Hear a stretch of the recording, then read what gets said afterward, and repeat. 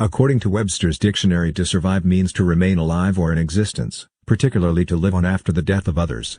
The fascinating thing about network marketing is that, in many instances, survival, i.e., staying in existence after others leave the business, is precisely what leads to dramatic wealth.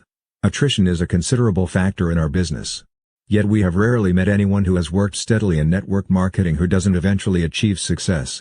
And those rare individuals who do not succeed are usually their own worst enemies, constantly reinventing the wheel and complicating the simplest path to prosperity in the history of capitalism.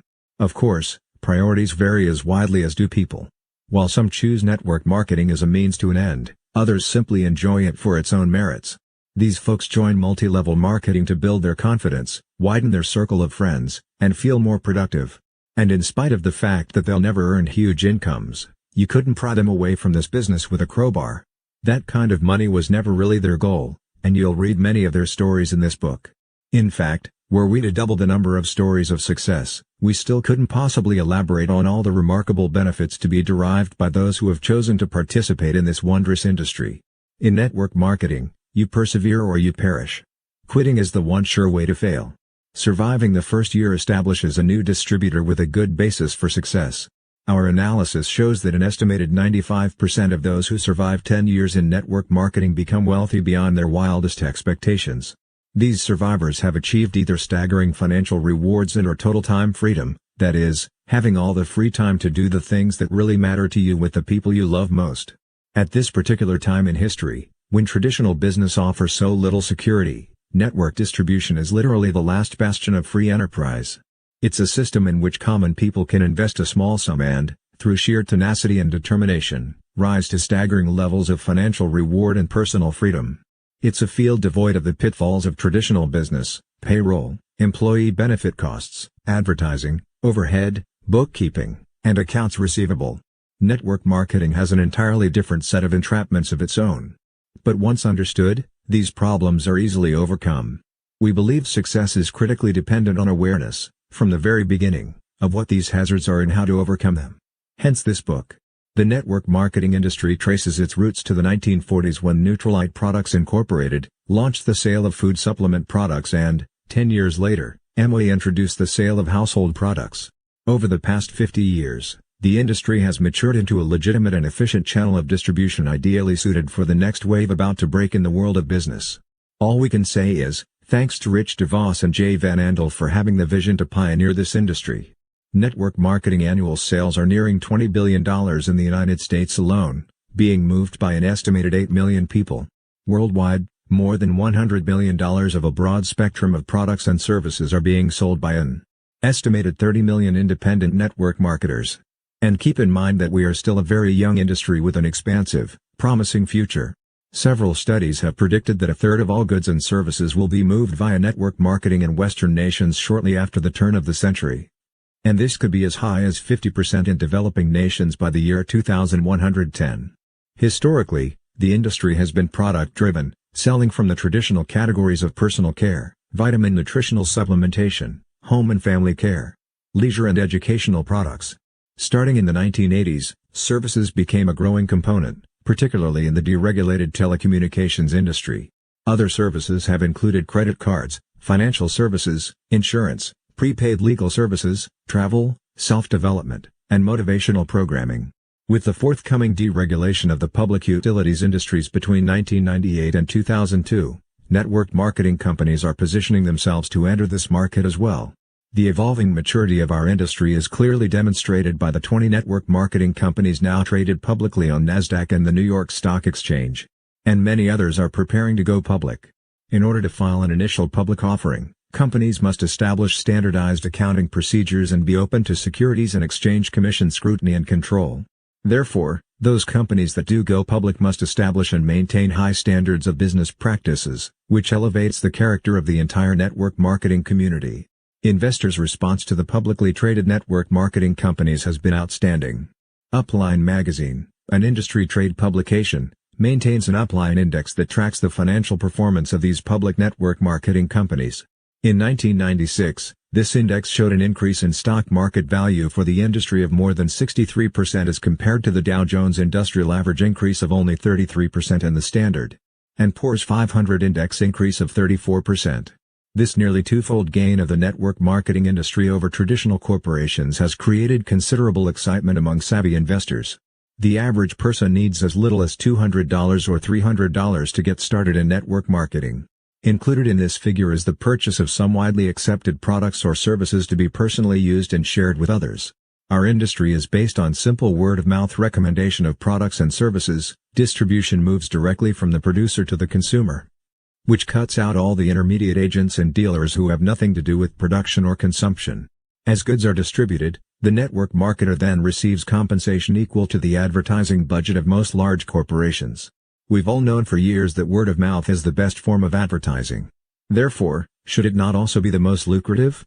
We have recorded a couple of dozen audio tapes during our collective 20 years in network marketing, and the one that is still the most requested is entitled, "If MLM is so great, why am I so depressed?" We think the reason people enjoy that tape is because we dared to tell the truth about the pitfalls in this industry. We admitted that, in spite of our success, we both considered quitting many times during those first years. Unfortunately, many people heard that audio tape far too late in their network marketing careers and, while they enjoyed a good chuckle because they could identify with our admitted first-year problems, most had already lost their upstart enthusiasm so necessary for success. And once people lose the drive and enthusiasm to carry them through the tough months, once that excitement is gone, in many cases, so too is the chance to achieve dramatic wealth. There is an often quoted adage in this business: it's much easier to give birth to a new distributor than it is to resurrect a dead one. And yet as the stories poured into our Swiss chalet from across the Atlantic, we realize that this book may indeed resurrect thousands of discouraged network marketers once they read some of the truthful anecdotes shared by so many legends of this industry. As a prelude to these stories that we hope will impact your life, it seems appropriate to introduce to you one of the legends, Doug Weed, who is with the oldest and largest MLM company. Before we tell his story, we would like to tell you a little about the man. The night the Gulf War began, you may have seen Doug Weed interviewed on television by Dan Rather. Doug was then serving as special assistant to President Bush. He has been quoted in Time, Newsweek, U.S. News and World Report, The Washington Post, The Wall Street Journal, and hundreds of other major publications, and his 26 books have sold over 3 million copies in 15 languages. Except for his 6-year political sabbatical, Doug Weed has dedicated his last 20 years to building his organization, as well as researching and writing about network marketing. Doug has filled auditoriums and soccer stadiums in Poland, Hungary, France, Turkey, the United Kingdom, Australia, Indonesia, and the United States with eager network marketers in just the last year. So what does a legend like Doug Weed do with his money, credibility, time, freedom, and power? In 1979, working side by side with Pat Boone and Archbishop Bernard Cardinal Law of Boston, Doug founded what is today one of the world's premier relief organizations, Mercy Corps International. Last year it distributed $73 million worth of medicine and famine relief to troubled areas of our world. Let's now visit Doug's first year in network marketing through his own eyes as he writes powerfully and humorously about his life experiences. Most of us involved in network marketing are gluttons for punishment. Subconscious sadomasochists. Basically, we hate ourselves. That's why we get into networking in the first place. We see it as almost guaranteed suffering. I need this. This will really make me feel bad, which I so richly deserve. Wouldn't you know that I would end up successful, making money, traveling the world, meeting presidents, feeding the hungry? See? For me, nothing happens the way it's supposed to. I can't even fail right. In that sense, my early anticipated struggles in network marketing were a disappointment. I had no problem with rejection. I enjoyed every one of them. I was much quicker to respect and identify with the people who turned me down than those rare prospects whom I was actually able to recruit. Each rejection was only positive reaffirmation of my own negative self-image. Likewise, going without food, or sleep, or money was only what I deserved for making such an arrogant assumption that I could survive in network marketing dreamland. No. For me the very real problem was not physical at all. It wasn't money, it wasn't people, it wasn't product, and it wasn't time. For me, the challenge was entirely between my own ears. It still is, incidentally. For me, the early struggle was only philosophical. Of course, I can do it. Anybody can do it. The question, the very real nagging, haunting question was, should I do it? Is it right? Is this what I am supposed to be doing with my life? Nothing is more wearisome and draining than self-doubt. Nothing is more effective at stripping off the fine edge from everything you say or do. Nothing can empty your emotional gas tank quicker. In that sense, for the first time in my life, I had met my match. Network marketing, which we see as such a sensitive machine, easily influenced by attitudes, was not a bit impressed with my emotional and psychological drama. It only seemed to crunch numbers like a mindless calculator. The secret for me, I was to learn, was simply to survive and then plod on. Above all, I couldn't quit. Over time, as I slowly fed this monster, it grew and grew exponentially. Believe. You have to believe, they kept telling me. I didn't even have to do that. 2 times 2 equals 4. You don't have to believe it. It is 4 anyway. And my business grew, in spite of myself. Tough? Emotionally, maybe. Spiritually, maybe. But those battles manifest themselves in failure as well as success. Poverty is no refuge for the war-shocked, weary soul. And so I conquered. And with the money, I co-founded Mercy Corps International. Last year we gave away $73 million in food and medicine around the world. I found my why. We hope this book will help you find your why too.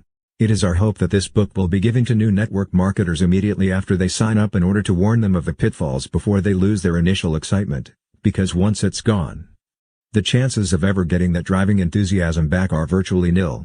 The first year in this business is not just challenging, it is more akin to going into combat. It's about survival in the midst of widespread failure. You may not even sense the impending danger, and then all of a sudden you've been ambushed and have lost an entire leg of your downline. One of our primary objectives in writing this book is to take the stealth out of your battles so that you can see your adversaries well in advance, instead of having them creep up and catch you unaware. But equally important is that once you see the clash coming, you are equipped with the necessary skills and tools to win each confrontation and thus survive your first year in MLM. Believe us, in year 1, survival is the name of the game.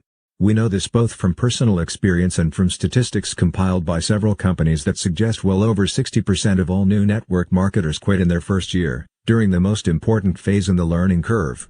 Given the possibility of earning more each month working from home than a pediatric cardiologist with a staff of 10 earns in a year at his clinic, wouldn't any sane person be willing to invest a year or 2 studying MLM? And compared to the 12-year learning curve of doctors, isn't a year more palatable? While our industry's attrition rate is perhaps no higher than other professions involving overrides and straight commissions, it is nevertheless critical that we do our best to help new associates anticipate the inevitable conflicts that will arise and equip them with the weapons they'll need to win those battles. It has been suggested that every great MLMer was a lousy MLMer first, and we concur. Unfortunately, it's a fact of life that when any of us first begin a new endeavor, we are, at least initially, vulnerable novices. Although the educational process in network marketing is relatively brief, it can be devastating to many new associates. The main reason is quite simple to understand. We all hate rejection, and none is worse than when we are mocked by friends, family, and acquaintances. It doesn't take very long for people to become discouraged when every day for the first 4 or 5 months they are subjected to eye-rolling ridicule from everyone they know, love, and respect. However, if you know exactly what to expect and you aren't forced to appear foolish by cajoling, deceiving, or pestering those close to you, network marketing, even in the early stages, is quite fun and relatively painless. Preparation and anticipation are both critical. In this book we will prepare you for most of the inevitable first-year challenges. We will teach you how to survive those conflicts by providing you with tactics that work, no theories, just facts.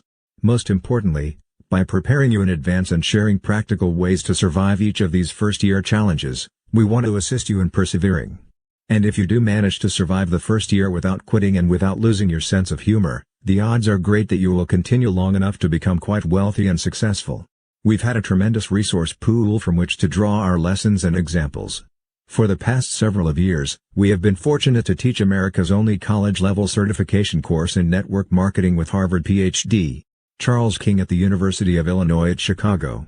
Many of the top networkers from every company, both in America and abroad, as well as many network marketing CEOs, have attended our classes, and we've spent quality personal time with many of them. As course instructors, we learned a great deal from our students. The experiences we share in this book have all happened, if not specifically to us, then to other leaders who have shared them with us. You'll recognize many of their names. So, we feel confident that we have left very few stones unturned in our efforts to teach you the best survival strategies available to first-year distributors. Some of our industry's most successful international leaders survived their first year by utilizing the simple maneuvers laid out for you in this book. Survive your first year and you've got a tremendous opportunity to join those legends.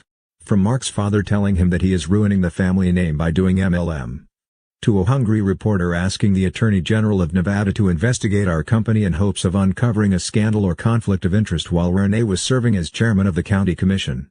The two of us have survived some fairly devastating ambushes. We know what it's like to lose 6 of our 7 best leaders to a new upstart scam, that is, a company that misrepresents its earnings and or product efficacy. And we've endured the humiliation of a close friend stealing an entire downline leg. Both of us fell into the management trap at different points in our respective first years and wound up babysitting people who never would have succeeded no matter what we had done because they weren't willing to do what we did.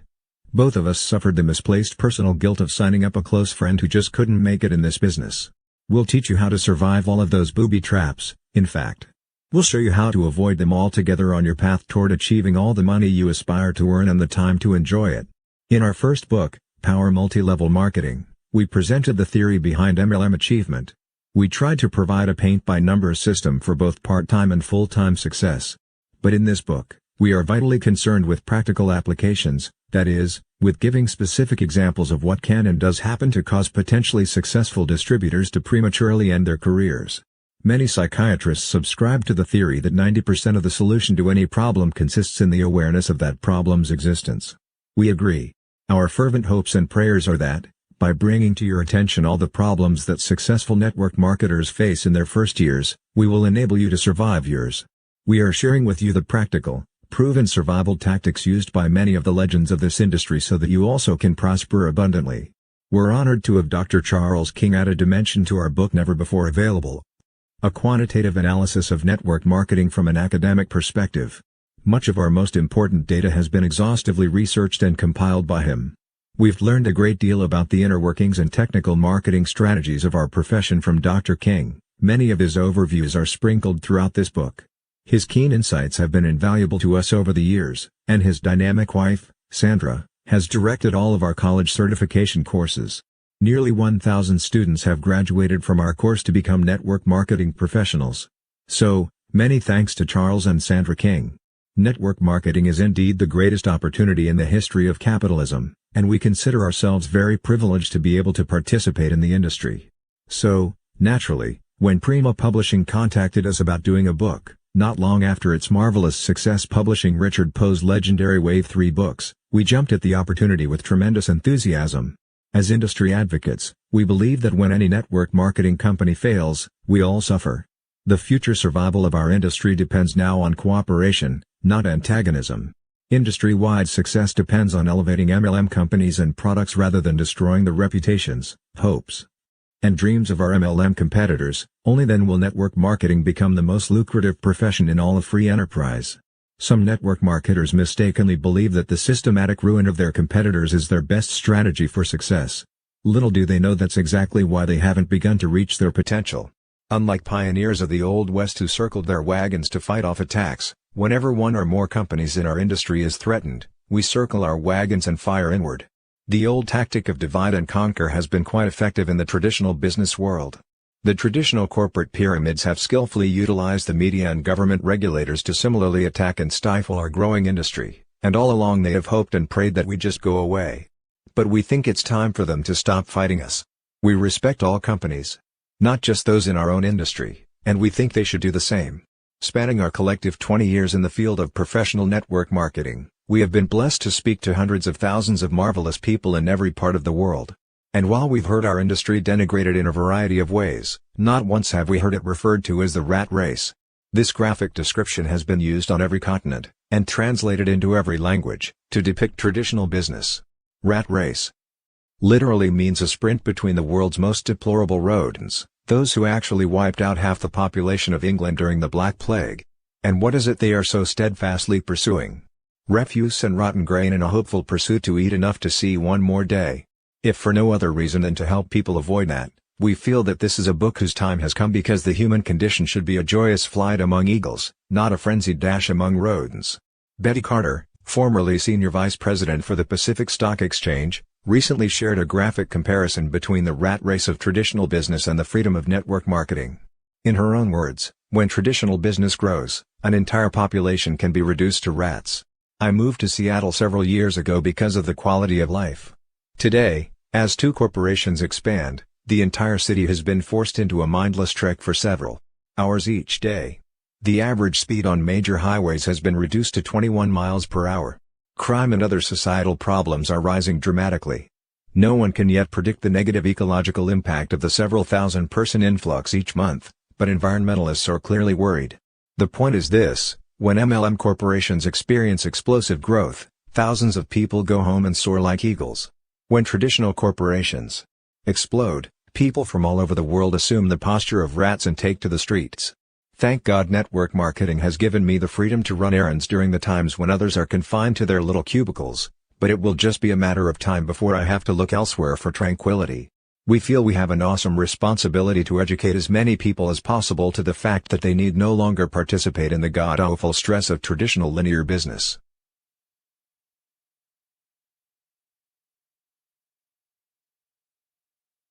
We wholeheartedly agree with Art Williams, the author of All You Can Do, when he suggests that we should all become crusaders in an effort to save the masses, at least those who will listen, from their headlong pursuit into 80-hour weeks, mediocre incomes, and stress-induced coronaries.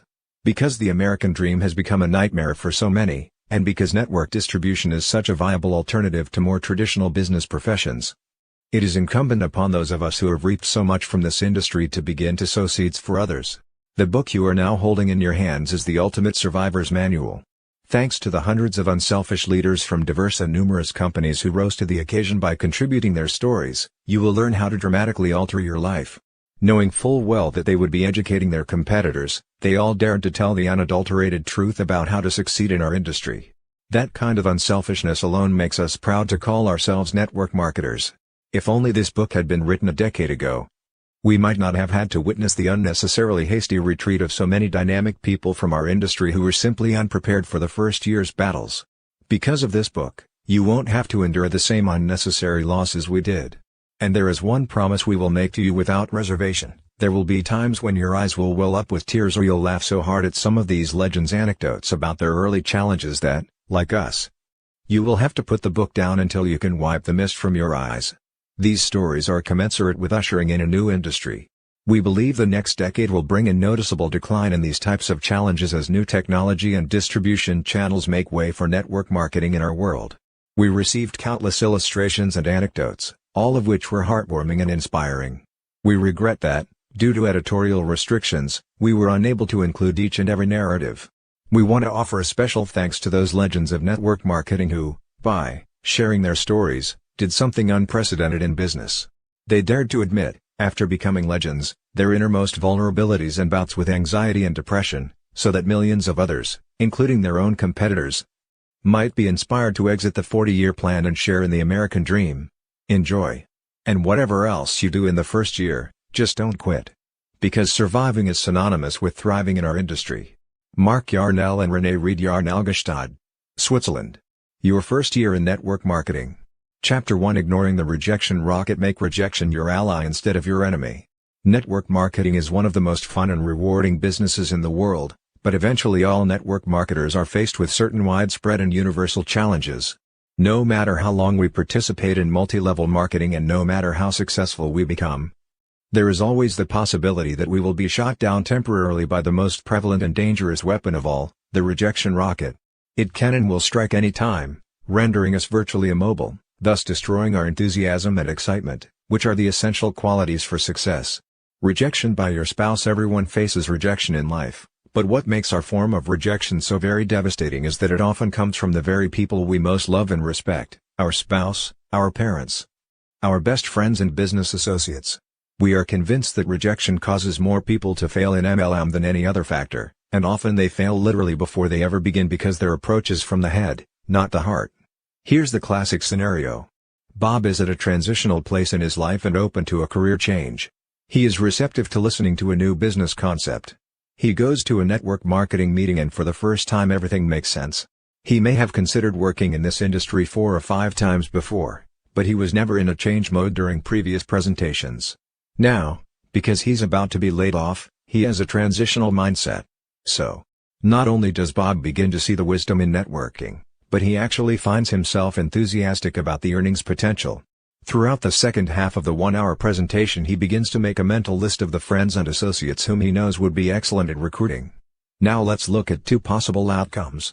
Regardless of whether Bob actually signs up or not, he's about to be attacked by the first adversary in this business.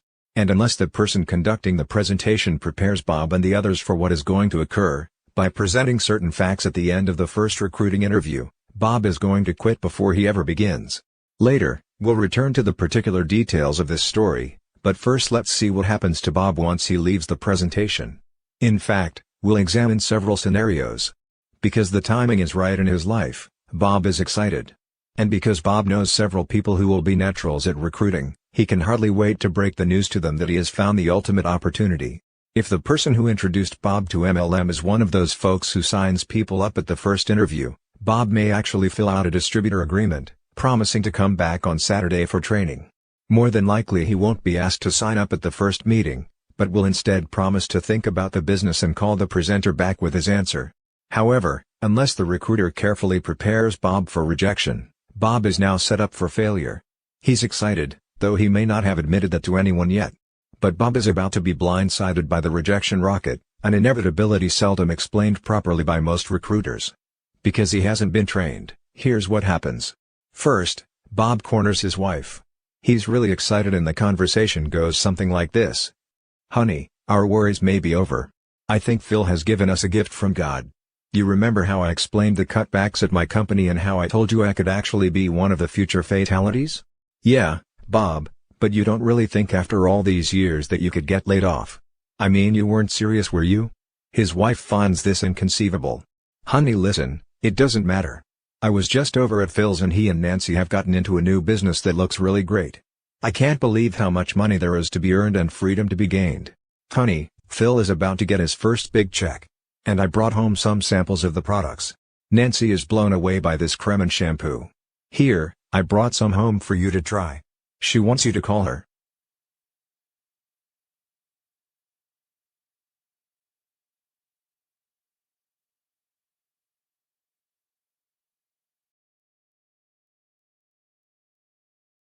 Bob's wife takes the 2 packets of moisturizer and shampoo from him, looks at them, then at him incredulously. "Wait a minute, Bob. You're serious, aren't you? Let me get this straight. You've been with your company for 7 years. We have a company car, health insurance, and we just bought our dream home. Your boss loves you like his own son and is about to recommend you to the Golden Acres Country Club. They lay off a few lousy executives and now you're seriously thinking about giving up a legitimate career and all of those years I suffered to put you through your MBA program to do some pyramid scheme. Please, Bob, tell me this is a bad dream. Tell me I'm not hearing you say this." Bob grins and reaches out to touch his wife's arm and she jerks it away, snarling like a cornered wharf rat. He hasn't seen that look on her face since he accidentally backed over the puppy last summer. "No, honey, you aren't listening. We've got a chance here to get in early. We can be earning over $20,000 a month in a year. Do you realize how many hours I've been working? The baby cries when I pick her up because I'm virtually a stranger. They've laid off 35 men and women this quarter and I could be next. Honey, look, I'm telling you, Phil and Nancy are our friends. They aren't." "Oh come on, Bob," interrupts his wife. "You yourself have said that Phil is irresponsible. He failed at that tire company. He failed at life insurance. Then he tried that stupid greeting card deal and we both laughed at how dumb that was. Bob, you're not thinking straight." She softens and launches a new tactic. "Bob, honey, we're set. You said so yourself. And, besides, what am I going to tell my parents? That you left your company to sell shampoo door to door?" Bob has just heard the same spousal arguments that countless other men and women have heard over the years. It could easily have been Bob leveling the same objections at his wife who just returned from her first serious network marketing presentation. Often it's the wife who is bombarded by personal affronts from her husband. Had Bob simply said nothing until he could get his wife to Phil and Nancy's for a legitimate presentation, the rejection rocket would have never been launched. Or, had the approach been emotionally positive instead of intellectually negative, the outcome might have been different. But keep in mind that even if the circumstances differ, the outcome is often the same. This discussion could have happened on a Sunday morning following a Saturday training session in which Bob had already signed a distributor application. It doesn't really matter. The point is, this We are convinced that as many as 50% of all potentially successful networkers fail before ever getting started because their sponsor does not prepare them for the spouse rejection rocket. The tragedy is that those very circumstances could quite easily be minimized if not completely eliminated through preparation and proactive measures. It's the responsibility of every recruiter to fully prepare prospects for rejection, then provide them with the tools to overcome rejection. Phil should have insisted that Bob bring his wife to a full-blown presentation, either at this first briefing or at another one soon to follow. In addition, he should have said emphatically, "Bob, don't try to explain this to your wife until you have more information, or better yet, bring her to us." Rejection by family and friends. Before presenting solutions to the previous problem, let's first scrutinize another scenario that occurs frequently. Although the participants are somewhat different, the outcome is equally predictable and negative. We begin by assuming that Bob's wife is as excited as he is about this network marketing opportunity. Let's also assume that Bob has signed up, and both he and his wife have been trained and prepared for any and all rejection. Initially, Bob decides to take the lead until their new infant is a little older. His wife will join Bob later. Bob can anticipate the primary objections used by prospective members and has memorized a response for each one. In fact, he's quite proud of his knowledge and is even perhaps a little cocky about his ability to overcome objections. Bob is excited about his new skills of persuasion, believing with a smug self-confidence that he can effectively counter each objection. He's convinced that in this battle of wits, his prospects are unarmed. He fully expects to win any and all debates about network marketing and prove to each of his friends that his new venture is far superior to traditional business. Equipped with that knowledge, he picks up the telephone and begins calling his 25 best prospects, those people whom he would love to spend the rest of his life with in a partnership. Usually, one of three outcomes is predictable, so let's evaluate all three. Winning the battle. The first outcome is what we call winning the battle. Bob has just gotten past his close friend's secretary and is beginning his prospecting conversation. This is a man Bob has known since high school.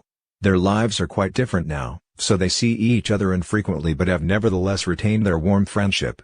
The conversation begins with small talk, but let's move ahead to the actual dialogue about the business. Bob begins his approach. "You know, Steve, the other reason I called is to try to set up a convenient time when you and Sally can come over and take a look at a new business my wife and I have." Steve cuts in. "Bob, sounds like one of those pyramid deals to me. Don't tell me you and Christy have been sucked into one of those scams." Of course, Bob has been trained, albeit improperly, to handle objections and he's armed for battle. "Actually, Steve, I can understand your reluctance to look at a deal like this, but all I ask is that you remain open-minded for a 45-minute presentation. Let me ask you, Steve, would Tuesday or Thursday be better for you?" Bob is proud of his canned response, but as we'll see, his pride is very fleeting. "Come on Bob, you and I go way back. You can cut out the memorized speeches and shoot me straight. Sal and I aren't the least bit interested in one of those deals.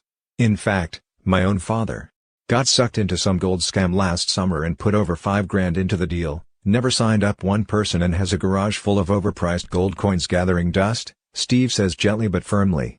At this point, or really before the conversation had even gone this far, Bob should have realized that Steve isn't in the right time in his life to see this opportunity. He isn't the slightest bit open to the business, and anything said from here on will only further alienate Steve and therefore hurt Bob's chances to approach his friend at a later date when he may be more receptive. In fact, unbeknown to Bob, he may actually do irreparable damage to their friendship by continuing to pursue the matter. Unfortunately, Bob is relentless. He knows he's in a great business and believes that if he can respond properly to each objection, he can perhaps sign up Steve and his wife. Because Steve is a professional who knows many quality people, Bob is absolutely convinced that, of all his friends, Steve has the greatest potential.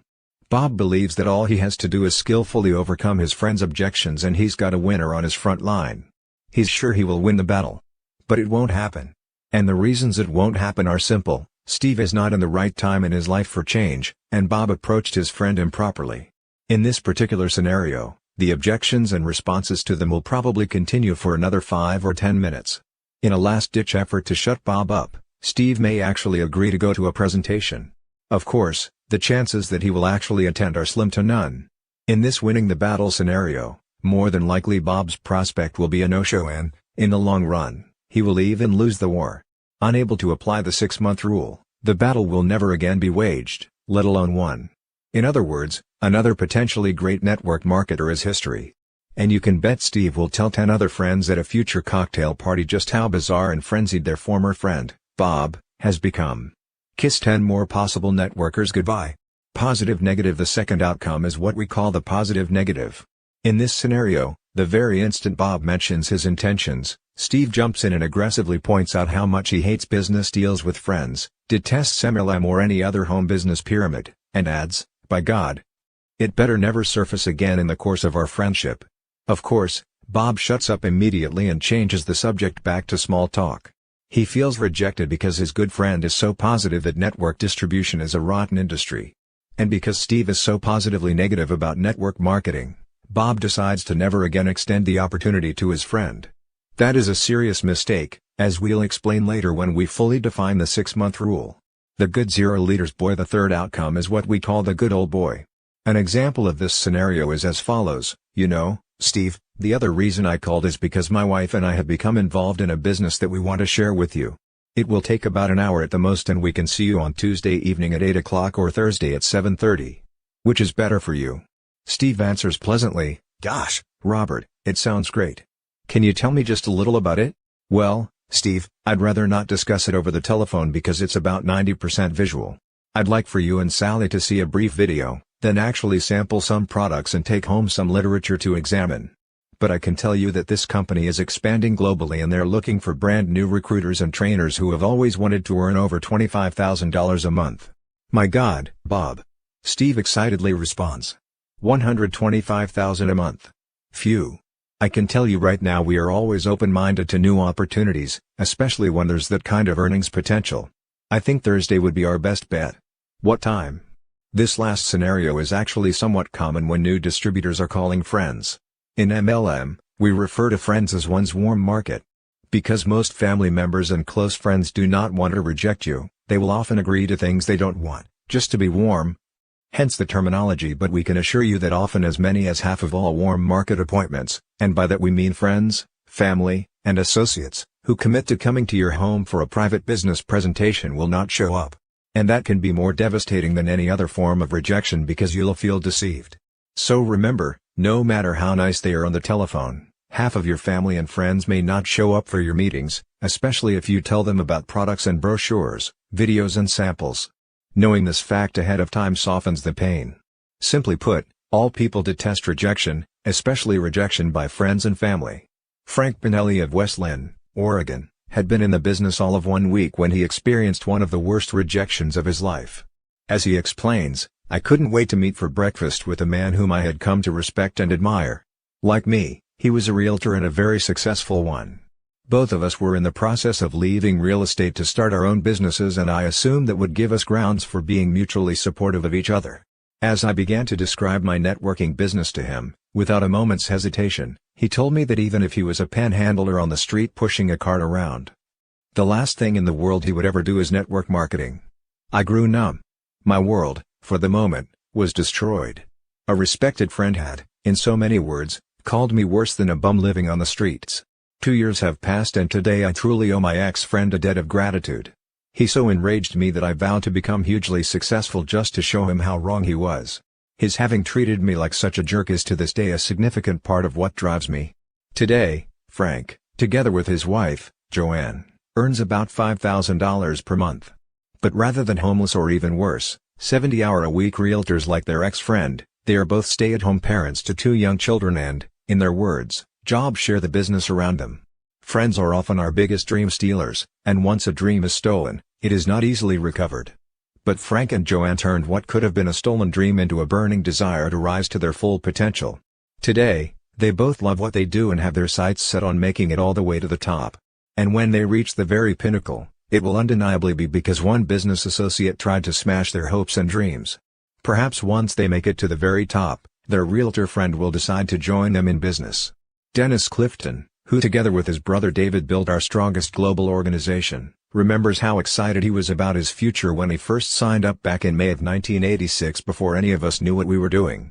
As I began to go down my list I quickly realized that this wasn't going to be as easy as I had hoped. Almost every person that I called was unwilling to even meet with me. But in spite of this, my positive attitude was holding up. Until one morning, I had a friend who worked as a disc jockey at a local radio station. I called him at work and began to explain what I was doing. His response was something I had never experienced before. He actually began to laugh out loud. Now I don't mean a whimsical smile or a friendly chuckle, I mean a wall-rattling, spirit-crushing, belly laugh. I was devastated as I hung up the phone. I had never been laughed at quite like that before. Then all the voices began to come to me. Why in the world am I doing this? Nothing is worth this kind of humiliation. Since nobody seems to want to do this, maybe they know something I don't. If I quit now, I'll never have to go through that again. I can remember slipping into that black hole that so many new distributors never come out of, when my phone rang. It was my sponsor, Mark Yarnell. He asked, "Hey big boy, what's happening?" I responded, "Mark, you're not going to believe this, but I just got laughed at. Big time." Then I told him everything that happened. And guess what he did? He started to laugh uncontrollably. After a few minutes, when he regained his composure, he said, "Dennis, don't let yourself worry about that goober. Just send him a copy of your check in 6 months." What a great response. For the first time in my life I understood the full meaning of the old saying, "He who laughs last, laughs best." Today, more than a decade later, that man who almost laughed me out of the business is still a disc jockey in Austin, Texas. Me. I live in the mountains in Colorado with my wife and kids and run an international business with distributors in over 20 countries around the world. I have made millions of dollars since that first laugh, and I can assure you, it was worth it. Let him laugh. Maria Perkins of Santa Barbara has been with her company for 8 years and has made it to the 3rd level of her compensation plan. She sees her role in network marketing as a conduit or bridge for people like herself who cringe at the thought of sales, and recommends that her associates approach the business like professional consultants. In order to sustain herself through these years, she plays her own mental imagery tape in her mind. No matter if it was my 40-year-old baby brother smirking at my efforts, the people who swore they would show up and didn't, or even the friends who suddenly viewed me as some ex-con about to bamboozle them into my newest scam, they all led me to the mountaintop. And it is here I shall remain. Maria is convinced that we all have to operate on our own agenda, not someone else's. May you be as fortunate as Frank, Dennis, and Maria when you have one of your friends put you down or scoff at you. Later, we will discuss the very finest friend approach in order to minimize the rejection like these distributors faced. But, we hope that learning of their battles with rejection will assist you in coping with your own. Fine wine can be a byproduct of sour grapes. Turn your battles into a motivational force and let that force propel you through those early rejections. Dennis is right. It is all worth it. Preparing your prospects for rejection. The rejection rocket can be leveled at you anytime in your career, and the problem is that you generally don't see it coming. It's a stealth weapon, it can take many different forms and is frequently unrecognizable right up until impact. And then, kaboom! While we certainly cannot help you anticipate every potential kind of rejection, we can definitely prepare you for those forms of rejection which are the most destructive. Avoidance of these dangerous weapons is fairly simple if you begin programming your networking professionals at the very beginning, literally during the close of the first recruiting meeting. Let's set the stage.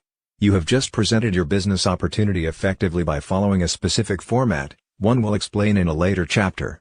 And you're convinced that 3 of the 5 prospects sitting in your living room are tremendously excited about the income potential. They've asked all the right questions and you've answered them to the best of your ability. You've played the video very clearly and simply explained the numbers during your board presentation, handed them some samples, and finally explained that training is here at your home next Saturday at 10 a.m.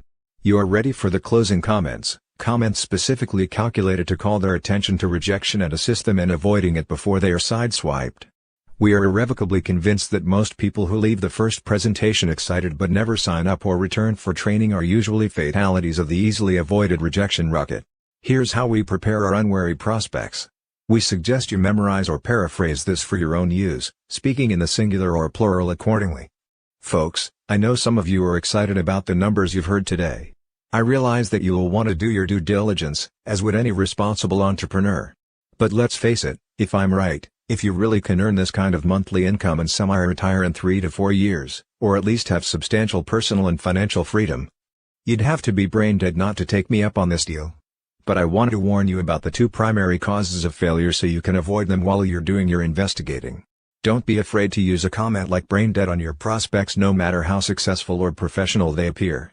We've never had anyone fail to laugh at the comment. But more importantly, you are asserting your obvious leadership, a quality they desperately need to observe in their mentor before considering joining our industry. The first cause of failure occurs when new network marketers listen to people who don't know what they're talking about. The second cause of failure results from their not listening to those of us who do know what we're talking about. Let me give you an example. It's just human nature that when we get excited about something, we want to share it with others. Whether it's a new flavor of ice cream or a business opportunity, it doesn't really matter. We want to share it, especially with the people we most care about. That's fine with ice cream or a good movie, but it's not right to share this business with anyone until you're completely trained and knowledgeable about our company. Why?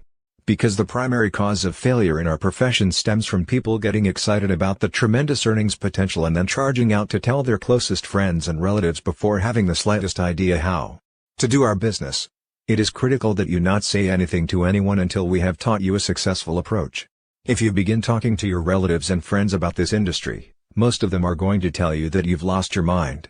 And even though you think you've got all the facts, even though you know the truth about the earnings potential, and even though your friends, neighbors, and relatives know nothing, they will still tell you you're an idiot.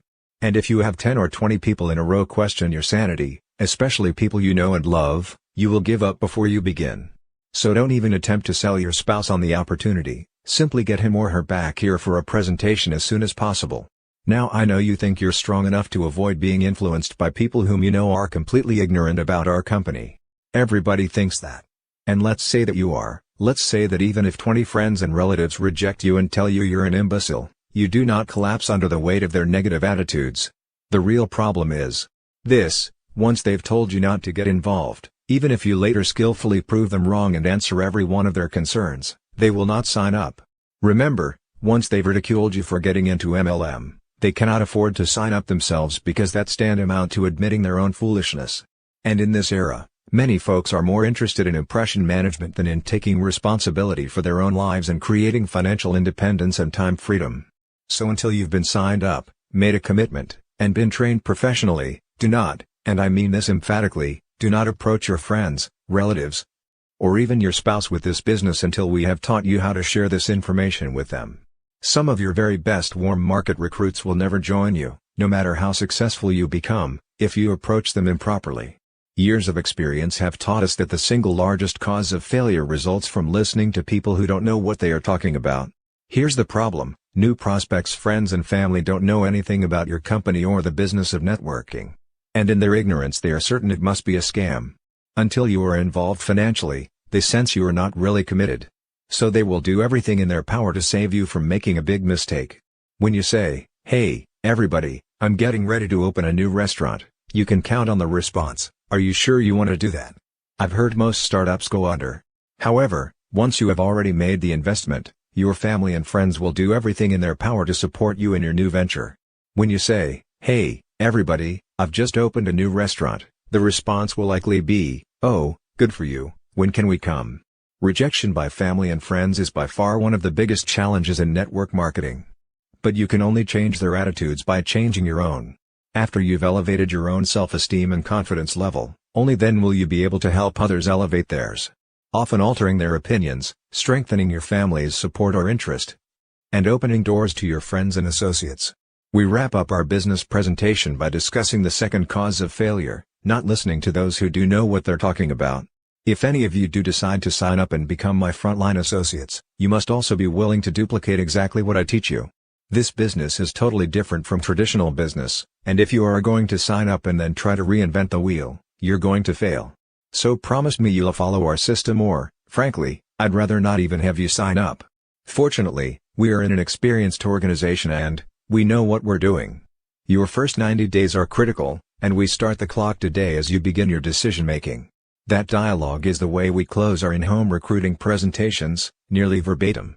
In fact, as prospects are preparing to drive away, we will frequently remind them one last time, "Don't forget, please don't attempt to explain this business to anyone, especially your spouse, until after you've been trained." As they depart, we are already beginning to visualize them as partners. The rejection rocket can be deterred quite effectively if it is anticipated and fully understood by new networkers and prospects. Actually, if you train new frontline people properly based on the systems we will advance throughout this book, rejection will be the least of your worries. In fact, once new distributors finish with their warm market prospects and enter the cold market, Rejection is one of their greatest allies. Why? Because the sooner it can be determined that a prospect is not receptive to a network marketing opportunity, the sooner the distributor can file her away for a 6-month follow-up, and move on to viable prospects without wasting time. Like so many network marketers, Paul Del Vecchio and Jennifer Tallow of Berkeley, California, are still struggling to build their group. And because of their positive outlook, it is growing, slowly. But rejection has been their single biggest hurdle to overcome, especially that first year. In Paul's own words, "I'm sure there are people who breeze into MLM and skate their way to the top, but this was not my case. I'm a college dropout who spent my young adult years pursuing poetry, the classical guitar, and Eastern philosophy. I had no background in business, spent most of my time in seclusion, and drove an old '76 Chevy pickup with a snaggletooth bumper that I couldn't afford to have repaired. Being somewhat introverted by nature, I'd have to describe my first year in MLM like the South American diplomat who, at an elegant embassy function, tried to explain in his halting English why he and his wife had no children. My wife, she is impregnable." But when that clearly didn't evoke the response he had expected, he tried again. "I mean, she is unbearable." Puzzled by their shocked expressions, he tried one more run at it with, "No, no. What I mean to say is, she is inconceivable." I felt just as inadequate as that diplomat in my communication skills as I loaded up my truck and went down to the business district to approach strangers in suits about big money and free time, and let me tell you, they were not at all amused. And so I systematically tried everything under the sun to avoid the pain of rejection, including the art of managing a non-existent downline, but it always comes back to taking action and maintaining a positive open attitude. Napoleon Hill, the author of the classic Think and Grow Rich, helped me understand that my state of mind must be one of absolute belief in what I am communicating to others and in my ability to deliver the message, not just a mere hope or a wish. For me, this business has been the greatest self-development course in the world. As I leave the house to prospect, I have learned that I can create one of two mindsets. I can strive to be well received by those I approach, and that is a one-step process called perseverance. Or I can try to avoid the pain of rejection, and that is a 3-step formula: say nothing, do nothing, be nothing. Persistence, coupled with absolute belief, can never be defeated, and that is precisely why we know that Paul and Jenny will prosper abundantly. Call reluctance. Often the mere fear and anticipation of rejection will keep new networkers at home. Fear of getting started is one of the primary causes of failure in our industry. It is an obvious but unspoken phenomenon. New marketers will hide behind the need to study the products more, or attend a few more meetings, watching how you do it over and over, even though they've already seen it 10 times. They will gladly attend training meeting after training meeting, invest time in their new business by listening to audio tapes on how to prospect and overcome objections, and generally do anything and everything possible to avoid actual prospecting. They will become involved in all manner of unproductive activities just to avoid having to, in the words of the great Nike, just do it. Then after days, weeks, and sometimes even months of such busy work, they will decide that this business just doesn't work. After all, they haven't succeeded in building an organization. The reason is clear to everyone except them. The mere anticipation of rejection leads to call reluctance, which can and often does lead to failure. Often, a week or so before they quit, we hear the essence of their failure in the remark, "If something doesn't happen soon, we're going to have to get a job to make ends meet." In traditional business, things may just happen, but in network marketing, success comes to those who make things happen. And by the way, call reluctance is not an experience limited to non-professionals. Often it's the most sophisticated executives who carry this secret phobia, not of actually being rejected, mind you, but of the fear that they might be. Mark recruited the mayor of a major southern city, and after 6 months of virtually zero activity, he asked the mayor for his warm market list. He reluctantly handed over his top 25 names, but Mark couldn't find one person whom the mayor had actually called. In the final analysis, the mayor had to admit that he was afraid to call those friends because an election year was approaching and he didn't want to risk damaging his reputation with his constituents. He quit, having never called one prospect because of his fear of rejection. He later had the audacity to state publicly, after failing in a second network marketing company for the same reason, that MLM is a scam. He came to that conclusion without ever having called a single prospect. Not being taken seriously. Those who make it past the initial fears of getting started will often be assailed by other elements of the rejection rocket. Common among women is not being taken seriously, one of the most degrading forms of rejection. It is common for an interested male prospect who is shown the business opportunity by a professional woman networker to think something like, "I'll have to talk to my wife about this little home business." It's not a case of the woman being ineffective or the man being demeaning, it's just that most men cannot identify with having a woman recruiter who is working at home. And if she is distributing cosmetics or some other product or service with which he cannot relate, that only serves to compound the problem. No matter how strong a female leader is, in some cases the male ego cannot be assuaged by her alone. On these occasions, the potential rejection can be sidestepped by having a male upline or male partner assist her in closing such prospects. This is not codependency, but rather part of the intrinsic nature and value of what we call double gender closing, because ours is a team-based business. First-year associates need not close prospects alone. It's teamwork that earns leaders the right to receive multi-level compensation. In some situations, women have discovered that their gender challenges come from within rather than from without. Historically, men have had more self-confidence while women still struggle with poor self-esteem. For years some women have been financially dependent on their husbands and frequently overlooked for promotions in the workplace. We realize this is changing in America, but this phenomenon is still prevalent in Eastern cultures and among older generations.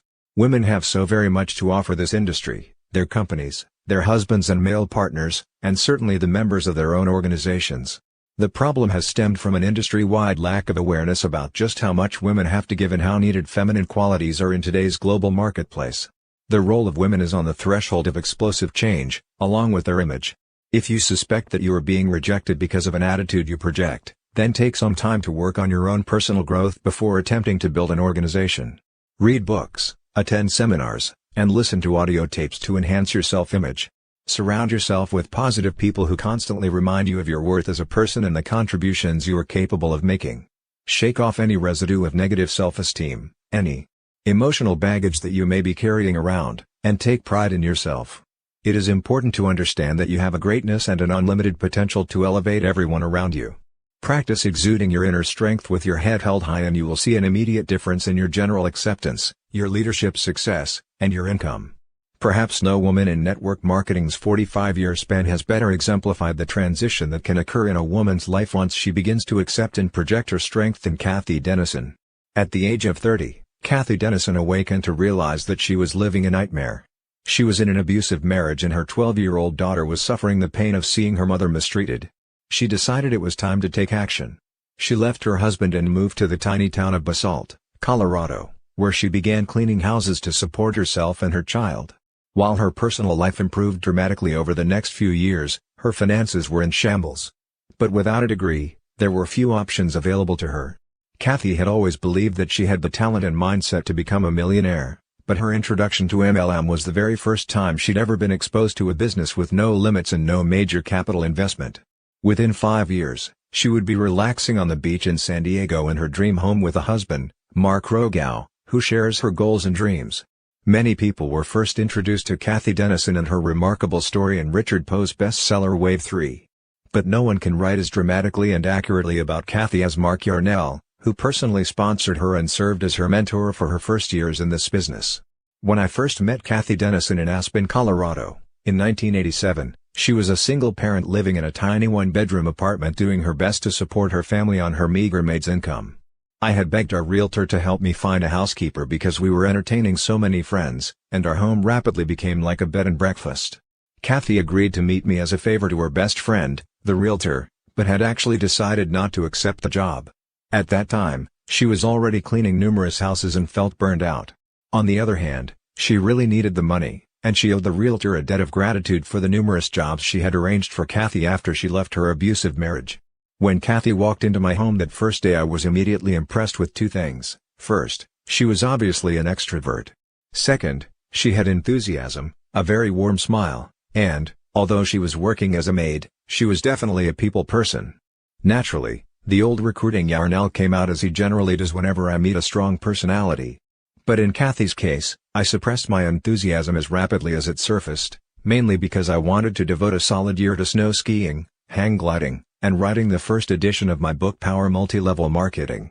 And truthfully, even though I teach new distributors not to play God, that is, never to qualify prospects and always assume that everyone has the potential to succeed, I violated my own teaching.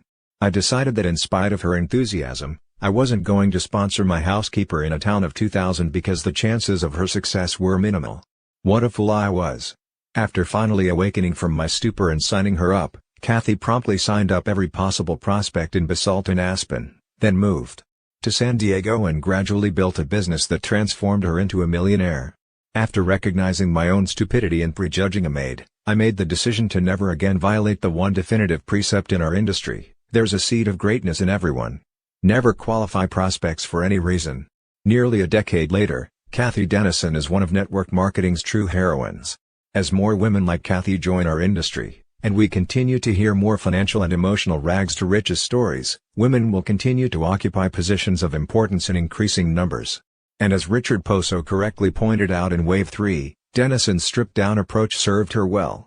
She rose from a lowly maid to a millionaire in just a few years.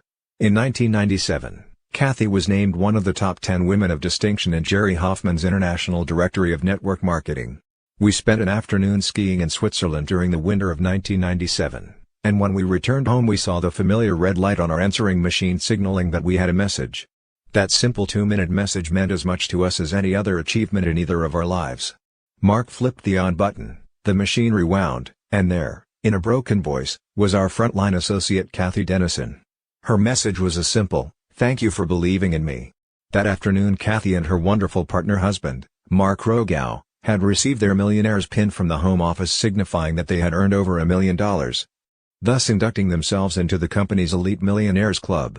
So overwhelmed and appreciative was Kathy, so moving was her message, that we sat down and silently shed tears of joy. In that brief moment, the purpose that most forcefully drives us in network marketing was fulfilled.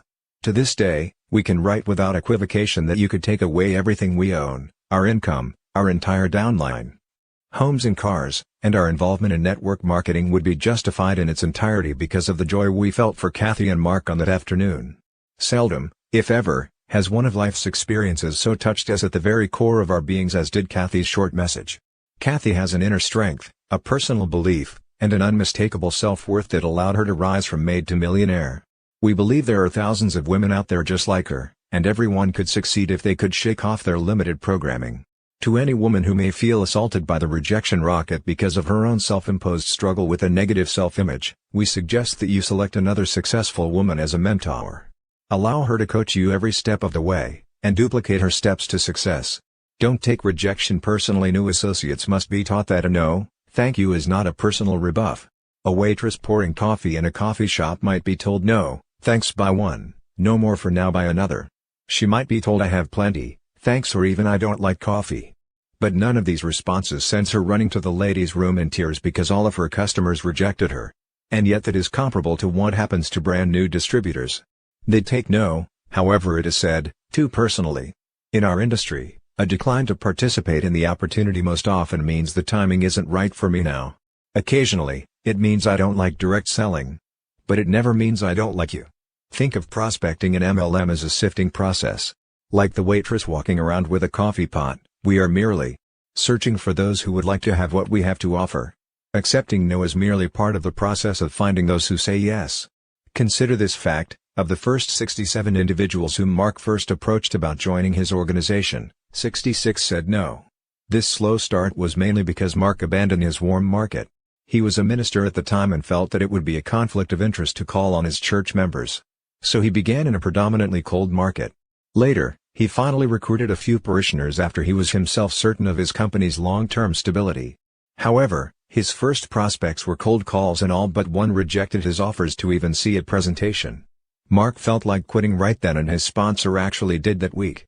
Instead, Mark called Richard Call, his upline mentor, who persuaded him to remain in the business. Had Mark's original upline sponsor not become discouraged by rejection and stayed involved, he would have, after 5 years, been earning over $1 million a year off Mark's downline alone. By the time we married and merged downlines in 1991, it had exceeded twice that amount. That's what the rejection rocket can cost a person. Personal rejection is one of the toughest human emotions anyone can experience, but as we all know, life is about balance, and where there is rejection there must also be acceptance. Dealing with it is an ongoing task. At one point, rejection nearly drove Phil Mims of Grapevine, Texas, out of networking. As he explains, I'd had a good career with 17 years in the wholesale jewelry business prior to getting involved with network marketing. That career gave me a good lifestyle, wonderful friends, and a professional ego. Making the transition into MLM meant starting over, forcing me out of my comfort zone. As I approached friends, family, and jewelry associates to be either my customers or to join me in business, I watched personalities change. Friends became cold and distrusting. My family began to snicker. Jewelry associates responded with concern for my sanity. It hurt me when they appeared to feel that I was taking advantage of them and abusing our relationships. I wanted to just say, okay, never mind, and head back into my comfort zone and secure jewelry life. I almost quit network marketing entirely. Those feelings continued for my first 18 months in MLM because my friends were important, and their acceptance was crucial. Then it hit me. Some members of my downline began thanking me. They expressed their gratitude for my help and for leading them to great changes in their lives. Wow! The acknowledgement made my heart pound and my eyes tear up. It dawned on me that if I were to quit and return to my jewelry business, I would perhaps lose my new friends and business associates whom I really liked better. Networkers are such caring, sharing, giving, and excited people, who, like me, are seeking success, peace, and freedom. Traditional business offers these things for a few people, whereas success is possible for so many in network marketing. To remember now that I almost quit because of my wounded pride helps me to understand what my new downline reps face. Shedding my old self and becoming a new person was indeed a painful transition. The hardest thing I ever did was to leave the comfort zone of my jewelry business. But as a result of my newfound personal freedom, personal growth, and feelings of appreciation, I've found a bigger and better comfort zone. Always be a networker, thankful that God opens doors, provides the courage to go through them, and furnishes the light to guide my way. Not talking to enough people. If we only talk to a dozen people in the course of a week, the act of rejection by those few becomes bigger than life. If we contact a few dozen people each week, rejection is no problem because a few will always get involved. Remember this law of balance: increase the number of approaches and decrease the impact of rejection. Susan averaged 10 contacts a week in her business because she was working part-time and had an extremely busy schedule. Because she was working from her warm market list, she had a high ratio of positive responses. 5 promised to come to her Tuesday night business briefing to learn more about this opportunity. 2 actually showed, but neither signed. All she could think about were the 3 who didn't show, and the fact that they didn't even have the courtesy to call and cancel. 4 more weeks of that kind of rejection and she will be out of the business. Why? Because her prospecting numbers are too small. Susan may be a hypothetical prospect in our example, but such low number prospecting can, and indeed has, forced would-be legends right out of business, shot down by rejection. Unless, as a part-timer, you are approaching at least 5 to 10 prospects per day, you are not serious about succeeding in this business. As a serious part-timer, those numbers should increase, and as a full-timer, they can grow to 30 or more per day once entering the cold market. Meeting attendance and brochure reading doesn't count as real time. When first launching your business, if your goal is to build an organization, 80% of your time should be spent prospecting. All other activity is busy work until you have achieved a certain level of success. Do not become a professional audience participator. Get out of the bleachers and onto the field. In contrast to Susan, the 2 of us prospected huge numbers of people when first building our individual organizations. Before marrying Renee, Mark's biggest rejection rocket was launched when 6 of his 7 frontline executives bailed out and went into a vitamin deal back in 1986. He didn't just lose 6 out of 7 distributors, he lost major leaders. That is the ultimate rejection. Again, he leaned on Richard Call to keep him focused on the importance of perseverance. Consider the impact of Richard's inspiration. There were 2 major triumphs. First, the one remaining executive distributorship today earns us more than 50% of our income. Second, because Mark continued to approach large numbers of prospects, he had 7 more qualifying executives who would soon take the place of those who left. Remember, it is the sheer magnitude of the numbers of prospects we approach that keeps us from overreacting to those who do reject our approaches. Prospecting small numbers makes the rejection bigger than life. Prospecting large numbers focuses our attention on those who say yes. If you make contact with 100 people in the course of a week, 20 of whom say, "Yes, I'd be interested in looking at what you have," and 80 of whom say, "No thanks," your focus will be on the positive. Out of that 20, you will be excited about the 3 who signed up, rather than the 80 who weren't interested. On the other hand, if you approach only 10 people, two of whom say they are willing to take a look and then decide against it, your attention inevitably is on the entire 10 who got away. Network marketing begins as a numbers game and evolves into a people business while a legitimate organization of excited networkers is being built. The narrow focus syndrome. Many people make the mistake of inviting rejection by presenting a far too narrow focus. They often promote a single product or just one division of their company as opposed to creating wide appeal by stressing the leveraged income and free time that result from orders of commonly used products and services. Network marketing is intrinsically designed to appeal to everyone. It is not meant to be an elitist club, nor is it effective if you promote just a single product line. And yet newcomers and old-timers alike often make this mistake. Some people failed to earn as much as they should have when their company added an exciting new nutritional division in the early 90s. And the reason is obvious. Even liberal estimates suggest that less than 30% of the population used vitamin supplements back then. Thus, 7 out of 10 people approached with only the new division just weren't interested. They couldn't relate to nutritional products and were unwilling to change their behavior. The original division upon which the company was founded consisted of personal care products. 100% of our population bathes, shampoos, shaves, moisturizes, deodorizes, and brushes their teeth with reasonable regularity. So success would have been more widespread had the distributors offered both lines of products in their presentations, thereby avoiding the needless problems created by limited focus. Even more significant, they should have been selling prospects with the American dream. Big money and free time. Nearly everyone is interested in ways to achieve wealth. So focus your presentations on personal and financial freedom, making certain to call your prospects' attention to all your products, services, and divisions.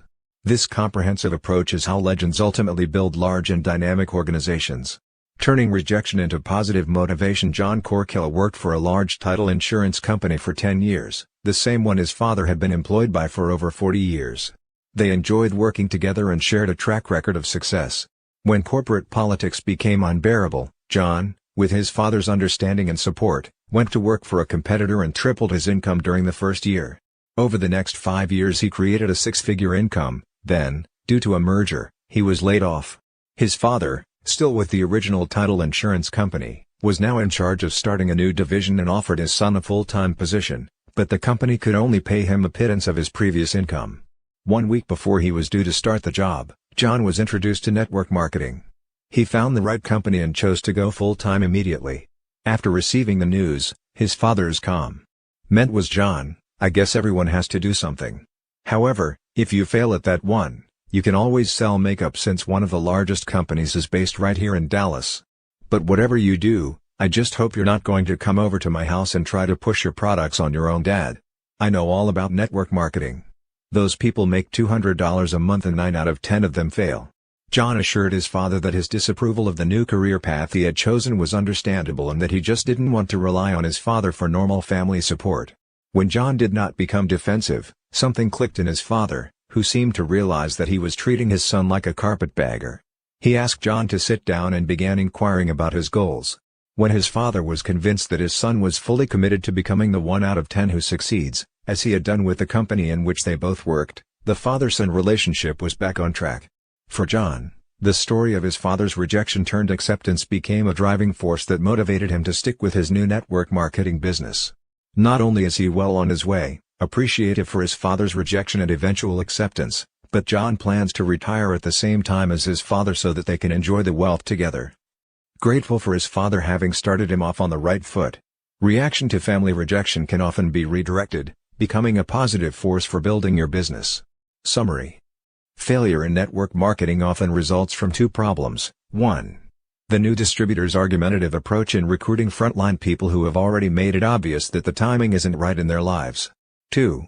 The mistaken belief that the goal is to overcome objections, sign up people at all cost, then drag them across the finish line through motivation and management systems. If warm or cold market prospects are approached properly, they will only reject your offer if the timing is not right, in which case you want to gently back off and reapproach them every 6 months. Rejection is your ally, not your adversary, and if handled properly it will expedite your recruiting activities and actually set you up for a positive outcome. Don't talk about this business with friends or relatives until after you have made a commitment and have been trained. As you begin talking to prospects, you have the choice of creating one of 2 mindsets. 1. You can strive to be well received by those you approach by setting yourself up for a friendly callback. 2. You can try to avoid the pain of rejection by saying nothing, doing nothing, being nothing. Persistence, coupled with absolute belief, can never be defeated. When you are not getting the support that you desire from family and friends, begin first by focusing on your own attitude, and changes in their behavior will naturally follow. Once you are trained, begin immediately by picking up the phone and calling the people on your list. Don't let call reluctance and the fear of rejection stop you before you start on your adventure in network marketing. Rely on the credibility of your upline leaders. Remember, you are in business for yourself, but you are never in business by yourself. As their sponsor, prospects look to you as their mentor and leader. If you are feeling low self-esteem, read, study, listen to tapes, attend seminars, and do all that you can to continue working on your personal growth. As you grow personally, so will your networking business, and, as your business grows, so will you. Building too slowly is discouraging, and often results in networkers focusing on those who rejected the opportunity rather than on those who accepted an invitation to look at the business. The growth of your business will be in direct proportion to the numbers of people you are prospecting on a regular, daily basis. Network marketing is a numbers game after the first 90 days of warm marketing. It becomes a people business once distributors begin interacting with their sponsors to build their organizations. Rejection is not to be taken personally, but merely as an indication that the timing isn't right in people's lives. Persevere with every ounce of enthusiasm in order to give yourself the necessary excitement to do this business correctly. Prospecting small numbers makes the act of rejection bigger than life. Prospecting larger numbers focuses your attention on those who said yes. Don't make the mistake of presenting too narrow a focus, that is, by promoting a single product or just one division of your company. Create wide appeal by stressing leveraged income and time freedom based on generating orders of commonly used products and services. When retailing, 1. Offer your customers the opportunity to redirect their spending on commonly used products they are already using. 2. Educate your customers about all your new products or services, thereby undertaking to change their behavior. Rejection can be redirected to become a force for good in building your business. Chapter 2: Avoiding the Management Trap. Reinforce self-sufficiency rather than dependency. Network marketing is based on a team-building philosophy rather than a supervisory one. Perhaps the single most frequent cause of failure in network marketing is the mistaken belief that we must manage our downline distributors.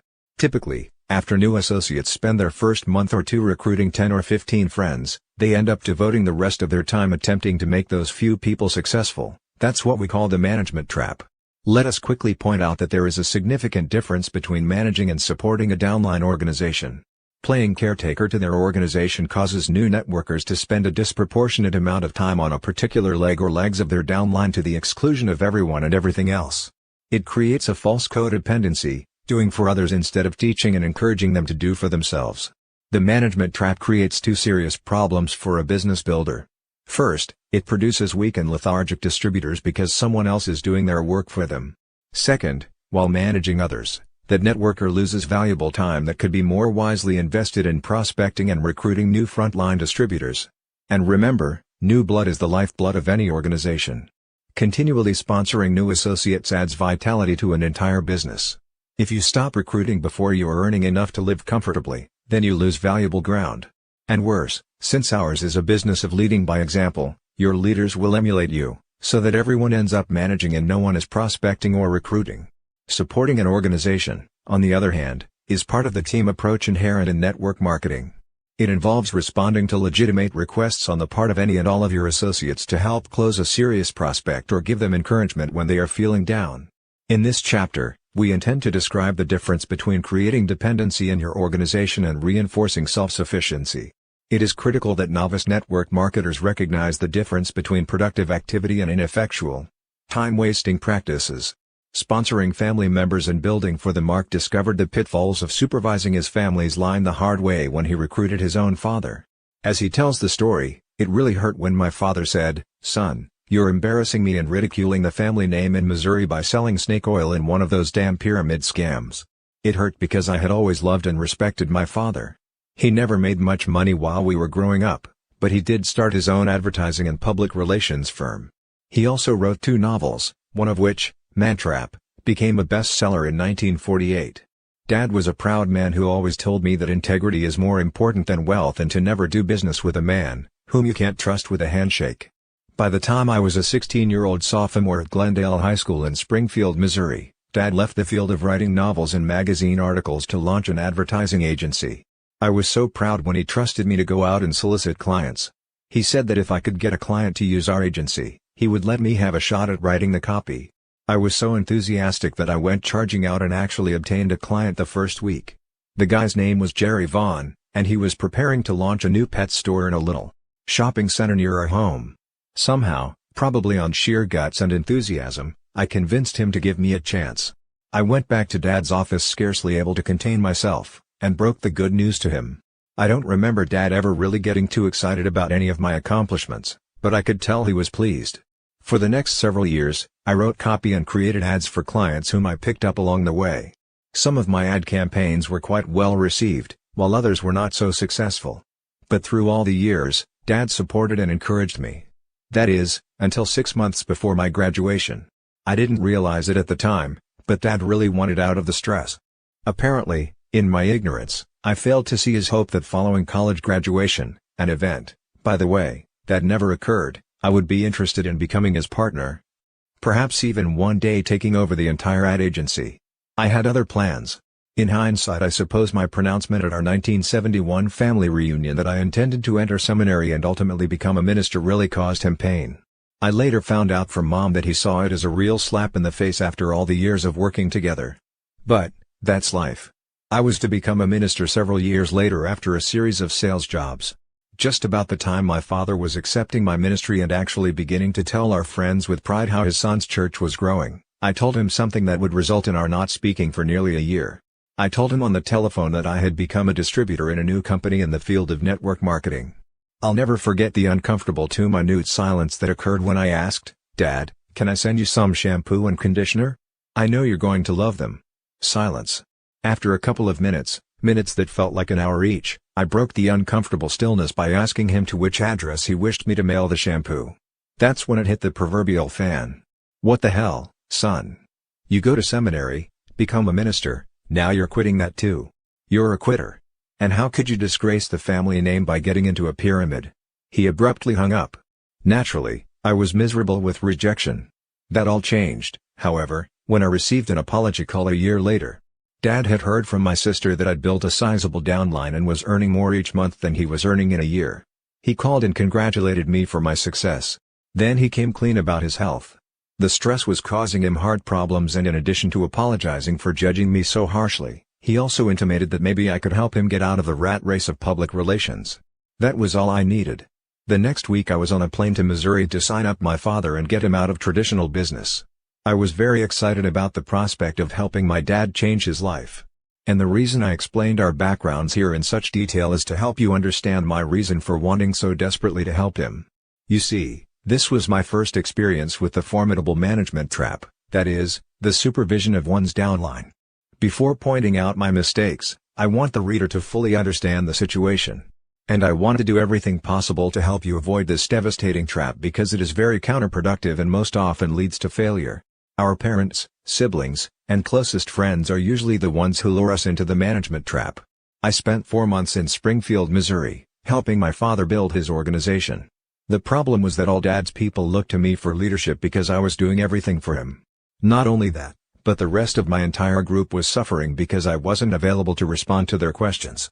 Those 4 months that I dedicated to managing my father and his entire group were the most counterproductive of my entire career in networking. The only real value to come out of it was that I learned about the devastation of playing nursemaid to one leg of my downline and began immediately to incorporate it into our training sessions in order to keep others from making the same mistake. When I left Springfield, everything I had built began to crumble immediately.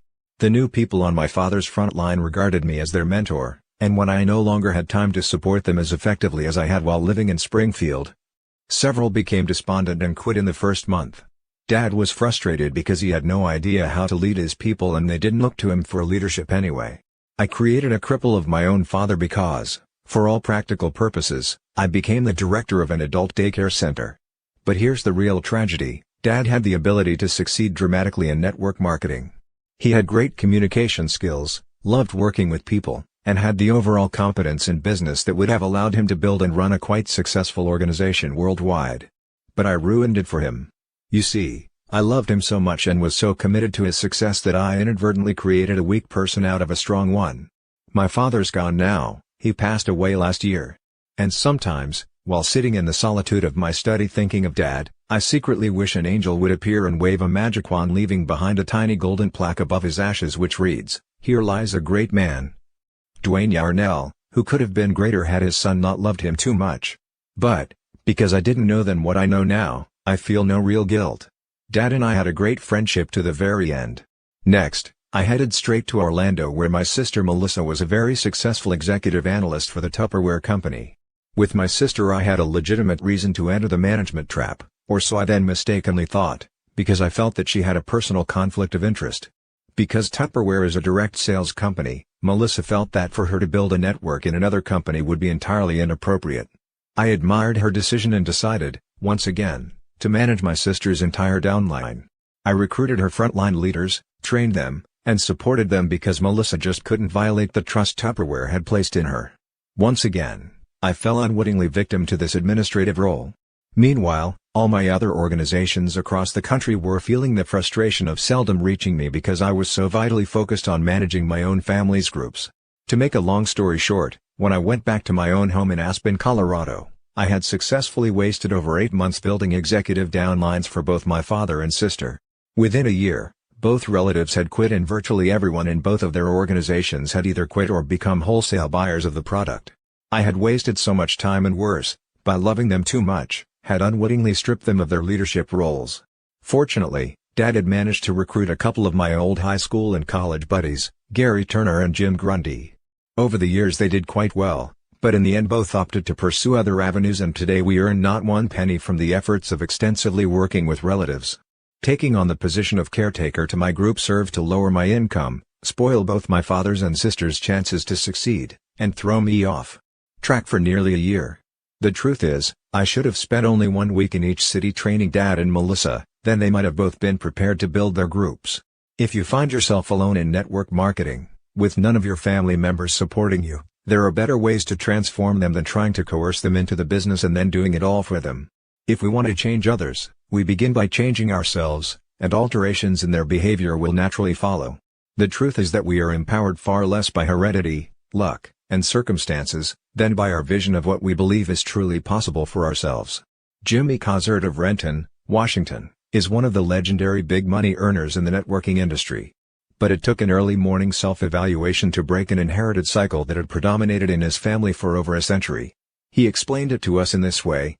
It was near the end of my first year in MLM that I chose, early one morning at 5 a.m., to break the cycle of poverty that had been in my family for generations. Everyone I recruited had quit. Everyone I loved had told me no. I had no money coming in, no chance to return to a downward spiraling real estate market with any hope of financial recovery, no experience in other fields, no college education, and no will to persevere. My great-grandfather had been poor and uneducated as had my grandfather, my father, and now me. Poverty, I thought, just ran in the family. My wife and children slept silently, and as I sat contemplating these people I so loved and our uncertain future, a blinding flash hit me. Everyone in my past, perhaps at one time or another, had probably lamented the rotten hand they'd been dealt, but unlike them I had one ace in the hole. Unlike my ancestors, I was now privileged to be in a great company where people were actually earning unlimited income. None of my forefathers had ever been given that option. I, Jimmy Cozert, had been chosen to lead the charge out of generations of servitude and mediocrity for an entire ancestry who, before me, were never so privileged as to be able to restore dignity to our family tree. As I tiptoed to the bedsides of my 1- and 3-year-olds, I silently affirmed, "I will do for you what my great-grandfather would have done given the same opportunity. I will finish this race and I will win."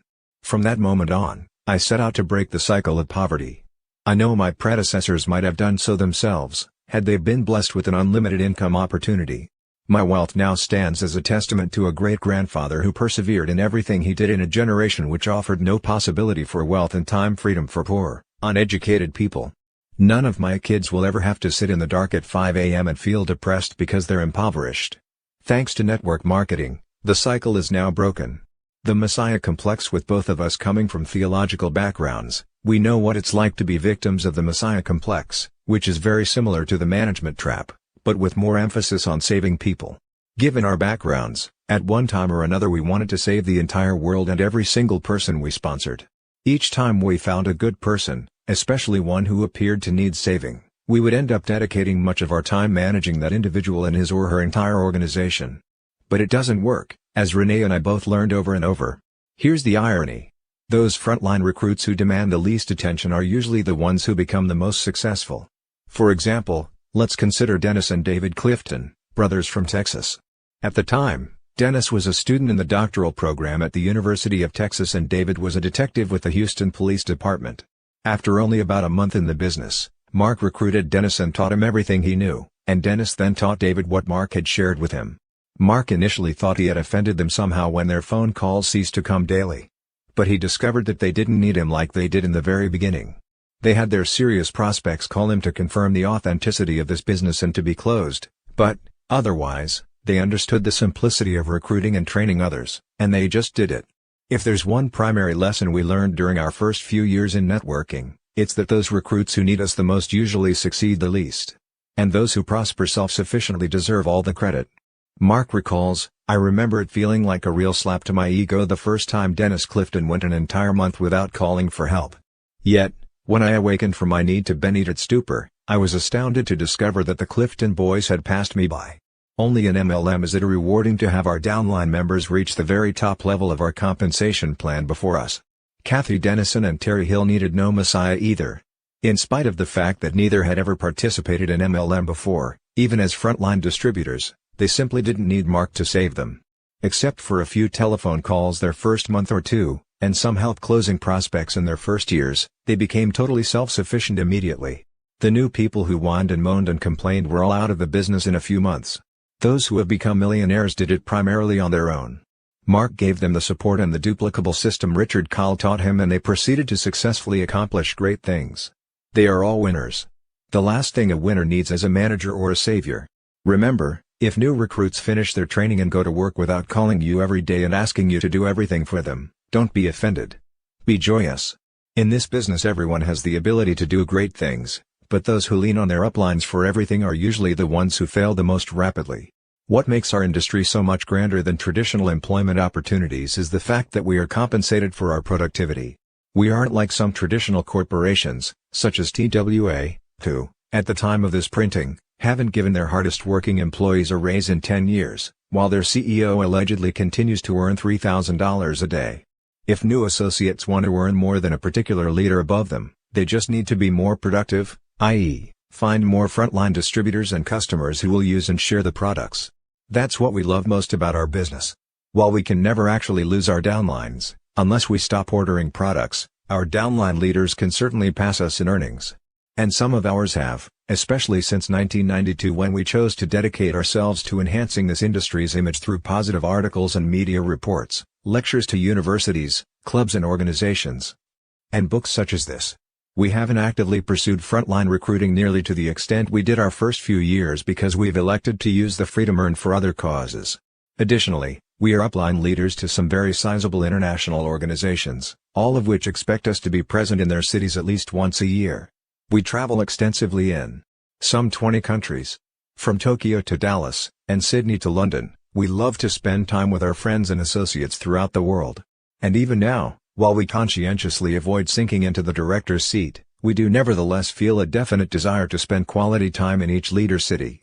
Due to our travel agenda, several key players in our downline, some who have been in the business half as long as us, have become more prosperous. Why? Because they kept on frontline recruiting. That's the primary way to increase income. Yet, we still have a significant number of people who deserve to earn more but don't because they are bogged down in the management trap or caught up in the messiah complex. To be frank, there have been times when people earning $1 million a month, far more than us, question our sanity for choosing to try to elevate the entire industry instead of becoming gazillionaires by continuing to frontline recruit globally. Our response to them is simple: read Living with Passion by Peter Hirsch. We've found our passion. We are irrevocably convinced that network marketing is the very best, high-integrity economic system for global solutions to some very pressing problems in such places as third world countries. And lest you not understand what we mean by pressing problems, we'll give you just one example. It has now been estimated that by the year 2000 some 40 million people worldwide will have died of AIDS, leaving behind some 5 million orphans, 90% of whom live in Africa and other third world countries. As of this printing, Not one agency has yet been created to deal with this problem. There are so many enormous global problems just waiting for us out there. Many network marketers earning millions each year have joined us in projects to make the world a better place. There are indeed things more pressing than becoming excessively wealthy, and we in MLM have the money and time freedom to make a difference. We aren't alone in being plagued with the Messiah complex. Joe Tanita is one idealistic network marketer who, like many, shares this phenomenon. The biggest challenge to me was figuring out who was really going to build a business once they showed an interest. To succeed, one must have belief before evidence, that is, they have to be able to picture themselves there and feel the emotions of it long before it actually happens. I didn't understand that initially, so I simply worked and managed others who were unable to see the end result and then became quite frustrated when they quit. I wanted everyone to succeed, so I tended to spend too much energy and time helping in whatever manner I could. As a result, I found myself drained of energy and taking their failures personally. I overcame these challenges by learning how to facilitate visionary goal setting, but I'm still very selective about those with whom I choose to work. I realize that my success will be directly related to what I think about the most and where I direct my energy.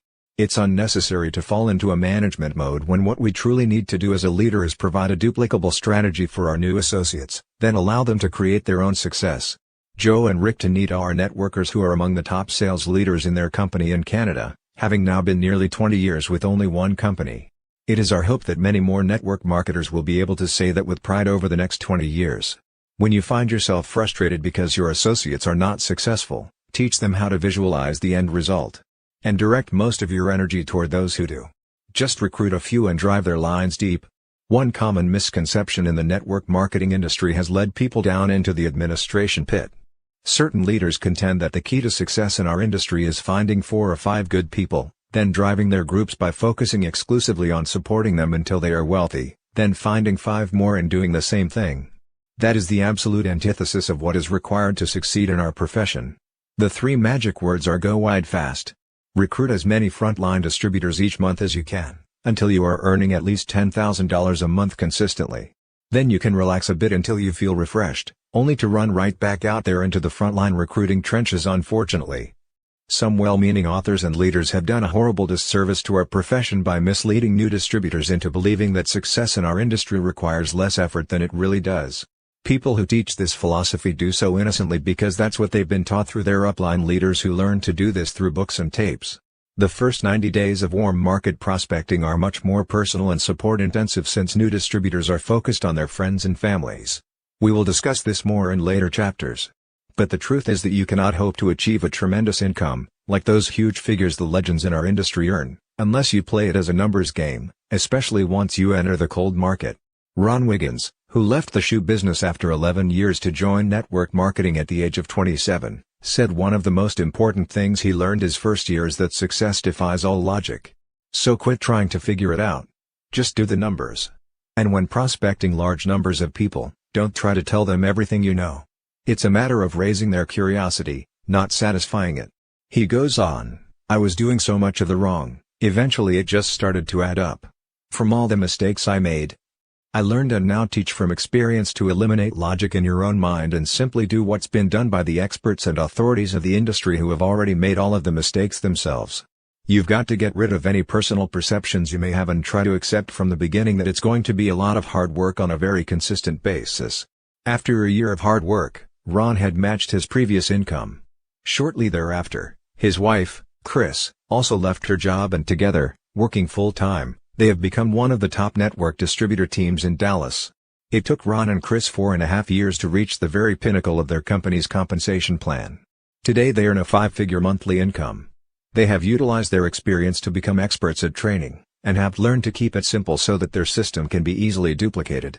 If network marketers were truly doing the numbers that it takes to succeed, no one would have time to fall into the entrapment of administration. Human nature looks for the line of least resistance, and, clearly, it is much easier to work with existing distributors than it is to face the daily rejection that occurs when recruiting new people. Because this is a business of duplication, your people will do what you do. If you manage your downline, so will they. If you spend most of your time prospecting and recruiting, so will they. The secret is not managing your organization, rather it's finding leaders, who will in turn find other leaders. Generally, leaders must be found, they cannot be created. But many people have untapped leadership skills that do not manifest themselves until the timing is right. In order to find those leaders, you must keep prospecting and recruiting, realizing that new blood is the lifeblood of any network marketing organization. Recruiting is the only viable way to offset the inevitability of attrition. This is a numbers game that inevitably becomes a people business once distributors are sponsored into the business, often forging lifetime bonds. It would indeed be wonderful if we could all skip to the bank each month with checks for $100,000 after merely working with a handful of frontline leaders. It is human nature to want to believe that there is an easy way to achieve this goal. We warn you against leaders and authors who grossly and unfairly mislead people by projecting concepts that feel easy and effortless to everybody, yet don't work. Don't be taken in by those who teach management as a philosophy of success, because it is indeed the very cause of as much as 50% of the failures in our industry. Here's the scenario: a new associate is exposed unwittingly to this system, spends a few weeks talking 5 friends into signing up. Then the rest of her short career consists of attempting to drag those 5 people over the finish line. Then the next thing you know, our network marketer is having weekly babysitting sessions in the living room of someone's home. Fortunately for Amway, 2 of their biggest leaders saw the folly of this philosophy early on.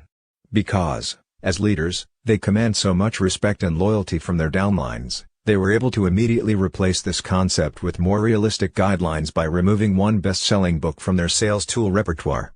We truly believe that one of the several reasons that Amway has continued to grow and become a multi-billion-dollar empire, while none of their competitors have done half as well, is the absence of widespread dissemination of this management philosophy. Their distributors don't try to manage everyone, they continue to place their emphasis on showing the plan, thereby adding new frontline distributors. It is the same with our own downline. Over the years, we have promoted power multi-level marketing and all you can do by A.L. Williams.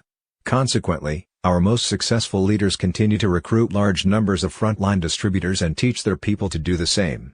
Babysitting the downline. Before we met, one of Renee's most promising groups was in Rochester, New York.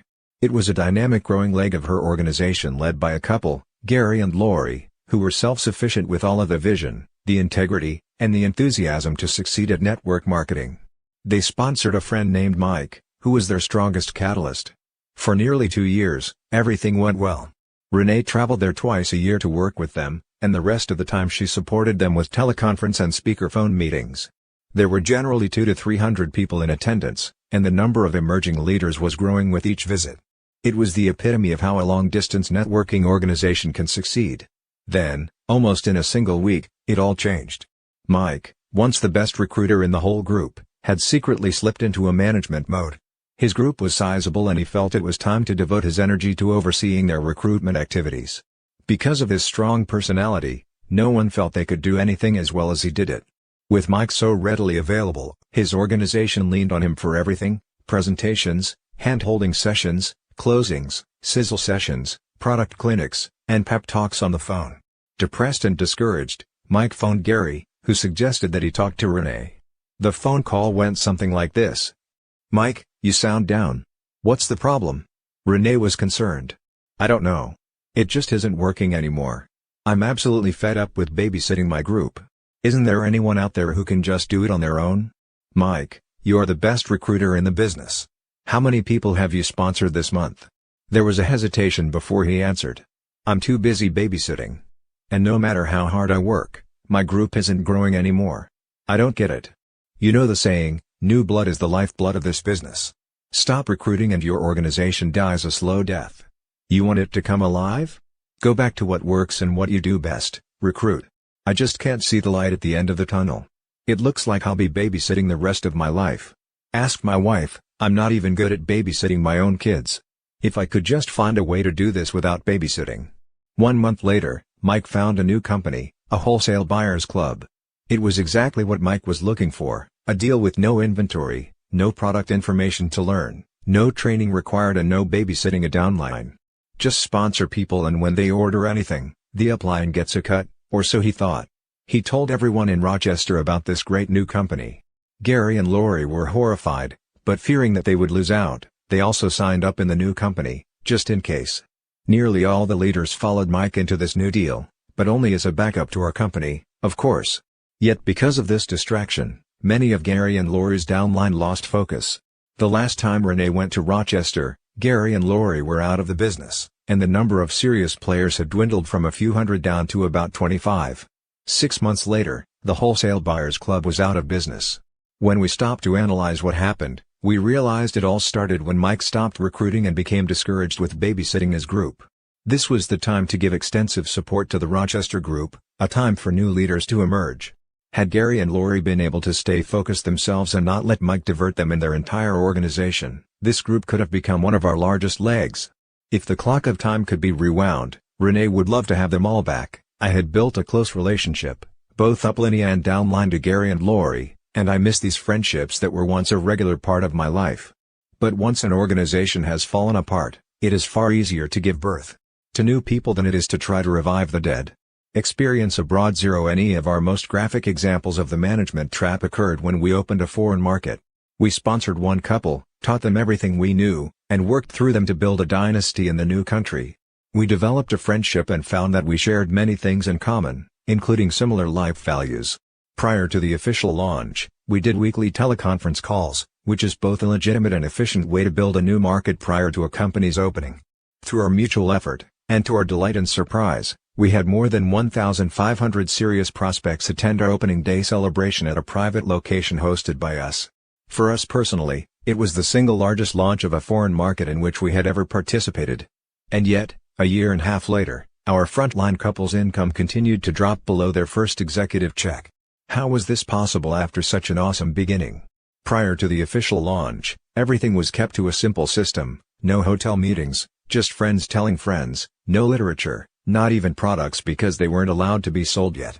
But almost immediately after the opening, the couple we sponsored stopped building their frontline and started managing their group.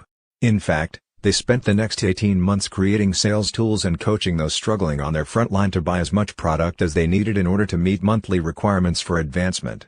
Although we translated our own materials for their use, they were convinced that their culture required something different. So they developed a new manual to replace ours.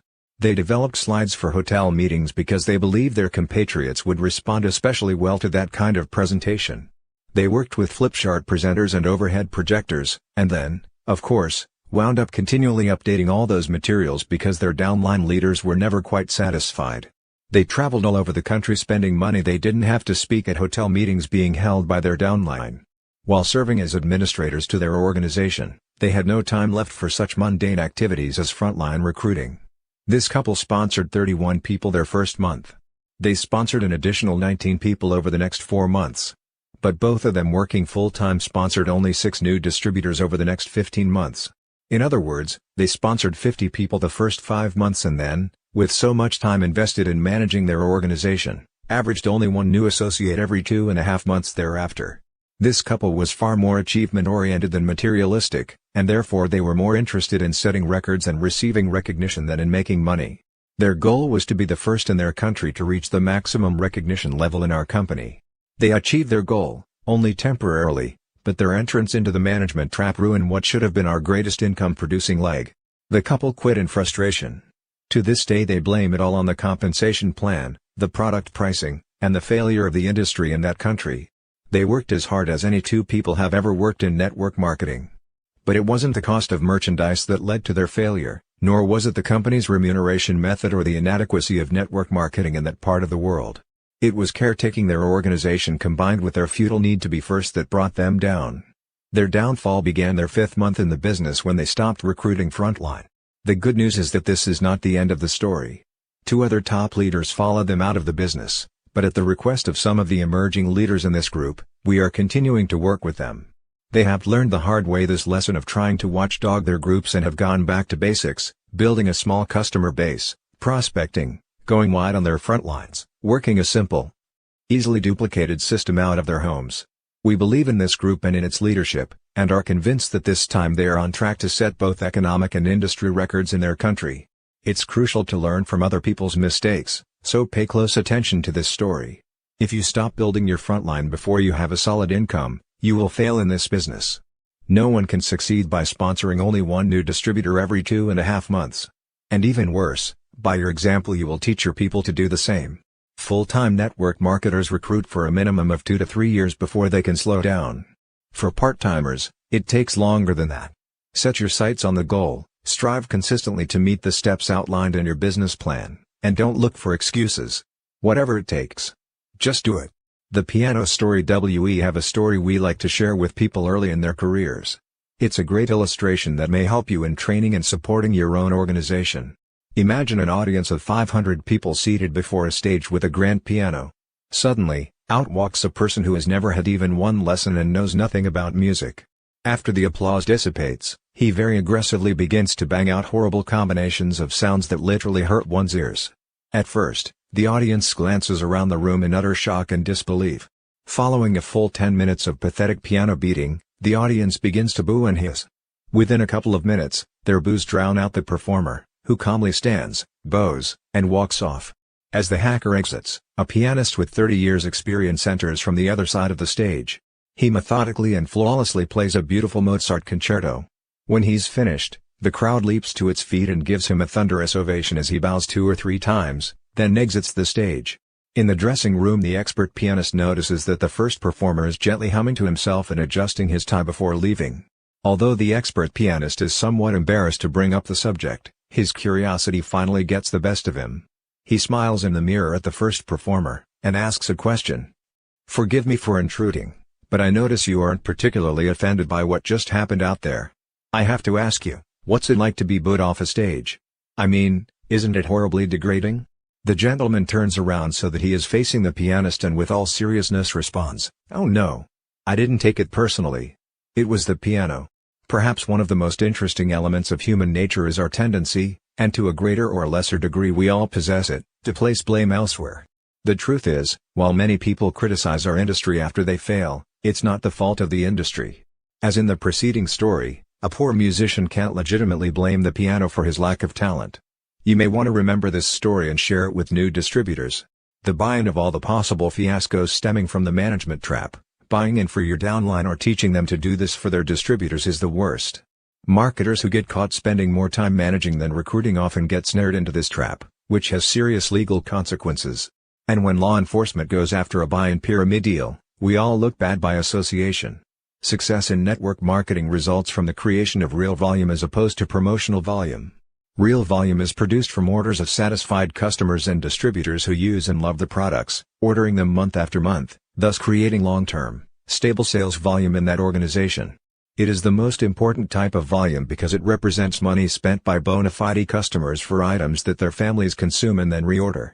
Promotional volume results from multiple product packages that are ordered by distributors who may be attempting to buy their way to the next level or intend to use these packages to get their new distributors started in the business.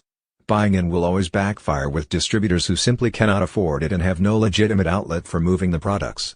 When new associates join your organization and have definite prospects to whom they know they can sell their starter packages, promotional volume can be a valuable tool for creating the often needed initial volume swell to get distributors through qualification requirements. But first-year networkers often get confused by this sudden spurt of success and start thinking that they have created a solid flow of volume throughout their organization. Promotional volume does not result in a stable organization. Both types of volume serve their purpose in network marketing, but the majority of new distributors will benefit from being introduced to a low-cost product starter package, consisting of products, training, or services they will personally use, which is the essence of starting people in our business. Some people caught up in supervising their groups who are simultaneously working toward promotions and higher rankings within their companies will often purchase unneeded products and then teach their personally sponsored frontline distributors to do the same thing in order to meet requirements for advancement. However, if distributors are doing this business right, they will be recruiting enough new people each month in order to advance through the ranks properly. But if they start attempting to manage a small group of marketers, they may find at the end of the month that their sales volume requirements are not adequate. So, they simply call in an order for products they don't really need or intend to sell in order to meet promotion requirements, hence the name promotional volume. Front-end loading is forbidden by state and federal regulators who believe that such activities are pyramid-like in nature. We agree.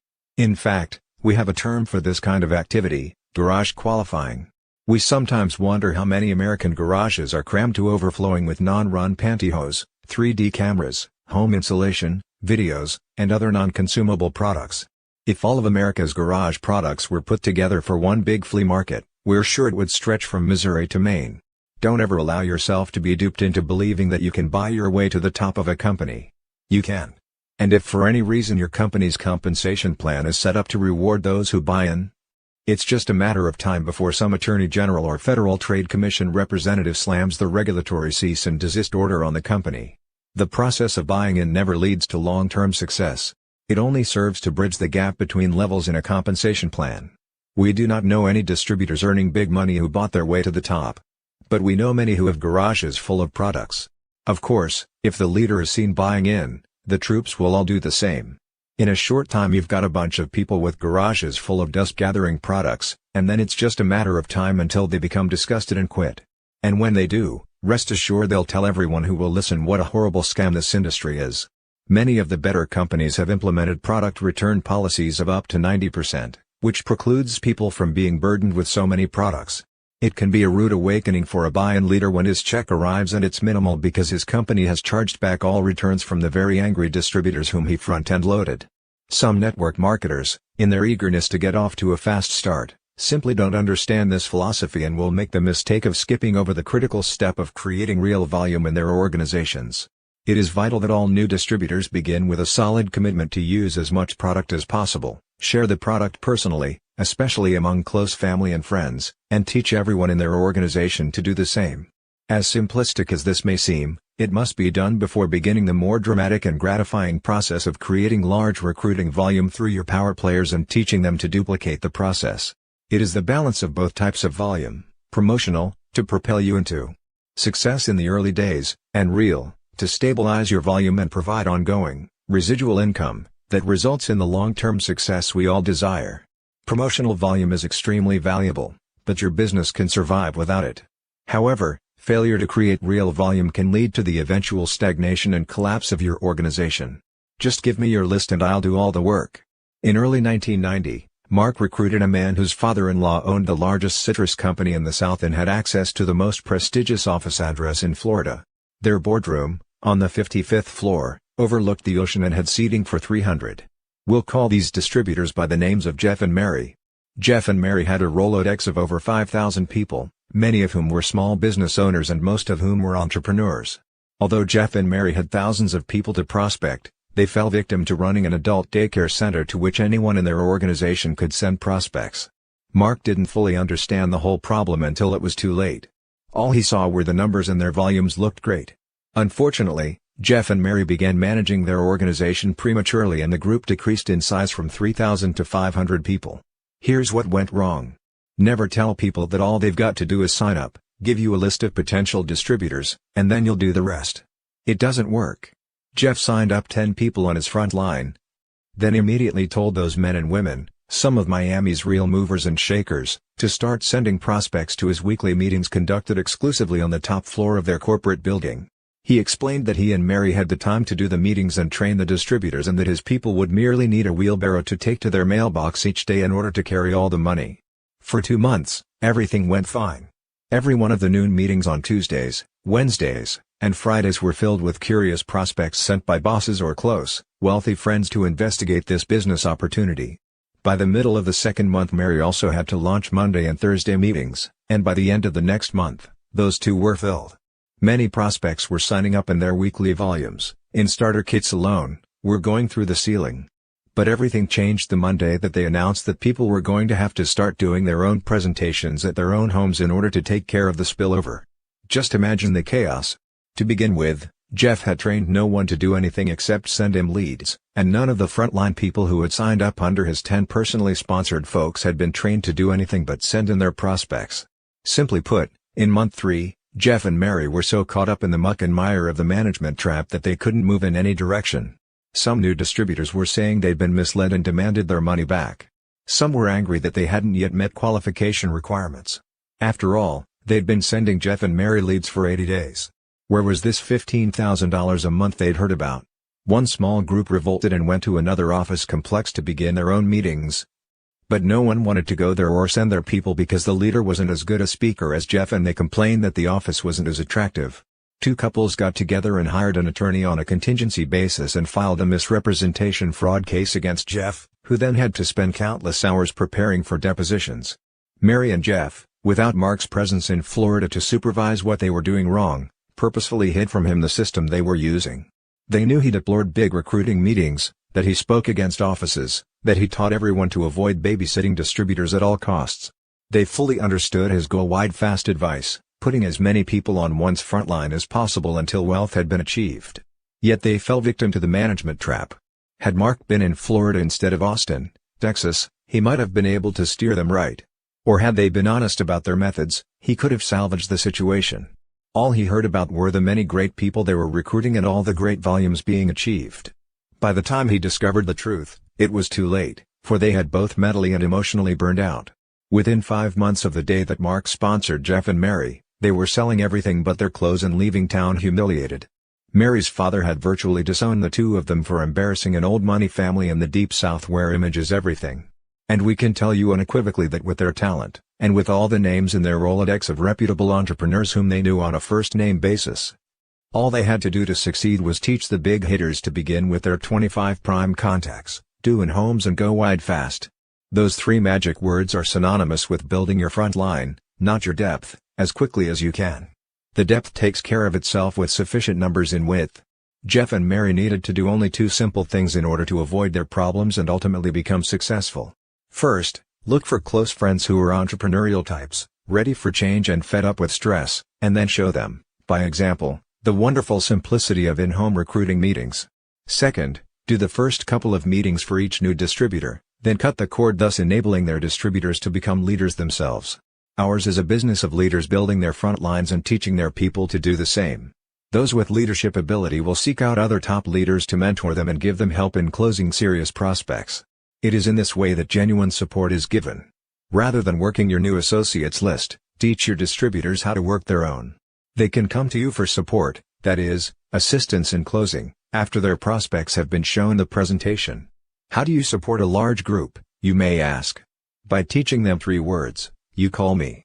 And when those calls come, be there for them.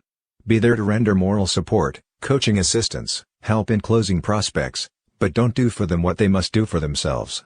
They must prospect, recruit, and train their own frontline associates. Quit or take it to the moon. The truth is that success in our industry does not result from extensive management. Success comes from a person with leadership skills having the vision, enthusiasm, and willingness to recruit other frontline leaders who, in turn, use and share the products or services. Then, simply teach them to duplicate the process. Larry Pepe was a new networker who experienced a series of nightmares starting up his business. His sponsor quit almost immediately. His upline executive tried to talk him out of going forward on the accelerated program. Of his first 23 distributors, 22 quit, and of his first 3 in qualification, all failed. One of his gold stars was arrested 1 month before becoming his first executive, another turned out to be a con man who was being sued for fraud. And a heavy hitter from Australia was diagnosed with terminal cancer. All of this in the first 3 months of Larry's new network marketing business. Then came the crowning blow. The upline leader who had supported him called to say she would not be available for a while because of personal problems that she needed to resolve. Larry remembers sitting on the edge of his bed after hanging up the phone, staring blankly into space, thinking, God is testing me. This is it. I either quit or become a leader right now and take this thing to the moon. A few minutes later, his mother called and said, for the life of her, she couldn't understand why a talented young attorney with a master's degree in clinical psychology who owned a successful business would give all of that up to be a vitamin salesman. Larry is convinced that all of those experiences, especially being left on his own, which forced him to become a leader to his organization, were the best things that ever happened to him in business. He went to work frontline recruiting and refused to slow down until he achieved his first goal. Today, he and his upline leader work closely together, and she fondly refers to him as Hercules. And the best part, says Larry, is my mom doesn't think of me as a vitamin salesman anymore. Thank God for small miracles. This story teaches us that we need not be managers, and demonstrates that people who have the will to succeed, will succeed, regardless of the circumstances. Summary. Managing an organization is a time-wasting practice that does for others what they should be doing for themselves, thereby creating codependency. Supporting the members of your group means being there for them when they call to ask for guidance, moral support, or request that you talk to one of their serious prospects. Managing organizations for our families and friends often causes the very people we love most to fail. Practicing a management mode is counterproductive for both those being managed and those doing the managing. We are empowered far less by heredity, luck, and circumstances, than by our vision of what we believe is truly possible for ourselves. Don't be offended, be joyous, when new recruits finish their training and go to work without calling you every day and asking you to do everything for them. In this business, everyone has the ability to do great things, but those who lean on their uplines for every single thing are usually the ones who fail. What makes our industry so much grander than traditional employment opportunities is the fact that we are compensated ethically and generously for our productivity. If new associates want to earn more than a leader above them, they just need to be more productive, i.e., recruit more active frontline distributors and customers than do their uplines. If you become frustrated because your associates are not successful, teach them to visualize the end result and direct most of your energy toward those who do. Because this is a business of duplication, your people will do what you do. If you manage your downline, so will they. If you spend most of your time prospecting and recruiting, so will they. Babysitting a downline is not an effective way to build a business. The key to successfully building a large, dynamic organization is to steadily continue to prospect and recruit, creating a wide front line. Don't make the mistake that results in nearly 50% of the failures in our industry, building your front line for the first few months, then stopping to manage your people. Merely overseeing the activities of your organization is not leading them, but rather misleading them into rearranging their deck chairs on the Titanic. Set your sights on the goal, consistently meet the steps outlined in your business plan, and don't make excuses. Whatever it takes, just do it. Of all the possible fiascos stemming from the administration of your organization, buying in for your downline or teaching them to do this for their distributors is the worst. Promotional volume, that is, money spent on products, samples, and multiple kits, is initially a means of helping distributors meet volume requirements for qualification. Real volume, that is, products or services ordered for regular monthly usage by satisfied customers and distributors, is what ultimately creates passive residual income and is the essence of what makes network marketing a viable, ongoing business. Your business can survive without promotional volume, but failure to create real volume, by not acquiring legitimate customers or not using all your own products, can lead to the collapse of your entire organization. Network marketing is a business of distributors building their own front lines and teaching their people to duplicate that process. If each network marketer builds his own front line, following the advice "go wide fast," the depth will take care of itself, and the cream will always rise to the top. Support a large organization by teaching them 3 words: you call me. Be there for your downline to render moral support, coaching, and assistance in closing their prospects, but don't try to do for them what they must do for themselves. Success comes to people with leadership skills, a sound vision, enthusiasm, and the willingness to put forth the effort to build an organization and find others who will do the same. Chapter 3: Dodging the Depression Torpedo. Maintain enthusiasm, in spite of the inevitable setbacks. Although this business is 90% fun after the learning curve months, the Depression Torpedo is among the more difficult challenges facing new and seasoned network marketers alike. Of necessity, successful recruiters must be enthusiastic, sincere, articulate, and believable.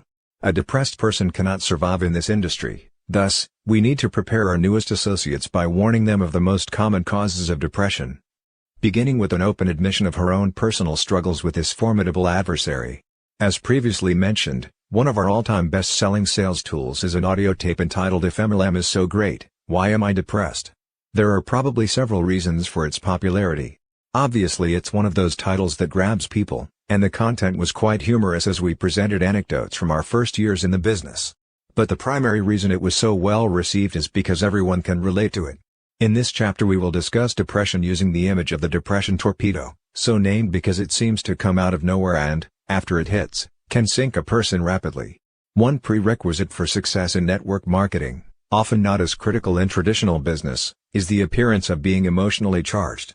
Every weekday, millions of people climb into their cars in a state of semi-depression and fight traffic on their way to jobs and professions which, simply put, do not require emotional energy. Some people are computer experts who are involved in data entry. The computer doesn't care if they're depressed, and since their supervisor is often more despondent, there's no need to be overflowing with joy. In fact, we could probably list hundreds of examples of boring, routine jobs that require nothing more than one semi-conscious attention. Remember the saying, "Oh, I can do this in my sleep"? In the world of traditional business, that's not just a saying. Success in network marketing, however, depends on one factor perhaps more than any other: a positive, uplifting personality and demonstrable enthusiasm and exuberance.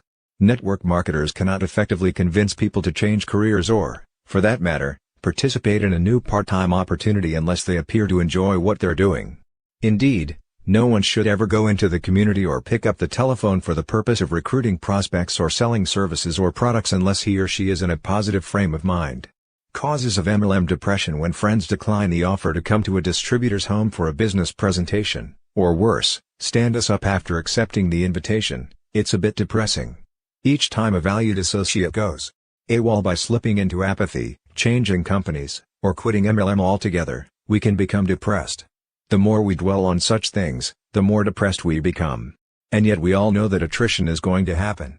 Over time, attrition can account for as much as a 75% dropout rate as we move through the ups and downs of building our business.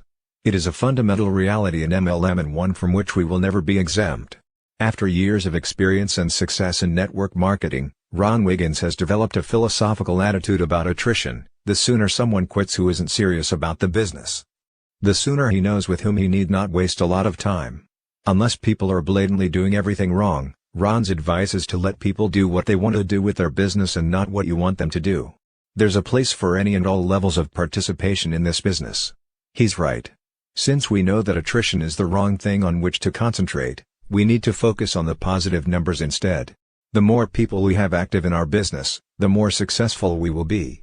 A well-balanced organization will be made up of a large body of wholesale buyers, many retailing distributors, some part-time business builders and a few full-time, gung-ho, recruiting maniacs. So Ron concludes, work with the leaders. And do whatever it takes to protect your mindset. You must stay focused for this business to work. Whether you are prospecting and receiving a series of rejections, whether you are setting up appointments and getting no-shows, or whether you are recruiting and watching people drop like flies before they have even scheduled a personal training session, remember, that's all inevitable. Nothing is wrong with you or your business. You are no different than the waitress offering people coffee in a coffee shop. Some people just don't care for any. You are merely sifting for those for whom the time is right. Depression results not from attrition or even rejection. Depression ensues from dwelling on those factors and taking them personally. Learn to be as philosophical as Ron Wiggins about the disappointments. All right. I just got 9 no's today. I'm that much closer to a yes. Or thank God John quit before I invested any more time in him. Attrition happens. People lose their initial enthusiasm. Some people are not coachable, so move on and start working with the new people who are coming on board. And if you don't have any new, enthusiastic associates, go find some. If you spend too much time trying to boost up people who don't want to be in this business, it will drag you down, and the deeper you sink, the more vulnerable you become to the depression torpedo. It is much more energizing to look for new people who are excited, interested, and willing to learn. When you're down, go up. We have an age-old adage in our industry: if you are up, go down, and if you are down, go up. Each of us has upline leaders who are, theoretically, more experienced than we and who have a vested interest in our success. We should turn to them when we are feeling concern, anxiety, or depression, hence when down, go up. David Dryden from Dallas, Texas, learned this lesson just in the nick of time. About 2 years ago, my wife, Terry, and I were looking for a way to bring her home from corporate America so that we could raise our kids instead of some daycare doing it for us. I decided to work harder and start my own business, but it wasn't working out. One day my wife came home after being prospected by a young man named Al Hewitt. After sitting in a meeting with my arms crossed and my mind closed, I gave her the okay to do the business, as if she needed my permission. Before I knew what was going on, we had products all over our home and a house full of people curious to see what we were doing. Without realizing it, I was hooked on the business, that is, until I met my first and biggest adversary, no-shows of people whom we considered good friends, folks who had promised to come to our meeting. I was so discouraged I was ready to quit. But I had thankfully heard the adage when we are down, go up, so I decided to call and introduce myself to my upline. I left messages for almost all of them, not fully convinced I'd receive any calls back. Then one day, something happened to change my life. I had finally had it, too many no-shows, too many no's, too many late nights without success happening as fast as I thought it should. I was going to take my wife to lunch, she was still working at that time, and tell her that this was her business, her idea, and that I would support her, but she was going to have to do it without my direct involvement. I was walking out the door when the telephone rang and I almost let it go for the answering machine to pick up. Something told me to answer, On the line was a strangely familiar voice with this outrageous Texas twang asking if David Dryden was in. The call was from Mark Yarnell, who was actually returning my call. We very casually discussed the business and the successes possible. But I never mentioned my immediate plans to quit. His last comments were focused on perseverance and how many people similar to me had hung in there and how successful they were now just because they didn't quit. Well, this obviously changed my plans for our lunch conversation, and it goes without saying that Terry and I are still working our way toward our goals. Thanks to upline support from Al Hewitt all the way up to Mark Yarnell, we now know that we will achieve our dreams. David added as a postscript that it took him nearly 2 years to figure out why he didn't quit back then. It was only while writing out this story from his heart late one night that he completely understood why he is still in this business. And how it changed from his wife's way out of the corporate world to their shared dream. We must always remember to return calls to our downline. A simple 5-minute conversation can often be the only thing necessary to protect them from vulnerability to the depression torpedo. Upline support can make or break a new networker's early months in this business. Vera Holub of San Diego, California, has relied heavily on her upline and, in turn, tried to emulate them in working with her downline. As she explains, I grew up in the cotton fields of South Texas in a tin-roofed shack with no running water or electricity. I lost my only brother to suicide at age 33. I worked my way through junior college in a kitchen cabinet factory and finished my BS degree in dental hygiene. I achieved the American dream nightmare by busting my chops, working with a bunch of neurotic dentists for $50,000 a year. Finally, I realized there had to be a better way. That day in 1988 when I saw Mark Yarnell's video explaining network marketing, I knew my prayers had been answered, and that I would do this business for the rest of my life. Quitting was never an option. Today I have a life about which many people only dream, and I am able to take care of my aging mother who was responsible for giving me the dream to rise above our early situation. I've taken some time to enjoy life and touch other people's lives, while building my business. I am so grateful for Mark Yarnell and Kathy Dennison as my upline coaches, and for their having turned me onto this marvelous industry. Never convey a down attitude to your downline. The last thing we want to do is negatively impact our downline organization by taking our negativity down. Thus when you're up emotionally, that's the best time to talk with your downline. This industry is so much fun that you may find yourself seldom negative. But don't ever share your negativity with anyone in your downline or you could poison a huge percentage of your entire group. You see, it's quite devastating, especially to a new distributor, to discover that their leaders are down emotionally. If you have ever played the game of gossip as a child, you remember how, once in a circle with your friends, one individual would whisper a quick story to the person sitting next to her. Then, after being repeated by each person, it would reach the original storyteller, often distorted completely beyond recognition. If you've never played the game, let me assure you, by the time a simple story has gone through a mere 5 or 6 individuals, that story can become dramatically distorted. And that's just 5 retellings. In networking, a simple story can be told, on the telephone or in person, as many as 5 or 6,000 times over a period of a week or less. Can you even begin to imagine the distortions that inevitably occur? If not, here's a graphic example. Mark describes a situation that happened to him in his first 6 months.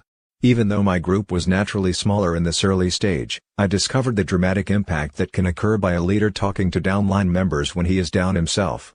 I was angry when a pro football player on my 3rd level decided to quit in his 2nd month of our business. It troubled me for 2 reasons. First, I had invested numerous hours in personally training him. After all, how often does a simple country boy from the Boston Mountains of northern Arkansas get a chance to coach an NFL star? Second, everyone knew him and I was in ego heaven each time I told anyone, especially my close friends and family members back in Missouri, that I was spending quality time coaching my great friend and associate Mr. NFL. So when he quit and took 5 of his best friends with him into the old USA Vitamin deal, I was depressed and angry. I made the mistake of mentioning to a new frontline leader what he'd done and why I was so angered by his actions. 2 weeks later, by the time I'd all but forgotten Mr. NFL, I received a disturbing message on my answering machine from a tearful downline member of another completely separate organization. This lady was not even in my own downline. I didn't know her, had not talked to her before, and have not spoken to her since this incident. She didn't tell me what was disturbing her but merely suggested that I call her immediately so I could help her make an important decision. As best as I can recall, and it's going to be reasonably accurate because it was such an emotionally charged 30-minute conversation, here's how the dialogue played out. Following the 2 minutes of ice-breaking small talk, she began her story in a depressed, and at one point, Sobbing manner. Mr. Yarnell, I can't blame you for leaving the company and bettering your finances, if that was your problem. Your family deserves prosperity, especially considering the amount of effort you've put into network marketing. But what upsets me is that, from what your upline has told us, you are making a ton of money. It shakes my confidence that you would believe that, at your age, playing professional football in the NFL could be as lucrative and long-term as the passive residual income from this business. My husband thinks you are gutsy to go for it, but I can't for the life of me. I cut her off. I was shocked, literally shocked beyond comprehension. What did you just say, Sally? I said, my husband thinks you're gutsy. No, I interjected before that. Something about joining the NFL? Are you kidding? I mean, I'm 36 years old and never even played college ball. There was dead silence, though I could hear her clear her throat. Then she softly asked, you mean, you didn't try out for the 49ers last month? You didn't really trade an MLM for NFL? I must confess, it was the most comical distortion of facts I had ever heard. When I assured her of this impossibility, I could hear her let out an audible sigh. She was so relieved to find out that I was not getting out of the business. I'll run off any mountain or glacier in the world with a paraglider, the open parachute form of hang gliding, but that's a sissy sport compared to pro ball of any kind. If I were hit just once by a mediocre NFL tackle, I truly believe I'd be lucky to live through it. I tremble at the thought of being hit by a guy like Steve Bach, a former NFLer from Portland. So I decided that this misconstrued rumor was so absurd that I needed to track it back to see if I could find its source. I never could, but it does remain the most preposterous scuttlebutt about me I've ever heard. Here's the point. Mention anything even slightly negative to your downline and you'll likely wind up on the wrong end of a highly perverted untruth. From being slightly angered by an NFL star leaving my organization to being so fed up with MLM that I had joined an NFL team in order to play professional football as a 36-year-old, 5 feet 10 inches, 155 pounds, guy is a stretch. This illustration is sufficient all by itself to give you good reason to avoid sharing angry complaints with your downline. The rumors will come back to haunt you and, at the very least, the fact that their upline is depressed will cause your downline to question the business. A case for optimism. The underlying embarrassment some professionals feel after joining network marketing and the negative reactions of their peers are two causes of depression, though they aren't easily admitted. We need to especially prepare former physicians, lawyers, accountants, and other professionals for the internal conflict they nearly always experience during their transition to MLM. In their previous life, no matter how underpaid or overworked, they were seen as somebody important with a title and an office. Now they are starting over at the bottom rung of the ladder as lowly network marketers. To even consider taking on this challenge, such professionals often suffer the anguish of feeling that, in order to go forward with this new business undertaking, they must sacrifice their very identity. In order for professionals to be successful in network marketing, they must be willing to use their reputations and credibility toward building their business. By hiding behind the pretense that it's their spouse's business or that it is just an insignificant little side business, they will set themselves up for failure by subtly denying their commitment to their warm market.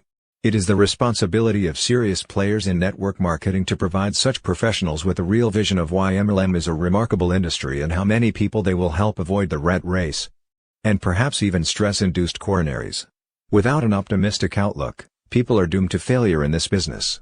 One of the greatest books Mark ever encountered as a minister was entitled A Case for Optimism by James Dillett Freeman. Mr. Freeman is a poet, minister, and scholar from Lee's Summit, Missouri, who devoted a significant part of his adult life to a prayer ministry called Silent Unity. As a part of the worldwide Unity movement, Silent Unity receives thousands of prayer requests each day by telephone and mail and has a vigil of quiet prayers 24 hours a day for those who request them. Who better than a man devoted to prayer and meditation to write a book on optimism about our often pessimistic species? Read any chapter and you will feel just a little bit better about yourself, your life, and your world. We've come to realize that in network marketing, we have literally the greatest case for optimism in the history of free enterprise. We want to share a few of the reasons for stating this and encourage you to mark this place in the book. When one of our reasons for optimism is particularly relevant to you, underline it, then come back to it when it's necessary to lift your spirits. First, we have the only entrepreneurial home business with literally no downside risk. You see, most businesses require significant capital before you can even hang up a sign. Not networking marketing. So we are, first of all, extremely pleased with the fact that anyone can get involved with us for the nominal price of a few products and sales aids, and even that is optional. Thus, in the competitive world of home businesses and franchises, We have no equals. Second, there is literally no ceiling, no limits on earnings. A lawyer can only bill so many hours in a day and a doctor can only perform a handful of surgeries a day. Some great people working in traditional business haven't had a raise in 10 years. But, in our case, we can create a raise for our family every day if we choose. Since we can recruit an unlimited number of people who each can do the same. We are ultimately paid on the efforts of hundreds of thousands of individuals. We can't speak for you or any other, but we can tell you this: we absolutely love the fact that it's possible to earn $1 million a month. There's just something appealing about life when you first catch the vision that if you apply yourself, your grandchildren will be considered old money in your town. Third, and most exhilarating of all, in network marketing, time freedom is directly commensurate with wealth and prosperity. In our opinion, nothing in life equals the joy of spending quality time doing the things we most enjoy with the people we most love. In traditional professions, small businesses, sales or corporate management, everyone is struggling through 80-hour weeks doing mundane, boring work in order to have, maybe, a Sunday afternoon with their family. Nothing is more precious than free time, and those of us who have achieved it are optimistic about an industry that offers this precious commodity to others, thereby improving the possibility of family values throughout the world. Fourth, there need not be any stress at all in MLM. According to a late 80s cover story in Georgia Trends magazine, the #1 trend in America is stress-induced coronary. And as the article suggests, it's no longer just a risk for men. Death from coronary disease has increased 100% among women since 1980. In network marketing, if you aren't having fun, you aren't doing it right. We've had a blast the last few years in spite of the fact that our business required large-scale recruiting and a lot of good old-fashioned rejection. So, like us, if you pay the price in the first few years, stress need no longer exist in your life. That brings us to our fifth reason for optimism, the 4-year plan. The 40-year plan is the best that folks can hope for in traditional businesses. So, what's the 40-year plan, you ask? By age 25, most people have an idea of what profession they'll enter, anything from a fishing guide to a surgeon.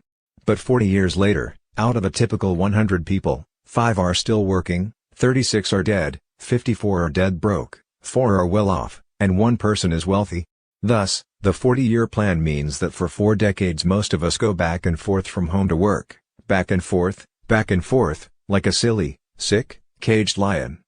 And yet at the end of that time only 1 out of 100 persons has something to show for it. In stark contrast is the 4-year plan. Work diligently for one MLM company for 4 years, build an income based on the honest movement of products or services, and you're set for life. Even more exciting, so are your heirs. Every person's MLM business is fully inheritable. If trading the 40-year plan for the 4-year plan doesn't get your heart pumping, you may need to be checked for Alzheimer's. It is said that recognition is our most sought-after reward in life. Babies cry for it and grown men die for it. We are convinced that this adage is right, and no other business can hope to provide all the recognition we receive as leaders in the networking industry. The only times either of us have broken down and cried publicly in front of large audiences have been on 2 occasions when we were presented with recognition plaques from our downline. Such recognition awaits all those who become reasonably successful in network distribution. Nothing in life so pleases us as when other human beings, with tears of sincerity and joy, thank us for giving them the opportunity to make their lives work.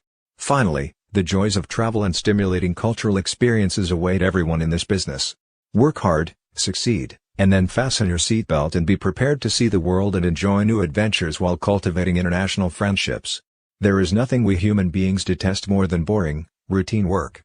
In MLM, we have a ball traveling, learning about new cultures, visiting major museums, and sampling new and unique meals from entirely different worlds. Network marketing is an incredibly diverse and lucrative profession.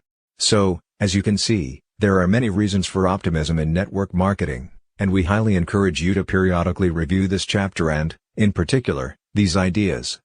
Should the depression torpedo catch you unaware? To become involved in network distribution is to become one of the luckiest people in the world. Controlling our attitudes are among the few possessions that are totally ours and can never be taken from us. Houses and cars come and go, but our values and attitudes are with us forever. It is only when we continually exercise control over our own attitudes that we can manage external circumstances. Real change comes first from the inside and our behavior naturally follows. Without this personal realization, people often become depressed in their first year of networking. There's a natural tendency to feel personally rejected when a relative or close friend decides not to participate in your business.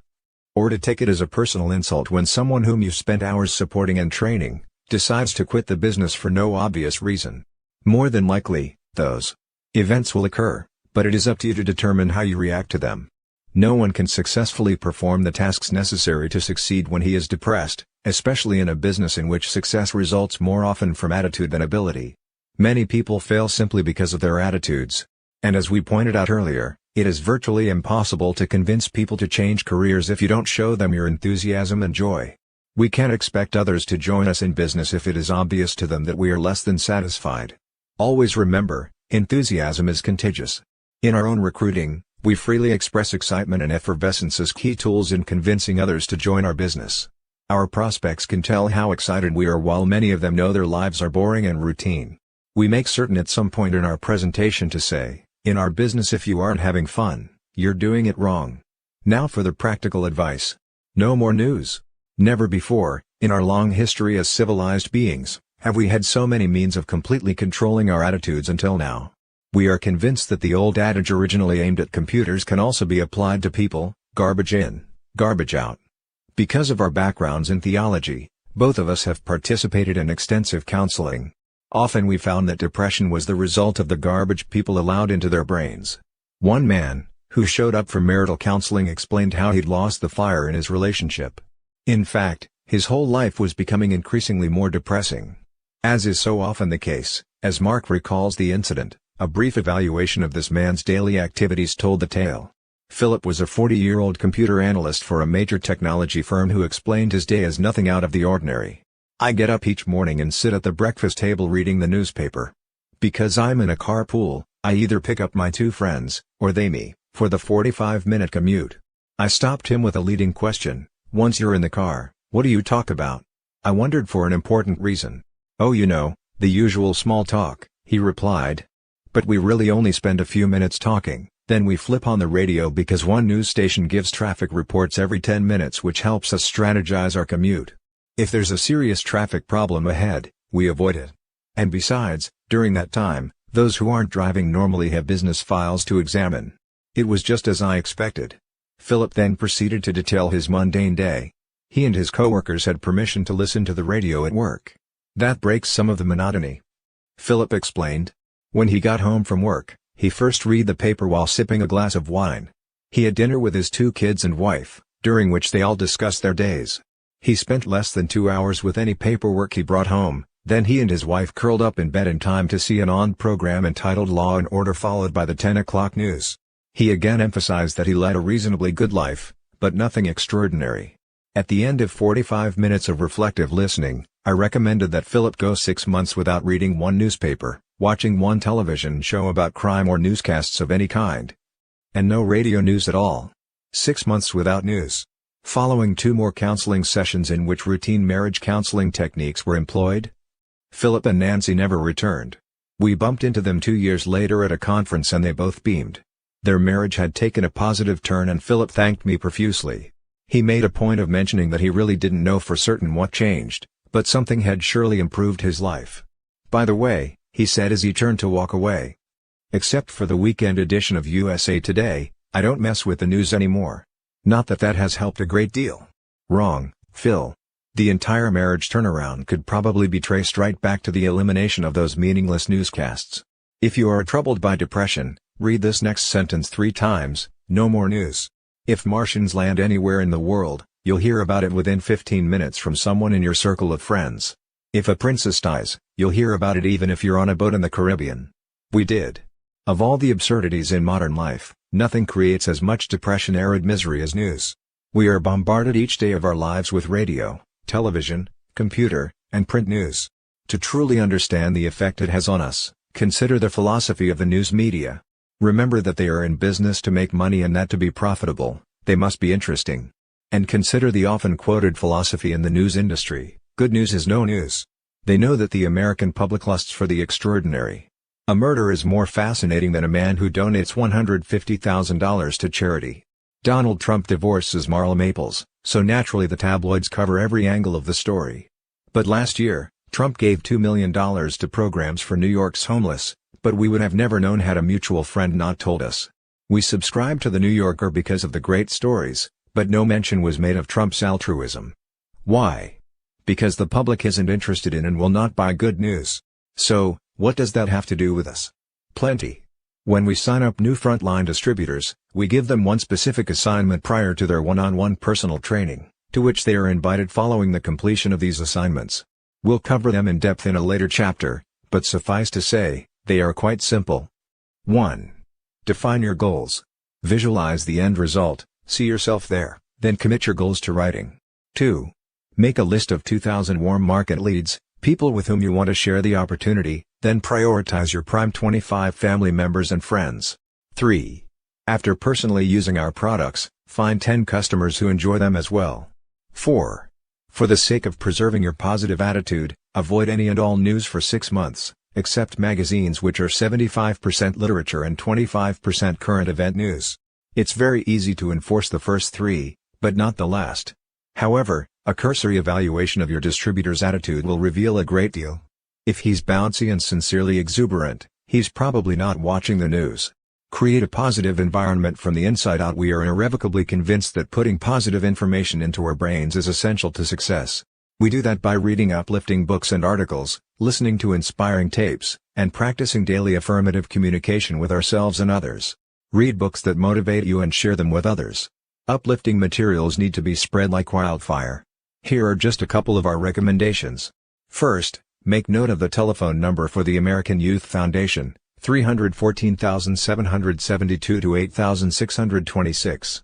They distribute 2 of the most important, yet seldom read, books that we encourage each new distributor to order and read. Both books were written by the late, great William H. Danforth, founder and former CEO of the Ralston Purina Company in St. Louis, Missouri. He was a wealthy, rags-to-riches entrepreneur who had a genuine interest in the personal development of men, women, and children of all ages. Although, today very few people have heard of him. Mr. Danforth was a champion of human potential who wrote books with this timeless message.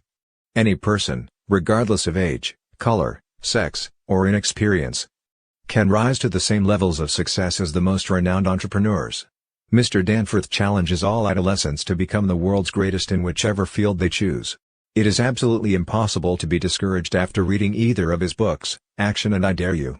And you don't need to read them from beginning to end, you can start reading any place in the material and skip around. While they are targeted at young people about to embark on adulthood, they are critical for adults about to launch new entrepreneurial careers. Similarly, the story of A.L. Williams is about a relatively impoverished high school coach who had a dream. His dream was to create an unlimited opportunity in which ordinary people could rise to extraordinary heights. He founded a network marketing life insurance company, comprised of former teachers and coaches, that became so successful that, in just their 7th year, they sold more term life insurance than New York Life, Metropolitan and Prudential combined. Yet those companies were, at the time, over a century old. How? Simple. Mr. Williams did it through boosting people's self-confidence. We recommend you read his books Pushing Up People and All You Can Do. Both books are remarkable, but pay special attention to his chapter in All You Can Do about having a cause and being a crusader. During many days when we were convinced that the difficulties of network marketing would defeat us, the words of A.L. Williams touched us and wiped out our depression. There are hundreds of inspirational and motivational audio tapes available today.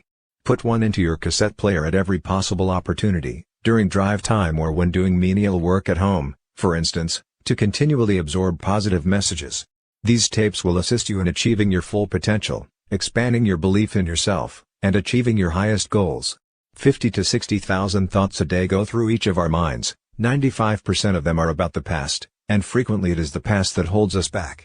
Dwelling on negative events from the past that cannot be changed will only limit our possibilities. Do you know what happens when you play a country western song backwards? You get your dog back, your pickup back, your girlfriend back. And you're right back where you started. In order to move forward, we must spend more time recalling positive emotional experiences from the past, or focusing on the future. The moment you feel yourself spiraling downward, play some music from your past that conjures up happy days. You can't help but feel good. Think about past situations that turned out perfectly. Just those thoughts give you warm feelings. Then, take those feelings and emotions and inject them into the present moment. When a husband walks into his house and sees the girl he courted rather than the wife with whom he now lives a routine life, he will behave differently. His loving actions toward her will often cause similar reactions from her. This example is just one way to use the past to change our emotional responses to the present. The depression torpedo may be looming out there, but we don't have to be struck by it. We are 100% in control of our own mindsets. When working on personal development, putting more energy into thinking about the future is equally effective. This takes effort and determination because our natural tendency is to dwell in the past. Striving to visualize ourselves as we want to be is the first step toward change and growth. If we can't picture ourselves in a positive future, we may never get there. Too often, people limit their goals by basing them on what they know to be true at the moment. But breaking out of those boundaries allows what seemed impossible to become possible. Goal setting is simply the process of adapting to a new reality, beginning from the inside out. To gradually turn those dreams into reality, begin to visualize them long before they ever happen. Start saying to yourself, "It is possible, even though it isn't happening now." Think in the future tense and visualize goals as already accomplished. Allow yourself to feel as if your dreams were happening now. Successful people always concentrate on the end result, while others get stuck focusing on the process, the how. People with limited thinking ask why? Those with unlimited thinking ask why, right? The skeptics among you may worry about setting unrealistic goals or an inability to make them happen. If you believe in the value of your goals, trust us, you'll find the resources to make them happen. Set big goals and then strive to meet them. Whatever you do, don't ever give up on your goals, just change your attitudes. When the belief that we are locked into our present reality is stronger than our vision of what we really want, our growth becomes stifled. Think about what's coining in order to effect change. Use affirmations. An affirmation is a trigger tool, a statement of belief, written and repeated as if the goal were already an accomplished fact. Affirmations have the power to affect that outcome. Many prominent behavioral scientists have documented, in several landmark studies, the effectiveness of autogenics. We can now state to the most cynical, conservative, pragmatists that self-talk, affirmations, visualization, and autogenic programming work. Prior to the release of Dr. Bandura's studies at Stanford and those of Dr. Charles Garfield at the Performance Sciences Institute at Berkeley, California, as well as the pioneering human potential research of Lou Tice at the Pacific Institute, we would lose some of our audience when we got into affirmations and autogenic commands. Now, only those who have been living in a closet could doubt the effectiveness of visualization and daily affirmations. Today, we know that one of the best defenses against depression or any other form of mental anguish is the daily process of drafting and repeating positive statements about yourself. Write a few down on a slip of paper and keep them in your wallet or day timer, or on your bathroom mirror for daily recitation. Here are a few affirmations that seem to work for everyone, but we encourage you to write some of your own, related specifically to your wants and needs. Read them silently every morning when you wake up and every night before the lights go out. After reading each one, visualize the written statement as if it is transpiring right now. Read the words, picture them happening, and feel the emotions that go with the vision. As the affirmations are gradually assimilated into your daily life, creativity, positive decision-making, and goal-setting become free-flowing events. I am powerful, knowing that I alone am accountable for the results of my decisions and actions. I enjoy every facet of life, because I easily and enthusiastically create fun, joy, and adventure. I feel supported, working with a team of positive people who share my values. People listen to me when I talk because I have something of value to say. I clearly communicate my business vision to others in such a way that they are inspired to join me and become a part of it. Because of my high self-esteem, I feel enormous satisfaction reaching my goals. I value myself as a person, and know that I am worth at least $50,000 a month and more. I am proud to be building an MLM dynasty as I recruit dozens of excited people who rapidly duplicate my success. What you'll notice about this exercise is this: as you visualize the new, you gradually begin to shed the old, believing with every fiber of your being that what you visualize is happening to you at that very moment. That is when change begins to occur. Change is often 2 steps forward and 1 step back. When you do well, say to yourself, "That's like me." When you make a mistake, say, "That's not like me. I'll do better next time." We have used each of these affirmations repeatedly and have shared them with many other people who have seen dramatic results by repeating them regularly. Dr. Bob Sharp, a dentist from Big Rapids, Michigan, fell on tough times back in 1989. Divorce, dissolution of my professional corporation, the premature death of my partner in my new dental practice, an office building project gone sour, and finally, my wife's 6-month battle with cancer had left me over $1 million in debt. By January of 1996, The IRS was threatening to seize what assets I had until $90,000 in back taxes were paid in full. The moment the IRS actually withheld payment from my major insurance vendor, the situation finally looked hopelessly bleak to me. I had recently attended a vision workshop with the president of my network marketing company and came away reading and repeating the following affirmations every morning and every night. I am sitting on my deck overlooking my pond stocked with bass, pike and bluegill. My wife, Susan, and I are free to travel wherever and whenever we wish. People seek my advice because of my talent and religious conviction. I have the time and money to help my children as they begin their careers, etc. Almost immediately things started to change. My builder loaned me $200,000 to pay all my past due debts, including the one to the IRS. My dental practice began to prosper. My network marketing business, which had been stagnant, began to grow. I regained my personal confidence and self-esteem. Within 5 months, all short-term debt was current and all long-term debt was being paid on schedule. Most exciting of all, in October, Susan and I bought and moved into our dream home. It is a 51-acre farm complete with a fishing pond and a swimming pond, a lighted tennis court, a barn for our horses, a 10-acre hay field driving range and a guest house that we rent out. We have deer, geese, ducks, turkeys, and thousands of birds as our guests. My relationship with my company and the industry is much more than just making some extra money part-time. It is about personal development and the freedom to lead a life of choice. It is about being content with what you do every day and helping other people lead the lives of their dreams. More and more scientists, including respected quantum physicists, have come to the realization that we cannot produce magic results by thinking away the laws of physics. However, we can dramatically impact our subconscious, which directly influences our daily productivity. Perhaps you'll recall that in 1969, the Federal Communications Commission became very concerned that consumers could be unconsciously manipulated by subliminal advertising. It was eventually made illegal because it is so very effective. That same kind of manipulation can also be utilized for positive productivity. Try using affirmations for a month and you'll use them for the rest of your life. When you use affirmations, you will be defending yourself against the depression torpedo, and no bad news or disappointments will be able to penetrate your shield. Create a positive environment from the outside. And our final piece of advice to avoid depression, and this need not be a tough one, is that new distributors should avoid dream stealers and negative people at least through their first year in network marketing. Often the negative people are family members or even close friends. Because success in MLM results more often from attitude than ability, it is important that we spend time associating with people who support us in our desire for success. Set clearer rules for those who are constantly talking negatively about our business or criticizing our dreams. Sit down with those negative people one at a time and have a serious, authentic discussion. Let them know that regardless of their opinion of this industry, you needn't expect positive, uplifting comments or no comments at all. Tell them the truth.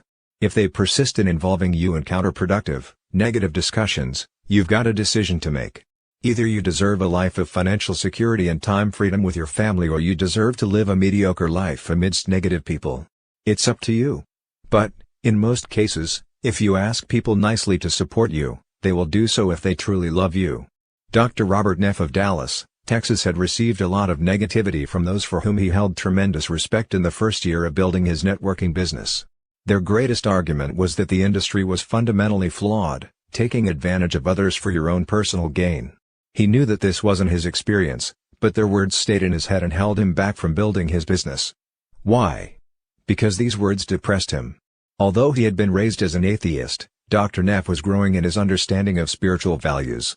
As he was coming to grips with his place in the industry and his emerging religious faith, he had an astounding realization one morning: network marketing was modeled after Christianity.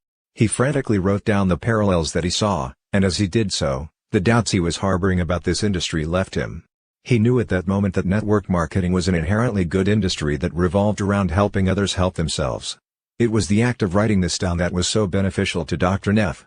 We love his analysis and couldn't have expressed these parallels more eloquently, even though we were both trained as professional theologians. Reading these similarities between network marketing and Christianity, it's easy to understand how they help to alleviate Dr. Neff's depression. Here's what he wrote. 1. It is very unlikely you'll learn about it unless someone else invites you to see it. 2. You are shown something that initially sounds too good to be true. 3. You are given support for its validity, but mostly through personal stories, and hence your belief is based mostly on faith. 4. You are told that you must first believe before you can experience the incredible benefits. 5. You can measure your belief by the amount of good that goes on around you. 6. You are given a manual to guide you. 7. While you may not understand it at first, you are asked to be teachable and follow those who have already experienced what still lies ahead for you. 8. Along the way, you will encounter difficulties and you will need to ask for assistance. 9. When up, you're asked to help others beneath you, and when down, you're able to get help from above. 10. That assistance will be given in a form that will make you stronger and more self-sufficient. 11. You will not be perfect along the way, but as long as you believe, you will reach your destination. 12. You are asked to delay gratification by putting your own needs aside for the time being so you can help others first. 13. Providing this help will require dedication, persistence and hard work. 14. Do not fear people, but instead offer a hand to them even though many will say they do not need your help. 15. By surrounding yourself with other good people who also carry the same beliefs and commitments, you are protected from negatives that can hurt you. 16. You are invited to come together on a regular basis to renew your vision. 17. As a result, you will learn more about yourself, about others, and about life. 18. In the end, you will have directly or indirectly helped thousands of people to live better lives and move on to a better place. Network marketing is the great equalizer because it is built on attitude. Charles Swindoll, a minister and best-selling author, wrote, "The longer I live, the more I realize the impact of attitude on life. Attitude, to me, is more important than facts. It is more important than the past, than education, than money, than circumstances, than failures, than successes, than what other people think or say or do. It is more important than appearance, giftedness, or skill. The remarkable thing is that we have a choice every day regarding the attitude we will embrace for that day. We cannot change our past, we cannot change the fact that people will act in a certain way. We cannot change the inevitable.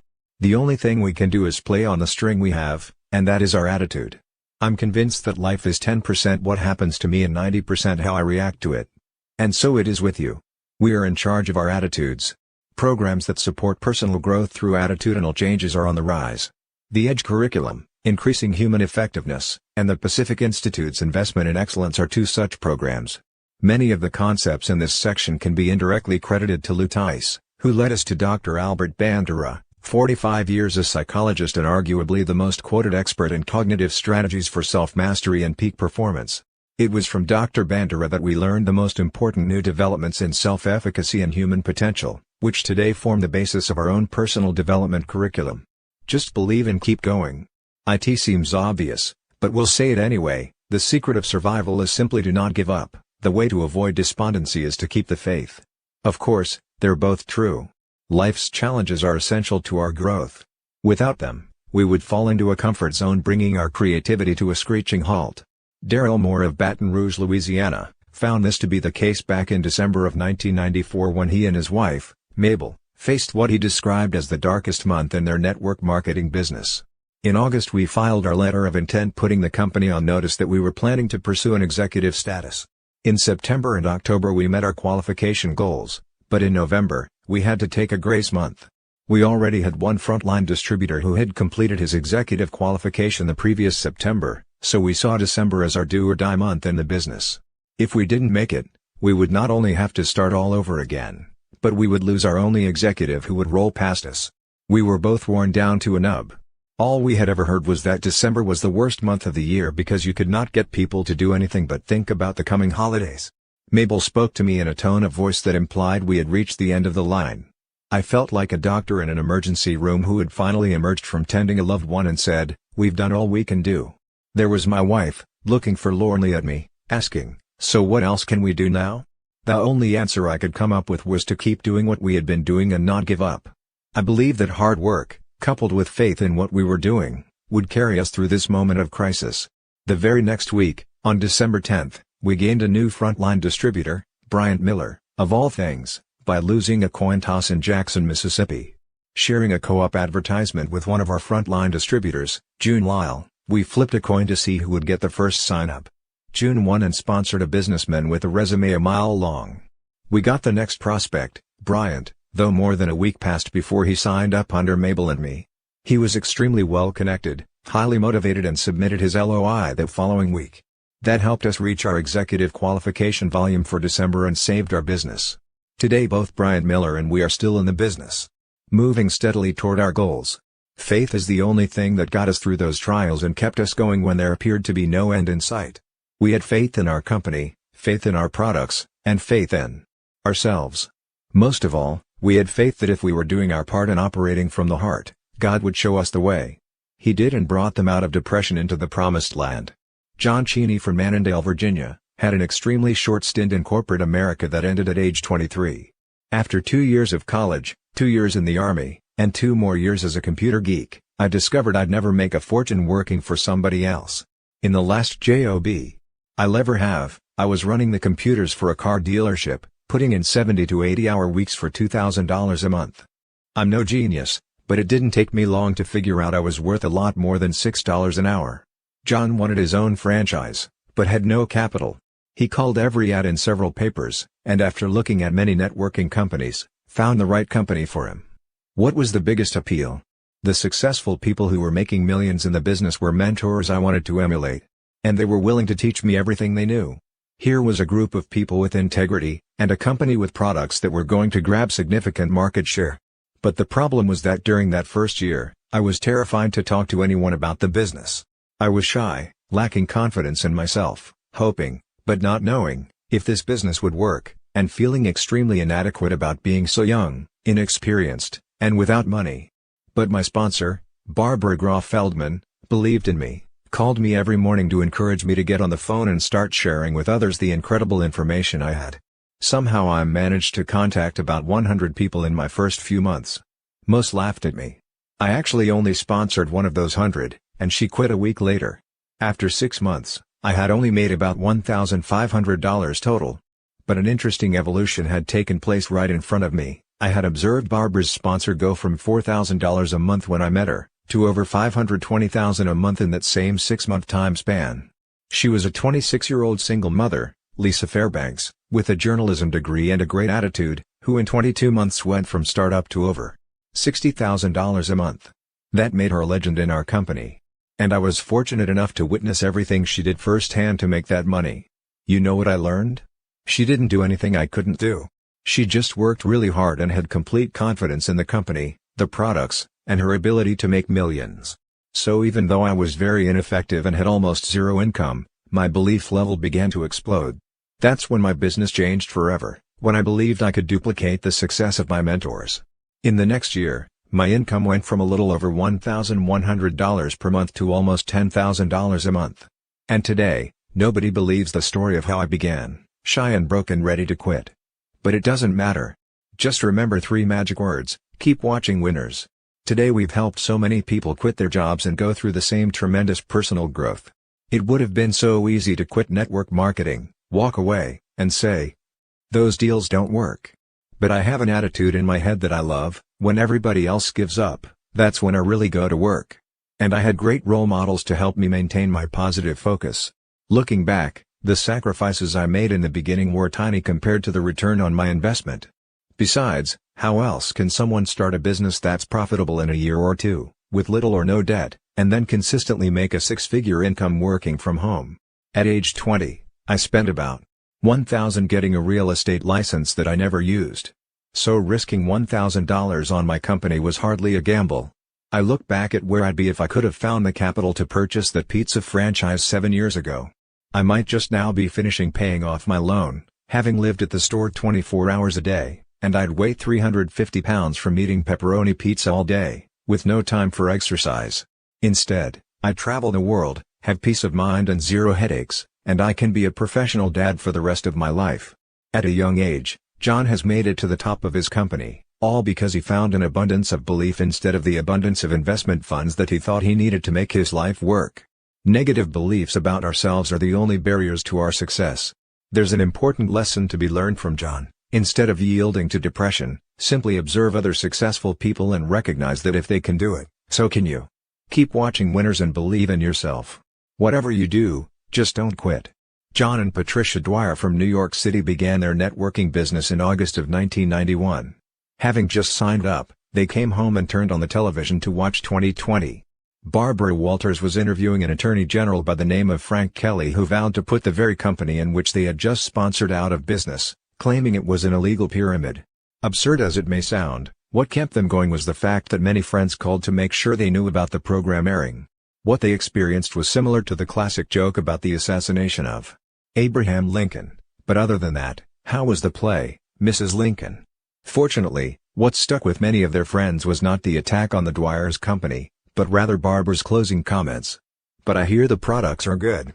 Patricia continues the story, "With all the publicity, this was not the most enjoyable time to build a business. We could have said yes, they are right, this is too hard, nobody wants to join our business, and, believe me, they didn't join. As far as they were concerned, it was a pyramid. We found we might as well quit. No one would blame us.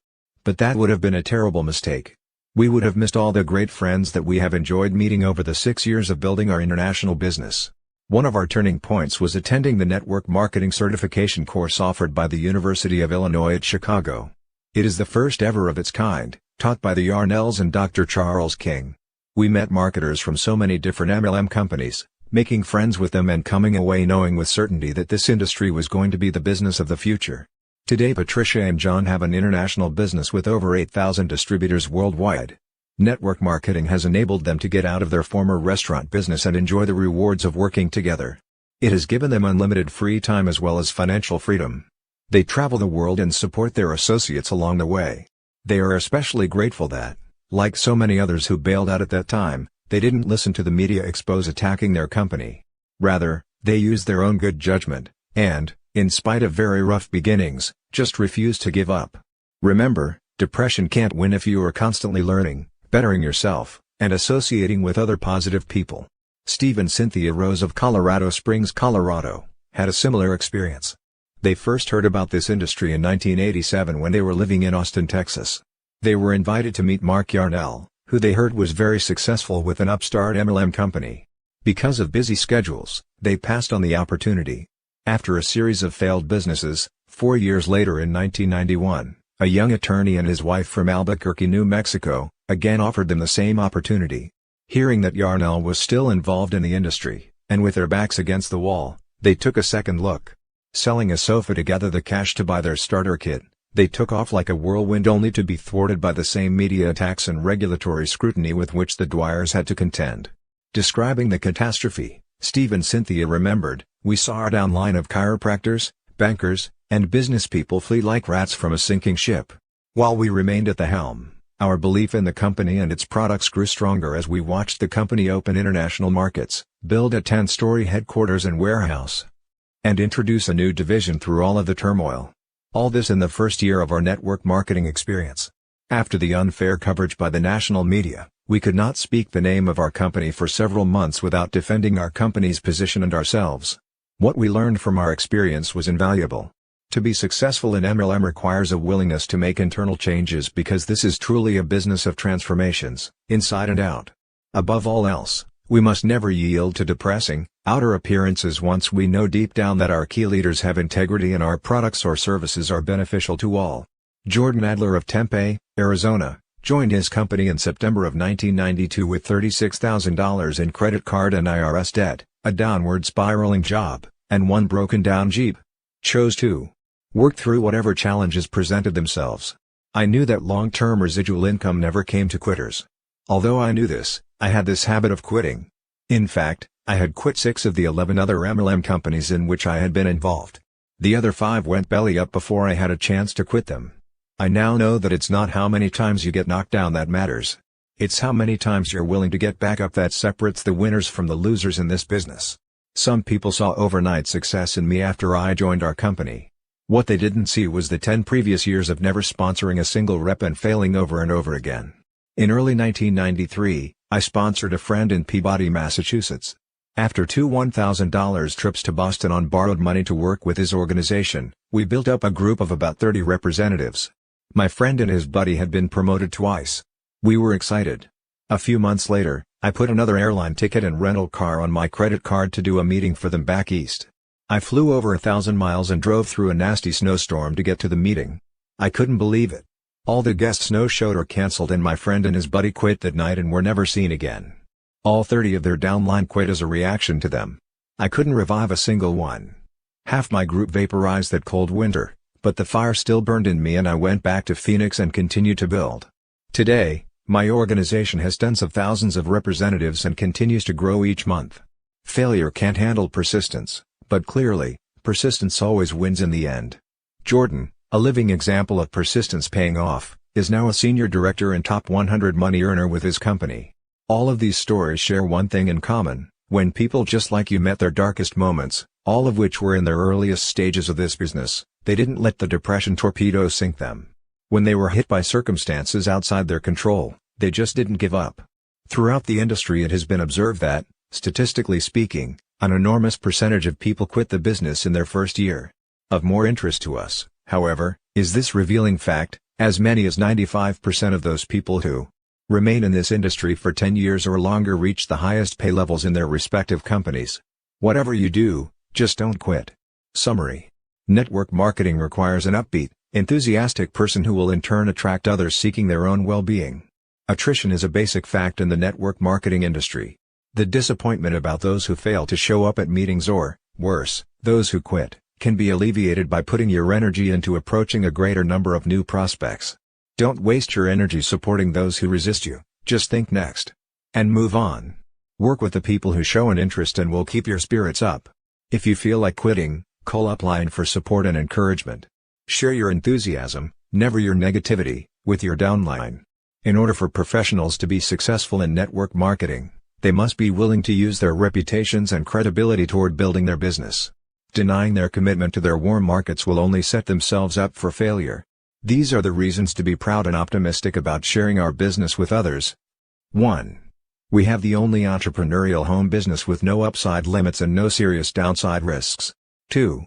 Total time freedom goes hand in hand with the wealth and prosperity we achieve. 3. By working diligently in the beginning, we can ultimately have a stress-free life. Better to trade in the traditional 40-year plan for a new 4-year plan. 4. Recognition and travel await all those who are successful in building a network organization. 5.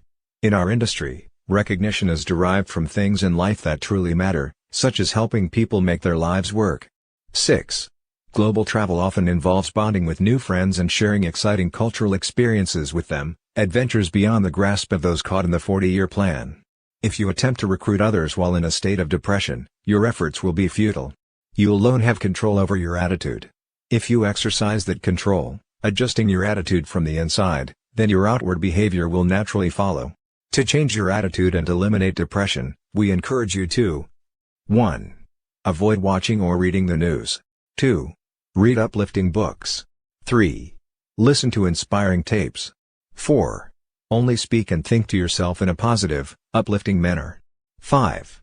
Recall positive emotional experiences from the past. 6. Focus on the future, not on past disappointments that limit your possibilities. 7. Set goals and use affirmations to reach those goals on a regular basis. Striving to visualize ourselves as we want to be is the first step toward change and growth. 8. Avoid negative people or at least negotiate with them to avoid acting negatively around you. Don't ever give up on your goals. An affirmation is a trigger tool, a positive statement of belief, written and repeated as if the goal were already an accomplished fact. As you visualize the new, believing ardently that what you visualize is happening to you at that very moment, you gradually begin to shed the old. It is then that change begins to occur. As many as 95% of those who remain in this industry for 10 years or longer, working steadily at building their groups, reach the highest pay level in their respective companies, so just don't quit. Chapter 4: Blocking the False Expectation Tank. Win through integrity rather than exaggeration. Ours is an industry that has acquired a reputation for producing millionaires. As a result, people feel they've somehow failed if they aren't earning $100,000 a month during their first year. Even worse than this false expectation of premature wealth is the notion promulgated by a number of misguided distributors that success in MLM requires no significant effort and no major time investment. The truth is, this is a work industry. Those of us who have achieved high incomes have applied ourselves diligently to succeed, and we have stayed with it for a number of years. Equally wrong is the idea that you need not do anything except send people to a weekly hotel meeting and the leaders will do all the rest. In those meetings, some leaders have been known to indeed do it all, including signing up your prospects for themselves. This is a home-based industry where rewards are commensurate with effort. In this chapter, we will take a close look at what we call the false expectation tank by exposing and carefully refuting many of the myths used to recruit unwitting distributors. We will replace them with the actual facts about your first-year efforts. An analogy: imagine the following scenario. Basketball superstar Michael Jordan just happens to be sitting in a coffee shop in Chicago where you and a friend have chosen to eat breakfast. You recognize him immediately, of course, but the last thing you want to do is pester him on a Sunday morning. The table next to his is vacant, so you sit at that one to be near him. As you are sitting down, you notice that Michael's two companions are both in wheelchairs. One of them is a paraplegic and the other has a metal brace on his leg, probably indicative of multiple sclerosis or some other muscle disease. They are both in their late teens. You sit down with your back to Michael, but you're so close you can hear his dialogue. You don't mean to eavesdrop, but you can't help but overhear the conversation. "Jim, Danny, I know you both may not believe me, but many of us in the NBA earn over $30 million a year because we were willing to pay the price of hard work and countless hours of effort. I started practicing when I was your age, and I never stopped believing that one day I'd make the team. You owe it to yourselves to look at this." Michael, you notice out of the corner of your eye, hands one of the boys a piece of paper. The adolescent looks at it closely and exclaims, "My God, Mr. Jordan, that's more than my dad made over the past 10 years and he's a doctor." "I know," responds Michael, "and that's just 1 month's income." "Jimmy, look at this," Danny says as he stretches just as far as he can across the table to hand him the check. Jimmy takes one look at the $2.8 million check and shakes his head in utter disbelief. He's never seen this kind of money and can hardly imagine it's possible to earn so much in 1 month. As they both continue to stare at the check, Michael then interjects, "And you know what, guys? You can do it too. Why get involved with some menial job when you can get into something with unlimited potential like playing for a pro basketball team?" You shake your head and glance back quickly to make sure your eyes have not played tricks on you. Nope, they are both in wheelchairs. He continues, "I'm not saying you won't have it tough, we all did. I was actually cut from my high school team so I understand the pain of failure. But I didn't give up. I practiced and practiced until I could shoot from anywhere on the court and even rip the nets half the time. I've seen you do some remarkable things, Mr. Jordan." "Yes, Danny, and you can too. I'm not discounting for a minute the difficulties and challenges you'll both face. But I want you to know that you can do anything that you set your mind to do. You really do have unlimited potential, and don't let the fact that you're both confined to wheelchairs keep you from trying. Make me proud. Work hard, give it everything, and one day you too can live the life you want to live, and I know you'll deserve whatever you earn." Of course, such a scenario could never occur because Michael Jordan knows good and well that those wheelchair-bound adolescents cannot reach the NBA. Impairments of some kind keep millions of people from having the opportunity to rise to the top of virtually every field of endeavor. Physical, educational, intellectual, and experiential handicaps keep most people at the bottom of the traditional corporate pyramids, such as IBM or Coca-Cola. These are the real pyramids in our society, where workers at the bottom are the lowest paid and the first to be let go in times of crisis. While some few move up through the system, no one has a prayer of earning what the man at the top earns, much less of replacing or surpassing him. Yet, it is conceivable for virtually anyone to reach the top in MLM because there is no challenge that can't be overcome. And every word spoken by Michael Jordan in this hypothetical scene could genuinely be addressed to these two physically handicapped young men regarding the network distribution industry. In MLM, even those who are timid, uneducated, or have no track record of success are often encouraged to believe that they can earn $1 million a year just like so many leaders in this industry. In network marketing, everyone is given the benefit of the doubt, and has the possibility of transcending the highest earner in the company. There is nothing to hold you back but the limits imposed by your own mindset. Having said that, we now want to distinguish between the potential of this business and the reality of what it takes to achieve success. While it's true that everybody, regardless of their handicaps, can achieve upside earnings potential in network marketing, we are concerned about leaders who imply that great success in this business is easy. Sometimes after years of hard effort, all resulting in failure, some people who truly are not cut out for this business continue to be misled that they can still reach the top.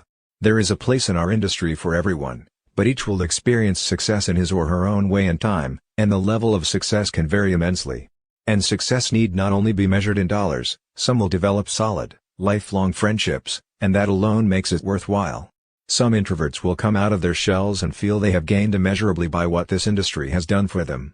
Others will earn a few $100s a month and be thankful that they have something of value to do, and a little spending money besides.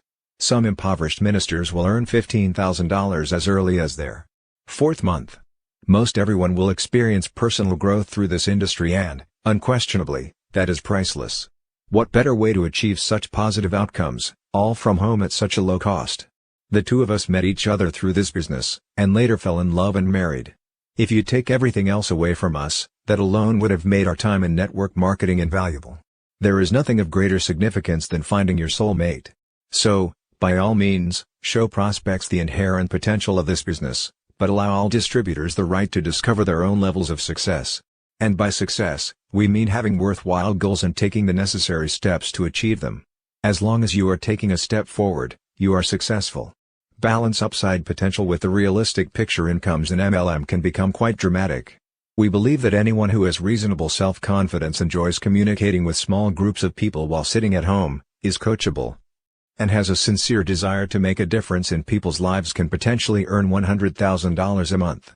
However, it is important to paint a realistic picture of just how much hard work is involved in achieving financial security and time freedom. Too many distributors fail to tell the truth about the necessary effort. A recent advertisement in USA Today offered the following description of an MLM opportunity. No sales, no inventory, no monthly quotas, no personal or group sales volume requirements. No meetings. Just call phone number to get started. This ad was intentionally misleading.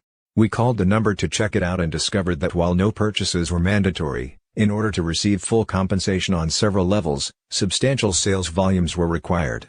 Here's the question: if a leader is going to advertise in the business section to find other entrepreneurial leaders interested in big money, why imply that no inventory or monthly sales are necessary? That's not only misleading, it's fraud. And we believe the Federal Trade Commission and other regulatory agencies are correct to go after such marketers and companies. They deceive innocent people into believing that MLM, like the lottery, is getting something for nothing. And in case you think most people are smart enough to avoid such preposterous claims, take a close look at how many men and women bet family food money on a 1 in 10 million chance lottery. Let's examine what is required to earn big incomes. Network marketing income is a direct result of the amount of wholesale products and/or services purchased by those individuals in your organization. Since most families only purchase as much as they need and use, a sizable organization is necessary to provide a large income, lots of people ordering and using a little bit. Huge organizations are developed by individuals who personally recruit large numbers of frontline distributors and, as capable educators, teach them to duplicate their process. Our industry's leading company built a multi-billion-dollar, global empire one person at a time over a 4-decade period. In essence, MLM is much more a teaching profession than a sales profession. Those who make it to the pinnacle of any company are usually good communicators in a one-on-one sense. Being able to deliver a speech to a large crowd is absolutely unnecessary. Duplication is what is critical. It doesn't matter how tremendous we are as individuals, but rather how great we are at teaching others to duplicate our system, as you've already read in many of our stories. But we don't want to create false expectations by waving the oversized checks in front of people without also discussing what it honestly takes to earn them. Understating the hard work and perseverance to achieve great success is the most often utilized strategy by those who create false expectations. Most people will quickly see through the false promises in a very short time and then quit. We are irrevocably convinced that the extremely high attrition rate among first-year distributors stems directly from being bashed by the false expectation tank. In this chapter, we'll take time to address many aspects of this problem, including the one that catches so many newcomers to our industry completely unaware. An unrealistic assessment of how much work is required to earn the huge incomes. Misguided belief that this business requires no effort. Consider a hypothetical situation. Steve goes to his first network marketing presentation and is immediately struck by the exponential growth potential. For the very first time in his life, he realizes the possibility of unlimited income. But here is his problem: even though Steve knows literally hundreds of excellent prospects, he is currently earning $100,000 a year in a management position with a software firm, and is spending as much as he makes. So, the thought of quitting before he has replaced his income is simply irrational. During the question and answer period of the presentation, Steve asks if he can stay behind and visit with the presenters, Bill and Angela. Of course they agree to speak with him privately. After everyone is gone, Steve explains his money situation to the successful couple. Instead of telling Steve the truth, namely, that he is going to have to work very hard for a year full-time, or perhaps for 2 or 3 years part-time, in order to replace his income, they create false expectations. Bill says, "No problem, Steve. You've got a Rolodex full of high-caliber prospects, and Angela and I can work those people for you and then stack them on your front line." Of course, that will never work because Bill and Angela already have their hands full building and maintaining their own front line. They might try, but experience has taught us that no one can do this business for anyone else. And we all know that friends respond best to hearing about a business opportunity from friends first. Then, a successful sponsor or upline can reinforce what the curious prospect has learned from his friend. The power of networking is at its highest peak when it is friend telling friend. But Steve cannot possibly know all of that at this stage, having just been introduced to the industry. So to him, it sounds good. Based on what Bill has told him, he signs up, makes a list of his top 200 prospects, and turns it over to his sponsor. The false expectation tank hits Steve hard and fast. It doesn't take very long for him to realize that he is not going to get something for nothing in this business. Even if Bill makes good on his promise and signs up a few quality distributors on Steve's front line, Steve will still have to roll up his sleeves and work extremely hard, or the people beneath him could roll past his pay levels. But what ordinarily happens is that Bill can't convince Steve's friends to do something when Steve is not actually approaching them himself.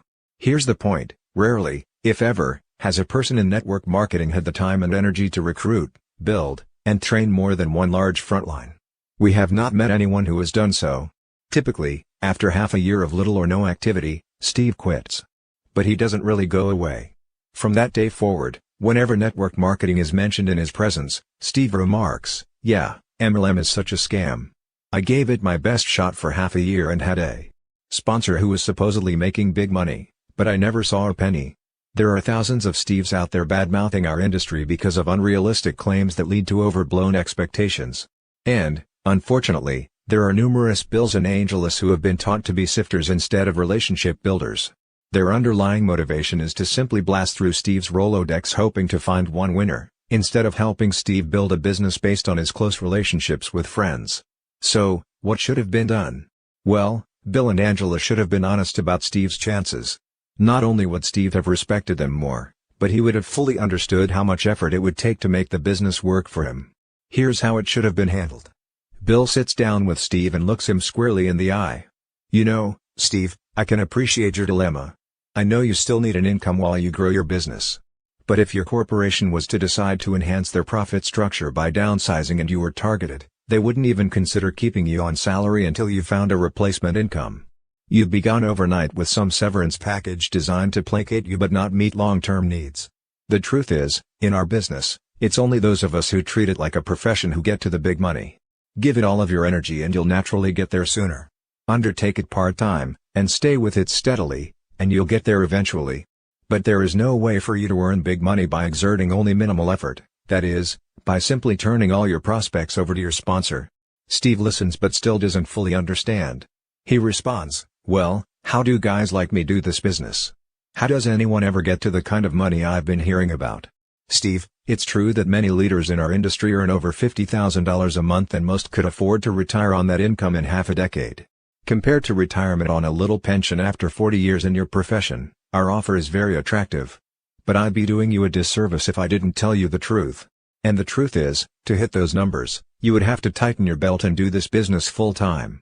The other option is to work very aggressively part-time until you've replaced your income and then go full-time. If you decide to do it either way, great. Angela and I will work with you side by side until you reach your goals. Otherwise, let's just sign you up so your family can use our products and services at wholesale prices, and I'll touch base with you again in 6 months to see if your circumstances have changed." Can you guess what Steve will do? He's going to go home and give this business serious consideration. He has no illusions about how hard he's going to have to work and, frankly, he respects Bill immensely for his honesty. Bill shot him straight, thereby preventing Steve from being a target of the false expectation tank altogether. He's going to carefully think it through. Either his future is brighter in network marketing and he is willing to make the gutsy move to live off his savings for 6 months and give this business his full-time effort. He'll choose to take the precautionary approach and replace his income first by remaining on his job and working the business part-time, which will take substantially longer. Or he'll order some products or services at wholesale and become a good customer. If he chooses against all of these options, at least Bill ends up with a great prospect he can call every 6 months until the time is right, instead of creating an angry distributor who, because of misinformation, now bad-mouths the entire industry whenever possible. Remember, in the network distribution industry, honesty is everything. Cheat someone at work and 8 office workers will hear about it. Cheat someone in our industry, and 200,000 people in 20 countries know about it within a week. And when an upline distributor deceives a downline distributor, it is not easily forgotten or forgiven. It is the most detestable offense in our business. Think about it in terms of your own company. Those who are guilty of cheating others are the most despised people. And the sad part is, no matter how many apologies you make, once it is done, you can never recover. Your reputation within the company is irreconcilably damaged. We've seen it happen in several companies, and it is one of the most easily avoidable tragedies of our business. Our industry affords us daily opportunities to discover our true worth. There are countless moments when we are faced with situations that require moral decisions. Each one is a personal test of our integrity, and sometimes no one will know but us, but we are challenged more than anyone in any field of endeavor to raise the standards of human values. This integrity must begin with our very first presentations. Tell the truth about your marketing plan and the tremendous amount of work necessary for success. Offer your support, but never offer to do work for a new distributor that you barely have time to accomplish for yourself. The more honest we are about the hard work in our business, the less attrition we will experience and the more respect we will build for our industry. Unrealistic assumption about the numbers needed to succeed. Beware of the unrealistic assumption about the number of individuals that you need to personally recruit. Some companies have joined with field distributors in an effort to further the myth that you need not be particularly prolific in sponsoring people in order to prosper. Bunk. While there are exceptions, most successful leaders have had to sign up large numbers on their front line. Most of the truly big-time income earners in the field of network distribution have, over time, personally sponsored at least 100 frontline distributors, and many have sponsored even more. However, there are always some exceptions to this rule, and Michael DiMuccio of Kyneburg, Ontario, is one such example. After struggling for 13 months in one MLM company, Michael found another that had remarkable products with which he could readily identify. This is how he describes his experience after joining the new company. During the initial launch phase, I prospected about 100 people and recruited 26 frontline. By placing so much emphasis on the relationship between myself and those 26 recruits, 5 became long-term business partners. Not everyone who signed was as committed as I was, or, obviously, they would still be with me. Yet their contribution in the beginning added synergy, excitement, and volume that helped produce my personal success story. $126,000 group volume in the opening month that generated about $15,000 in personal income. This success added fuel to the fire, and the momentum continued over the next 3 months. I didn't recruit for almost a year after this. Instead, I put into place an infrastructure for communications and recruiting, and developed a model that could be duplicated for presenting and training. I went back to work by launching Mexico, where I recruited 5 new legs and produced around $150,000 in the opening month's sales, almost entirely from a cold market. 6 months later, my average income had grown to $20,000 per month. By this point in time, I had recruited perhaps a total of 30 to 35 frontline distributors. I then set my sights on the Quebec market, prospected about 45 people, and recruited 5 new legs, 2 of which have reached a monthly income of about $12,000. I then had the good fortune to be referred to a tremendous businessman from Manitoba. Launching his business yielded the highest return yet. Dealing only in a warm market, he recruited 12 of his 13 prospects, 4 of which exploded in the first month, followed by 2 more in the next 60 days. His launch generated a record $219,000 in group volume and netted him $17,900 in personal income. As a result, my income rose to an average $40,000 per month. Success breeds success. Now, with relatively little effort, I've sponsored and recruited 12 new legs over the last 18 months, with 4 of them averaging $2,000 to $8,000 monthly. At the same time, I helped my leaders expand and took my monthly income up to $100,000. Today, at 33 years of age, after nearly 6 years in the business, I've personally sponsored 60 frontline recruits, 6 of which average a monthly income between $8,000 and $45,000. 3 taken approximately $2,000 to $4,000 per month, and a few more are just getting started. Many people deserve the real recognition for my success, but suffice to say that I've enjoyed an extraordinary career in an incredible profession. Michael was acknowledged as Distributor of the Year by his company for these outstanding achievements. We are currently developing strategies to make stories like this become the wave of the future in network marketing. As these kinds of ratios become more attainable in our industry, we will see a flood of new associates joining our ranks over the next decade. Those new to network marketing should have a simple understanding of the four most popular types of compensation plans: the breakaway, the uni-level, the matrix, and the binary. There are other hybrid plans that are a combination of these, but in general, these four are the most widespread. Admittedly, the following explanations are a bit oversimplified, but understanding them in depth is not necessary for a first-year distributor. Having a basic grasp of these compensation plans is all you'll need for now. The oldest and most traditional is the breakaway plan. It allows distributors to recruit and be paid on an unlimited number of frontline associates. When leaders emerge by meeting the basic requirements set forth by the company, they break away from their upline executives, thereby forming their own organizations. In a breakaway plan, leaders receive a commission on unlimited levels generated by everyone within their own circle volume and, based upon the number of breakaway leaders on their frontline, they are paid a commission on a designated number of levels of their breakaway groups. Even though a larger percentage is generally paid on the circle volume, the real money is made in the massive numbers generated in the breakaway groups. Since the emphasis in a breakaway plan is placed on numbers of distributors on your front line, it is difficult to mislead new associates about the fact that it takes lots of sign-ups to receive the full benefit of the compensation plan.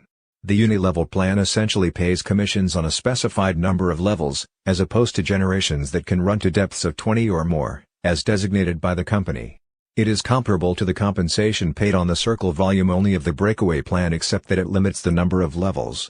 A uni-level formula, of course, has no breakaway system, but it is similar in that the only way to make money is to sponsor significant numbers on your front line, thus increasing the chances for greater exponential growth.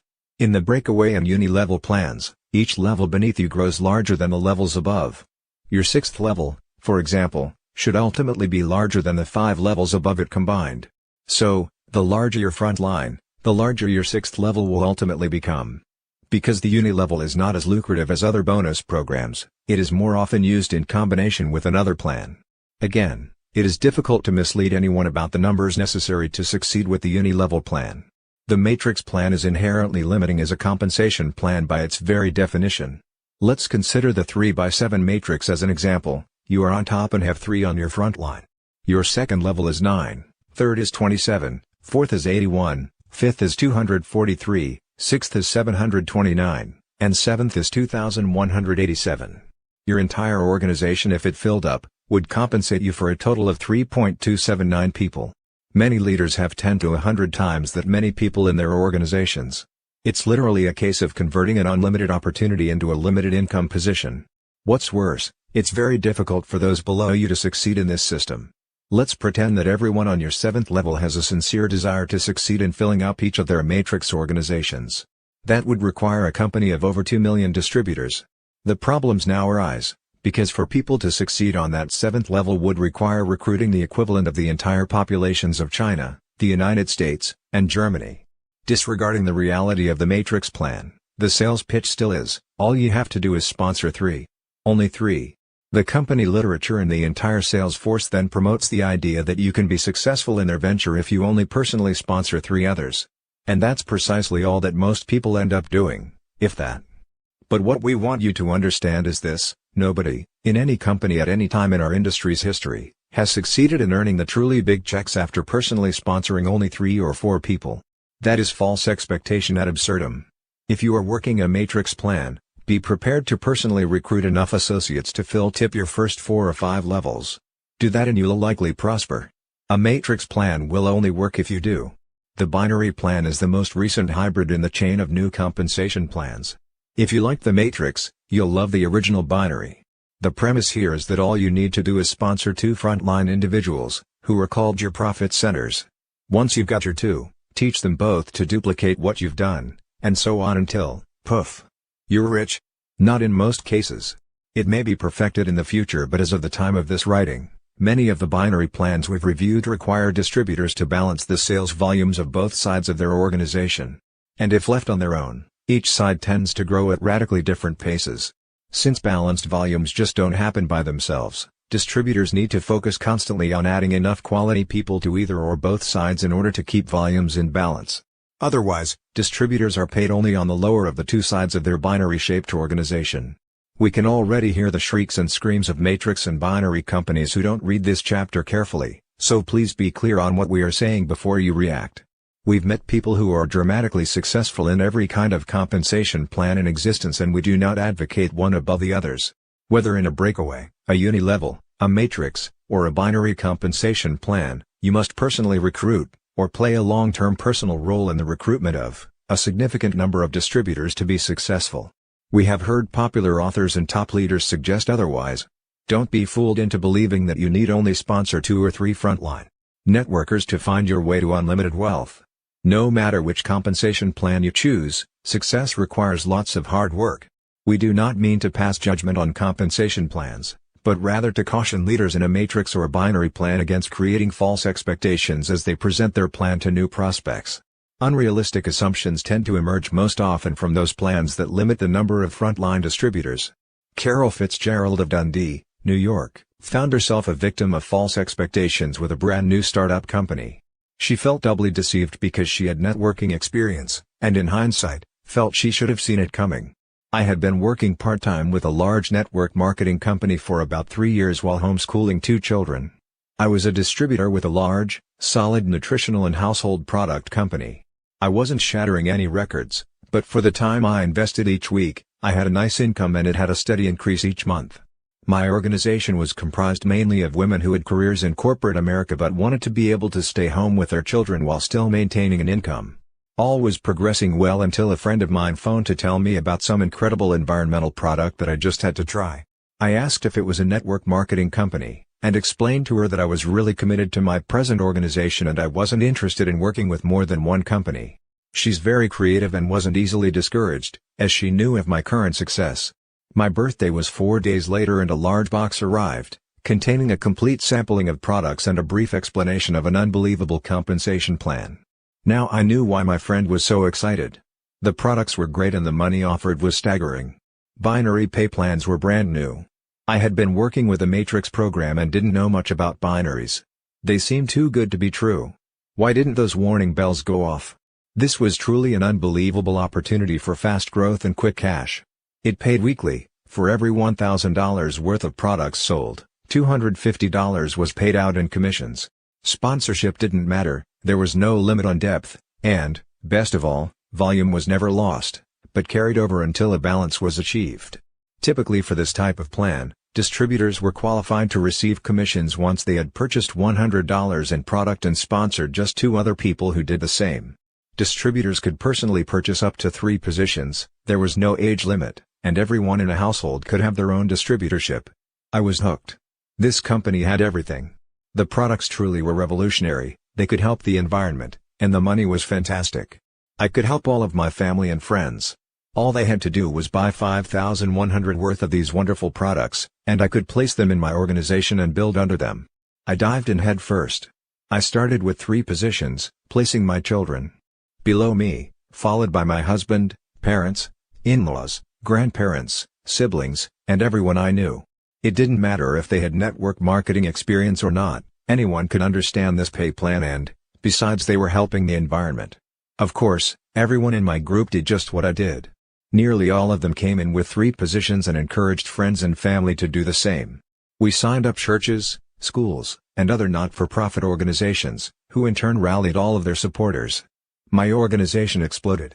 This was truly what networking was supposed to be. My products arrived the second week. We didn't have distributor kits or training manuals yet, so I wrote materials for my group to use. The company liked my tools so they used them corporately. I organized conference calls, and conducted training sessions. The money was rolling in and everyone was thrilled. Then it happened. Delivery of products started being delayed, and checks had mistakes. The principals of the company told me that it was the tremendous growth my group had caused and that it was a good problem to have. I was assured that they were hiring extra staff to clear up the problems. We continued to fax in hundreds and hundreds of applications. But I was concerned enough to start tracking my own organization. I had all of my group fax their applications to me so that I could monitor the growth. I discovered a major discrepancy in what was owed to my people, and immediately jumped on a plane armed with my charts. When I arrived, the corporate heads looked at my documentation and were aghast. They had no idea the problem was this severe. They brought their programmers in and decided that they had a programming error and would have to re-enter all of the thousands of applications in order to fix it. Of course, we shouldn't lose momentum, so I was urged to remain positive and keep recruiting. They claimed to have fired the person who was responsible for fouling up product orders, and I was guaranteed that everything would be back on track within 2 weeks. We kept on recruiting. Even though checks and product orders were sporadic, they seemed to be trying. Then came Black Monday. It started when my mail arrived and I found out that my last 2 checks had been returned for insufficient funds. The phone started to ring and people were no longer thrilled. Hundreds of people had all received the same mail and they all had my phone number. The company phone number had a recorded message saying that it had been disconnected. Reality set in. When I finally reached the president of the company, he explained that this situation was all my fault. It seems that they had never planned on someone completely balancing her organization, and worse yet, teaching everyone to do the same. My balanced group had maxed out the pay plan after only 8 levels, and my organization reached more than 30 levels totaling several thousand distributors. The company closed its doors, teaching me a lesson and giving me a birthday present I'll never forget. Unfortunately, it also left my family and many of my friends with very negative feelings about network marketing that have taken me years to overcome. I still have a copy of my largest, uncashable check in my daytimer to remind me that, in network marketing as in any other business, there is no get-rich-quick program unless someone gets hurt. Slow and steady definitely wins the race.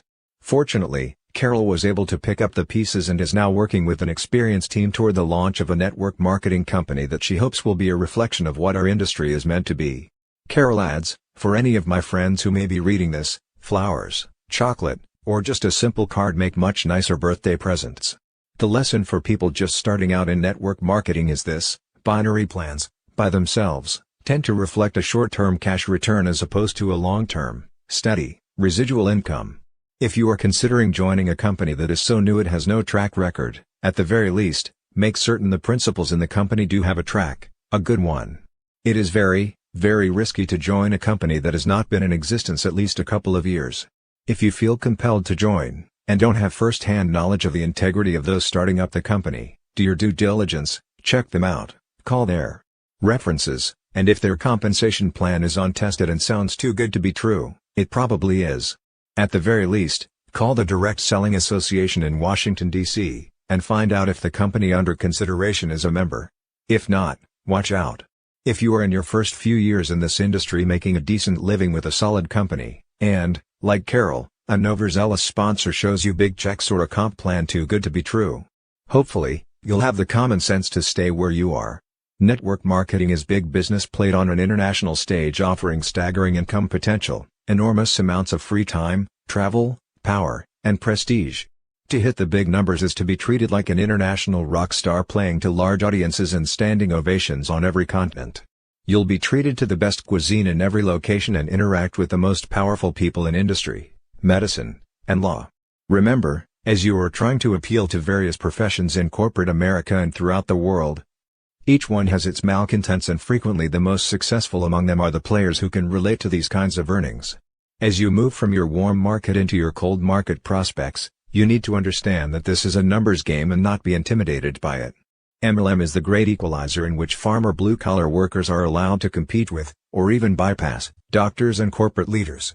Perhaps from the standpoint of workloads and maybe with respect to the number of people you actually have to sponsor, you were falsely induced into MLM.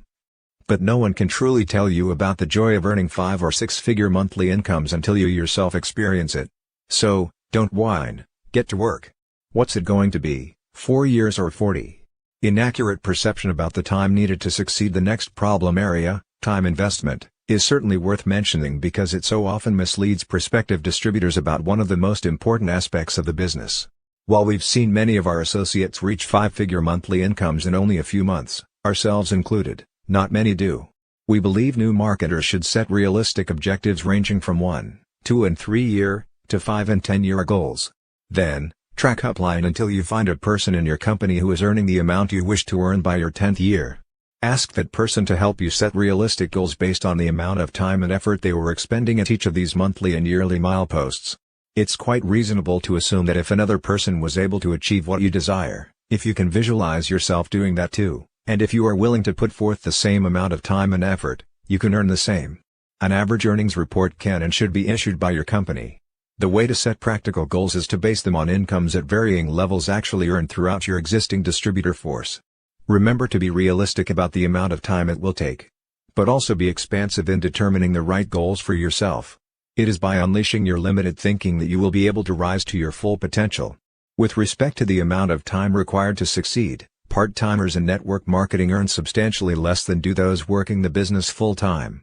If a full-time person is earning $5,200,000 a month, a new person might quite logically assume that if she works half the time, she could earn $100,000 a month. Not necessarily true. The most Renee ever earned as a serious part-timer, who, because of her elected position to a 4-year term in public office, could not quit until she had completed her commitment, was not even 10% of the amount we've earned together working full-time. It's because this is largely a business of duplication. Part-timers attract part-timers. If you are the leader and part-time effort is good enough for you, then part-time will seem appropriate to everyone you recruit. On the other hand, if you are working very aggressively, treating this like big business, so too will more members of your downline. Ask yourself a simple question: when was the last time you met a person who became a millionaire in his spare time? Prosperity is a full-time venture. Our book Power Multi-Level Marketing is dedicated to teaching how to build a large, dynamic multi-level marketing organization and the inevitable differences between working part-time and full-time. We have researched numerous companies with respect to average part-time and full-time incomes. You simply cannot accomplish full-time goals on part-time effort. Obviously, those who give this business their all should arrive at their goals more expediently. If this is an option for you, and if you have 6 months of staying power on the money you have in savings, then we highly encourage you to carefully select your company, and give it everything you've got. There has never been a more lucrative time to get involved with this industry, nor has there been better public receptivity to the concept of networking as a viable business. If you believe in yourself, the organization you've joined, your company, and the industry, then simply tell the world of your discovery. That's what Mark did, sometimes putting in 60 to 70-hour weeks on fire with enthusiasm, and within 3.5 years his efforts earned him his first $100,000 monthly check. If responsibilities, financial constraints, doubts, or just good, common sense hold you back from beginning this business on a full-time basis, then Renee may be someone for you to emulate. Although only part-time, while serving full-time on the Board of County Commissioners in Reno, Nevada, she treated her network marketing business like a real business. As she explains, I stayed with a consistent regimen, prospecting 12 to 15 people every single day, holding a presentation in my home for at least 15 prospects a week, gathered in 2 to 3 separate meetings, all of which resulted in my sponsoring a minimum of 5 people a month. With extra time invested on the weekends, the number of people I sponsored could sometimes run as high as 10. By never letting up, even though I had a busy professional schedule, I reached $100,000 annual income after 1.5 years in the business. Consistency is critical, whether you are approaching 5 or 30 prospects a day. There is nothing wrong with telling people the possibilities in this industry. The true stories are intrinsically strong in themselves. There is no need to exaggerate, but everyone needs to know the amount of productive time and focused effort we invested to accomplish these goals. We weren't attending someone else's meetings, we were conducting our own. We weren't managing our downlines, we were supporting our frontline associates by helping them close their prospects, and thus building organizations that duplicated our efforts. Faulty premise that upline will do it all for you. Many new distributors are recruited by being told they need not work hard. All they have to do, they are assured, is send their prospects to an upline's hotel meeting, and their sponsor or upline will do the presentations and close everyone for them. But let's get back to the basics. The definition of networking is friends telling friends. But you must be involved.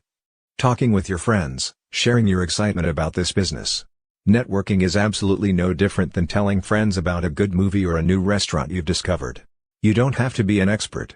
You don't know who directed the movie or where they went on location to film it. You don't know who choreographed it or who wrote the musical score. You may not even remember most of the actors in the movie. All you know is that you loved it. It made you laugh or cry or just feel good. So you tell people.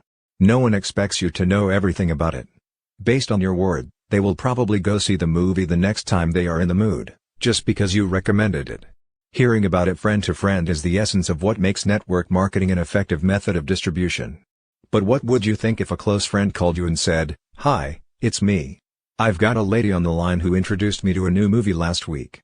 We went and saw the movie and liked it so much that we both called you. I'd like you to speak with her. She's on the line to answer any questions you might have about the movie because she's seen it more times than I have. Get the picture?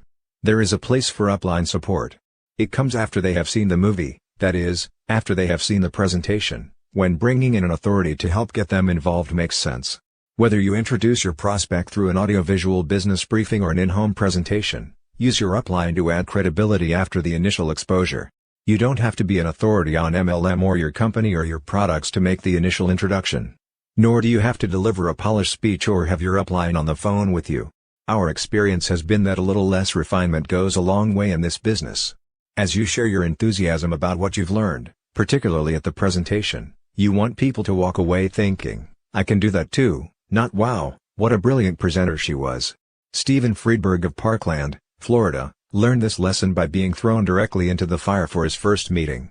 Believing that his sponsor was going to do his first meeting for him, Stephen invited several of his friends and encouraged them to bring a friend. 5 minutes before the meeting, with 19 people gathered in his living room, Stephen found out that his sponsor couldn't make it. At that point I came close to having a massive heart attack. I was so scared. I was sweating so much that my glasses fell off my face. I was shaking so hard that, for the life of me, I couldn't draw a straight line on the board. The meeting that was supposed to last an hour took only 19 minutes because I had told them everything I knew. To make matters worse, someone I had already sponsored filled the empty minutes by taking over the floor, shouting to everyone, "You can do it," while striding from one end of the room to the other. All I could do was pray that the floor would suddenly open up and swallow me, sparing further embarrassment. It was my worst nightmare, until the next day. 3 people signed up and my business was off and running. Although we do teach sponsors to do the first couple of meetings for their new associates. This story shows what can happen when people are left with no options but to go out and, in the words of the great Nike, just do it. This is a business of teamwork. Don't be misled by the false expectation that somehow your upline is supposed to take you by the hand and do everything for you. But at the same time, the reason we are compensated multi-levels is because, as we plant the seeds with our prospects, our upline mentors are there to water those seeds for us. Then, as your people bring in interested prospects, you are there to help close their people for them. It is not a matter of upline doing it all. It's about all of us doing our parts, making the whole organization function as one healthy body. Remember, you don't need colossal support nearly as much as you need to be a major support for others. When that sinks in, you'll truly begin your march toward wealth. But you will argue, "I'm not making the big money yet." It doesn't matter. Most people only need to hear the same thing reinforced, the old 1-2 punch. If the subject comes up, "How much are you making?" let them know that you are still in the early building stages, but give them the private number of a specific person in your upline who is making big money. Our experience is that only a small number of them will follow through and call. What they really need is to hear that what they've been told is being accomplished by someone beyond their friend, someone to whom they will also have access. But when they do follow through, the big earner needs to be accessible. Clarification of retirement. The definition of retirement is the total withdrawal or separation of oneself, thereby indicating the end of a career. Have you noticed that the topic of retirement comes up at virtually every opportunity meeting conducted by a leader? This is a false expectation often promised and seldom realized in network distribution. This business is just too much fun and can even be conducted by telephone from an easy chair. Many of us use the word retirement loosely in our first approach with prospects, but what we mean is that after a certain period of time invested in the business, we can ease up dramatically. At a certain point, we no longer have to spend our lives prospecting people to achieve wealth and independence. But we must find an appropriate means of sustaining our support and accessibility to those who count on us. When any network marketing company allows vesting, retirement without any further production requirements, few distributors choose to actually retire completely. A real leader makes plenty of time for his family, most often creating a lifestyle that blends quality free time with quality work time. But that leader usually continues to be accessible by telephone and never allows the rumor to circulate in his downline that he is fully retired. That could be a mistake, and should be avoided. But don't allow this retirement issue to disturb you. Here's why. First, there is no other business in existence that has such universal application but also offers the rewards of network marketing. Not everybody can be an athlete or an actress. Not everyone has the funds to purchase their own franchise. But almost anyone can do network distribution on some meaningful scale. And once it's in your blood, it is nearly impossible to do anything else. Twice we've tried to retire and both times we've convinced ourselves that no other productive endeavor is nearly as fun. According to the eminent psychiatrist William Glasser, All of us have two fundamental needs in life: the need to give and receive love, and the need to feel worthwhile to ourselves and others. The two times we cut back considerably, we quickly discovered that we missed the interactions with friends and acquaintances we've made through our business. We soon discovered that recruiting and training new distributors is more fun, challenging, and rewarding than most other productive endeavors. Whatever we tried, we always ended up coming back to network marketing. Perhaps we're hooked because this industry involves such a variety of experiences. When we write, speak to groups, or work one-on-one with people on the telephone, we are involved in personal growth, marriage counseling, family values, company politics, integrity issues, small businesses, global businesses, and a variety of different cultures from all over the world. The personal goals and entrepreneurial dreams of every single person with whom we interact are of paramount importance to us. Given both of our backgrounds, it has proven impossible to find another profession with such a dramatic impact on so many people. We don't care how often you've heard about network marketing retirement. The truth is, our downline will always strive to duplicate us, and the last thing we want is a downline of retired leaders. Craig Bryson, a major international player in networking, has always warned leaders in this industry about the trickle-down effect. Any company that allows vesting or retirement without any monthly production requirements could eventually destroy itself from the top down. We concur. In fact, many of the top MLM companies offer 1 or 2% of total profits to be shared among its leaders, or, in lieu of that, have created an addendum to their compensation plan that provides its leaders with the incentive to continue being productive. This is not only valuable for the leaders, but also for the downline distributors who tend to duplicate their upline's activity, or lack of it. Remember, whether you are speaking to groups of 5 or 500, don't dangle the retirement carrot in front of prospects without qualifying it. Better yet, focus on MLM's ability to bring about self-determination in their lives. Most people would be very pleased if they could just spend 10 or 20 hours each week at home with their families, hours they currently must spend in the office. Because we love what we do, it is sometimes difficult to know when work stops and play begins. Instead of 12-hour days, we now spend a few hours in productive work and the rest of the day in activities with our family, playing tennis, snow skiing, paragliding, and reading or writing books. Because of the freedom allotted us in this business, we are able to take time out to write or teach classes, like the certification course we teach in America and Asia with Dr. Charles King. But our outside work is not limited to network marketing. Mark is currently writing a love story, and Renee is writing a self-help book based on her own life experiences.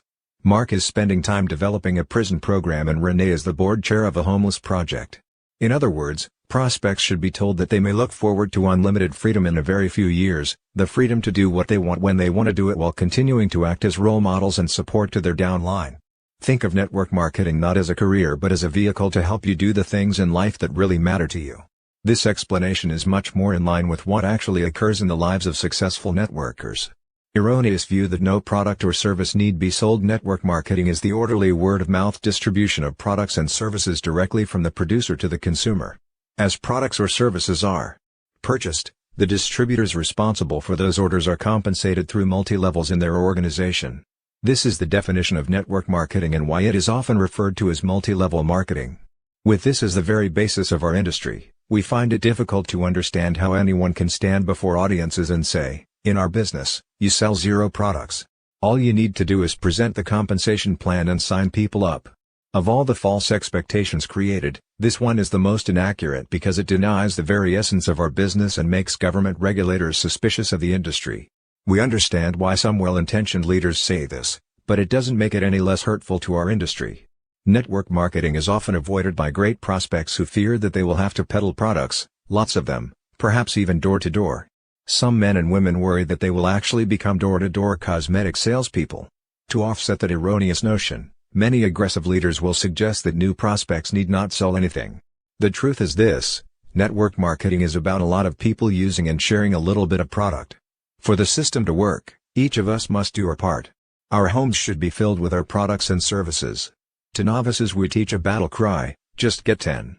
After personally using the products or services, we insist that our new frontline distributors begin by finding 10 customers among their immediate family and close circle of friends.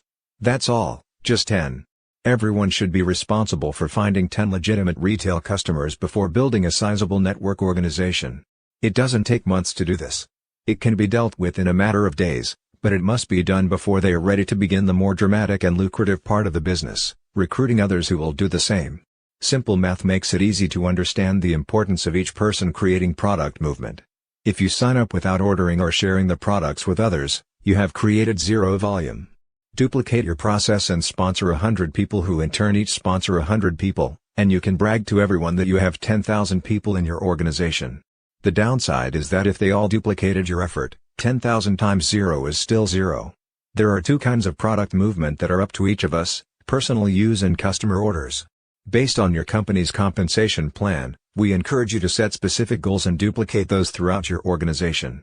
For example, we encourage our distributors to strive for $500 a month of personal sales volume. That includes the personal use of the distributor's immediate family and customer orders from the rest of their family and friends. For those men and women who are completely business-oriented and simply can't envision conducting product demonstrations in clinics, here is what we suggest. Once you have begun using the products and/or services yourself and have found your 10 customers, put all of your energy into prospecting for business builders.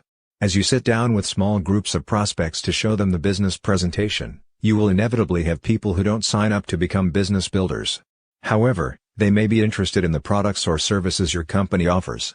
Without having gone out of your way, or exerted extra energy, you simply service those people as retail consumers. Others will sign up, interested only in getting the products at wholesale. Instead of joining Sam's Club or Costco and paying an annual membership fee, busy consumers are learning that, through our industry, their products and services can be delivered to them directly. Teach your people who are resistant to product sales how easy it is to create customers out of those prospects who come to the recruiting meetings but decide not to participate in the business.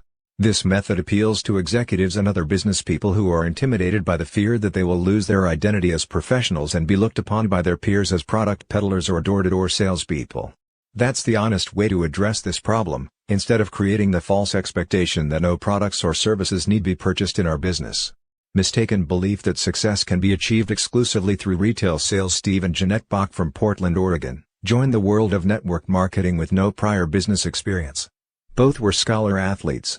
Steve played professional football with the Detroit Lions for 5 years, and Jeanette still teaches peak performance aerobics. As they explain, the attraction for us was big money and free time. We embraced the product line wholeheartedly, but made the fatal mistake in the beginning of not seeking out upline mentors who had previous success in the business. We built a retail base of more than 100 customers and looked at our check after 1 year in the business and said, "There's got to be a better way." There was. Our new focus was on duplication, keeping it simple, and constantly adding new recruits to the pipeline. Once we instilled these principles into our personal business, it was easy to teach others. When you stay busy looking for people who are at the right place and time in their lives, you don't worry about the ones who say no. Today, our life works. We've replaced our NFL income and, more importantly, our time is our own. So many people come into this business hearing about the upside potential, and believing that all they have to do is sell some products to get to the big money. Not true. Ours is a business of each of us doing our little part of moving products or services. As with Steve and Jeanette, the money comes once you successfully recruit a large downline and duplicate that process. The average person will not be responsive to hype. People today are much more sophisticated than they were 2 or 3 decades ago. We've all been bombarded with millions of slick, Madison Avenue advertising campaigns before we reach adolescence. By the time we reach maturity, we've seen our share of carnival barkers, sales professionals, and pushy, arrogant marketing reps. A 20-year-old today is more jaded and cynical than a 60-year-old in 1940. The very last thing people want is a high-pressure pitch on an MLM opportunity. Most people today can smell a rat the minute it emerges, and can easily see through lies and fabrication. Our business already seems too good to be true. There's absolutely no reason to attempt to make it even better with false statements about exaggerated income, early retirement, or zero sales. We suspect that most professionals avoid our industry because it doesn't make sense that an ordinary person with only a high school degree can become a millionaire in 3 years with virtually no risk and no capital. When a thinking person is exposed for the very first time to network marketing by a competent leader who simply articulates the facts honestly, one of two things will occur. Either that prospect will walk away shaking her head in total disbelief, or she'll lose sleep for a week from the excitement of our potential earnings and lifestyle. No one need ever exaggerate nor falsely explain our industry again. The facts are sufficient in and of themselves. Think for just a moment about how preposterous these facts must seem to a prospect who knows very little, if anything, about our industry. Although we all say it in a multitude of diverse ways, Here's essentially what we are presenting to people. We are asking them, first of all, to believe that network marketing is much more lucrative than most franchises, yet to begin it costs less than $100 or $200. If the owner of a great franchise like McDonald's earns more than $200,000 a year after having invested $1 million in the franchise, how on earth does an MLM distributor earn $200 a month on an investment of a couple $100? It doesn't compute. The franchise owner has to acquire property and build a large structure, but the network distributor works at home. The franchise owner pays out $10,000 a week to employees. The network marketer needs no employees. For the first 6 years the franchise owner is nothing more than a shift change supervisor for a bunch of pimply-faced teenagers before he breaks even. In half that time, the multi-level marketer is working 25-hour weeks and thoroughly enjoying her life.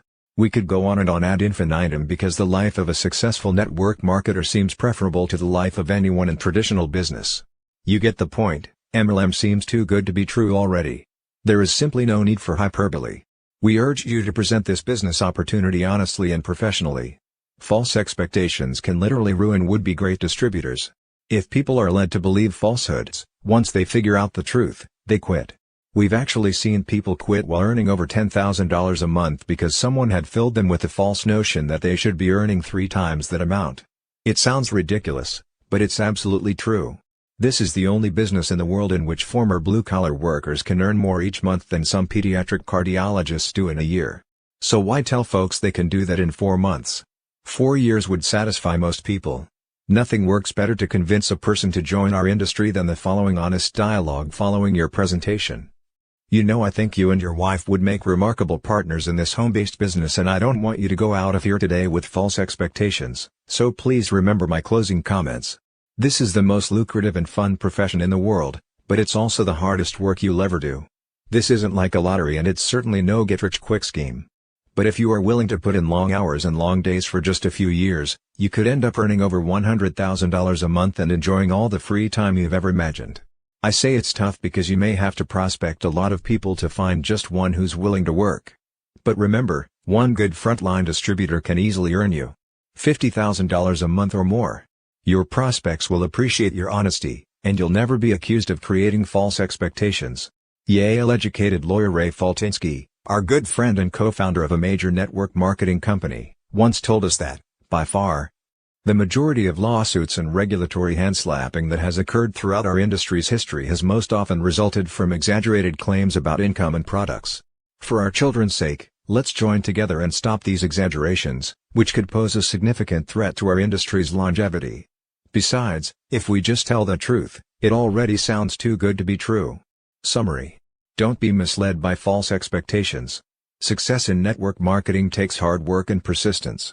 There is no one to whom we could not present the MLM opportunity as a chance for success, but be cautious to distinguish between the fact that, while everyone can, not everyone will.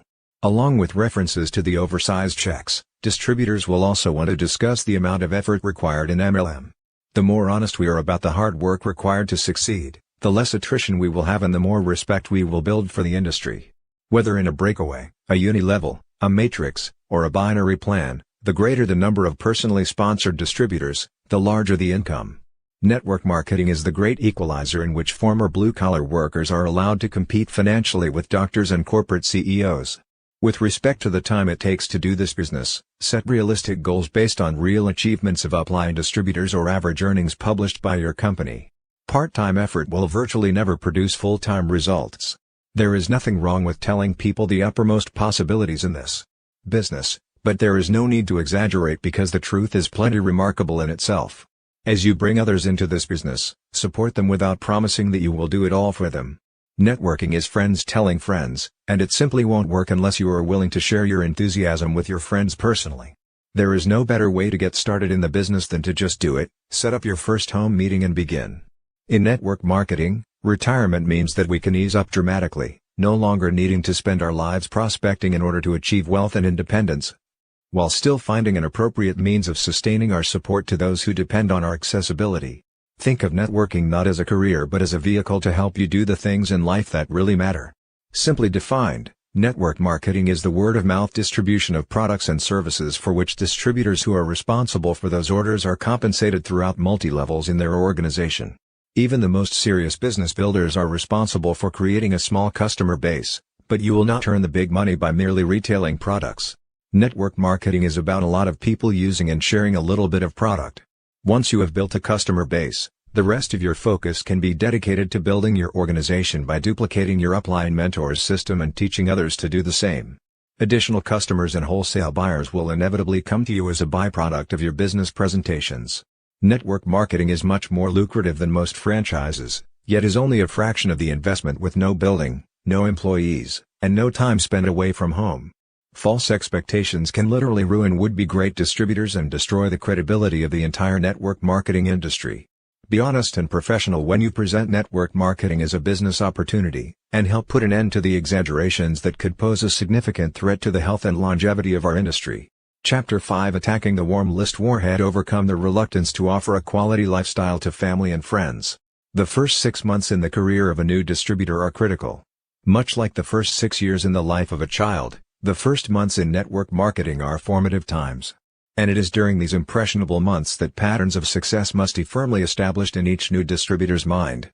Very few people will survive the first year if their first few weeks are misspent, and we believe our industry's high attrition rate can be traced back to seeds of failure sown in these very early stages. Apply what we teach you in this chapter, and you are far more likely to find yourself among the first-year survivors and thrivers rather than a part of that attrition statistic. Fundamental to the establishment of a network marketing business is the creation of what we call the warm list. In fact, it's so critical to success that we've allocated this entire chapter to define, explain, and teach you step by step how to utilize your most powerful resource. A warm list is a group of individuals from your past and present whom you know well enough that were you to pick up the telephone and call them, they would recognize you once they heard your name. The value of a warm list is that for the first few months, new distributors are able to speak with people they know, and more importantly, those with whom they would love to forge a lifetime business relationship. Indeed, one motive for our recent partnership with other experts in the think tank consulting firm 21st Century Global Trust is to educate network marketers how to prosper in the coming century by focusing on relationship marketing, rather than merely sifting through huge numbers of prospects. We are currently working on a simple, easily duplicated system which will allow many more distributors to capitalize on their own warm market relationships, as opposed to the past process of just throwing mud on the wall and hoping some sticks. Furthermore, it matters little to this group of family and friends that distributors are new or that their presentations are mediocre. By beginning with this inner circle, what we call warm contacts, new distributors will be prepared to enter the more judgmental world of cold marketing, attempting to recruit professionals whom they've never met. Should they have to do so? That's when approaching large numbers of prospects becomes crucial. Your warm list is what sets you apart from everyone else in the business. It is your edge for success. Without it, your approach to this business is not terribly different from standing on a street corner selling newspapers. Creating a large warm list. The larger your warm list, the more solidly you will establish your business. By age 30, social psychologists have noted, the average person literally knows 2,000 people on a first-name basis. One of the first steps for new distributors is to begin making a 2,000-person list of people they know personally. We can hear the gasps and sighs already. Why do we recommend such a large warm list? If distributors are asked to create a 200-person list, they will average 60 or 70 names and feel proud. If they are urged to target 10 times this many, they will generally come with hundreds of names and apologize for being short of the goal. Once you are well on your way with your list, select your top 25 people, those with whom you would most enjoy being in business.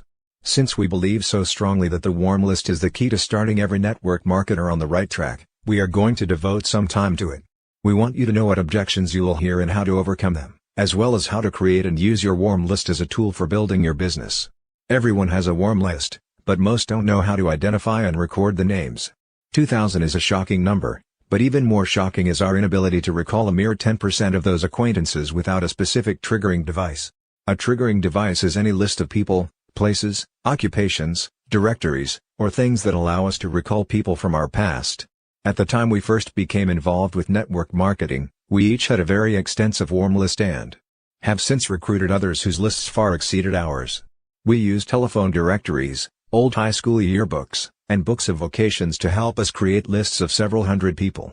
The next section consists of a memory jogger to help you develop your own warm list. Memory jogger to help make your warm list. Who do you know who you respect, shows genuine concern for other people, is active in their church, people always seem to like, does personal counseling, such as church leaders, doctors, lawyers, etc. Is a professional, is in clubs and various group organizations or active in civic affairs, is in a teaching position in a school or business, deals with the public. Is in a management, supervisory, consultant, or trainer capacity, is looking for more out of life, is ambitious, assertive, and on the go, is considered a leader, attracts leaders. Has children just starting junior high, high school, or college, has children with special talents that should be developed, wants to set a good example for their children to follow, owns a business. Holds a very responsible position that is causing stress and pressure, wants to have freedom, is considering a new profession, changing jobs, or has recently changed jobs, is unable to advance in her job, has talents but is held back. Just started selling or is an experienced direct salesperson, relies on ideas for his livelihood, has never been able to get started or failed in business but still has strong desires. Is going to college, business school, trade school, etc. Or just graduated, was recently married and is just starting out, knows everyone in town, has international connections, exudes credibility, is elected to office, works with you now, you see at the gym, is looking for a job.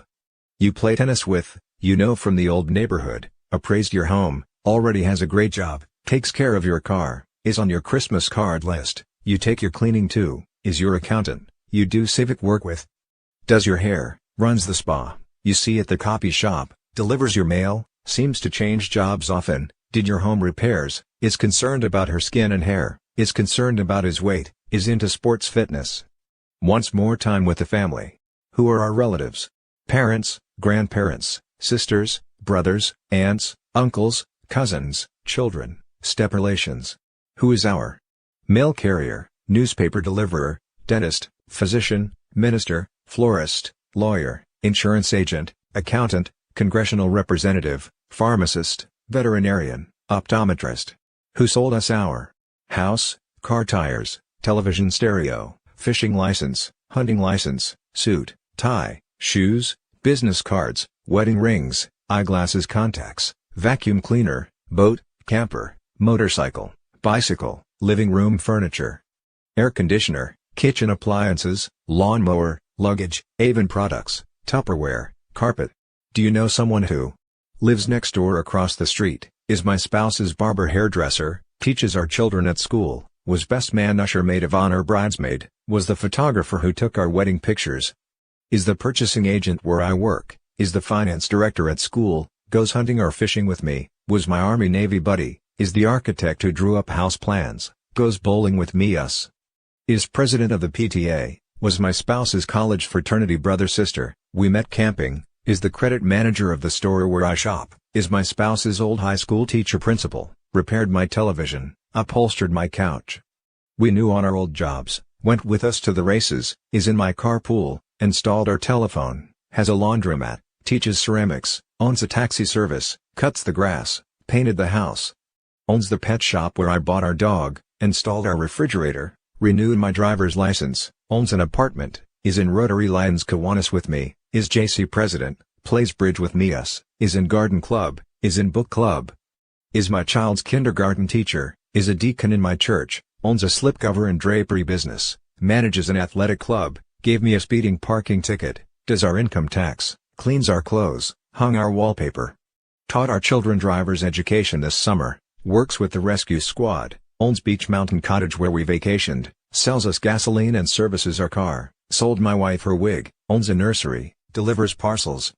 Works with an exterminator pest company, stores my wife's winter coat, sells ice cream in the neighborhood, owns and manages the jewelry store downtown, sells aluminum awnings, works for the travel agency. Who do you know who is a professional?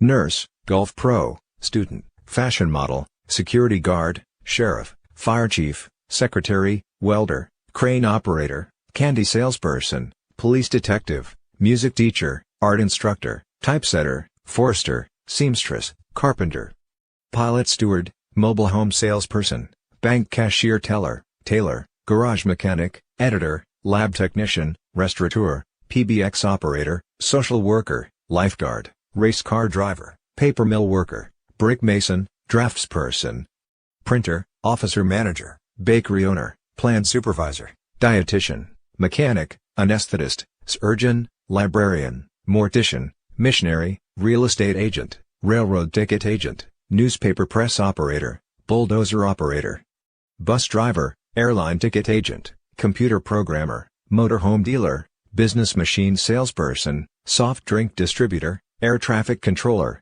interior decorator, swimming teacher, typewriter salesperson, grocery store owner, insurance adjuster, warehouse manager, moving van operator, rent-a-car representative, professional baseball player, professional basketball player, professional football player, television anchor producer, tool and die maker, cookware salesperson, dance instructor, sawmill operator, industrial engineer, research technician, telephone line person, lithographer, fisherman, bench machinist, waiter-waitress, furniture dealer, notary public, farmer, actor-actress, land clearer, horse trader, statistician, cement finisher, antique dealer, brewery salesperson, engineer, contractor, chiropractor, podiatrist, auctioneer, electrician, dental hygienist, shoe repairman, physical therapist, motel owner-manager, highway patrol officer, judge. Take the time and use the resources to develop your list. All new distributors should sit down in a quiet room with several triggering devices and attempt to create a warm list of 2,000 people. It should take 2 or 3 days to get a good start and, by the end of the first month, you should be well on your way to hitting the target. You will never regret starting your business with this tool.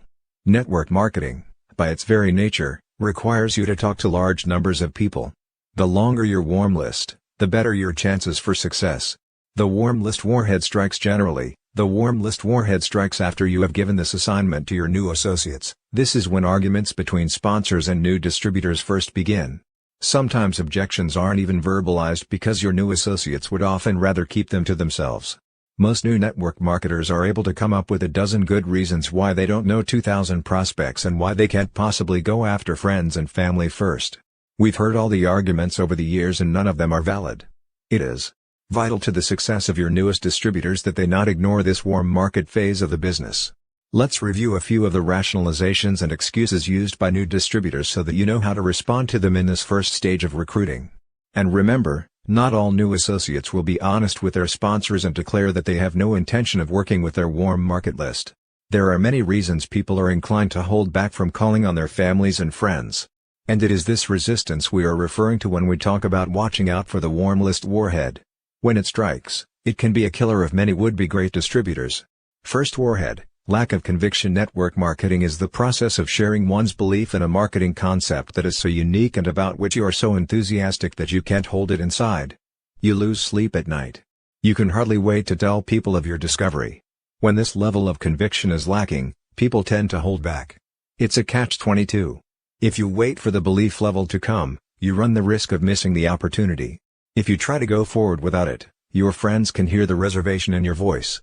So first do your best to try to work through whatever reservation is holding you back. It just sounds too good to be true. Maybe it has worked for others, but I can't be sure that it will work for me. What if I'm wrong and I mislead my friends? Discuss these concerns with someone in your upline whom you trust. Whatever you do, don't make the mistake of waiting to share your discovery with friends. A common excuse is, I don't want to call my friends until after I'm making the money. Of course, the solution is to rely on the support of your upline leaders, those who have a track record of success in the business. It is that team approach that makes network marketing so effective. What happened to Mimi Joy Swenson of Los Gatos, California, can happen to you if you use this excuse. Mimi Joy explains, I was building my business part-time my first year and had made my list of 2,000 names.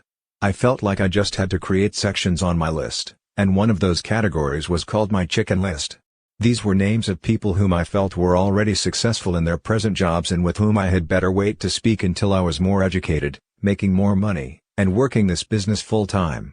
I was attending a company function in San Francisco and, as I walked into the gathering, I experienced a scary vision. I saw the person who was number one on my chicken list.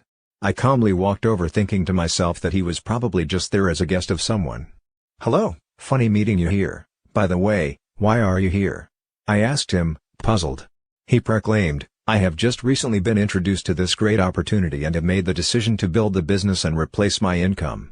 I proceeded to turn a deep shade of green-yellow and gulped, saying, "Well, isn't that just wonderful?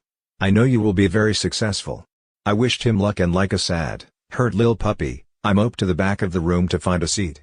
I got myself situated but was feeling quite sick. As the meeting began I noticed the woman principal at our daughter's school. And she wasn't even on my list.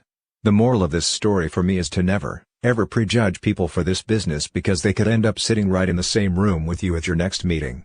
Having learned the importance of working with those on her warm list, and not letting anything hold her back from calling them, Mimi Joy has now made it more than halfway to the top of her compensation plan. Loving the work and lifestyle of a network marketer. Until your belief level is 1000%, you might try this script when you approach those on your warm list. I've just gotten involved in a new business that has me so intrigued I just had to tell you. There are people making more money in a month than most make in a year, but what got my attention was the lifestyle. They are all working out of their homes, and at their own pace, and creating an ongoing, residual income that is staggering to me. I don't know if this is for real, but I can't stop thinking about it. When I saw the caliber of people coming into it, I thought of you and you right away. I can't think of two people I'd rather be in business with. Besides, you two know everyone in this community, and they all respect you so much. I really think I'm onto something, but I'd like you both to look at it and tell me if I'm crazy. A few close friends are coming over Wednesday night and I would love to have you both join me so I can show you exactly how this works. Or would Thursday during the day be better for you? I really value your opinion. Until you have replaced your income in this business, it is understandable that you may have some reservations. But don't try to solve the problem by avoiding your warm list. Approaching strangers is much more difficult than reaching out to your family, friends, and acquaintances. Find the words that are comfortable for you, but whatever you do, begin calling those on your warm list. You want to be in business with those people you most enjoy because your network organization is for life. So approach your favorite 25 people first. If you let your doubts stand in the way of beginning your business, you are guaranteed to fail. If you can find a way to go forward with honesty, you may succeed. Believe us when we say, with success comes conviction. Second warhead, lack of self-esteem. Many people avoid their warm market because of their poor self-image. It's a delicate issue, and one that must be approached with sensitivity. Some people do not feel that their friends and relatives respect them. In fact, many people believe that the friends they approach will laugh at them and ridicule them for attempting to be an entrepreneur. Let's look at a classic scenario. Bob is a bus driver who loves to play poker on the weekends, and he belongs to 3 different groups of men who also love to play cards. As Bob makes out his warm list, he writes down the names of 12 men whom he knows well from the poker clubs. The only problem is that Bob is lowest on the socio-economic totem pole.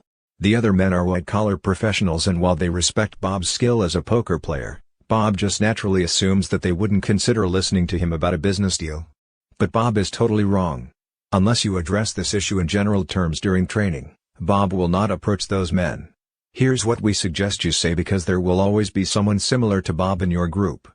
Folks, the biggest challenge you're going to face just as soon as you succeed in this business will be the anger of people to whom you never even showed this opportunity. You may have a group of friends, even physicians and attorneys, whom you're afraid to approach. But they won't be your friends anymore when they find out that you got involved with a business that's now paying you $30,000 a month, while they're still going into an office 60 hours every week. Why would they be upset with you? Because you didn't think enough of them to show them this business. If they do resist even attending your presentation, tell them right up front that it's their choice whether they get involved or not. But you wanted to make absolutely sure that they won't turn on you in a year because you didn't give them a chance to see this opportunity as soon as you knew about it. Notice the strategy here. We keep it a soft approach and refer to professions like law or medicine. Most everyone who isn't a lawyer or doctor looks up to those professionals. And in our business it's really not uncommon for a student or maid to sponsor an accountant or CEO of a corporation. On a scale of 1 to 10, if you think of yourself as a 5, once you sponsor a 10 into this business, you become a 10. Move past your comfort zone and offer everyone on your list this opportunity. The truth is this: we are all 10s in potential, we just need to seriously buckle down and recruit as many frontline distributors as we can. Don't let this warm list warhead hold you back. Third warhead, fear of losing credibility. As more professionals enter the network distribution industry, it is natural that they will want to postpone acknowledging their participation until the time is right. For example, some will pretend that it's their wife's business. The problem is that if you're a professional and people sense your doubts or uncertainty about the industry, they will also be suspicious. Some will choose not to join and others will join but build through someone else, such as their spouse. But the reality is that once someone of stature has joined our industry, the floodgates start opening for everyone, and more often than not, it's the ordinary, everyday people who make it to the pinnacle. Not the big hitters of traditional business, law, or medicine, though they certainly can earn enormous wealth while pushing their sponsors into the stratosphere. We can relate countless stories of people who have failed at this business because they were afraid to let their peers know how very serious they were about building a networking organization. One story goes back to 1990, when Renee sponsored a couple, Susan and Richard, from the San Francisco Bay Area. She was a corporate executive on maternity leave, highly motivated because she wanted to stay home with her baby and not return to the office. Susan was a competent, organized, self-starter. Richard was a high-level salesman for a food manufacturer who admitted that he was no longer excited by his job, even though he was well established with a Fortune 500 company that was strong in the global marketplace. Richard was concerned about how his reputation among his corporate peers might suffer by joining network marketing. He could not afford to have his boss learn of his involvement, which he felt might result in him losing his job before their network marketing business actually began generating a good income. Richard played it safe by providing his wife with leads from among carefully selected business associates and trusted acquaintances. He had the utmost faith in his wife's ability to do this business and to professionally handle his best prospects. The problem was that his associates knew him and trusted his judgment and insights about a business opportunity, and they didn't really know his wife. She spent months calling up his leads and doing presentations for them. He was even present at some of her business meetings. But because of his fear of losing his professional credibility, he never openly admitted that he believed in the business hook, line, and sinker. He never let prospects know that at some point in the future, he was planning to give this his full-time effort. He continued to portray the image that this was entirely her business and that he avidly supported her in it. After a year, she had sponsored a few of her girlfriends, a couple of guys she knew from work, and a few of the wives of her husband's business associates. But their business never really took off as they had expected. Susan and Richard ultimately slipped from business building into merely product wholesale buying, and she eventually went back to work. Both of them were disillusioned about network marketing. Renee was developing a close personal relationship with both of them and knew that, if any two people could succeed in this industry, they were Susan and Richard. They had the connections, the motivation, the innate ability, and the respect of their friends and associates.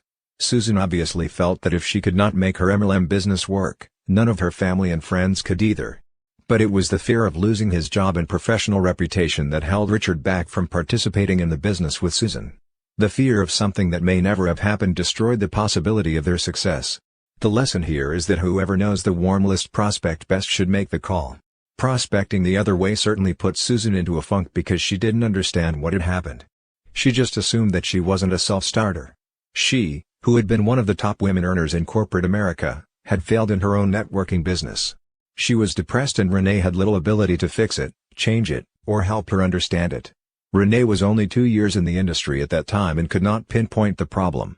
But, in hindsight, there is no doubt in Renee's mind that if she had coached Richard to put himself and his reputation on the line with this business, he and Susan would be two of the top earners in the industry today. They had phenomenal potential. They would have been great working side by side. This fear of lost credibility holds back countless new distributors in our industry. As leaders, we must not be afraid. Once we are absolutely convinced of their potential, we need to encourage men and women to take a stand and go for it all the way. We don't mean to undermine the very real fear that exists in starting a new venture. It is a legitimate one. Why burn the bridge that currently supports you before you know whether the new bridge you are building will hold up through storms and outer pressures? The solution is in what we call balanced risk-taking. If you don't let prospects know how completely and totally convinced you are about this industry and your company, you will fail. That is for sure. On the other hand, if you flaunt your new business around the office, you could lose your job and your source of income before you have replaced it. Somewhere in between is the answer. Unless you have sizable savings, you may have to postpone sponsoring your boss if he is someone who would be truly threatened by your outside business involvement. You may even have to put off sponsoring everyone in your immediate environment. But there are plenty of other current clients, former clients, and sideline associates who would be interested and or know other people who might be interested to hear about a business opportunity that creates personal freedom and financial security. With these people, don't hold back. Prospects need to know that you are a believer. Let them know, In no uncertain terms, the depth and breadth of your conviction about the power of this type of business to transform your life and theirs. Encourage husbands like Richard to state at each meeting their ultimate intention to do this business full-time, and soon. Steve Sledge of Dallas, Texas, is someone who took the risk of losing his professional credibility. He and his wife, Caroline, joined this business about the same time as Susan and Richard, but they worked it as a couple, putting everything on the line. In Steve's own words, "I showed one of my former real estate colleagues the power of network marketing, the huge expanding markets in which we were positioned, the honesty of my company and the potential of the compensation plan. And he wasn't interested. He asked how I could bring myself to do something so unprofessional.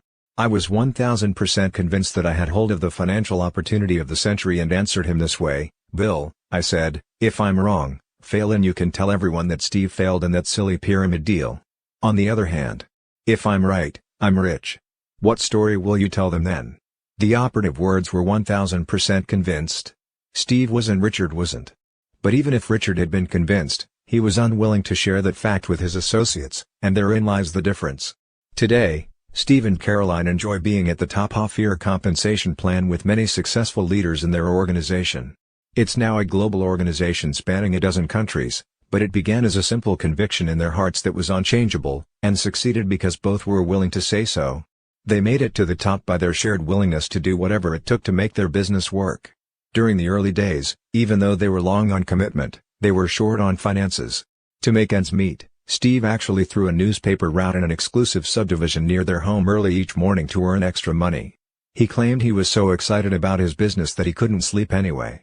As Steve recalls the story, "I laugh when I remember the look on people's faces when, because sometimes I was a little late.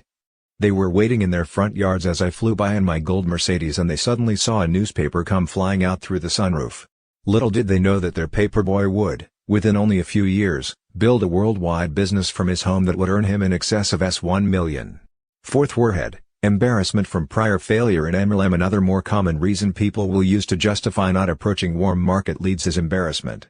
They are mortified because they've already been in 3 MLM deals and they can't stand the thought of approaching their family and close friends a 4th time. It's actually a legitimate concern. It's human nature, but it's not sufficient justification.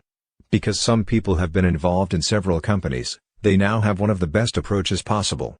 Here's the basic dialogue we teach our new distributors who are concerned about this problem. After a bit of small talk, they then share this information with warm market prospects. "You and your wife know that I've been researching the field of MLM quite carefully. In fact, in an effort to become extremely knowledgeable, over the last few years I have enrolled in several different companies in order to learn from the different experts. Well, I'm happy to tell you that all the analysis finally paid off. I've been able to master enough about the industry to pick the global organization that allows people to earn $530,000 to $50,000 a month in the shortest amount of time.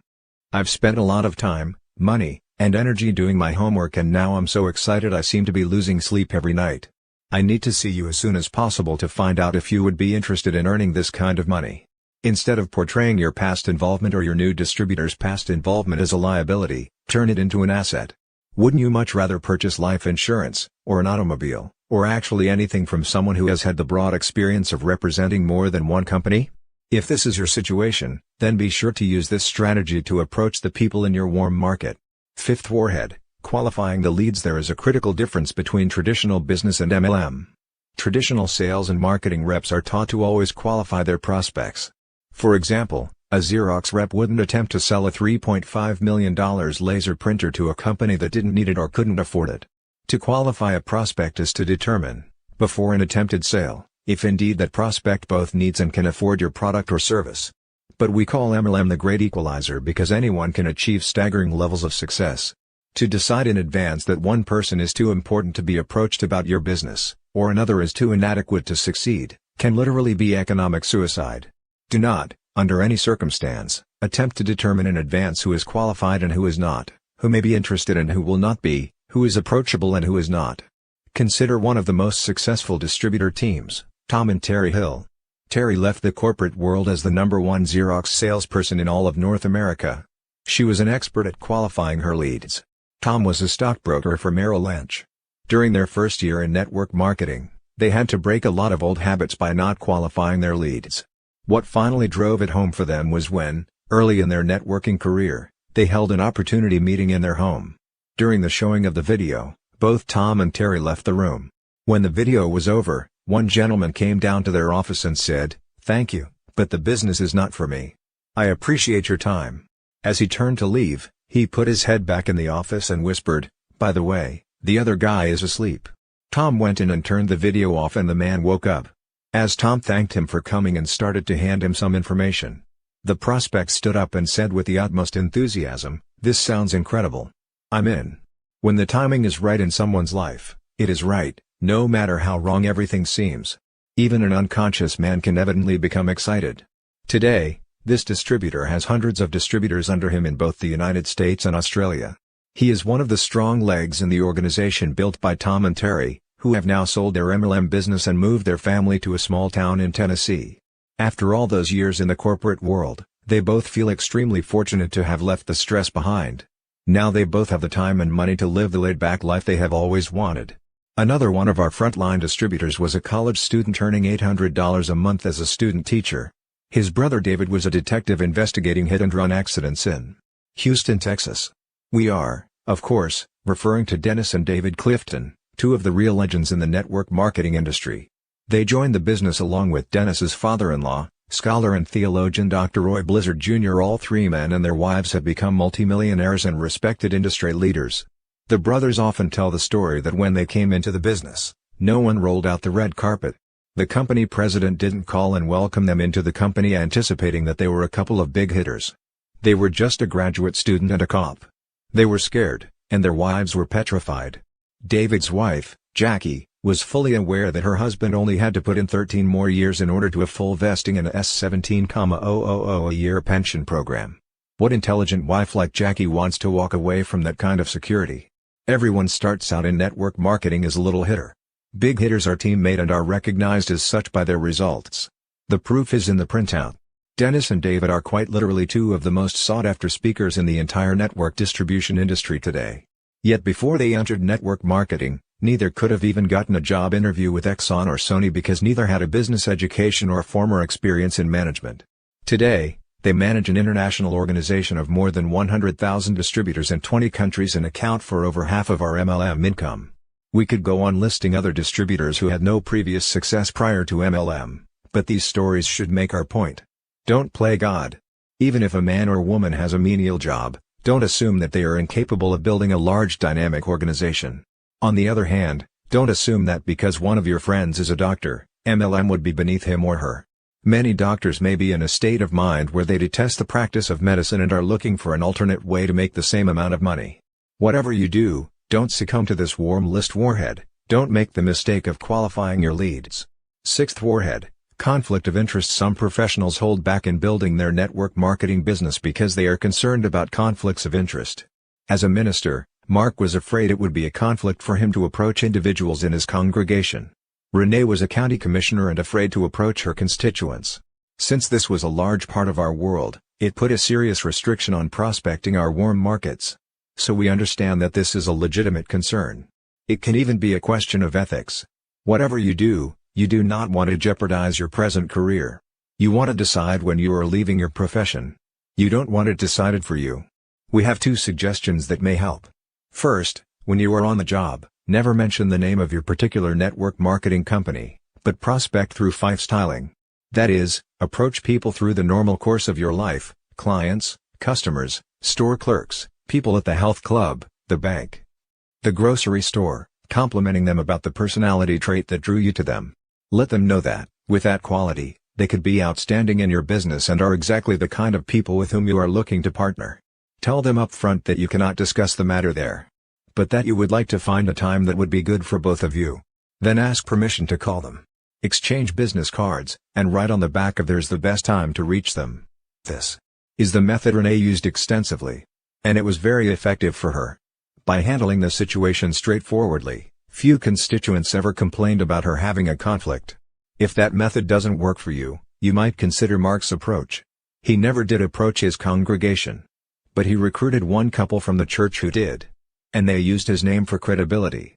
Target marketing. You may want to consider prioritizing your warm list by using target marketing. which involves focusing your prospecting efforts on selected groups of people within your inner circle of influence who have a potential interest either in the business opportunity, part-time replacement income, and/or tax deductions, or your product and its specific benefits to them. The research of Dr. Charles King offers us an example of target marketing. An aerobics instructor at a health center introduced her line of vitamin supplements to members of her aerobics class, all upper middle income, 30 to 50-year-olds. Based on the shared demographics and interests in healthfulness, physical fitness, and exercise, several of the class adopted the products. Within 6 months, the instructor had a customer base of over 60 regular retail buyers. Some of the customers later became distributors in order to buy products at wholesale or develop their own businesses. Based on her formula for target marketing in health clubs, the instructor continued meeting with aerobics instructors from other area health centers. She introduced the concept, sponsored the individuals into her downline group, and trained them to develop their organizations by duplicating this process. Of course, if your goal is to build a huge international business, the key to success in target marketing is to focus on several groups with whom you have rapport, and not put all of your energy into just one. When to use three-way calling? Let's assume that you are convinced of the importance of calling the people on your warm list. So what happens next? How does this team approach work? Three-way calling can be a valuable tool, as long as it is used at the appropriate time. Most prospects will hate the idea of three-way calls prior to a personal presentation. If they know they're going to have to suffer the indignity of making their first call to their family and closest friends with their sponsor, they literally refuse to go any further than purchasing their starter kits. That's why in our collective 20 years, we have always avoided three-way calling as a first contact with a prospect. The new distributor is actually right to want to avoid this strategy. Think about it intelligently. Does a professional or corporate executive really need to gang up on his friends? That's precisely how it appears to the prospect. If a distributor can even pick up his own telephone and get his family and friends to a meeting, or review an audiovisual presentation in the privacy of their own homes, that person probably does not have what it takes to succeed in network marketing. Period. End of story. Once trained, your new distributor should always be allowed the courtesy of talking to their closest friends and family without the presence of some hyped-up sponsor trying to overcome objections and prove how brilliant she is. To her new distributor, three-way calling, at this stage, is a very unnatural way of networking. Besides, when the business is presented properly in the initial approach, there should be no serious objections to overcome. If there are a lot, that person is not a prospect anyway. Call him or her again in 6 months. Don't badger them with your upline on the other extension. The only way this could be helpful is if your sponsor is listening silently on the line during your first few calls in order to offer some constructive criticism afterward. The best time for three-way calls is after a prospect has seen the presentation. It is most effective after someone has been exposed to the concepts of network marketing, likes what he or she has heard but still has some reservations. This is the best time to bring an upline associate into the mix. Here's a sample script of what you might say to a serious prospect. You are asking some really good questions, and as I told you, I'm new to all this. But my business associate has been at this longer than I. Let me see if I can get him on the phone with us right now. You simply press your conference button on your telephone, dial your sponsor or upline, and press the button again, and bingo, you have an instant three-way call. Or if you prefer, give out the private number of your upline to your prospect, and let him or her call when it is convenient. Serious prospects will make that call. There are advantages to each of these strategies. The three-way conference call allows your new associate to learn by hearing how a prospect is closed. It also reinforces your new associate's belief in the business. This is sometimes quite helpful to a new network marketer. The two-way direct call from prospect to upline offers more flexible scheduling, and sorts out a serious prospect from a lukewarm one. Just taking the initiative to call shows a certain eagerness for the business. Mark prefers the direct call. Renee is more comfortable with the three-way call. Just be sure to use them appropriately, that is, never until after a full presentation has been made to the prospect or your audiovisual business briefing has been reviewed. Using a follow-up card file now, we'll share the most important tools for building and maintaining a warm list. Pay attention to this advice, follow it without deviation, and you'll likely wind up among the big money earners. In a very short time, this method will enable you to have more prospects than you have time to call. Purchase a 12-inch long card file cabinet. In addition, purchase 12 dividers, one for each month and 31 numbered dividers for each day of every month. Index card dividers can be purchased already labeled and numbered. Then purchase several hundred index cards and write the name of one warm market prospect at the top of each card. Next to each name, write his or her telephone number. Beneath the name on the left-hand side of the card, write the heading words date last contacted.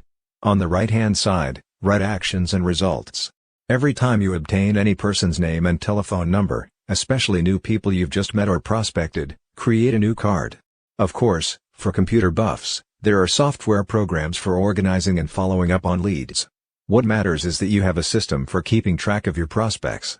Now for the critical system. From that point forward, you are going to call every single person on your prospect cards every 6 months until they either sign up or die. Never, ever are you to throw away leads until they become distributors or you attend their funerals. As you speak with your prospects and they tell you all the reasons why this isn't a good time to get together, politely ask them if you can contact them at a later date. They'll almost always say yes. Move the index card to that month in your follow-up file. The day-by-day dividers are, of course, used in the current month. Some people will need a follow-up in 2 days. Or if you fail to reach some people, you should put their cards in the next day's file. The average full-time worker in any field in America, Europe, and Asia will change jobs every 3.7 years. Try to contact prospects every 6 months. No matter how adamantly they rejected you previously, eventually you are going to catch them during a period of job transition. If presented properly to people during those inevitable transitions, network marketing will be next to impossible to turn down. Remember what we've stressed before, network marketing is all about timing. If prospects are in the right time in their lives for change, it doesn't matter how poorly MLM is explained, they'll probably decide to give it a shot.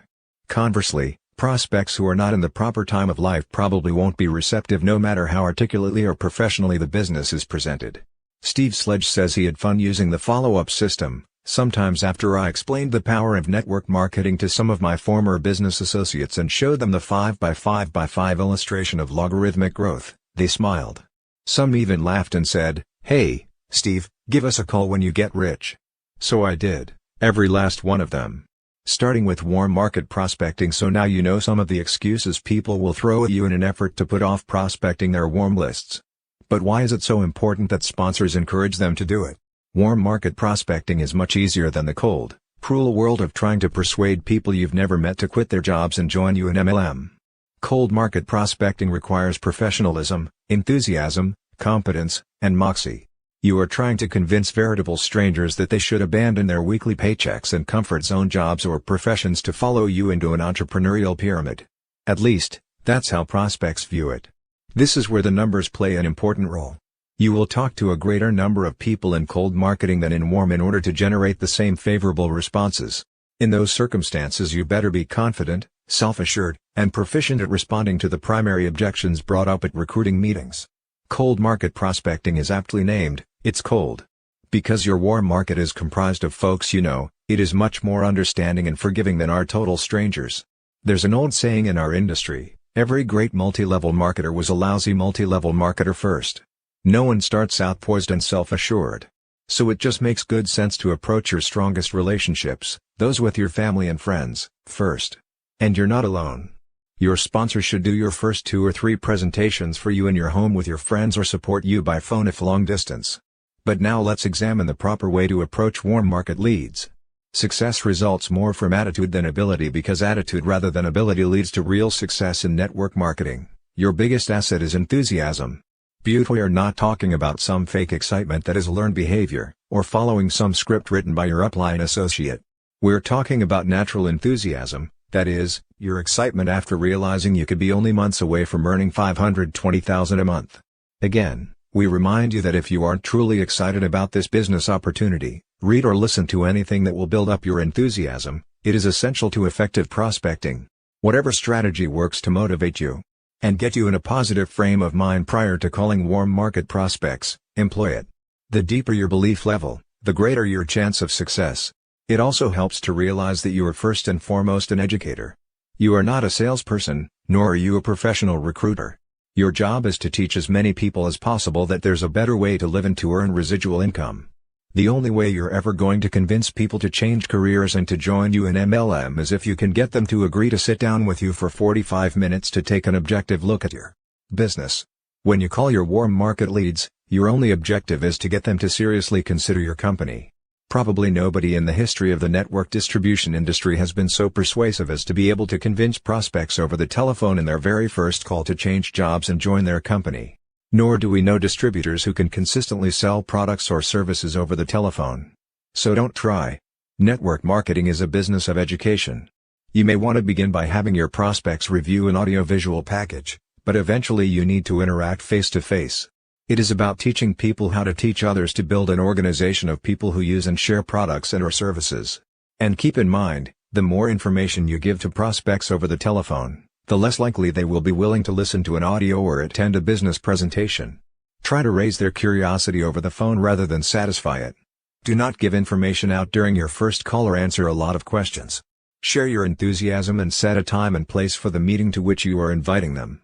Make sure you are talking from your heart, inviting those with whom you truly wish to associate. MLM is an ingenious industry in that its leaders and founders learned long ago that people usually make decisions based on certain emotions. A desire for more money is one of the reasons you can count on to motivate prospects to attend meetings. Later in this book we will also show you how fear of loss is what motivates many folks into creating wealth. No product or service, except perhaps a lure to a better career, is exciting enough to cause people to want to change professions. But the possibility of having total control of their time and a monthly income of $20,000 to $30,000, maybe even $50,000, gets the attention of most people, even the most cynical. So here's another approach to friends and family. Begin with small talk, but purposefully cut that off as soon as possible and in an extremely enthusiastic manner, nearly out of breath with excitement, say something like the following. I've got to tell you the real motive for my call. In fact, I can't hold it back any longer. My wife and I are so excited about what we've blundered into, and we want to share it with you because, frankly, we can't think of anyone else we'd rather spend the rest of our lives in partnership with than the two of you. Listen, I'm going to ask the same question of you that was asked of me a couple of weeks ago. If you were absolutely convinced, after a full due diligence, that it was possible for you to earn, legally and ethically, up to $20,000, $30,000, even $50,000 a month, and kick back and relax in a few years, still earning that much without a major investment, would that be a business that would interest you? If you take some time to study this approach, you'll notice that there is absolutely no reason for objections to surface. You have asked the prospect a question in which all the possible objections have been skillfully addressed.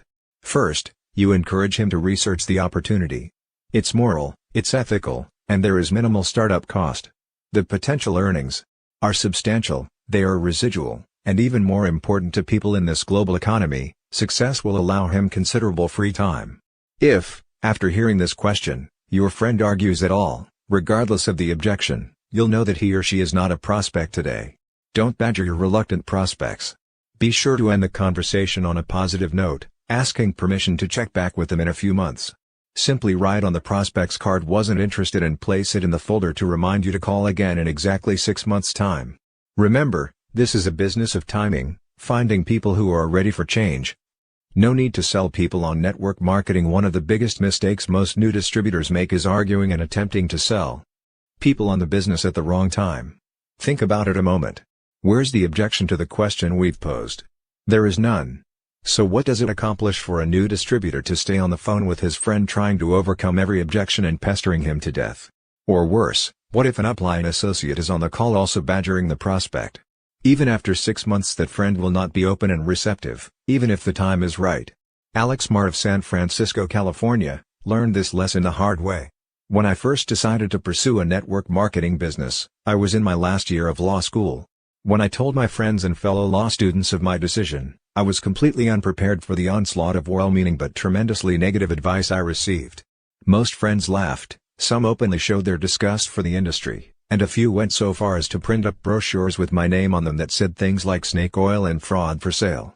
None of them, however, would look at the facts about my company and the opportunity associated with it, even though those friends were both intelligent and about to embark on a career in law. Where looking at facts before making judgments is one's entire profession. I was discouraged initially, but I knew I had a great opportunity. I set out to assemble mountains of evidence proving that network marketing in general, and my company in particular, was legitimate. That's what law school had trained me to do. After a year of assembling books, articles, newspaper clippings, along with audio tapes and videotapes, I approached some of my friends again. I was much more confident because I had the facts on hand to back me up. But nearly all my friends still refused to come to a presentation, even after having seen the facts and figures I had put together. I was completely blown away. How could they refuse to join my company, when all of my statistics clearly showed that it was in their interest to do so? The lesson I learned sunk in over the next few weeks.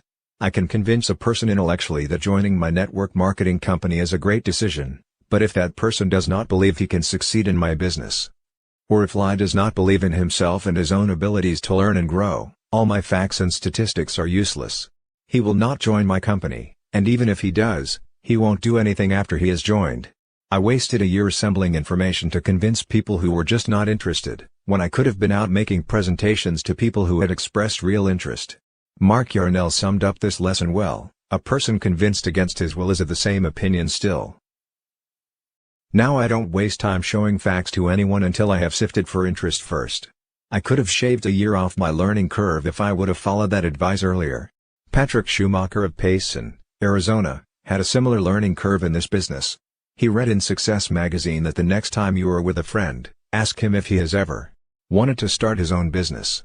What if I could show you a business that you could start for about $500, with the potential to pay you what a CEO of a Fortune 500 company makes, and the company with whom you partner would take care of all rent, packaging, payroll, opening of foreign markets, and legal matters? Would you like to know about this business? I emailed that same message to a friend who works for a high-tech company because he complained to me that the company he worked for had just cut his commissions. He responded that he was not interested. Rob didn't even ask me what the business was about, no interest, nothing. I couldn't believe it. Then 2 weeks later my sister-in-law visited me and used the products that we have in the shower. She loved them and wanted to know how she could get some. Once I sponsored her, she spent around $1,000 on products and was unable to stop talking about how excited she was. Within 2 months, she told me she was quitting because she didn't have time. She manages her husband's plastic surgery practice, so I asked her if she thought that people who spend thousands of dollars on plastic surgery would want to use these products to maintain a youthful appearance. No answer. I thought maybe it was something I did, until I remembered the SW rule: some will, some won't, so what, because someone else is always waiting. Once I understood the 4-letter word, next, I began to always move forward and never look back. Patrick's approach is a solid one. And now, so is his attitude. Network marketing inevitably requires you to talk to many people within your circle of influence. By reaching out to enough people, you will eventually find those for whom the time is right. And that is when the personal relationships begin, what we call relationship market. No need to pressure friends into the business. Another mistake made by a new distributor is to pressure 20 friends to get into the business, and they do, oftentimes merely to shut the recruiter up. And the new distributor spends the next 6 months trying to drag those people across the finish line. For many well-meaning people, network distribution is the process of selling people on our industry, then doing everything possible to make those people successful. Unfortunately, that's literally the antithesis, the exact opposite, of what our business is all about. Our job is not to do it all for them. It is to teach them how to do it for themselves. We are educators. We teach people a new way to buy and sell products and services and a new way to make a living. The more people we educate, the more money we all earn. And the more people we approach with extreme enthusiasm about partnering in a business that will generate big money and free time, the more people we get to our homes in the first place. So make absolutely certain that you leave no one off your warm market list. And when you begin calling them, on your own, remember, no three-way, gang-up calls. Make certain that you are in an enthusiastic frame of mind. Share your desire to be involved in business with them and focus your prospecting question around big money, free time, and a lifetime partnership. The philosopher Maurice Nicoll, a student of Russian-born spiritual teacher Georgi Gurdjieff, used to say, all people are asleep. And in order to awaken them from their stupor long enough to introduce them to a new idea or way of doing things, you must give them some sort of conscious shock. We agree. What we've come to recognize is that unless you use high-income numbers, most people will remain asleep. The promise of $20,000, $30,000, even $50,000 a month, income levels actually achieved by the top earners, is usually enough of a conscious shock to awaken most folks to your presentation. Then, if the time is right, and if they've been thinking about changing careers or fearing being laid off, they might respond affirmatively, listen to an audio presentation, and actually come to a meeting. That's one of the keys to effective network marketing. Many people have the leadership potential to do this business, but may not reveal it to you unless the timing is right.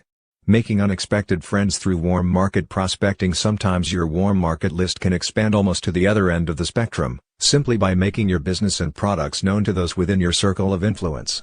Neldia Hudman-Alquist, like so many ex-wives, did not get along with her ex-husband's new wife, Joyce Hudman. Both are from small towns just outside of Houston, Texas. Neldia describes the situation. The tension between us was so strong that at one time when Joyce was working at a law firm with a mutual friend, she asked the mutual friend to ask me not to come to the office while she was there. After she left that law firm, one of the partners would purchase gift packages of my products for all the secretaries, who loved them so much they told Joyce about them. Once I even asked my ex-husband to buy one for her Valentine's Day gift. He laughed at me and said, "She wouldn't use anything that you sold," but he bought it anyway.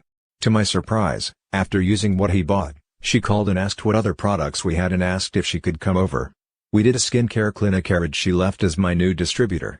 We are now close friends, and work together in the business. It has made a wonderful difference for my children. We recently roomed together in Dallas for a regional conference with our company. Everyone looked puzzled when I introduced her as my wife-in-law. To make things even funnier, last week I went to her house to wait for my son. There were two other ladies there, one was engaged to the other one's husband and was there to pick up her son. They too had come together through our business. It's amazing the friendships you forge when you work in this business. You make friends with people you never thought possible. Putting the list to its fullest and best use. Don't let any of the warm list warheads strike you. Reach out to everyone on your list, starting with those in your city whom you would enjoy as partners in the business. Contact your top 20 or 30 family members and friends and invite them to take a look at this exciting opportunity. If possible, your sponsor should be there with you for your first 2 or 3 home meetings. It's best to present the opportunity to small groups of 3 to 6 people at a time. Invite twice as many guests as you want to allow for the no-shows, which are an inevitable part of this business. Focus your first 90 days on relationship marketing, that is, reaching out to those closest to you to extend the invitation to create a business partnership intended to enhance the quality of your lives. Over the course of your first year, devote almost all of your time to approaching the remainder of your list, setting appointments, and presenting the opportunity. Notice that we didn't say take them to someone else's meeting. These are your prospects, your appointments, and your presentations. Using your warm list, keep doing this over and over until you reach your desired goal. Of course, once you have sponsored new associates, train them to duplicate your efforts, to use and share your products and services with a small circle of friends, and then to prospect, set appointments, and assist them in doing their own meetings with those on their warm lists. Like the presentation, do this training in small groups in your home once a week. We suggest Saturday morning. Once your new associates complete their assignments, order products, set their goals in writing, and begin making their warm list, they then qualify for a one-on-one personal training session with you. If you want to stretch your list at its fullest and best use, learn to ask for referrals. When someone on your list says no, that is the time to ask them for the names of 1 or 2 of their colleagues who might be interested in this opportunity. The secret to asking for referrals is to be specific. Whom do you know there at the factory who is already thinking about leaving? Who is the most dynamic person among your friends at work, or the one everyone looks up to? Remember to ask for referrals. If you can learn to replace every no with just one new prospect, your warm list will never run out. Summary. A warm list is a group of individuals from your present and past whom you know well enough that were you to pick up the telephone and call them, they would recognize you once they heard your name. The direction of the 21st century is to build on warm market relationships as opposed to the philosophy of throwing mud on the wall and hoping some sticks. The larger you build your warm list, the more solidly you will establish your business. Make sure new distributors are taught how to use triggering devices in order to help them recall at least 2,000 friends and acquaintances. Remember not to yield to the arguments and rationalizations new distributors use in order to avoid approaching their warm markets. If you let your doubts stand in the way of launching your business, you are guaranteed to fail, but if you go forward and persevere, you will succeed.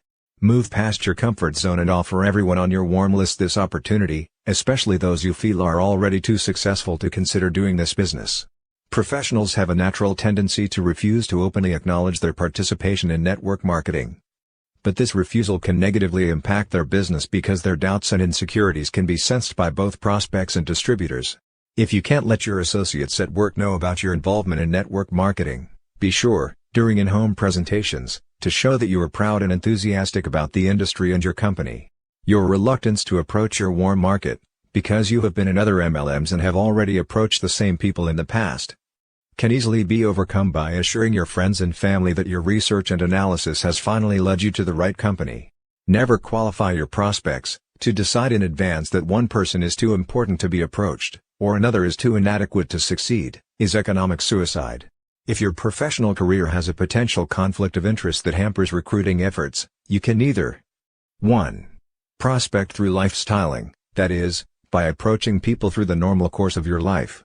Letting them know, without mentioning your business, that you would like to get together with them when it is appropriate, or 2. Sponsor someone who knows your business associates and can ethically approach those people. You may want to consider prioritizing your list by using target marketing, wherein you share a personal background with certain groups from your warm or lukewarm market. Always allow your new distributors the courtesy of talking to their closest friends and family without the presence of their sponsor on the line. Three-way calling is most effective after the presentation, not before. Or you may prefer to have the prospect make a direct call to your upline associate. Use a card filing system to track your prospects.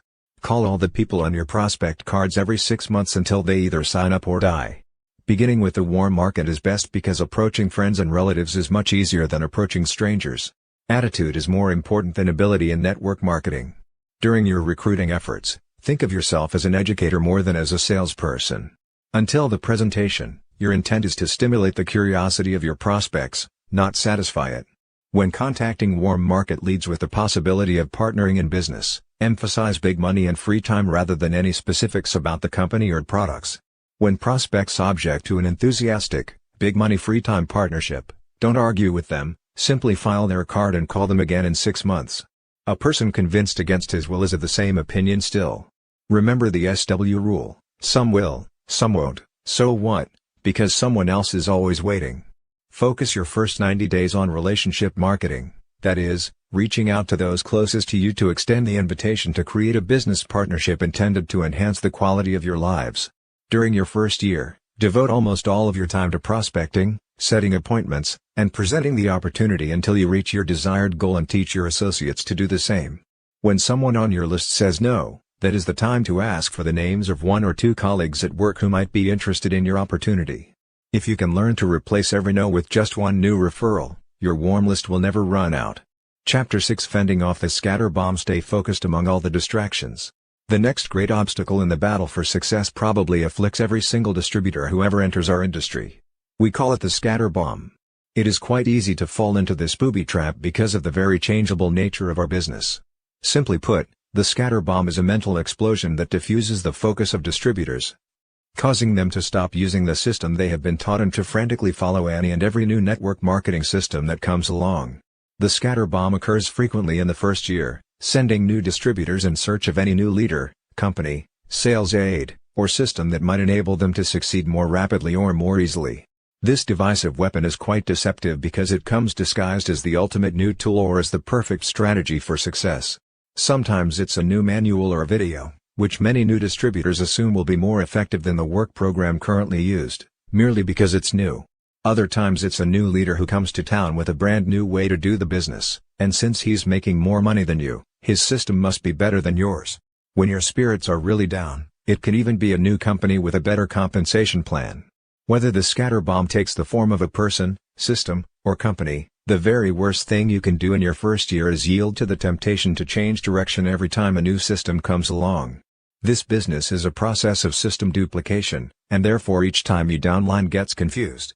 In network marketing, the worst battles in the entire first year will be the internal ones you fight each time you're tempted to find a faster, better, easier route. Remember, if someone in your upline is earning the amount of money you strongly desire and you continue to duplicate the exact system that got him or her to wealth, you too will eventually get there. But not if you are always changing the system. There are many different ways to do the network distribution business, and fortunately each of them is equally lucrative. There's no one way to success. But if a network marketer becomes so scattered that he or she is constantly changing from system to system, thereby compelling downline associates to change, failure will certainly follow. In this chapter we will prepare you to fend off the inevitable scatter bomb by bringing to your attention the detours you and your new distributors will be tempted to take. Always changing the system. We have personally lost great frontline distributors, many of whom could have become legends in this industry, because they just couldn't stop changing systems. In fact, in one case, We lost the leaders of an entire foreign market. Just imagine the possibilities if you started on the ground floor in a brand new country with 1,500 serious prospects who came to learn more about your business on opening day. The company you represented was a billion-dollar MLM company already successful in 20 other countries, and all the new distributors signing up were within your first 5 levels.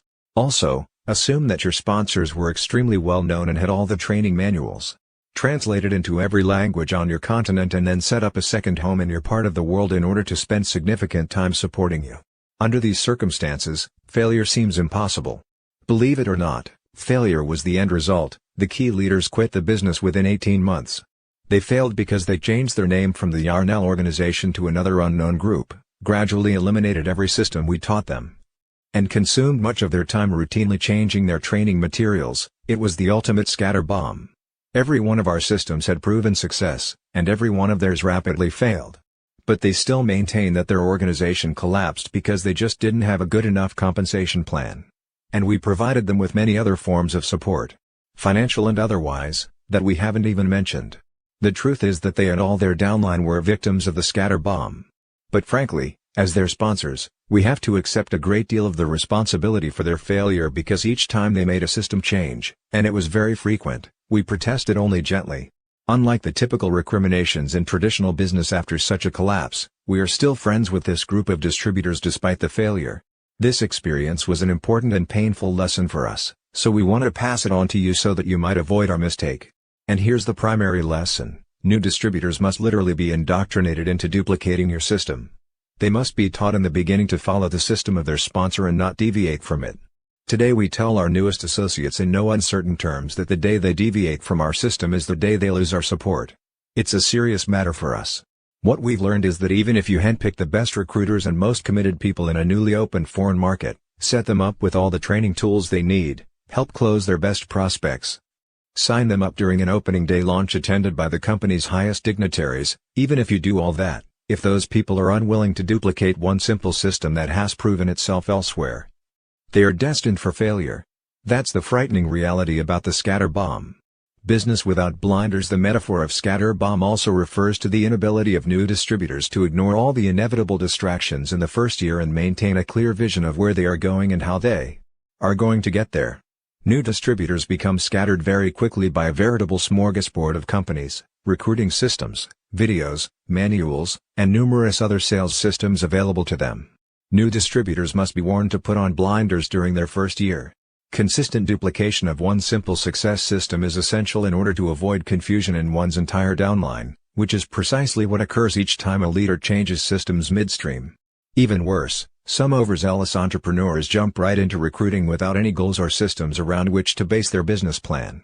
Many new network marketers are like the man searching for his keys one night. A neighbor sees the man spending hours laboriously searching for something in the grass.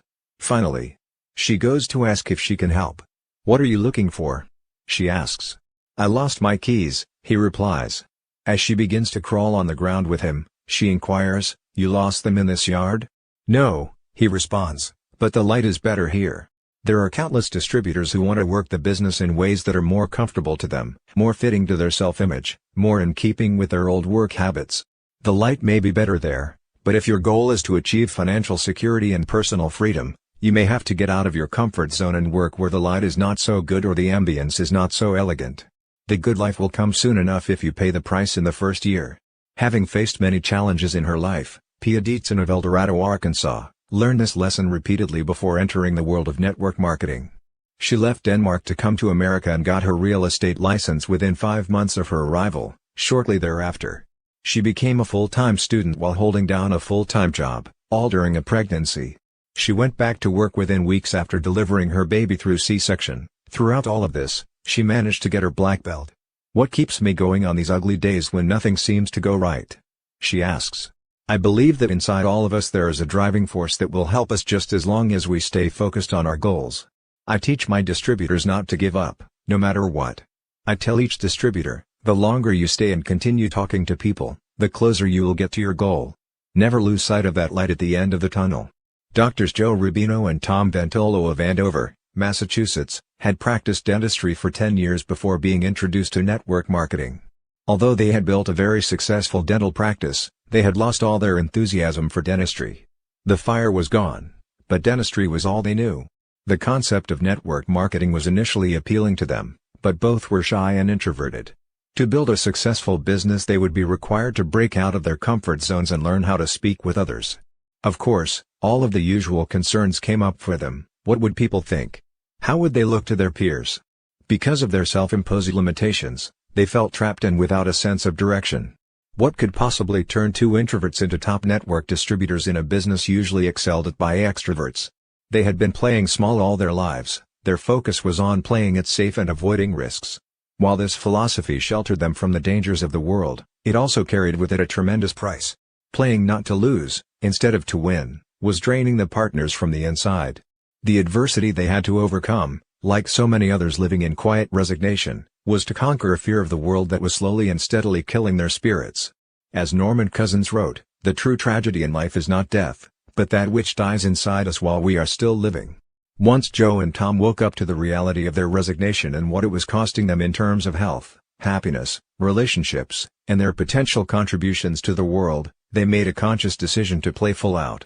They needed to find a compelling reason to do what was uncomfortable, as well as nurture a self-confidence in who they were and what they had to offer. Part of their vision was, and still is, to expose millions of people living in resignation to the limitless possibilities for change in their lives once they simply choose to become open to them. With the support of their network marketing team and after working with some personal coaches, they decided to implement an action plan and to expect success. Nothing changed externally. The entire shift was in their mindsets. After just 6 years of effort in network marketing, Drs. Joe and Tom fully retired from dentistry with an income far greater than that from their dental practice. They speak and write internationally on how to succeed in network marketing.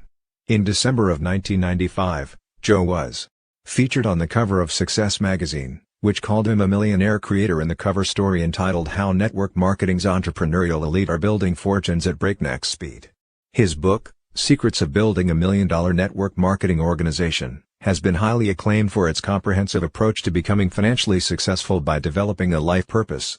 They are living testaments to the fact that all of us can harness the life-changing power of this industry to make a difference in our own lives while also contributing to the lives of countless others.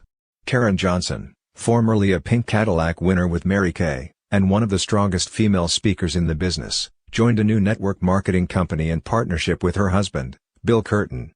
She looked up to her role models, Charlie Miller, Jay Prim, and Mark Barrett, all of whom had achieved the top level of their company in record time. She believed that if they could do it, so could she. So she quit her job, Bill sold their business, and they joined up. They achieved the level of executive in the minimum time in January of 1991, the same month the Persian Gulf War erupted.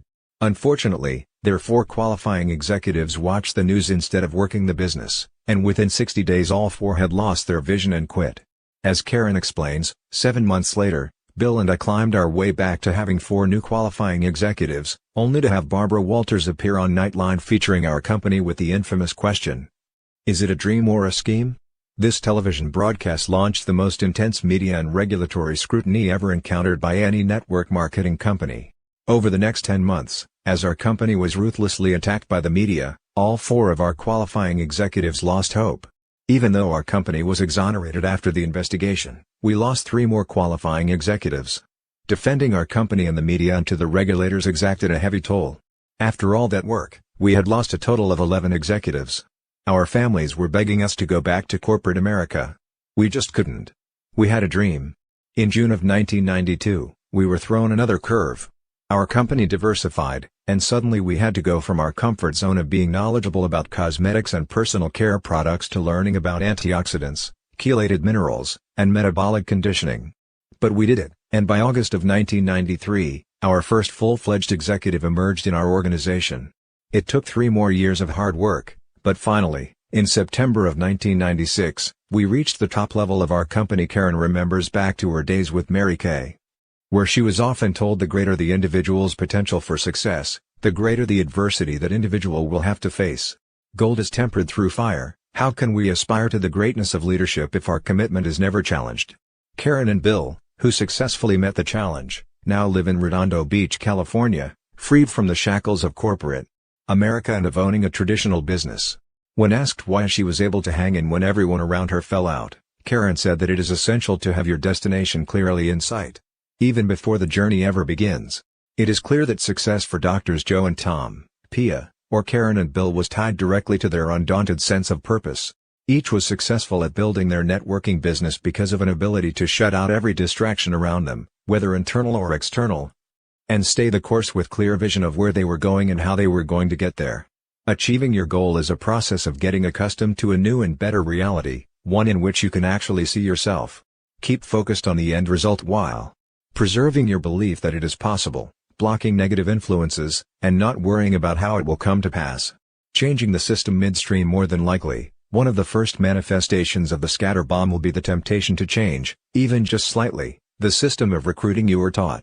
For example, your sponsor might tell you the critical importance of approaching your warm list by expressing your desire to have a business relationship with each of them and sharing your excitement about the potential of big money and free time because of the universal appeal of both. And while you are nodding your head in agreement, what you are really thinking is, I can't approach my friends and family with an idea as outrageous as earning such extraordinary income. So you begin changing the approach, you avoid your best prospects or mention a smaller income figure or none at all in favor of promoting your products. Never mind that your sponsor insisted that you need to use the big money, free time approach. You know in your heart that your friends and family members simply cannot relate to that kind of money. You don't argue with your sponsor because you've already promised to use his system, but you think you know what's best. And guess what? If you think that way, so will all your recruits. We don't know what there is about our industry that makes it seem so easy, but all who sign up immediately begin to believe that they know more than their sponsor or, for that matter, more than anyone who's ever been in this industry. The greater their innate leadership skills, the more likely they will want to reinvent the wheel. The way to prevent new distributors from changing the approach is to anticipate their notions during training. New distributors may not understand the importance of starting their business with relationship marketing or quoting large income figures in order to create a conscious shock. So teach them how easy it is to get sidetracked. Tell them right up front, now you are going to be tempted to postpone reaching out to your most viable contacts or change the numbers because you're concerned about discussing so much money with your friends. Do it anyway. It is important that you use the exact approach we teach you. Make sure new distributors understand that network marketing begins with relationships and requires numerous contacts and tenacious follow-through. Another part of the approach they will feel compelled to change is to lower any numbers you give them in training. If you suggest they need to personally sponsor at least 100 people over time, they often decide that 50 frontline recruits are enough. If you advise that full-time distributors may need to approach at least 100 prospects a week once they move into cold marketing, they often decide that 30 or 40 is plenty. If you suggest targeting 2,000 people on their warm list, they will, usually without telling you so, think you are out of your mind. Such changes to your system, which new distributors are convinced will not block their success, is the first element of the scatter bomb. Remember, each time you teach a module of your system to new recruits, make absolutely certain that you stress to them that any deviation from your system could result in failure. The mere act of warning your recruits about first-year challenges during a fun, relaxed training session will help you later when you need to constructively criticize them after they become rebellious or unfocused. Of course, if you don't want to waste time talking about all these things and you have no system created by an upline associate who is earning big money, just hand this book to all new distributors when they sign up. But remember, the best advice will come from upline leaders, because they have already proven themselves in your specific company. The lure of other deals. Some changes will come from outside your sphere of influence and seem beyond your control. We want you to be prepared for any and all diversions and challenges that threaten your downline. The amazing truth about MLM is that once you have established yourself with a company, you can literally waltz through decades without anyone trying to lure you away. Yet in the first year you become a distributor, the competition will come out of the woodwork and beg you to switch companies. Success and perseverance will earn you respect, whereas your newness makes you vulnerable. Mark tells the story of his very first exposure to a successful upline distributor. There I was, excited about finally putting a face with the name of a guy I already respected by virtue of his income and lifestyle. He was living in another city, so when he called to see if he could help me in any way, I asked if he would consider driving the 150 miles to my city sometime to visit with my top distributors and coach them about the business. I was astounded by the speed with which he accepted my invitation. He told me to get everybody ready for advanced training and that he'd be there in a week. I was elated. Back then our leaders were not yet caught up in the hotel presentation mania, so I didn't set up a citywide meeting. I simply invited 25 of my best distributors to my home for an advanced training session with our upline hero. Although my real mentor was Richard Call, this leader lived closer and was only 3 levels above me in the company. He was allegedly earning over $15,000 a month, so I figured my people would be in good hands. I remember it like yesterday. We had a real Texas cookout, great barbecued ribs and all the wonderful trimmings. While the others were eating, I was delighted that my great upline hero wanted me to take him to a quiet room in the house to discuss the meeting that was about to start. I took him upstairs to my office and we sat down in a couple of chairs facing each other. Before I could say a word, my wayward upline said, "Mark, get ready to lose sleep tonight. I have found the ultimate payout and recruiting video in this company called USA Vitamins. If you think our company has a good comp plan, listen to this." I was shell-shocked. The first major scatter bomb of my first year in MLM had just exploded. And this one was sure to get everyone off course, because he was getting ready to address my top 25 distributors. I had to think fast because I didn't want to make a scene and I only had half an hour to prepare a strategy. As he talked, I sat there racking my brain trying to figure out what I could do. Finally, I thought of a comeback. "Look, Doug, you've hit me cold on this and we cannot let my wife know that you've presented this to me without her or she'll be extremely offended." Doug said, "I understand, my wife's the..." I stopped him with my last comment. "Look. Just pretend you haven't said anything. I want my wife to see this great deal. And the last thing we want is for you to say anything to any of these distributors. My wife and I need to be on your team when you pitch them, you know what I mean?" Doug nodded in agreement and became extremely cordial. He was sure he was going to recruit us. He promised not to say one word until the 3 of us were alone later that evening. The meeting went smoothly and nobody had any idea that our great mentor was already in another deal. Of course, once everyone was gone, I really let him have it with both barrels, specifically pointing out what a fool he was to jump ship in the first year. We parted as enemies because that's the way he wanted it. But he still calls from time to time to share his latest MLM venture and explain why I should join him. I think he's been in half a dozen companies since then. Imagine what he must be thinking when he realizes, had he stayed and continued to work, he would be earning in excess of $100,000 a month for the rest of his life, off of our efforts alone. We have a saying that we share with every new distributor: the grass is always greener, till it's time to mow. We can guarantee you, just as certain as the sun will rise in the east tomorrow, that your new recruits will be courted by other MLM companies in their first years as distributors. It's a certainty and must be addressed in the training process of all new distributors. A good thing for distributors to always keep in mind is that the trickle-down theory works better in our business than in economics. Teach your leaders anything and if it works, everyone in your organization will learn it rapidly. Those of us who have been in this industry for many years have learned a very real success principle: perseverance. Distributors who have stayed with one company for many years, and built new legs in each of those years, are now very wealthy.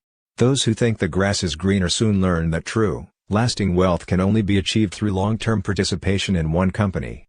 We've heard all the arguments of those distributors who honestly believe that, to succeed in MLM, one must belong to 2 or more companies. But the proof is in the printout. We've never met one person who has successfully built more than one downline at the same time. And we've met hundreds of people over the years who swear by the 2-company system. But listen closely, IT doesn't work. It takes every bit of focus and effort you've got to reach the top payout of one solid network marketing company. Have no doubt, several of your distributors will become tempted by other programs and some will actually attempt to prove us wrong. Until that's done, we've got to keep stressing the facts. No one has successfully done it yet. Some people will participate in what we call positioning for the pop. That means that they will jump from company to company, knowing full well that each company will not remain in business long term. But they'll jump from the gold deal to the offshore deal, hoping to pick up some front-end, quick money in the process. Never mind that these are pyramid schemes and only a few people will win. Never mind that the company is likely to fold any minute. All that matters is that they pick up a little easy money along the way. Watch out for those scoundrels, they are the folks who give our industry a bad name. In the world of traditional, corporate pyramids, entire companies are created to search for executives to fill their clients' needs or specialties. If you are a physician who is tired of private practice and you're looking for a partnership of specialists or some directorship at a hospital, all you need to do is find the number of an employment agency that specializes in the medical field. There are dozens of them. If IBM needs a specialist in some technical engineering position, they not only advertise but will also frequently call an employment agency specializing in engineering. Here's our point. In a free society, people will always seek to better themselves. Corporate executives aren't particularly hurt when some headhunting agency hires away their upper managers. It happens, it's a fact of life. Yet if one of our leaders begins sniffing around other network marketing companies, or worse, actually goes to a presentation, my God, you'd think the sky was falling. Rumors begin flying around at fiber optic speeds. Upline associates are immediately notified and an entire search and rescue program is launched by every money earner within 6 or 7 levels in an effort to keep that poor fool from defecting.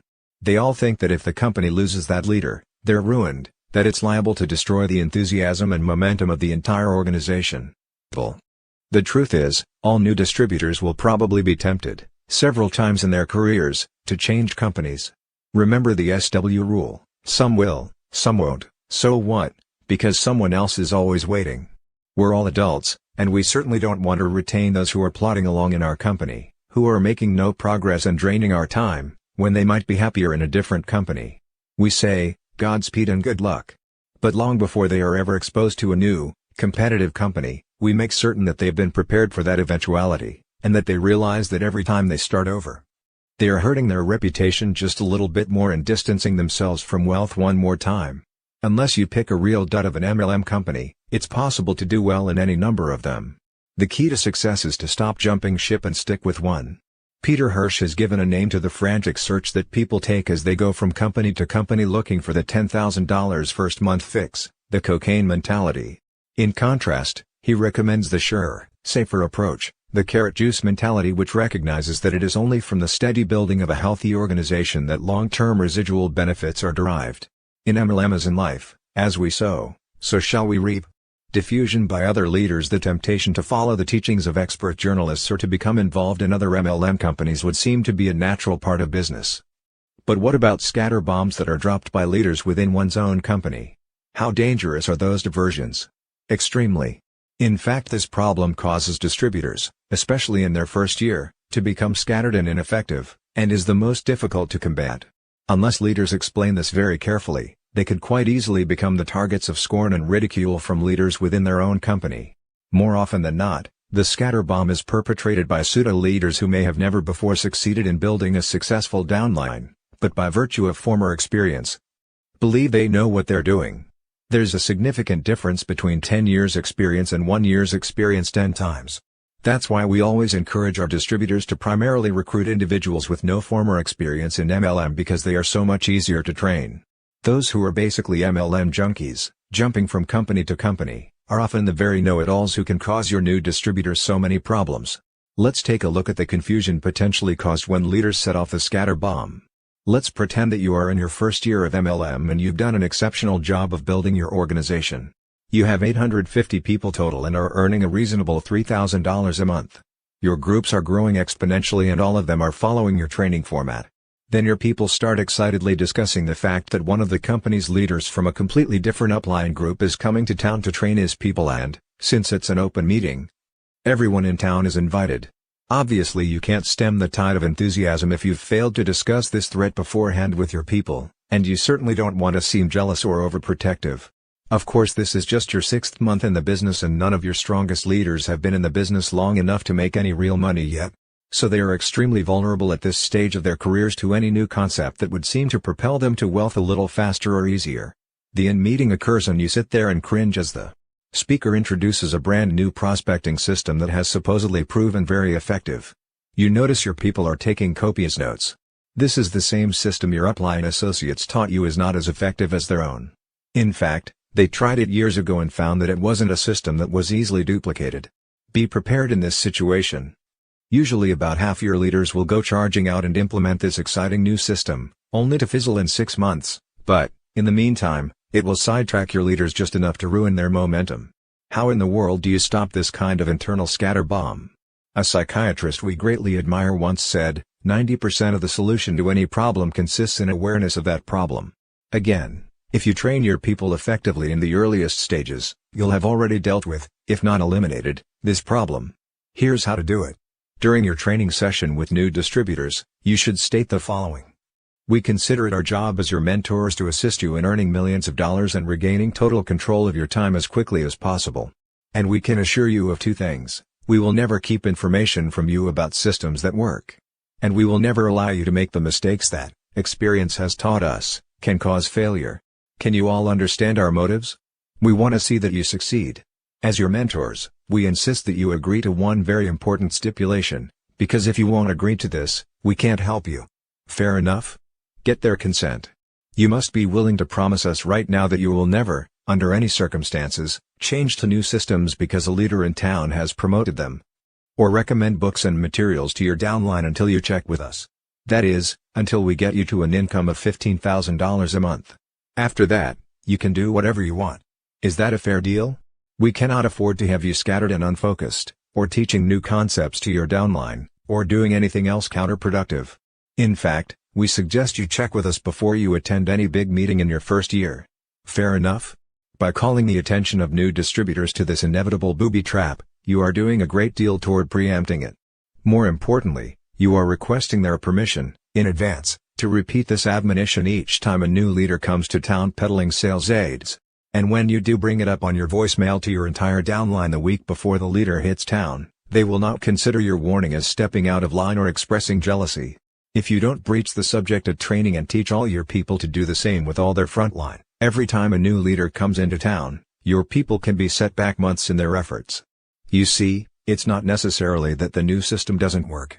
The problem is that each time you introduce a new system to your entire downline, everyone starts all over again at ground zero.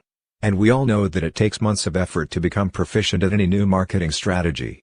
The parasite mentor. The next factor that will cause new distributors to become scattered is what we call the parasite mentor, someone who has never built a legitimate organization, yet has written a book or recorded an audio tape to teach others how to do so, and claims to be a mentor.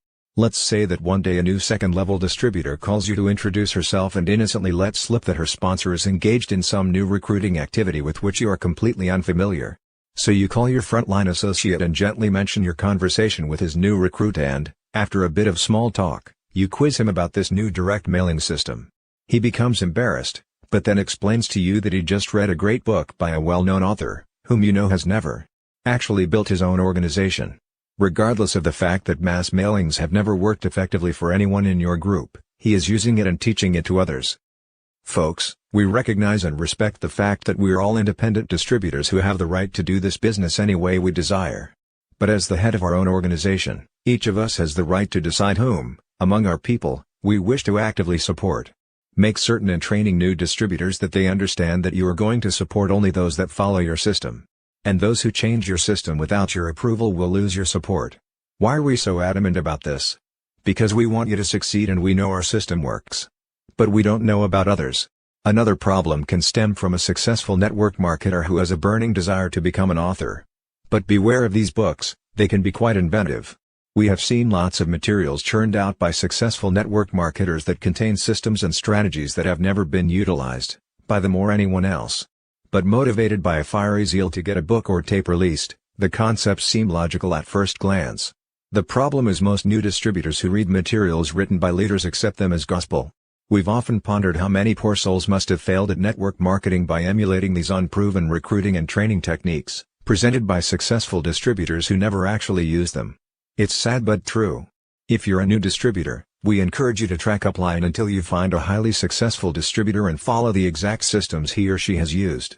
If you enjoy absorbing knowledge about the industry, at least call a veteran in your company to get suggestions on truly useful books by authors who have successfully built huge organizations. Don't lose your vision by following systems of parasite mentors or new authors describing unproven systems. Some who have written bestsellers in our field have never built anything. Other authors have been in 20 different companies and will, in fact, join yours if you order 10,000 books. But they are often disseminating strategies that do not work or have not been tested, and if your new distributor reads and implements them, it will cause months of wasted time. Scatterbomb fever. The next diversion is often inadvertently created by your own company, when new products or services are introduced. Often, it's what we call a sizzle product, a new, exciting technology or specialized niche item that causes distributors to lose all decorum and sense of propriety, and start jumping around like old Festus Bean on a train trip to the Yukon during the Great Gold Rush.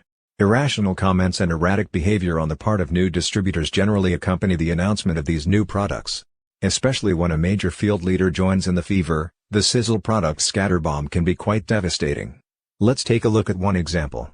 This type of scatterbomb fever began in one company with something as innocent as simple math when a distributor calculated that he would earn an extra $30 the next month if everybody in his group ordered just one of the newly released product. It progressed to the point where frenzied medical doctors rented warehouse space and taught medical assistants how to operate forklifts in order to warehouse the supply, which would result in $20 million of profits next year. What made this situation all the more frightening was that this frenzy occurred when no one had yet seen or even used the product, and no studies about the product had been released.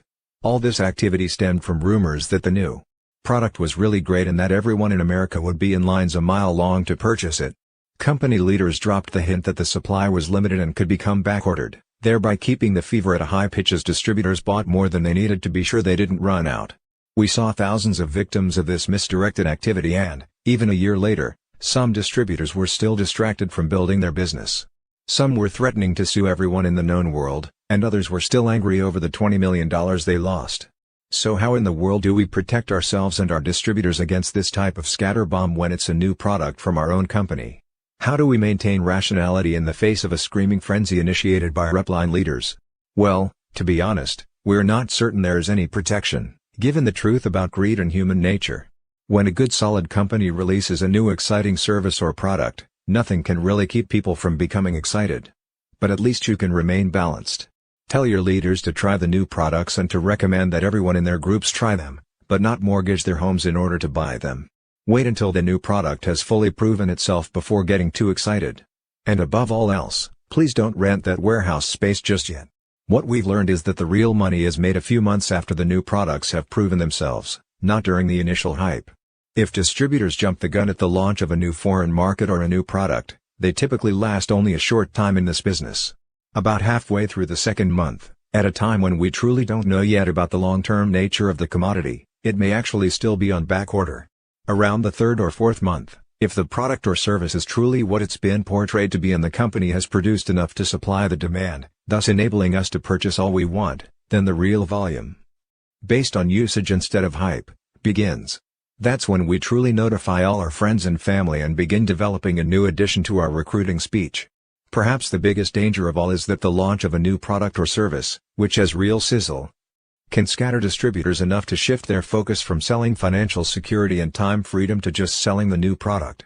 That's a real hazard. You don't want your best recruiters redirecting their approach from the MLM dream to a single service or product. Remember, prospects will never be as excited as we are about a new toothpaste or CD-ROM. In the midst of their selling a new service or product, distributors should continue to focus their prospecting approach on how to earn $20,000, $30,000, even $50,000 a month and achieve total financial independence. Tantalize your prospects, if you like, with your excitement about the new items coming or new foreign markets opening up, but keep it in perspective. Most of all, maintain a balanced outlook with every new product. Don't go overboard and build your presentation around any one product or service before it is a proven success. Frenzies never yield stable growth. Lack of structure. Many distributors suffer from lack of structure in network marketing, particularly those who are accustomed to the world of traditional business. After all, they got used to the Monday morning rah-rah meetings, production quotas, and supervisors breathing down their necks demanding more and more. In network marketing, you're your own boss, revving up your own engines, and setting your own pace. The systems in traditional sales are the antithesis to those utilized in networking. Some corporate salespeople, such as Terry Hill, after she left the Xerox Corporation as their #1 salesperson, feel disoriented and displaced at first without the traditional structure. Many people need a detailed plan of action and a timetable, complete with daily quotas. This keeps them from becoming scattered and creates a strong sense of direction. Once you have set specific goals, use a day planner, or a scheduler, or anything else that will assist you in keeping yourself on track. For others, time itself is a problem. Such people may feel overwhelmed by their already busy lives. How can they possibly fit one more thing into it, especially something as time-consuming as a network marketing business? Or perhaps, having jumped in without a plan, they use their time inefficiently, running around town, hither and yon, fighting traffic, doing one-on-one meetings, presentations, and training. They feel completely at loose ends and are unsure about what really constitutes productive activity. Pam Delahunty of Francistown, New Hampshire, found the solution by turning to her upline associates for coaching. She describes how dissipated she felt trying to keep up with her life and her business. "The biggest challenge I had was time. After all, I already worked full-time as a dental hygienist. On top of that, I was a mom to two very active toddlers, and then there was my husband, with whom I wanted to spend time. I felt stretched, torn, and at times guilty as I tried to spread myself in all directions. I felt out of balance, out of control, and out of integrity. I saw myself wearing too many hats, as mother, wife, friend, employee, and now as a networker. Though I felt a strong belief for this industry and the possibilities it could provide, it was difficult for me to find the time and energy to share it with other people given my already full and hectic schedule. I turned to my upline associates, Dr. J. Clark and Linda Young, for help, and at their suggestion I began exploring my core values. What I found to be most important to me are relationships, fun, spontaneity, and the peace of mind financial freedom brings. Once I determined this, I took a look at how I could work these into my life and my business. What if I could share the benefits of the products and the business when I was going about my daily life, without putting on a separate hat? What if it was spontaneous and even fun? Since having incorporated these elements into my business, I am more energetic because I'm not wasting time worrying about what I am going to say, or how I am going to look, or even what the response will be. I used to think energy was dependent on how much sleep I had or what I ate. I now believe I will have all the energy I need just by getting myself into worthwhile action. Action creates energy. I'll never forget one of my first outrageous, impromptu conversations after discovering my new enthusiasm. A policeman stopped me on my way to my first sponsoring interview because I had rolled through a stop sign. I explained with much enthusiasm how nervous I was with this new business venture, and he let me go with just a warning, a smile, and a good luck wish. As a thank you, I gave the officer a sample of our toothpaste. A week later, I was stopped again by the same officer, this time to purchase product, and years later, he is still a loyal customer. When a longtime family friend first introduced Sunny Nelson of Fresno, California, to network marketing, she was working from 60 to 80 hours a week and holding down 2 jobs. Sunny immediately informed her friend that she couldn't take on network marketing because she absolutely had no extra time, period. But the more she thought about her predicament, a relentless work schedule and $40,000 of debt hanging over her head, the more she decided she had nothing to lose. She gave up television and some sleep, deciding that television would never get her where she wanted to go and that she could catch up on missed sleep later. Sunny began sharing the opportunity and products with everyone she knew. She created a work plan, stayed with it, and within 2 months she earned the distinction of being the first in her company to become an executive director in such a short time, a record that lasted 5 years. After 2 more years, she reached the top level in her company, and now has earned the freedom to enjoy her real love, competitive slalom water skiing. One of the primary excuses people give for not joining our industry is that they don't have the time. However, both Pam and Sunny found a solution to this problem. They avoided the scatterbomb and focused on doing the work necessary to build their groups. Not so surprisingly, once they realized what the business could mean to them, they both found the time. If you are having difficulty organizing your time, harnessing your energy, or keeping your attention focused on your business, seek the help of a mentor. Ask someone, preferably in your upline, or someone else you want to emulate, to coach you. It can be done once a week in as little as a 10 or 15-minute telephone conversation. Renee has been a mentor to Karen McGeehan of West Lynn, Oregon, for some time. Each Monday, Karen reports her business activities to Renee, summarizing the number of people she prospected that week, the number of appointments she set, and the number of people to whom she made a presentation, her real measure of progress. Her goal is to do 10 presentations a week, which results in her sponsoring between 5 to 8 people a month. When she is off her target, Karen and Renee will talk about what got in the way of her meeting her goals that week. And then perhaps Renee will assist her in redesigning her mindset to block any negative thoughts. When we are out of the country, Karen faxes or emails her report to Renee. Even if they don't talk, they share some communication in writing. Over time, Renee and Karen have built a close relationship. You may find that a mentor can help structure your activities, making all the difference between success and failure. Going it alone in a team sport is the role of the new distributor to plant the seeds, which the various upline associates need to water. It is easy to get scattered if distributors try to go it alone in this business. But the fact is we are all part of a team. New distributors must learn to utilize upline support until they, like their role models, achieve wealth and independence. John Prange of Kutztown, Pennsylvania, was a veterinarian in his 50s who had been successful at everything he'd ever tried, until he tried network marketing. According to John, it took 2 years for me to realize that something was wrong, that I was not succeeding as I normally had in my other endeavors. I was able to recruit lots of bench warmers into the business, but none who wanted to play on the team. John was really bothered by his apparent failure and turned to his network marketing team for help.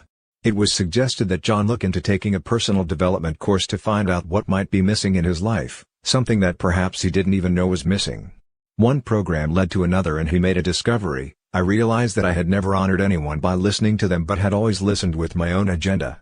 I began to look at the fact that my life had been designed by me, many years earlier, to play out exactly as it was playing out, and I currently had no control over the play unless I was willing to make some major changes in myself. I was fascinated by the joy of writing a new script wherein I could develop a game bigger than life with no particular ties to the outcome. But the most important part of this plan came when I began surrounding myself with a community of individuals who would support me in my decisions and commitments and who would always be there for me. Then I learned that it was a two-way street. I had to be able to give positive, directional feedback to my players to help them win the game based on their own expectations. I had always wanted to be the good guy to my friends, wearing the white hat. But now I could see the value of letting other members of my team know when they were getting off track with their businesses. As the one soliciting support, I needed to make strong, clear requests. As the one giving support, I came to understand that my associates could not read my mind. They joined me in this business believing that I would lead the way. So I began making requests of them that honored their individual visions and supported them to stay on their own chosen paths to success. What John discovered was that being part of a truly supportive team is the key to success. It comes down to a few simple steps. Consider the unlimited possibilities and shape your vision around the vast choices. Develop a game plan. Delineating specific daily steps toward building your business that will include identifying those characteristics in your life that you believe could be improved. Get into action. Don't procrastinate, just do it. Make clear requests from a coach or upline mentor for your own personal growth and give honest feedback to your downline, being mindful of their personal objectives. Then watch your business grow beyond your wildest expectations. Because of the multi-level structure of our industry, we are all part of a team, sometimes coaching and other times being coached. When it all works according to plan, the multi-level compensation program is absolutely warranted and justified. To try to go it alone in this business is to swim upstream. It is a team business in which, in the course of every day, there should be some giving and receiving along the way. If you want to avoid being scattered and keep total clarity of vision, you need to reevaluate how to better serve and be served by your team. Distractions caused by personal crises. None of us works in a vacuum. The success of our business is commensurate with our enthusiasm, and our enthusiasm is affected by our personal lives. Dr. Dennis Pezzolizzi of Middletown, Connecticut, found comfort by focusing his complete concentration on his business while going through the greatest tragedy of his life. Dennis's story puts many other crises in perspective. On February 28, 1992, at approximately 10:30 p.m., I was involved in a car accident that changed my life forever. Before this tragedy, I was a successful person, or so I thought. I excelled in everything I ever did in life. I was a perfectionist who was able to do many things and do them all well. But the problem was deep down, I was unhappy. I wasn't passionate about anything in my life. This instability led to my divorce, a drinking problem, and finally the accident that was the turning point in my life. I had been drinking that night, like I had on numerous other occasions in my life. That's how I disconnected from reality. On this particular night, I ran a red light and broadsided a car with 2 passengers. The passenger was not hurt, but the driver, Renford, was killed. From that moment on, my life activities consisted of being sued, appearing in court, going bankrupt, trying to run my medical practice with my name in the headlines, facing a possible 10 years in jail, and trying to sustain a marriage to my new wife, Bonnie, the most supportive person in the world. On the inside, I felt guilt, shame, sorrow, fear, and despair, all mixed together. I wished I had been the one who died. This was a tragedy of immeasurable proportions and it was buried inside of me, eating me up. I was convicted of misconduct with a motor vehicle and sentenced to 4 years, suspended after 30 days, with 3 years probation. I was put on random urine tests for 2 years, alcohol counseling, and AA meetings. My license was put on probation for 2 years. I went bankrupt and had to close my office. I did 3,000 hours of community service. But nothing, I felt, could make up for the life I had taken. In August of this same year, I discovered network marketing. My company president believes strongly that network marketing is an opportunity for personal growth, which will then lead to financial growth. With the help of my new networking family, I learned how to stop hiding my tragedy and, instead, turn it into a positive force for gift giving. I have told my story to hundreds of people, who in turn have affected thousands of others. Don't drink and drive. Instead of wallowing in the shame of it all, I now honor Renford Gilling by saving lives in his name as I tell others his story and mine. If it weren't for the philosophy put forth by our incredible industry, I know I would still be drinking and living in guilt and despair. Instead, I have a beautiful relationship with my wife, a wonderful 3-year-old son, a thriving medical practice, a network organization that is growing geometrically, and most of all, I am living my passion, which is to powerfully affect the lives of millions. Dennis was fortunate to have found a supportive wife and an understanding team in his network marketing company. He could easily have allowed his tragedy to diffuse his energy for the rest of his life. Instead of yielding to chronic alcoholism and utter despair, he has turned his attention toward concentrating on the lives he can still save. The exponential growth that is so strongly promulgated by our industry is far from being just about money. As it is exemplified in Dennis's personal life, the concept is a force for change in hundreds of thousands of lives. Dennis has overcome his reluctance to hide his story. By his openness, he has made a significant impact on others. Each time we sit down with new prospects, we must realize we have the opportunity to make a difference in their lives. But for that to happen, we must find a way to get through their resistance. When prospects see a business opportunity that seems too good to be true, one that doesn't fit their self-image, they will either pass on the opportunity or get in and then quickly get out. It is only when people can visualize the end result that they will consider joining you in this business. Network marketing is a business of storytelling. Don't be afraid to show your vulnerability. If your story has a human quality, it has a much greater chance of touching people and breaking down their barriers during your presentation. We can't avoid crises, but we can prevent them from completely diverting our attention from our work by accepting each one as a stepping stone to both personal and business excellence. Summary: the scatter bomb is a mental explosion that diffuses the focus of distributors, causing them to stop using the system they have been taught and to frantically follow any and every new network marketing system or leader that comes along. Effective network marketing is a process of duplicating systems. Each time you change the system, everyone in your downline gets confused.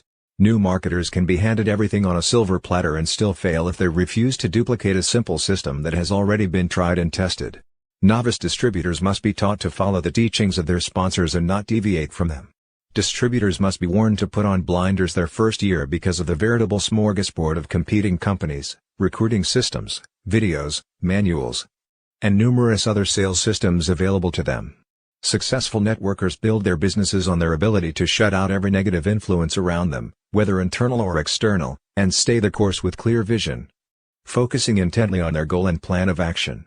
One of the first manifestations of the scatter bomb will be the temptation to change, just slightly, the recruiting system you've learned, by either softening the approach or lowering the income or recruiting numbers. The way to prevent your new distributors from attempting to reinvent the wheel is to anticipate it early, and warn them during training of the importance of following a proven system. Counter the threat that first-year networkers will be offered other deals by 1. Warning them of this fact. 2. Teaching them that perseverance with one company is the key to success. 3. Explaining to them that trying to build two downlines in separate companies will lead to failure. Most new distributors will be tempted several times to change companies, but, remember, no single person in your organization is absolutely indispensable. As you continue to build your group, new leaders will emerge under those who choose to leave. Keep your group from jumping from one system to another by preparing them ahead of time to glean new facts from a new speaker while never changing to a new recruiting or training system. The key to building a successful business is to stick with one system long enough to allow it to work. Ask a trusted upline associate for recommended reading, and don't lose your vision by following authors not recommended by your mentor. Scatterbomb fever can be caused by an announcement, often from highly respected leaders within your company, about a soon-to-be-released product or service that they say is so unbelievable that everyone will soon be clamoring for it. Be skeptical of their claims until you have used it yourself. When you or your associates occasionally fall victim to scatterbomb fever, don't change your plan of action, simply continue on your steady course, while including a mention of the exciting new addition in your presentations. Many distributors suffer from a lack of structure, particularly those who are accustomed to the structure of traditional business. If you have a problem organizing your time, use a planner or scheduler to help you stay on track. Make clear requests for your own business and personal growth from a coach or upline mentor and, in return, give honest feedback to your downline associates, being mindful of their objectives. If you want to avoid being scattered and keep total clarity of vision, reevaluate how to better serve and be served by your team. The success of our business is commensurate with our enthusiasm, which in turn is affected by our personal lives. It is only when people can visualize the end result that they will consider joining you in this business.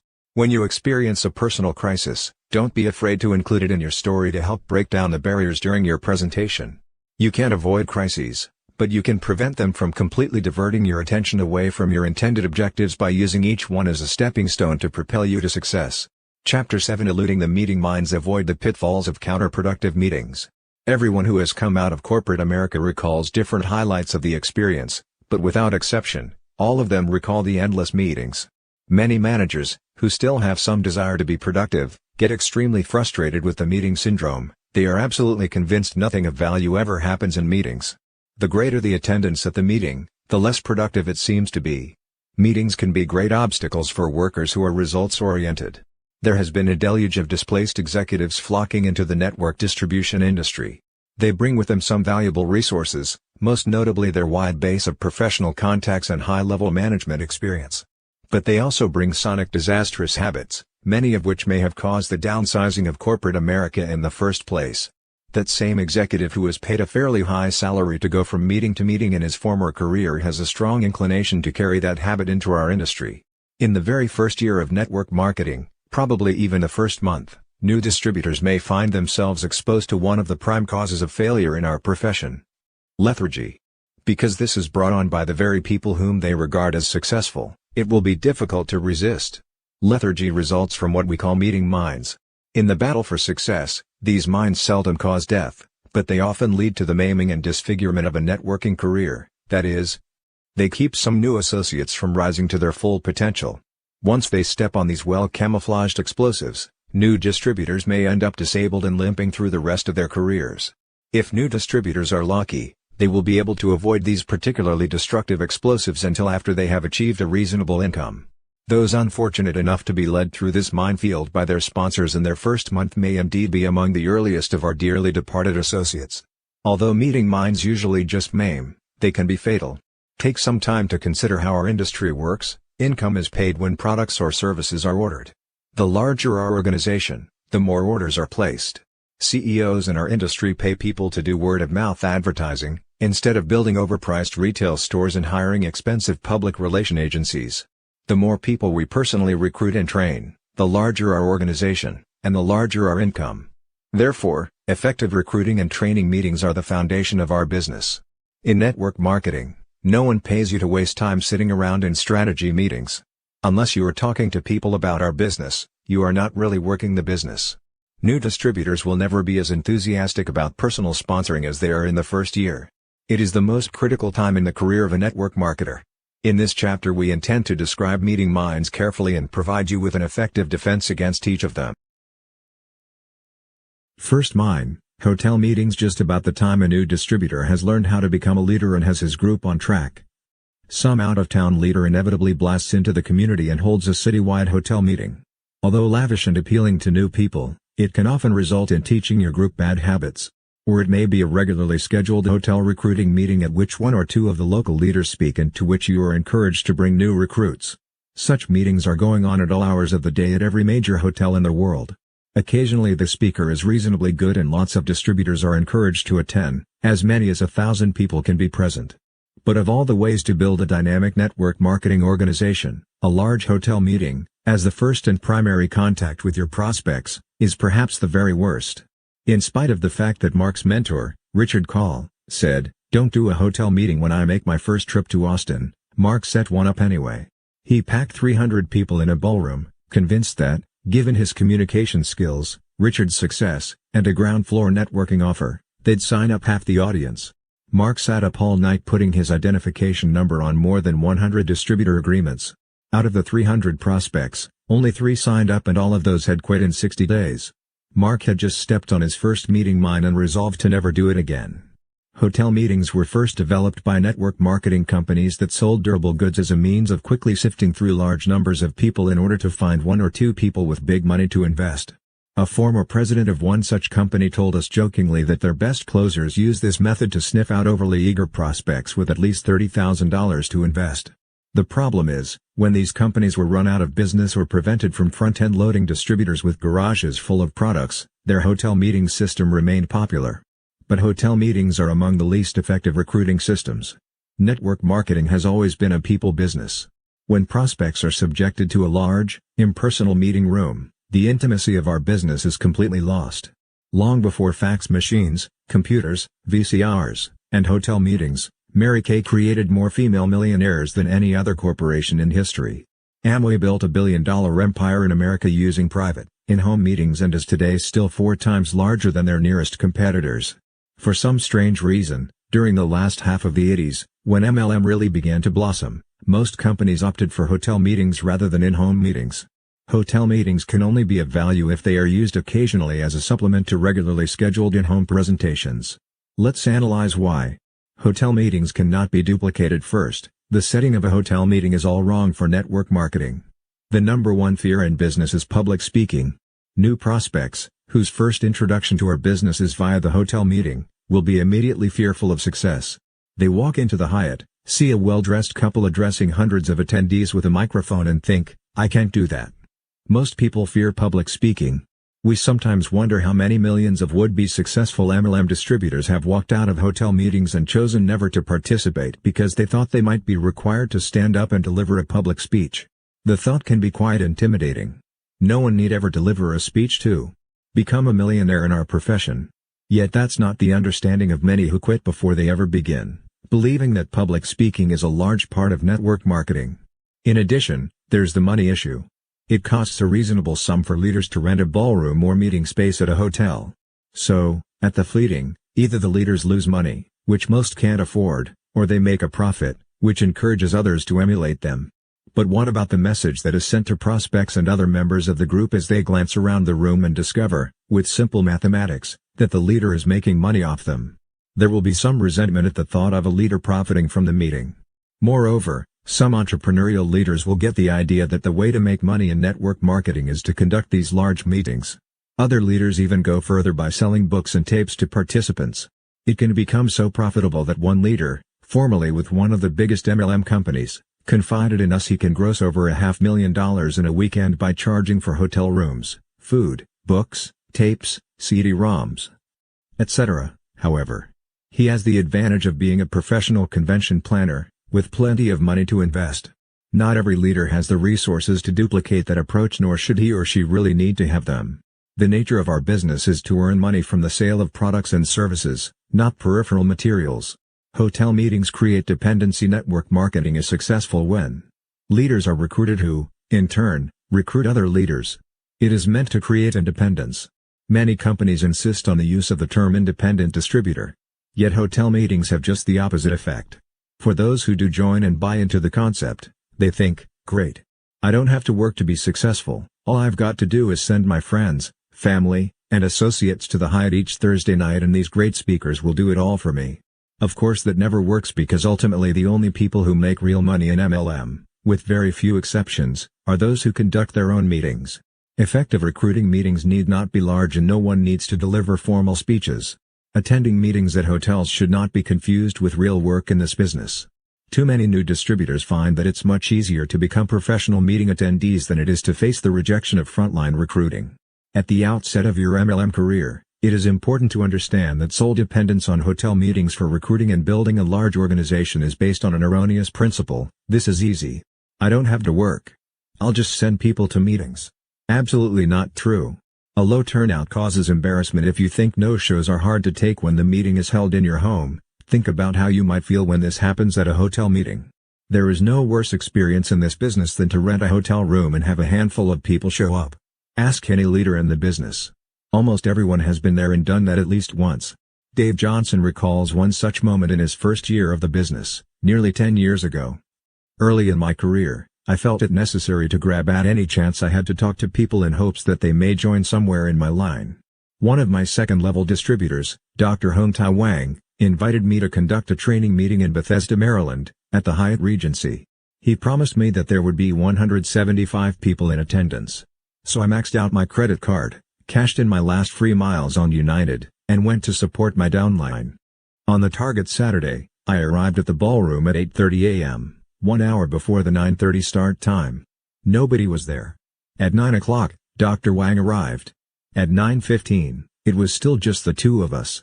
At 9:25, there were 5 guests. By 9:30, Dr. Wang was pacing up and down the hallway looking for lost distributors. At 9:45, he was quite distraught wondering where the other 170 guests were. We did conduct the all-day seminar for the 5 attendees and 3 of them are still in the business today. However, Dr. Wang admitted later that he wished the overhanging chandelier would have right, I just had no idea how costly the lesson would be.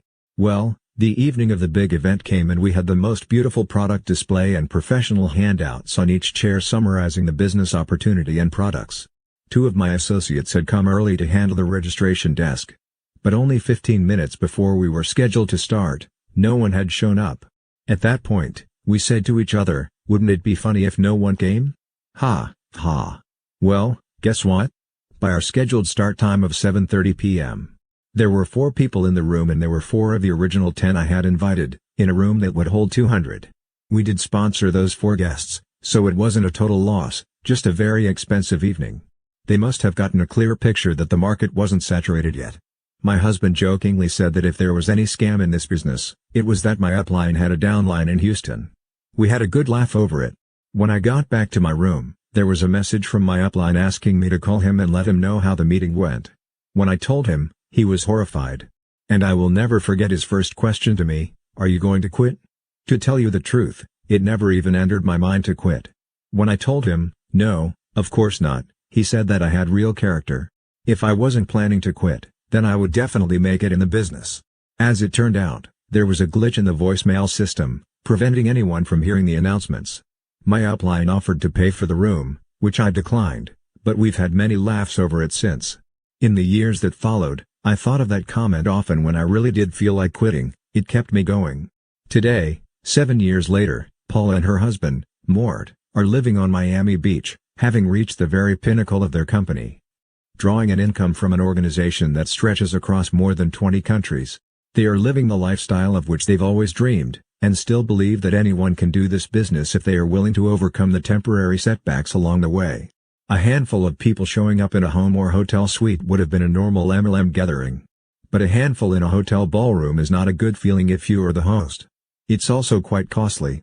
Most networkers can only afford to make this mistake once. Hotel meetings are not private hotel meetings. By their very nature, systematically screen out 25% of the population. Just use a little common sense. Many doctors and accountants cannot afford to be seen by patients or clients at a hotel recruiting meeting for multi-level marketing. Many corporate leaders and company owners won't risk being seen in these meetings by their subordinates or customers. Teachers fear bumping into parents of their students or, even worse, their principal. We once recruited a pediatric cardiologist who sat in our living room and said, "You know, my own sister tried to get me to attend one of her meetings when some great out-of-town leader was speaking in Austin, but I declined." How confident would the parents of a 5-year-old be if they bumped into their physician at an MLM recruiting meeting the night before he was to perform open heart surgery on their child? The only reason I am here now is because it's a private meeting.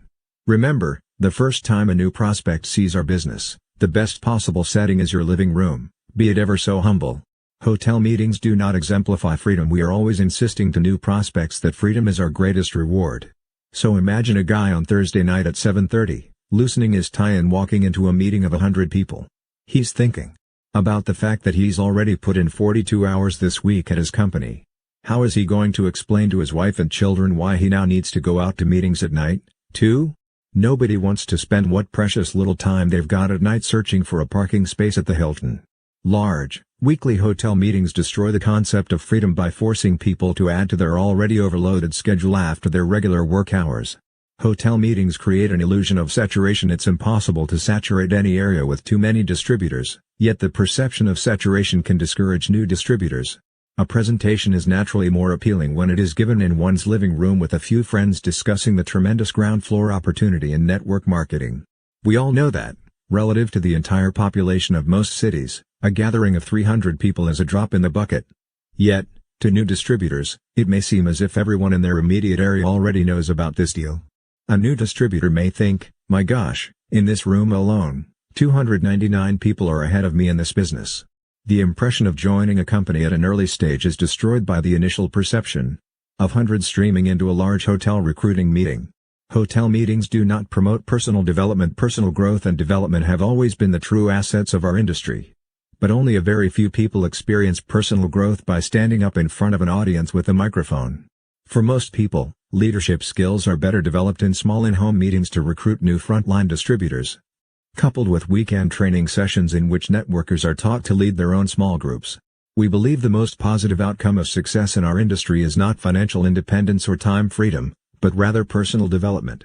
We have proudly watched many of our personal recruits, some of them the most unlikely to become success stories, develop into remarkable leaders by sheer force of will. Rather than conducting their recruiting meetings for them, we encourage them to take charge on their own. And while some successful leaders are proud of the former doctors, lawyers, and corporate CEOs they've sponsored, we are exceptionally proud of our humble frontline recruits, a housekeeper, a student, and a police officer, all of whom have become millionaire legends in our industry. Along the way, we managed to recruit a few dynamic professionals like Terry and Tom Hill, but for the most part our highest percentage of successful frontline leaders were formerly ordinary, wage-earning people. The message we want to convey at every meeting with every single prospect and distributor is a simple one: we are in a low investment, low overhead distribution business in which average people can achieve wealth and independence through hard work and the legitimate movement of products and services. Here's the message we don't want to convey: we are in a pyramid system in which those with public speaking skills, who get in early, can lead profitable weekly, monthly, and annual meetings by selling books and tapes and hosting motivation rallies. The latter message is the one being projected by those who insist on regular hotel meetings. Thus, the first meeting a new distributor is likely to encounter in the early battle for success is the frequent hotel extravaganza. Hotel meetings are not an effective tool in building a legitimate network, and they are not easily duplicated by the masses.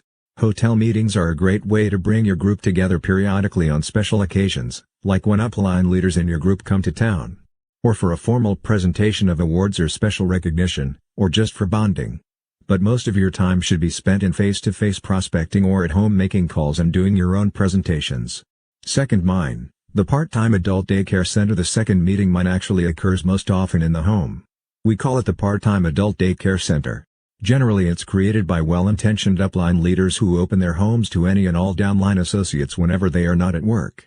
New people and old feel they can drop by any time to pick up products or just have a cup of coffee and visit their upline.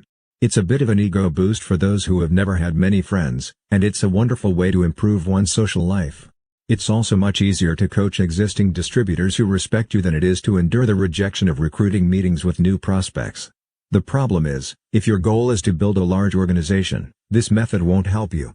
It's like having a 24-hour drop-in center for the homeless and is about as profitable. This socializing may be fun, but don't deceive yourself into believing that your daily or weekly drop-ins are productive or helping grow your business. They aren't. Third mine, the church service. Another less effective get-together is what we call the church service.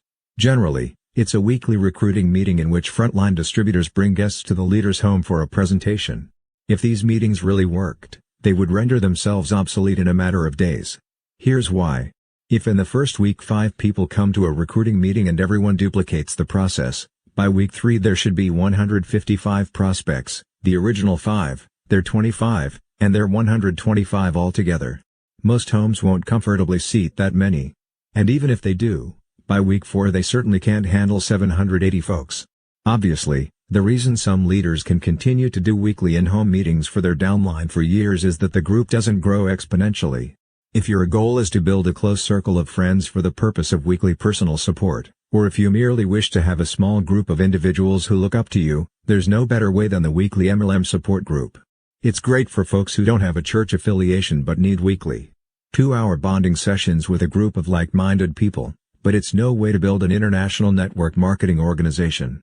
If the exponential growth were to work as it should, besides having a totally unmanageable number of people, leaders would soon find that they had created a destructive codependency.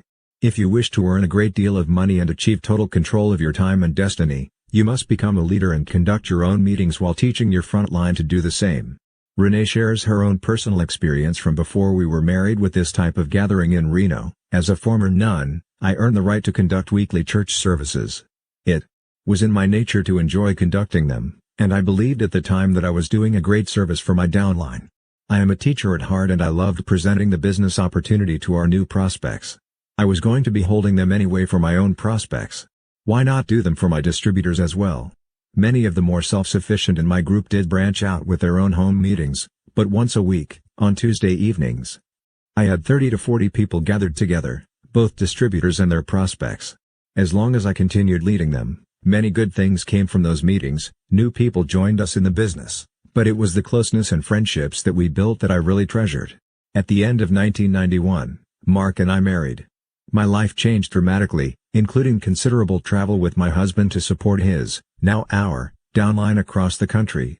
I gave up my weekly meetings and, almost overnight, my Reno group disintegrated. Partly it was due to the fact that our company was experiencing the most severe media scrutiny in the history of network marketing. But mostly it was because I had made most everyone in the group dependent on me. When I closed the church doors, it shut down business for many of my associates. It was a hard, but important, lesson for me. If you are holding your own church service by choice, at the very least, continue to encourage the independence of every single person in your group along the way. It is important for their own personal growth and for the growth of everyone's business. Fourth mine, the deception meeting. The next meeting mine is called a lot of different names by a lot of different marketers. Some call it the dinner meeting because it usually involves friends who have been invited to a dinner party. Others call it the curiosity meeting because the approach used to get friends and associates to the house does not explain why they're invited. So the friends attend because they are curious to see what their hosts are up to. Actually, we call it the deception meeting because those of us who were ever invited to one still remember how angry we were at our friends for leading us on. In fact, many of us avoided network marketing for years because our only exposure to the industry involved this kind of trickery. Before you use this kind of meeting to snare recruits, be forewarned that it is not only ineffective, but it can lead to real resentment among friends. The deception meeting is based on a very serious misconception. Some distributors with companies that have been in business for over a decade are afraid to tell their friends the name of their company out of fear that a well-known name will lead them to believe that the market is already saturated with distributors, and therefore won't be inclined to come to a presentation. This fear is erroneous for two reasons. First, the name of the company generally should not be mentioned when you are inviting people to a meeting anyway. Second, no business is ever saturated in any community. The fact that your friends may have already heard of your particular corporation doesn't mean they won't be interested. What is objectionable is being invited to a social event or an intimate dinner with friends that is really a recruitment meeting. Deception or curiosity meetings are in-home business presentations in which the prospects are led to believe that they are merely going to dinner at a friend's home. When guests arrive, they are usually introduced to others in attendance, who are sponsors of the host, and perhaps another 2 or 3 couples who are prospects. Once the dinner is over, a formal presentation is given to illustrate the logarithmic growth of MLM. That's when the guests realize they've been had. This kind of meeting is a fraud right from the start. Most people with any integrity will refuse to recruit their friends using such deception, and those who are persuaded to do so usually fail. Throughout our travels in America, Asia, and Europe, we have met countless individuals who have refused for many years to consider any involvement in our industry because their initial exposure was based on a deception meeting. Fifth mine, the office meeting. Another kind of meeting mine is the office meeting. Even though he was warned by his upline mentor, Richard Call, to never get involved in the office process, Mark ignored him and yielded to the temptation in his 5th month. By then, he was earning enough money to be able to afford the office. Mark often tells the following story to MLM groups. I had become a big businessman. I actually pronounce it Venus because it's such a joke. Big businessmen are important guys. We usually drive a Mercedes, wear $2,000 designer sport coats, flash a Rolex on our wrist, and carry a Platinum American Express card. Above all else, we need a fancy office and high overhead expenses to prove our worth. In all seriousness, the very things we attempt to escape by entering network marketing are frequently the things our egos dictate we must have once we're successful. When I started earning over $15,000 a month, I decided, against my mentor's protests, that I needed to move my network marketing business to an office location.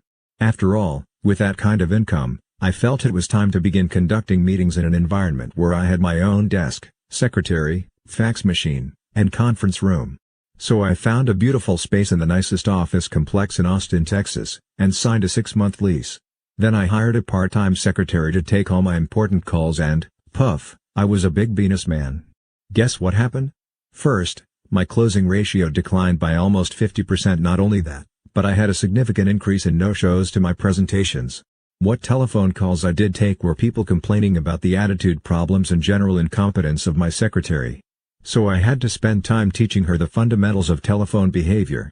By the second month, no one I interviewed signed up, and the few I recruited in the first month were clamoring to hold their meetings in my office and refusing to do their own in-home meetings. By the third month, I had moved my office back home. Here's what I learned. Office meetings don't work nearly as effectively in our business as do in-home presentations. When I went home, my closing ratios jumped right back into the 20% range, and my downline distributors were much happier doing their own in-homes when I was again doing so. We realize that advising against offices will be unpopular with many of you who already have offices and approach business in this manner. But our objective isn't to have you love us. Our goal is to get you to the same kind of income we are earning without unnecessary, costly overhead. However, if you choose to keep an office, at least do so knowing all the facts. First, renting an office cannot be duplicated by most people because of cost. Second, an office creates unnecessary overhead. Third, office meetings do not exemplify the freedom that you should enjoy as a network marketer. Office meetings cannot be duplicated. Most people have jobs rather than private offices and, therefore, do not have the slightest idea how to manage them. This causes havoc and unnecessary stress, which can impede one's productivity. Most people are too busy just learning the basics of MLM to have time to deal with running an office. In addition, not many people can afford an office. Neither of us could have afforded an office in our first few months in business and, therefore, would have never signed up had we been recruited in an office setting. Office space, even if you share it with other business people, is expensive anywhere in the world. Remember, we are in a business of duplication.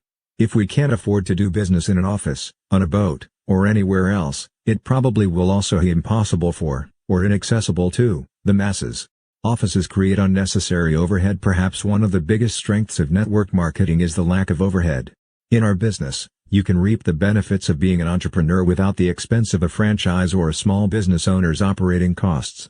The beauty of this business is that you can do it from your living room. There's no need to invest thousands of dollars on employees and office space.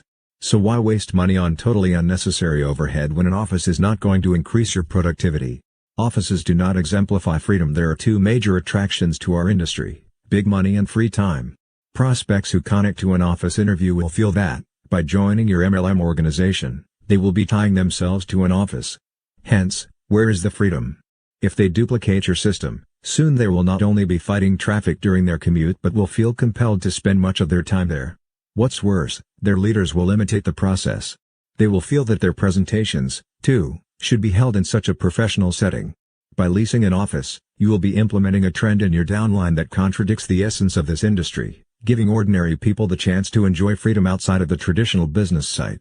We have people in our downline who have succeeded through both hotel and office meetings, but none of them are earning half as much as we are.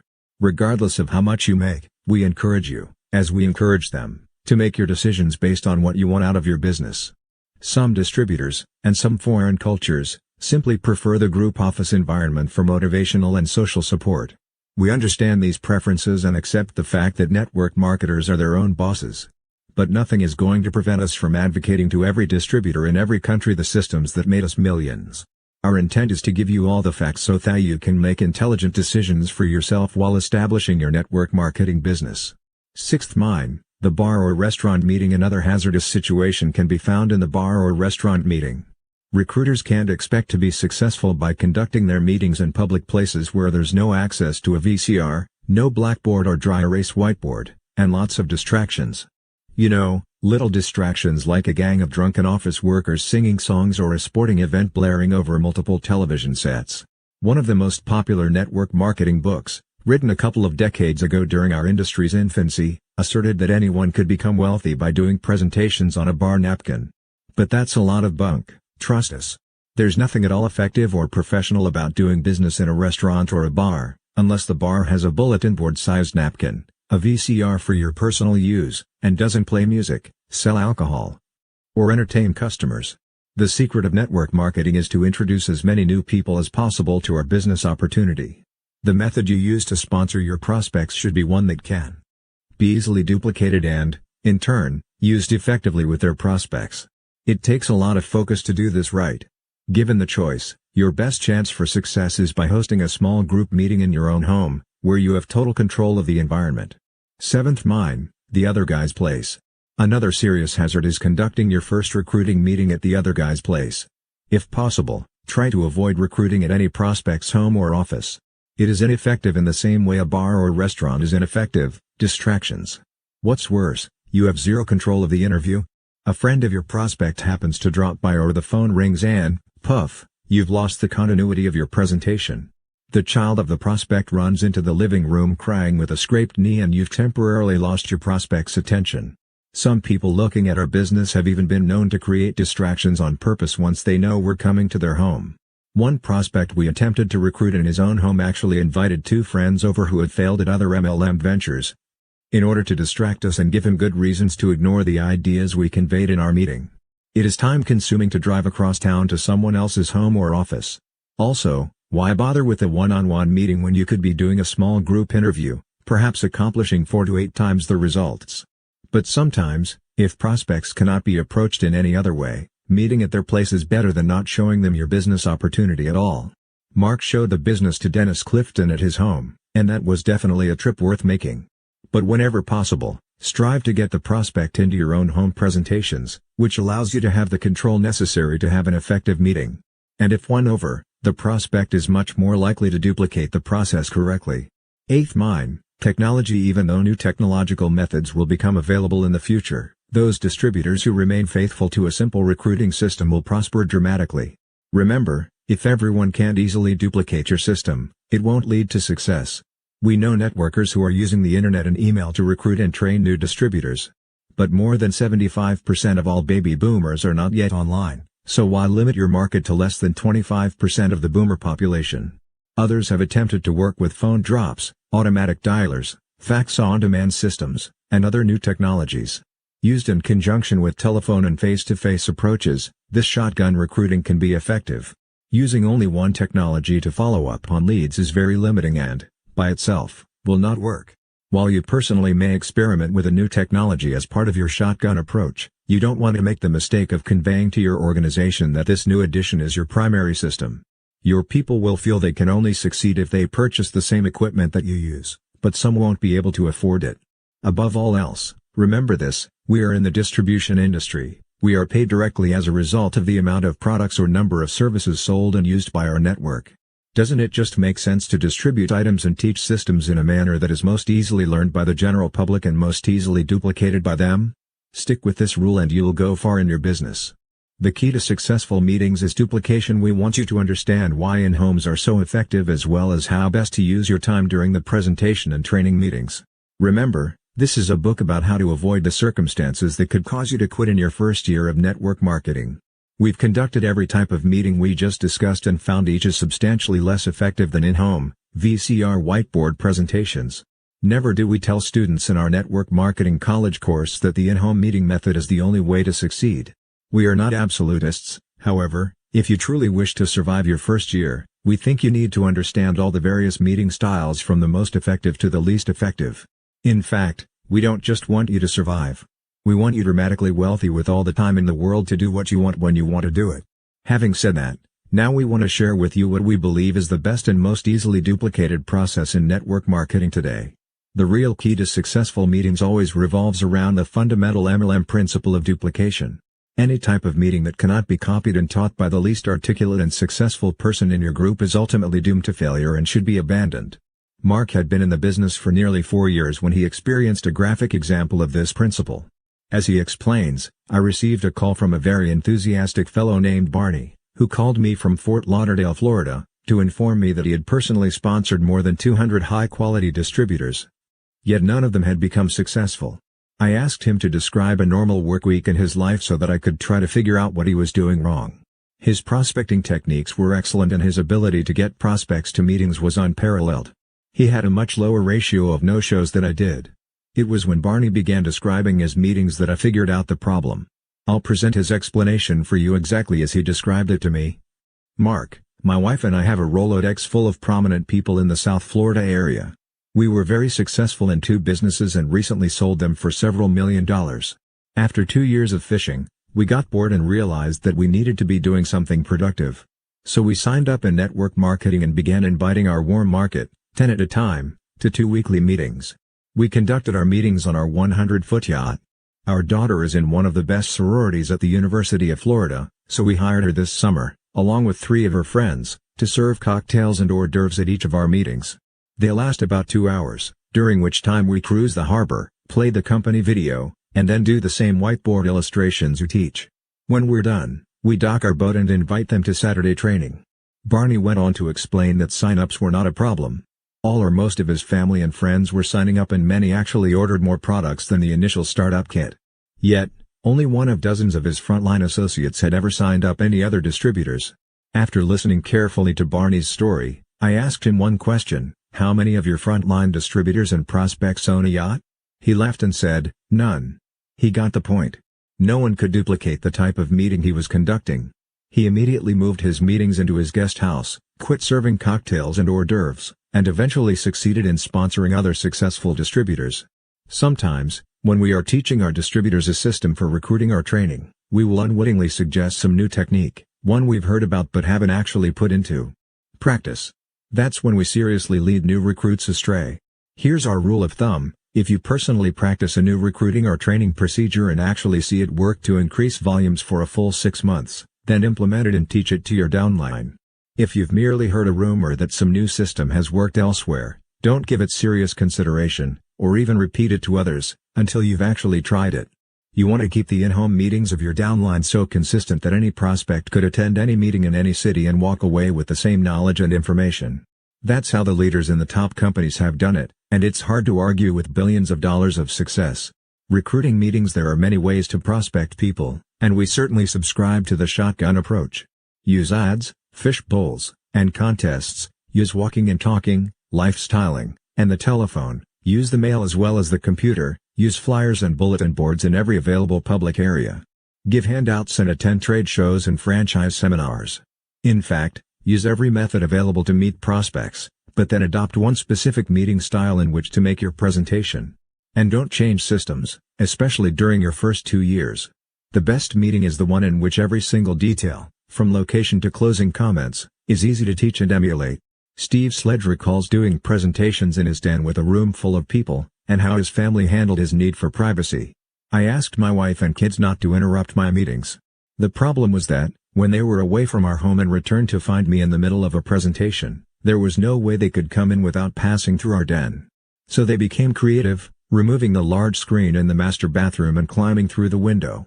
Time and again, I saw my family laughing, smiling, and waving to me as they made their way into our home. All the while the prospects were oblivious to what was taking place behind them. Those are the fun moments on which we all look back, remembering how we built global international businesses right out of our homes. Begin recruiting in your own city. Ken Pontius, one of America's MLM legends and a dear friend, explains the importance of starting to build your business at home in your own city during your first year. The money, skills, and knowledge it takes to sponsor long-distance distributors can be debilitating for novices. Sometimes when I remember the comedy of errors that comprised my first year in MLM, it's hard to fathom that through perseverance, my wife, Shirley, and I now earn millions each year. I sponsored people who had no business being in our profession, nor did they even want to be involved. I just pushed and pushed with the tenacity of a bulldog, never considering for a moment that people need self-motivation to succeed in life. I sponsored people who lived in other states before I had the money or the knowledge to support them. For some reason, doing business at home, in my own city, just didn't occur to me initially. I drove miles to do meetings only to be stood up. In one case I drove 221 miles to conduct a presentation for a minister in Missouri who promised that he had a hotel meeting already booked and filled to capacity. One sweet, little lady showed up thinking it was a square dance. She dozy-doed right on out. I could fill 10 pages with all the reasons why I should have quit in my first year, but it only takes one sentence to tell you why you shouldn't. Network marketing is the only industry that allows common people to earn millions with a minimal investment and zero overhead, coupled with total time freedom and the joy of global travel. There are 3 magic words that worked for all of us who have made it to the pinnacle, and they'll work for you: lust, don't quit. Meeting times and locations. Because virtually everyone has a home, it is obviously the most logical place to conduct recruiting meetings. People frequently say to us, "Sure, Mark and Renee, That's easy for you to say because you live in a proverbial mansion. Yes, but remember, we began in humble environments. Regardless of whether you live in an apartment, trailer, or house, always use your largest room for meetings. You must have 3 items: a television, a VCR, and a whiteboard or flip chart. Most everyone has 2 of the 3 already, but if you don't, borrow or buy them. As part of creating a simple, easily duplicated system, we suggest that you show a video and do your presentations using a dry erase whiteboard. During his first year, Mark signed up people from different ends of the spectrum, sponsoring a bank president who had recently been terminated. At the same time, he sponsored the wife of a painter. The former banker lived in a $1 million home in the finest subdivision in Austin, Texas. The painter and his wife lived in a trailer. The banker quit in 3 months. The painter's wife today earns $6,000 a month and most likely will do so for the rest of her life.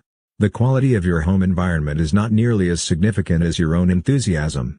Don't serve any food at your meetings, but if you feel the need to provide something, make it a beverage: water, coffee, or iced tea.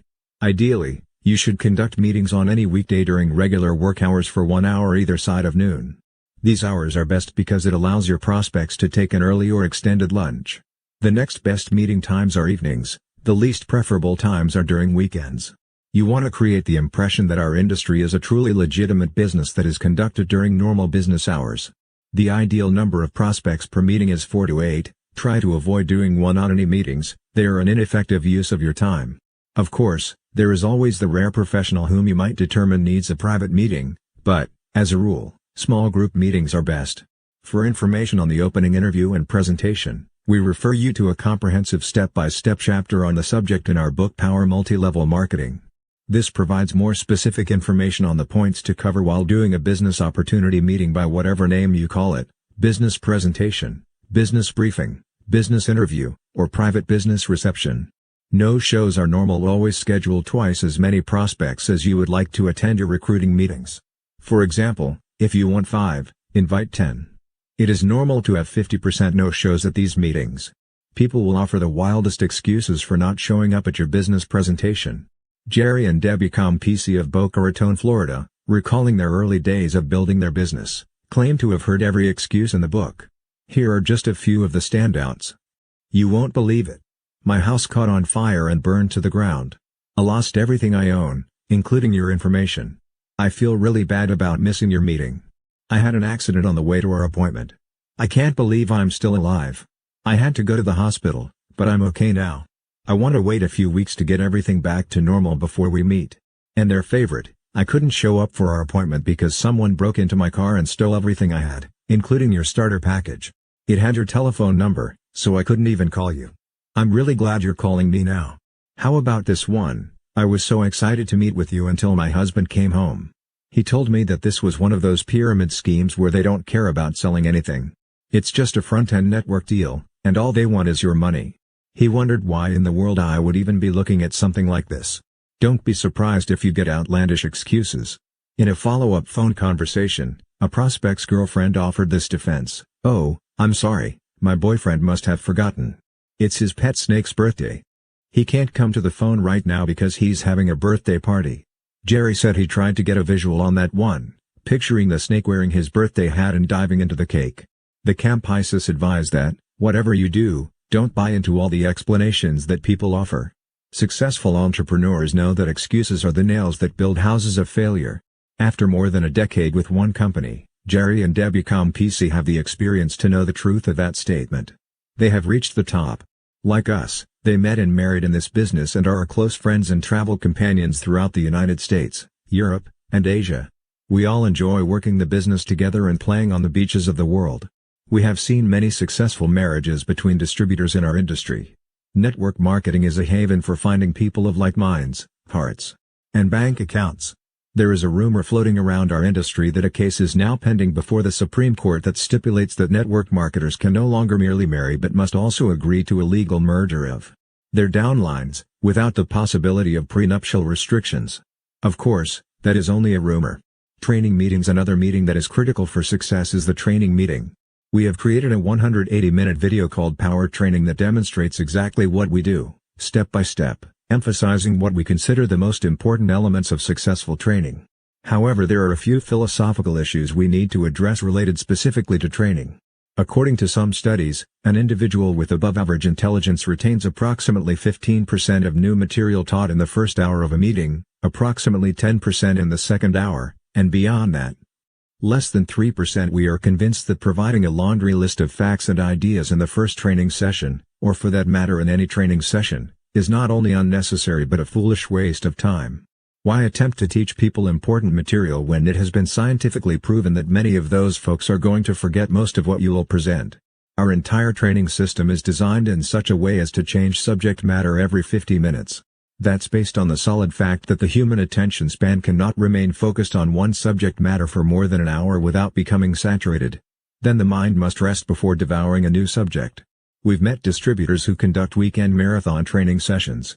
Some leaders actually have bragged about the fact that their training is so intense and comprehensive that it takes as long as 8 hours to complete. Sorry folks, that's insane.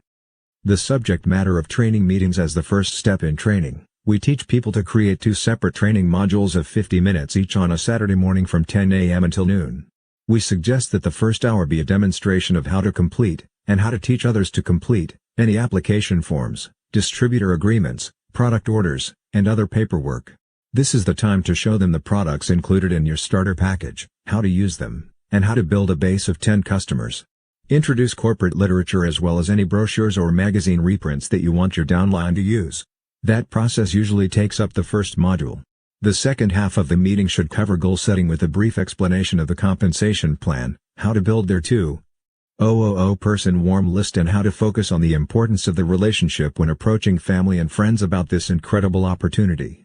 At the end of the 2 hours, make 4 assignments to your new associates, go home and use the products in the starter package, find 10 solid customers among your close circle of family and friends. Set your goals in writing using the material provided, and, using the memory jogger provided, begin to create your warm list. Remember, those who are serious about their 2,000-person warm list and get their 10 customers are usually the ones who succeed. During their training, remind your new associates that even though today they are the students, next week they will be the teachers. This system is so simple to duplicate that they should feel at ease training their own new distributors the following week, doing nothing more than what you have just done with them. Stress the importance of using your system without deviation. Unless you can reduce your training system to 1 page, it's too complicated. That may seem like a preposterous notion, but it works. We use a 1-page training format to get our new associates started. A 25-page getting started manual at training, and a comprehensive encyclopedia of network marketing for serious business builders. But guess which one we fax first to out-of-town distributors who want to learn our system? The 1-page training format. And when we do, the unspoken objection we have to overcome in the minds of most prospects is, this is too simple. It sounds too good to be true. We tell everyone that the system is simple, but the work is not easy. Ours is the most wonderful profession in the world because it makes the most sense. People shouldn't have to spend countless hours in a classroom learning complicated business models from an academic who usually doesn't even practice in the business world. People learn the most while in a participatory role, making errors, yet learning from each one. With new distributors, our objective should always be to quickly cut the umbilical cord and demand of them leadership and hard work, at whatever pace they choose to do the business. The sooner new distributors become self-reliant and follow a simple success formula, the better. And we must constantly be reprogramming our prospects for success by pointing out how simple and easily duplicated our system truly is. Because if we don't, most people will walk away thinking, nobody can earn this kind of money sitting in their living room, showing a video. But we did, and so did Mark's housekeeper. And with a simple, proven, easily duplicated strategy, so can everyone else who has a home, a television, and VCR. Keep training meetings simple and limit them to 2 hours, tops. Now, what about the trainees who go home, try the products, write out their goals, start putting together a warm list of several hundred people, find 10 customers, and call you back ready to go? Those are the individuals, the ones you've been praying to meet, whom you bring in for a personal, one-on-one, strategy session. This is the moment when our profession changes from sifting through the numbers to forging strong business relationships. In this personal training session, you help lay out an action plan suited for each new associate, discuss how to select and approach those with whom they would like to create lifetime business partnerships, and schedule a specific day for you to help with their first presentations.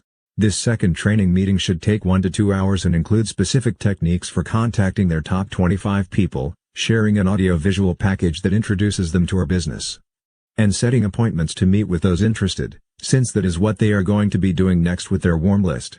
Product training is not necessary. You might notice that there's something conspicuously absent from our discussion of the training meetings. Those of you who represent a company with specific products probably are wondering why we've left out detailed product training. Our reason is this: it is totally unnecessary. Those individuals who feel a burning desire to learn about the ingredients in their personal care products, vitamins, pet food, or other consumable items should do so on their own time, both by usage and personal study. But be forewarned, distributors who are product experts seldom become the successful builders of huge international organizations. One of the significant facts, which surfaced as we interviewed America's best distributors during the research for our last book, was that not one placed their emphasis on teaching intricate details about products or services. Not one. We are perfectly aware of the fact that some people reading this book pride themselves in knowing the function of every single ingredient in every single product they distribute. Such folks probably are upset with us for this unfair stereotype. Hey, lighten up. We have consistently poked fun at ourselves and revealed numerous ridiculous mistakes of our own. The truth is this: in our profession, those who truly wish to recruit dozens of frontline leaders over the years and build a really powerful international organization must focus on educating the multitudes about how to achieve wealth and independence. These have always been and will continue to be the most exciting products of our industry. At one point, both of us, still building our own individual organizations, decided to become experts on one of our hair products so we could dazzle people with our wisdom. It didn't take long to memorize the process that scientists used to fractionate the mucopolysaccharides to the precise molecular size so that they would stimulate the papilla of the hair follicles in order to vasodilate the capillaries to just the right blood flow in order to improve hair fitness. And when we proudly talked about that in meetings, some of the doctors even rolled their eyes in confusion. That knowledge never allowed either of us to obtain one customer nor sign up one distributor. So we quit mentioning it. We replaced all that with an enthusiastic "it worked for me and maybe it will for you too. Why don't you try it?" Don't discuss products in training other than to provide a general understanding of the primary products or services, then encourage the distributors to use them all and learn from personal consumption. Network marketing is about sharing products and services with family and friends based on your own personal excitement with the results. It is right and industry based on your wisdom of the intricate details of how the products work. Remember the example of telling your friends about a recent movie you've seen or restaurant you've discovered. The products you distribute through MLM are no different. The 8 meeting minds presented here are the obstacles to avoid in year 1. There are certainly others, but these are the most damaging. Numerous would-be successful distributors have unwittingly failed as a direct result of hotel, office, and other public presentations. Remember, you are a professional in a major global enterprise. There is no greater favor you can do for your new partners than to expose them to a legitimate prospecting package and recruiting meeting for your company. So, above all else, keep control of the situation. Meetings, whether for recruiting or training purposes, should be kept short, simple, and easily duplicated. Do them in a private setting, preferably in your home, and attend larger gatherings only periodically as you and your group feel the need for bonding, acknowledgement, or remotivation. You dictate the time and place of the meeting. You control everything about the first business presentation, and even more important, you control how your newest associates are trained. If you've been through training once, and it was done right, you can teach it too. Maintain the attitude that you are offering your prospects an appointment with destiny. What other professionals can look a man or woman in the eye and tell them truthfully that it is possible to earn $20,000, $30,000, even $50,000 a month and more in less than half a decade, while enjoying total personal freedom? No one can but those of us in network marketing. New distributors should avoid all the meeting minds like the plague and utilize only those group meetings that offer an occasional means of bonding with other distributors and positive reinforcement to the system your group is using. Be proud of the industry you represent and don't be afraid to conduct your own meetings. Summary: attending unnecessary meetings can become the stumbling blocks that lead to your demise in our industry. Large hotel meetings don't work unless used periodically as a supplement to regularly scheduled in-home presentations. Weekly hotel meetings are ineffective and not easily duplicated because they are expensive, create codependency, can be embarrassing because of no-shows, are not private, do not exemplify freedom, often create the illusion of saturation, and do not encourage personal development. Occasional hotel meetings are best used to bring the group together to hear an upline leader, Provide awards, offer recognition, and create bonding. Most of your time should be invested in face-to-face prospecting, telephone calls, and in-home presentations. The church service, a regularly scheduled recruiting meeting in which frontline distributors are taught to bring guests to the leader's home where he or she then does presentations for everyone, can lead to disaster, if continued long-term, by creating codependency. A deception meeting is a dinner party to which friends are invited believing it to be a social gathering, only to find out that they are there for a briefing about network marketing. It's proper to create curiosity about network marketing when inviting people to your home for a business presentation, but it's never proper to deceive them about your intentions. It is not wise to use an office outside the home because 1. It cannot be duplicated for most people. 2. It creates unnecessary overhead. It does not exemplify the freedom that you should enjoy as a network marketer. No one can expect to be successful by conducting recruiting meetings in any public place, such as a bar or restaurant, where there's no access to a VCR, no whiteboard, and a great many distractions.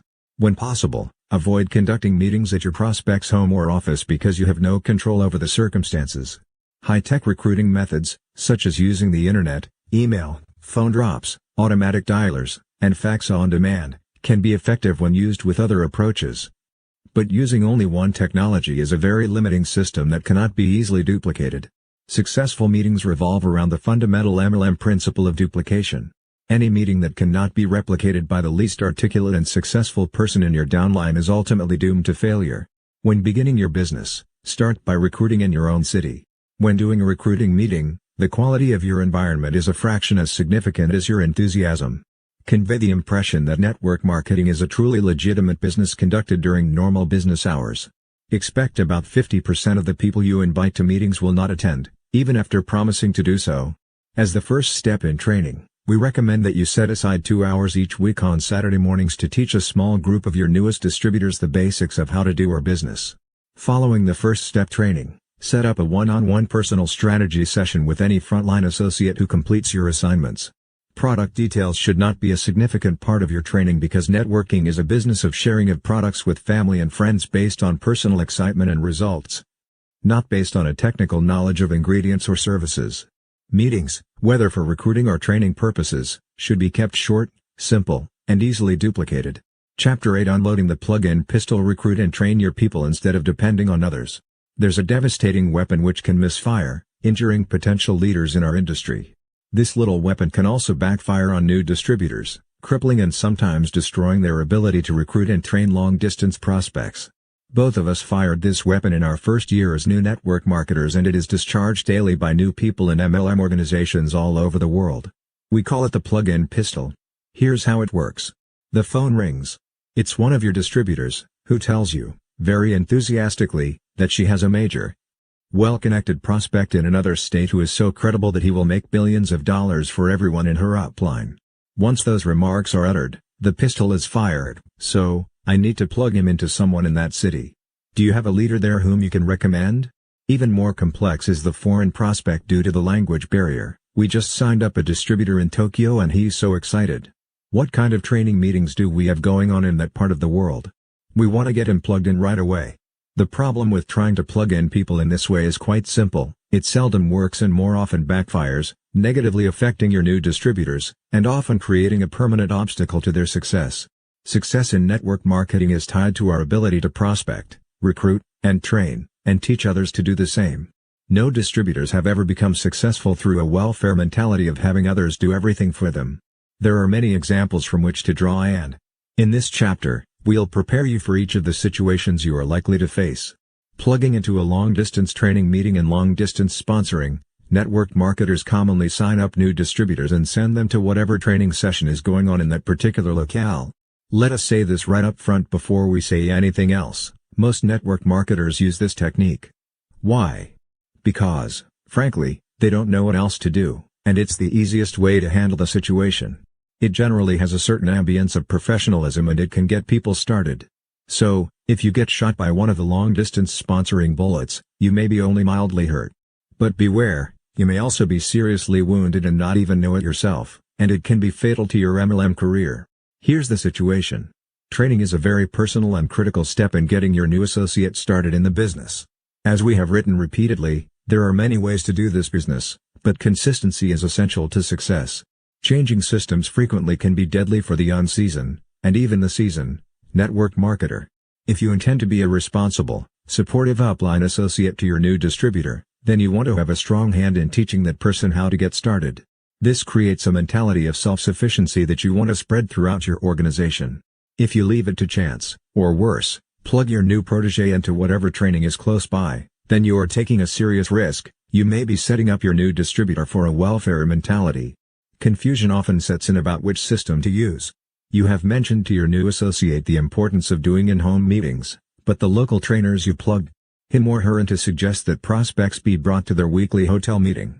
Even though you have stressed the importance of personal interaction with your potential business partners, at the local training meeting your new associate hears about a great new recruiting video that can be sent out to prospects, thereby avoiding any personal rejection.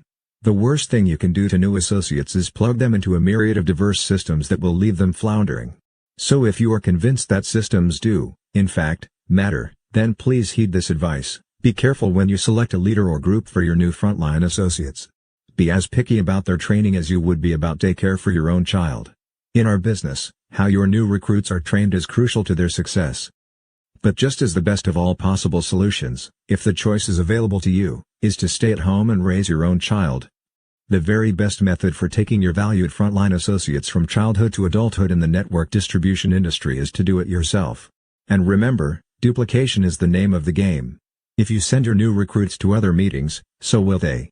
If you personally train your recruits, so will they. Recently, our own company has chosen to produce its own training materials and conduct its own leadership training conferences because of intense regulatory pressure. We are in the minority and strongly objecting to this policy change. In our opinion, it is akin to socialized child care. If you have children, imagine how you would feel if the government decided that all parents are mandated to send their children to public daycare centers of the government's choosing. All children might be raised by the philosophy of those in power. It is the antithesis to American democracy and of freedom of choice. We are firmly against any company-imposed training of our valued, new associates in business, unless that training was created and approved by field leaders. If MLM corporate executives knew how to succeed in this business, they'd be at home with their families earning 10 times their salaries, not in meetings creating sales tools they've never used themselves. Having them design our training program gives meaning to that old saying, those who can, do, and those who can't, teach. But at the same time we understand why the company has taken this position. The Federal Trade Commission is taking a very hard line with certain well-established MLM companies. If you are with a newer company, less than 5 years old, brace yourself. If you hit the big time in this industry, your turn will come. The FTC is poring over every little detail in the corporate brochures, catalogs, and field-produced training manuals. And this government bureaucracy is holding the company ultimately responsible for the content of these publications. In response, MLM companies have decided to take the easy way out. They are reclaiming the right to produce training materials so that they can maintain control over all content to avoid lawsuits. And that leads them to also exert authority over all training procedures. While we understand the reason for their knee-jerk reaction to federal scrutiny, that still doesn't make it right, in our opinion. We don't believe in company-imposed training systems any more than we support mandatory daycare. And we don't accept the erroneous notion that just any citywide training will do for our new distributors, especially during their formative first year in the business. The potential problems are as threatening as the inherent challenges in not being selective about the care of your own children. There are thousands of horror stories about sending a new recruit to a local training meeting held in another city. Mark recalls a personal story of his own. In 1986, he plugged his cousin, Steve, from his hometown into a local meeting because a distributor who was quite successful was moderating it. What follows is Steve's humorous account of that particular evening. I was turned on about the business because I was tired of practicing medicine and figured my career was taking me nowhere. When Mark sent me a newspaper clipping of him jumping over his tennis net after a game in his backyard, and I knew he had been broke just 6 months earlier, I got very excited. He sent me the information. I filled out an agreement and then called him back for training. He said that since a local doctor was conducting a Saturday training session, I should attend his meeting. Admit the fact that another MD was involved helped me shake my professional pride issue.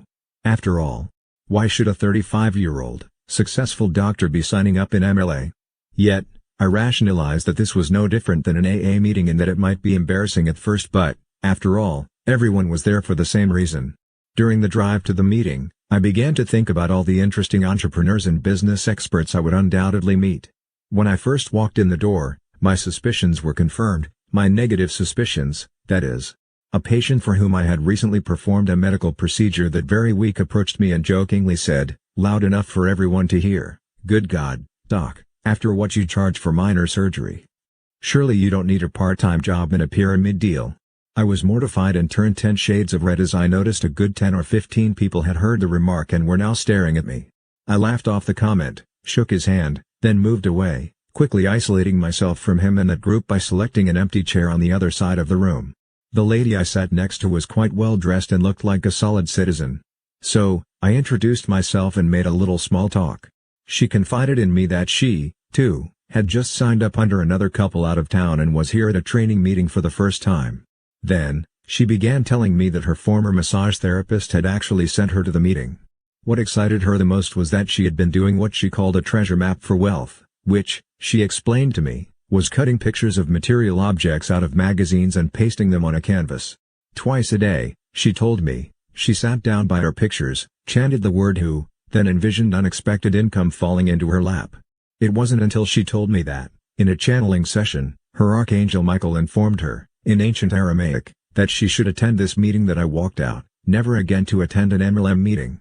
We've heard tales much worse than this one. So listen to us carefully. When distributors in your organization call and ask if you have any leaders in Michigan, or Florida, or Texas, whom they can plug a new person into for training and support, tell them no. This isn't a business in which you merely sign them up and plug them in. Associates should be supported long distance until they are experienced and self-sufficient by utilizing proven training materials. Only after they are solidly established can they go to other leaders' meetings for additional support and company bonding. But it will take some time before they're established. Always remember the Yarnell's 81st law: whenever you send a credible person to an out-of-town meeting, he or she will invariably pick a seat next to someone whom God planted on this earth to demonstrate that not all the squirrels are in the trees. On that fact you made a pent. If you choose to send a new associate to another leader's meeting, do so by checking it out thoroughly and asking for referrals about the quality and content of the training. Don't just blindly send someone there, taking the path of least resistance. You can't expect someone with no vested interest in your downline to give your associates the same kind of attention that you would provide them. Each leader's primary responsibility is to train and support those on whom he is paid in his own line. Even the most extraordinary leaders may not mind including your associates in their meetings, but they are not likely to go the extra mile for them. Most are stretched to the limit just trying to build their own lines and support their own associates. Yours will certainly go by the wayside. By simply plugging prospects into an existing meeting, you are offering them mediocre support, at best, during the critical time of getting started in our business. Do your own training. So what should you do if you are the type of parent who, given the choice, would be inclined to stay at home, or run a business from home, so that you could raise your own children? You will probably have the same instincts about supporting the children in your downline. Let's assume that you agree with us that training should be a simple, easily duplicated system that can actually be reduced to a one-page training outline. Let's also assume that you have a new person who just signed up on your front line in another state. Begin by faxing him or her a copy of your one-page system. Ask your new associate to look it over carefully and offer to answer any questions in the next day or two. At the appointed time, make the call so you can answer any questions. Let him or her know the source and credibility of your system. Because you need to get it out of the way right up front, ask if he or she has any objections to the system. Conclude the discussion by letting the new associate know how avidly you believe in this system and that, if he or she wants your support in business, any deviation from this system is not allowed. Get your new associate to fully commit to your system. The next step is to have your long-distance associates purchase their introductory kit and product starter package directly from the company. At that time, if the option is open to you, have them purchase a short manual, put together by a leader whose system you are using, that teaches a simple, no-brainer way to do this business. Such a manual should be easily duplicated, able to be reduced to a one-page outline that explains a system that anyone from any walk of life can learn, implement, and teach. After your long-distance associates have started using the products and have read their short manual, arrange another telephone discussion, this time to target those issues that are the most critical in your system. Sometimes your new distributors will quit after the purchase of their first product package and before they complete their assignments. A certain amount of quick in and out attrition is normal in our business. But for those who continue on with you, Recommend one or two of your most powerful motivational tools to help them build their business. These are the people with whom you will forge a close personal bond and create a lifetime business partnership. For these serious business builders, we then suggest that they purchase a complete training manual. We have invested years researching and writing the Encyclopedia of Network Marketing to guide serious network marketers to success. We also suggest a weekly coaching session over the phone between you and all serious long-distance frontline members of your group. Insist that they initiate the session, using the magic words "you call me." When and if they do, give them your unwavering support. Be sure that their style of approach and their numbers are reviewed during this weekly telephone meeting. Discuss how many prospects they approached that week, how many audiovisual packages they gave out, how many appointments they set, how many people to whom they actually made a presentation, and finally, how many they sponsored. Encourage them whenever their style of approach and their numbers are inordinately low. Be a mentor and lead by example. Help them close their serious prospects. Give constructive criticism about how your new associates might develop on more personal levels. When coaching downline distributors, don't make the mistake of telling them what they did wrong. Doing this only reinforces the mistake and puts them into a downward spiral. Have you ever figured out how to do a don't? When you want to assist associates in changing, suggest what you want them to do right. Quite often the obstacles to overcome are within a person. If your associate is struggling with lack of confidence, suggest that she ask herself, "But what if I could?" Possibility thinking expands consciousness, increases self-esteem, and furthers the chances for success. The best coaches are those who remind people of their inherent ability. Just trying harder seldom produces results. In short, train your people as leaders and teach them to do the same with their people. Give everyone the opportunity to emerge as a leader. And you know the SW rule: some will, some won't, so what? Because someone else is always waiting. Those who don't become leaders will gravitate toward codependency at the citywide meeting, if it exists in their locale. That's your backup plan. Maybe, just maybe, the archangel will show up and lead them back home. The value of a simple training system. Teaching a simple system is a good start toward taking charge of the leadership of your own organization. If you begin your leaders on the right track and prove it can create success for them, you have a good chance that they, in turn, will stick with the same program and pass it on.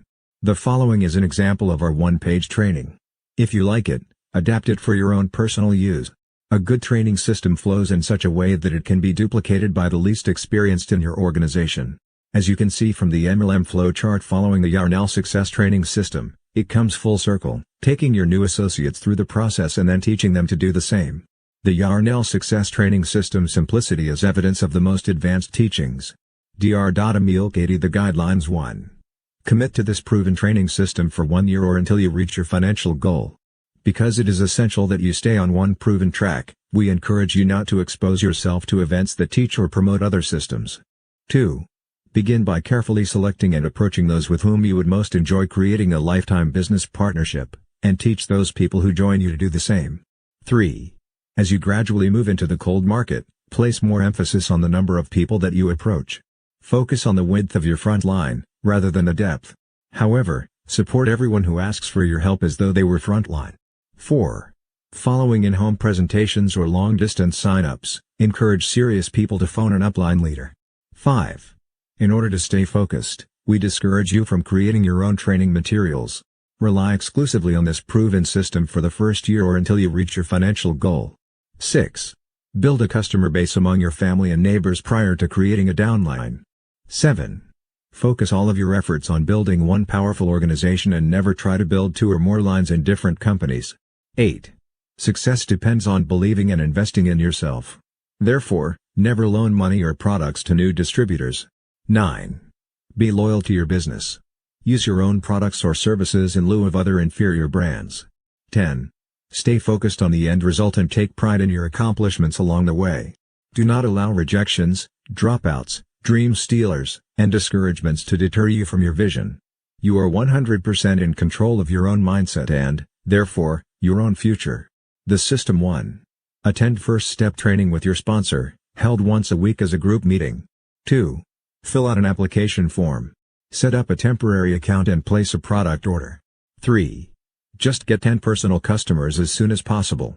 Having received a product starter package, share your enthusiasm based on personal use and results. 4. Establish written goals and visualize them as already accomplished. Stay focused on the end result and realize that your business plan will be the means to this end. 5. Begin making your warm market list of 2,000 names, prioritizing your top 25 preferred business partners. Set up a card file system, by which prospects can be reapproached every 6 months. 6. Get back to your sponsor for a personal strategy session and create a specific plan of action based on your goals. 7. Approach people with the financial security and time freedom possible in our business. Call on your top 25 people, telling them how much you would enjoy being business partners. Remember, it is your enthusiasm that will attract people to your organization. Meet your prospecting goals every day. 8. Provide your prospects with an audiovisual package, introducing them to the timing, trends, advantages, and excitement of our industry. 9. Next, conduct in-home presentations with 4 to 8 prospects at each meeting, all invited from your warm market list, or referrals that come from them. A. Hand out articles, reprints, etc., to establish the credibility of the industry. B. Tell your story and the story of one of your upline associates who is already successful. C. Explain the positioning and strength of your company. Explain why you chose this one over others. D. Give personal testimonials about the products along with catalog and/or samples for those interested. E. Play a recruiting video that includes company and product info and a simplified compensation plan explanation. Follow it with the board illustrations. Explain challenges most workers face today: 40-year plan, linear income. Explain 5x5x5 exponential growth allowing for 75% attrition. Explain roll-up factor when people quit. F. Answer any questions. Give serious prospects the phone numbers of key upline associates and encourage them to call or arrange a 3-way call if they have questions. G. Hand out business overview and close with 3 reasons to join. 1. Wholesale buyer. 2. Business tax advantages and travel write-offs. 3. Creation of a lifestyle with wealth and independence. H. Invite prospects to next Saturday's training session. 10. Ask for a commitment. Sign up as a business builder, a retailing distributor, or a wholesale buyer. Alternatively, they may choose to become a customer or, at the very least, give you a referral. 11. Name the product package and list the exact training materials you wish new associates to purchase. List phone numbers showing where to order. 12. Conduct first step training once a week for new distributors. Set up a personal strategy session for distributors who have completed the assignments, purchased products, set goals in writing, started developing their list and building their customer base. The results: dramatic income, absolute time freedom and the satisfaction of knowing you have helped others to create the same. Plugging into a long-distance recruiting meeting. If sending someone to a long-distance training session is questionable, entrusting a valuable prospect to someone else's recruiting meeting without your presence is pure lunacy. It makes about as much sense to us as sending your secretary to an adoption agency to pick out a child for you and your spouse. We wouldn't even send someone else to pick out a pet dog or cat. Why would anyone leave a highly regarded business associate in the care of a total stranger at some randomly selected meeting? When it comes to introducing a prospect to our business, we have one fundamental and unwavering belief. Network marketing should be presented in a small group in a private setting. To do otherwise is to defy the very nature of networking. It is, after all, a business of friends telling friends. Not a formal production with lights, cameras, slideshows, and action. If you are introducing your network marketing company to a long-distance prospect, we suggest that you begin with as much personal involvement as is humanly possible, from a distance. Go into this knowing that long-distance recruiting is more expensive than local recruiting. It involves packages, long-distance telephone calls, postage, and more calls. Don't even begin unless you can afford the cost. In your pre-approach phone call, having carefully selected those you wish to contact, share your excitement about the business and the prospect of working together. Send your prospect an audio tape, videotape, or multimedia package that explains, in the simplest way possible, your excitement about the network marketing industry, your company, your product line, and your organization. Look over your package and its presentation, imagining how you would feel all over again if you were the one receiving it. Does it really answer all the questions you had then? Send out these materials only to those who indicate a genuine interest in learning more about network marketing. And don't mail out a greater quantity than you can follow up and support. In all, it's going to take at least 2 one-hour, long-distance calls. Use your first phone conversation to tell them the story of how and why you became involved. Get a commitment, in advance, of a time you can call to discuss the business after they have received the package and had time to look at it. Getting someone to look at your videotape, or listen to your audio tape, can be a real challenge. That is why we use this method only for select long-distance prospects, or an occasional local prospect whom you are unable to get to your presentation any other way. Your closing ratios with long-distance prospecting will be less than face-to-face presentations. Your follow-up phone call becomes a mini presentation. Be sure to highlight the critical aspects of the business, the money to be made, the simplicity of your system for building this type of business, and how you will work closely with them to teach them, step by step, exactly how to succeed. Answer their questions and listen carefully for objections. Use upline support to close your serious prospects. Ask your prospects to call one of your business associates who has more experience and success than you. This can be done either by a direct or three-way call. Usually more than one phone call is required to progress to the closing point. Now, having made a long-distance presentation on a personal basis with upline support, you are ready to sign them up. Once you have done so, you may choose to have them attend a local recruiting meeting where a respected leader in your company is speaking. As suggested earlier, you need to carefully select the group and its speaker before encouraging your prospect to attend. Under no circumstances should you allow your prospect to attend the training meeting that follows the recruiting meeting, unless the training leader is a well-regarded member of your upline or a mentor whose system you are following. If your prospect is still holding back from a commitment because of some objection, you have a serious decision to make. Dispatching your prospect to an opportunity meeting in another city is akin to sending your children to New York City unaccompanied. However, if you are unable to close your prospect in any other way, it may be worth the risk at this point. It is a decision you should make carefully. If you choose to follow this plan, do so if, and only if, the loyalty is securely established between the two of you. The inherent ethics of network marketing comes from allegiance to the person who thought enough of you to first introduce you to the business. Send your prospect to the meeting with the caution that it is merely a supplemental support to the system you will be using. Call your prospects the moment they arrive home, or at the latest, the very next morning, to get a pulse reading on their reaction to the meeting, the speaker, the guests, and the presentation. Don't assume that all is well once you have discharged the plug-in pistol. That is, once you have sent your potential business associate to a local meeting. You should feel reasonably concerned. You can breathe a little easier once you have followed up with your prospect and received a commitment to follow your system, which occurs about 20% of the time. Plugging into a local recruiting meeting. Even though we don't believe it is effective, we understand why networkers send new associates to recruiting or training meetings in other cities before having personally worked with them. But why on earth would anyone send their valued prospects to another leader's meeting within their own city, for their very first exposure to network marketing? It doesn't make sense when, with a simple system, you are perfectly capable of getting them started on the right track yourself. To succeed, you need to share your knowledge with your new associates and teach each of them to do the same. Hotel meetings should be treated only as a backup, a reinforcement, the second part of a 1-2 punch. But no new prospects should have their very first exposure to network distribution in a large, formal setting.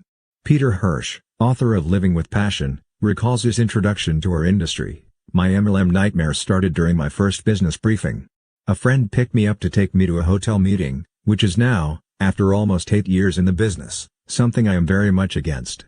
The immediate impression that hit me smack in the face was, if I join this company, I'm no longer entitled to wear natural fibers.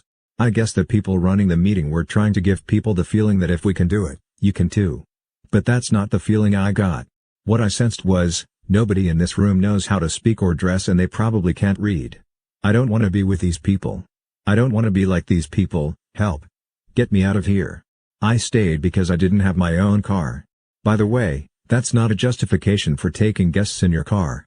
The answer is to not have hotel meetings, and whenever you have a business presentation, make it good.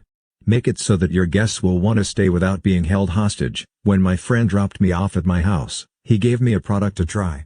I was tired of arguing. So I just took it. It was a water filter that looked like a thermos.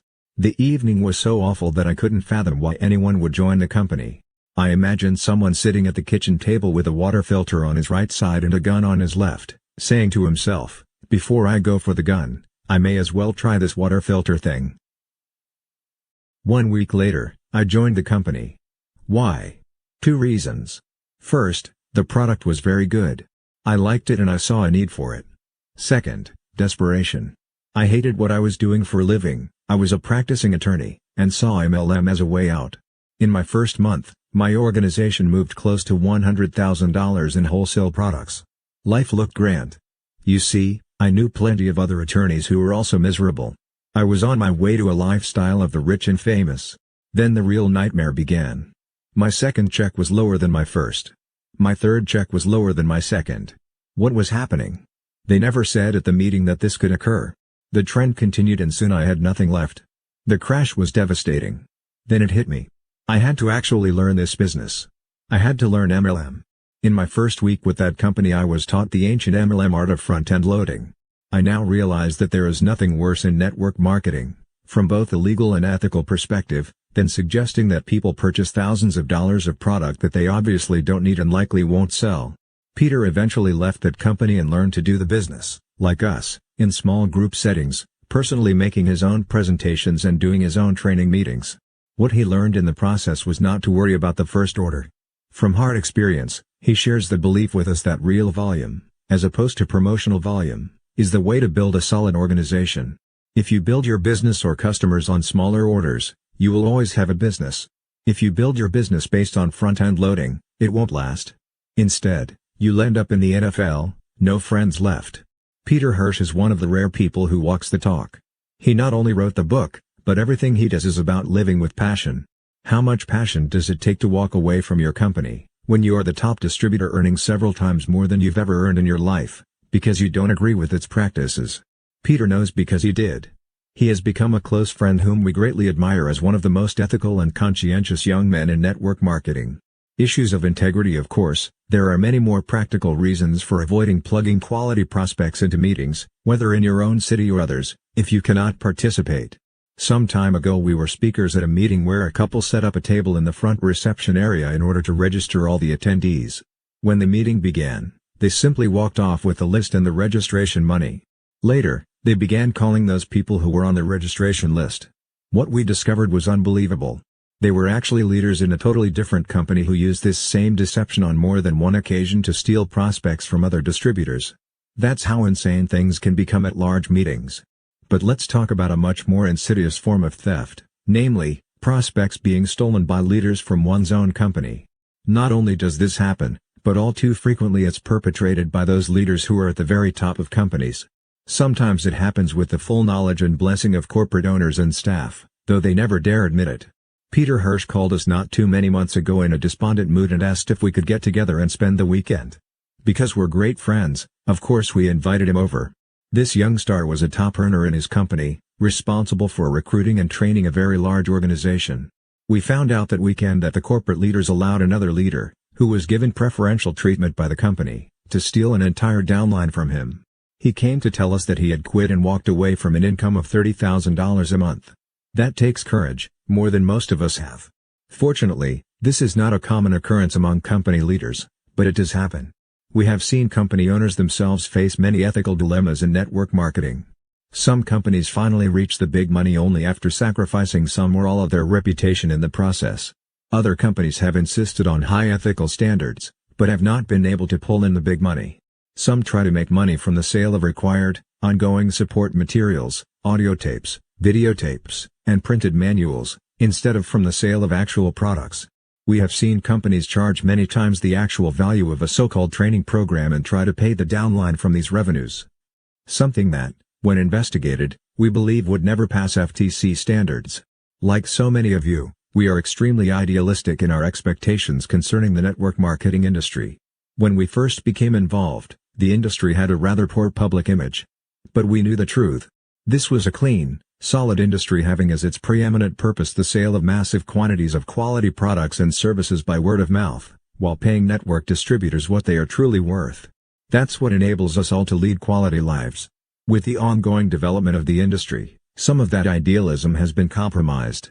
As we look at various companies emerging today, we see no network marketing company who has made it to the big money, that is, to $500 million in annual sales or more, and not compromised something in the process. No company is in a position to cast the first stone at any other company. However, the ethical lapses in network marketing pale in comparison to traditional business. Last year, for example, the biggest bank in Japan was caught cheating and forced to pay $2 million in fines to Americans. In 1995, 7 CEOs of the largest tobacco companies stood in front of a Senate investigative committee with their right hand in the air and swore that tobacco is no more addictive than marshmallows and contains no booster additives. 2 years later, those same corporate heads settled all future lawsuits for $2 billion with the proviso that they will never again advertise their products. Recently we saw a Winston billboard at one of the main intersections in our town stating "We've gone naked, and taken out all the additives." Noble. How proud would you be to be involved in that industry? This is our message to MLM newcomers: take pride in our industry and select your company based on realistic expectations. Select the one that has the very best record based on your values.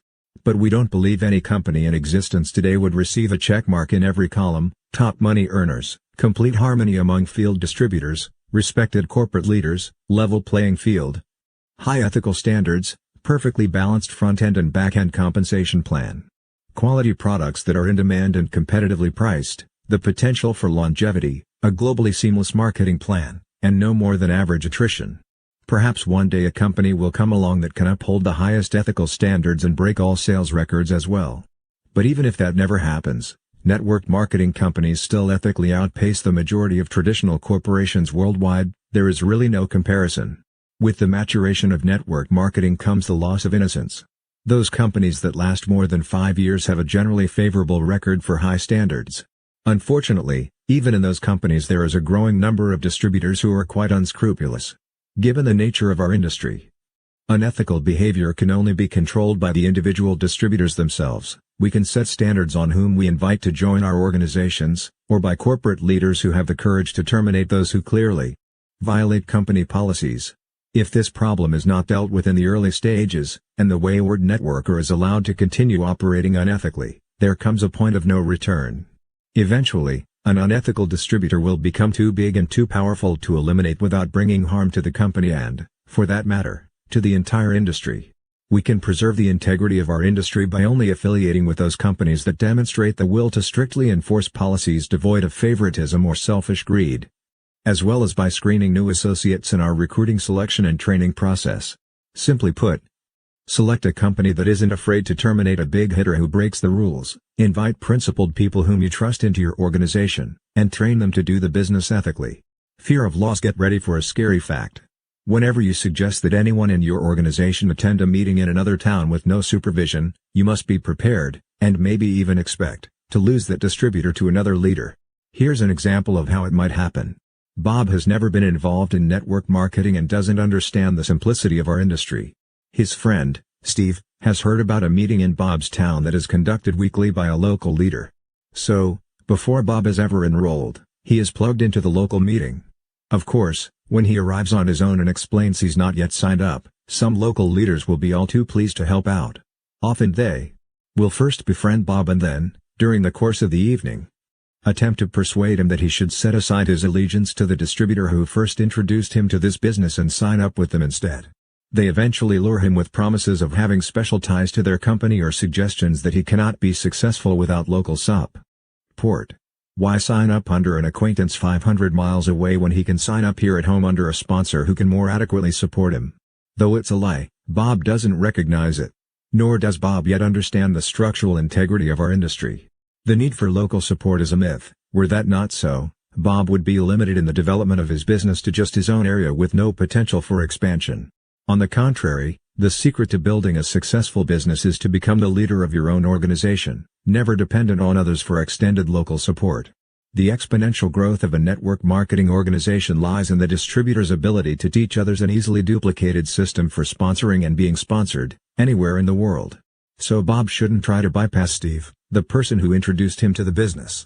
Although Steve may be inexperienced and distant, somewhere above him is a person in his upline with the necessary power, income, and experience to work with him and teach him proven techniques for succeeding in this business.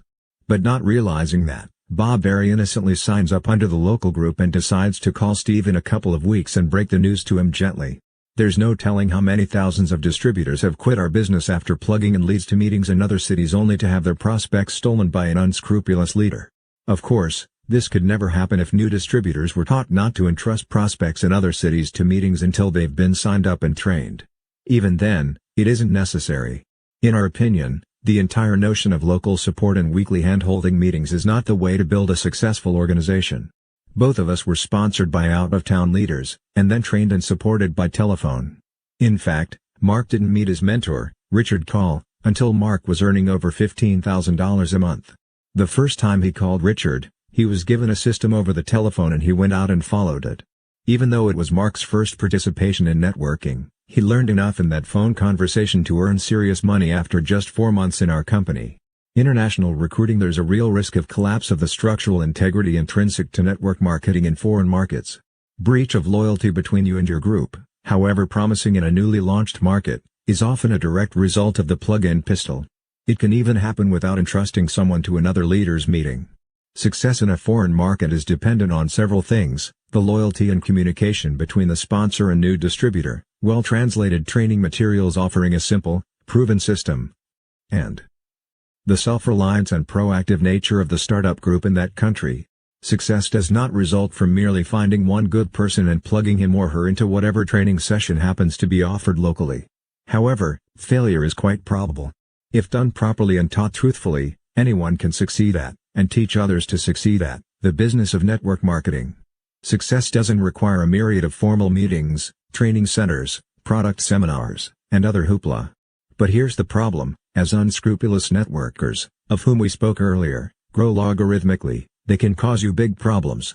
Perhaps one of them meets your distributor at a corporate gathering, or at an open meeting, or at a training center, and finds out he or she is sponsored by someone thousands of miles away in another country.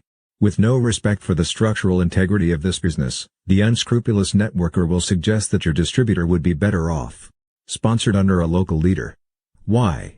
Because by so doing, he or she can share an office, or use the training center, or receive close support from someone who knows and understands the local culture. Does a network marketer really need those things to succeed? No, but your distributors could easily be led to believe that he does. A really unethical leader may even offer your distributors kickback money to buy their loyalty away from their original foreign sponsor. Then your recruits, the shining lights of your hopes and dreams for building an international organization, are taught how to stop ordering under their current ID number, which links them to you. Instead, they are taught to sign up under a new number, and the theft is complete. Then your former distributors are taught how to duplicate this process with all of their recruits. This practice has been the single greatest heartbreak for many decent network marketers. And it doesn't just happen to new, first-year marketers. 10-year-old veterans are also its victims. And when it occurs in significant numbers, it becomes virtually impossible for a company to trace, find, and return all the lines to their rightful places in the original order. We have a message to corporate leaders who may be reading this chapter: this practice can be stopped, but it must be nipped in the bud. They must come down hard, at the very first occurrence, on those who make use of such practices. 1 strike, warning; 2 strikes, fine; and 3 strikes, they're out. The company's punishment should make a statement loud and clear: we will not tolerate unethical behavior in our distributor force. Period. End of story. If a company fails to terminate a networker who shows a pattern of unethical behavior, then the precedent is set. The activity will be duplicated and multiplied by the very nature of the business. Once the monster is created, there is no controlling it. The situation we are describing has been experienced firsthand by us and many others, and we can tell you unequivocally that it has caused more heartache than all the other challenges in this business put together. If your company is still young and you have yet to expand internationally, do everything in your power to insist on strictly enforced international policies, including the termination of highly productive distributors, if necessary. Once the company shows how serious it is about international policy enforcement, the word will spread. Those who might consider such a practice will think twice, not wanting to risk their termination. But if a company waits too long before sending out this message to its worldwide distributor force, it may be like trying to put the evils back into Pandora's box. Network marketing is a colossal business, and it becomes even bigger when you enter the international scene. Some legends of the business have confided to us that they've lost millions because of pre-launch, illegal activities. All that money went directly into the pockets of those who advanced into the country with products and paperwork before its official opening. But what breaks our hearts is that many honest leaders in our industry had their one lead, and chance for wealth, stolen by such brazen crooks, without any company intervention. International recruiting can be difficult even if you have the financial means to avoid the plug-in pistol altogether and can personally supervise the new market, taking up temporary residence there. If, for any reason, something feels wrong about a prospect or meeting, follow your instincts and say next. Rob Heyman of Pompano Beach, Florida, had been with his network marketing company about 6 months when the corporate leaders made their first expansion into the Pacific Rim. Rob decided to go for it. Why not? The answer to that question becomes clear as Rob explains, "I spent 5 months in Hong Kong and then went to Taipei. One day I was riding in a taxi and found that the driver spoke English quite well. I invited Eagle back to my apartment to show him our business. My upline associate always taught me that if someone was within 3 feet of you and breathing, try to recruit him." Eagle became very excited and said he knew just the man who could build a huge downline. The only catch was that we had to meet him early that morning at 2 a.m.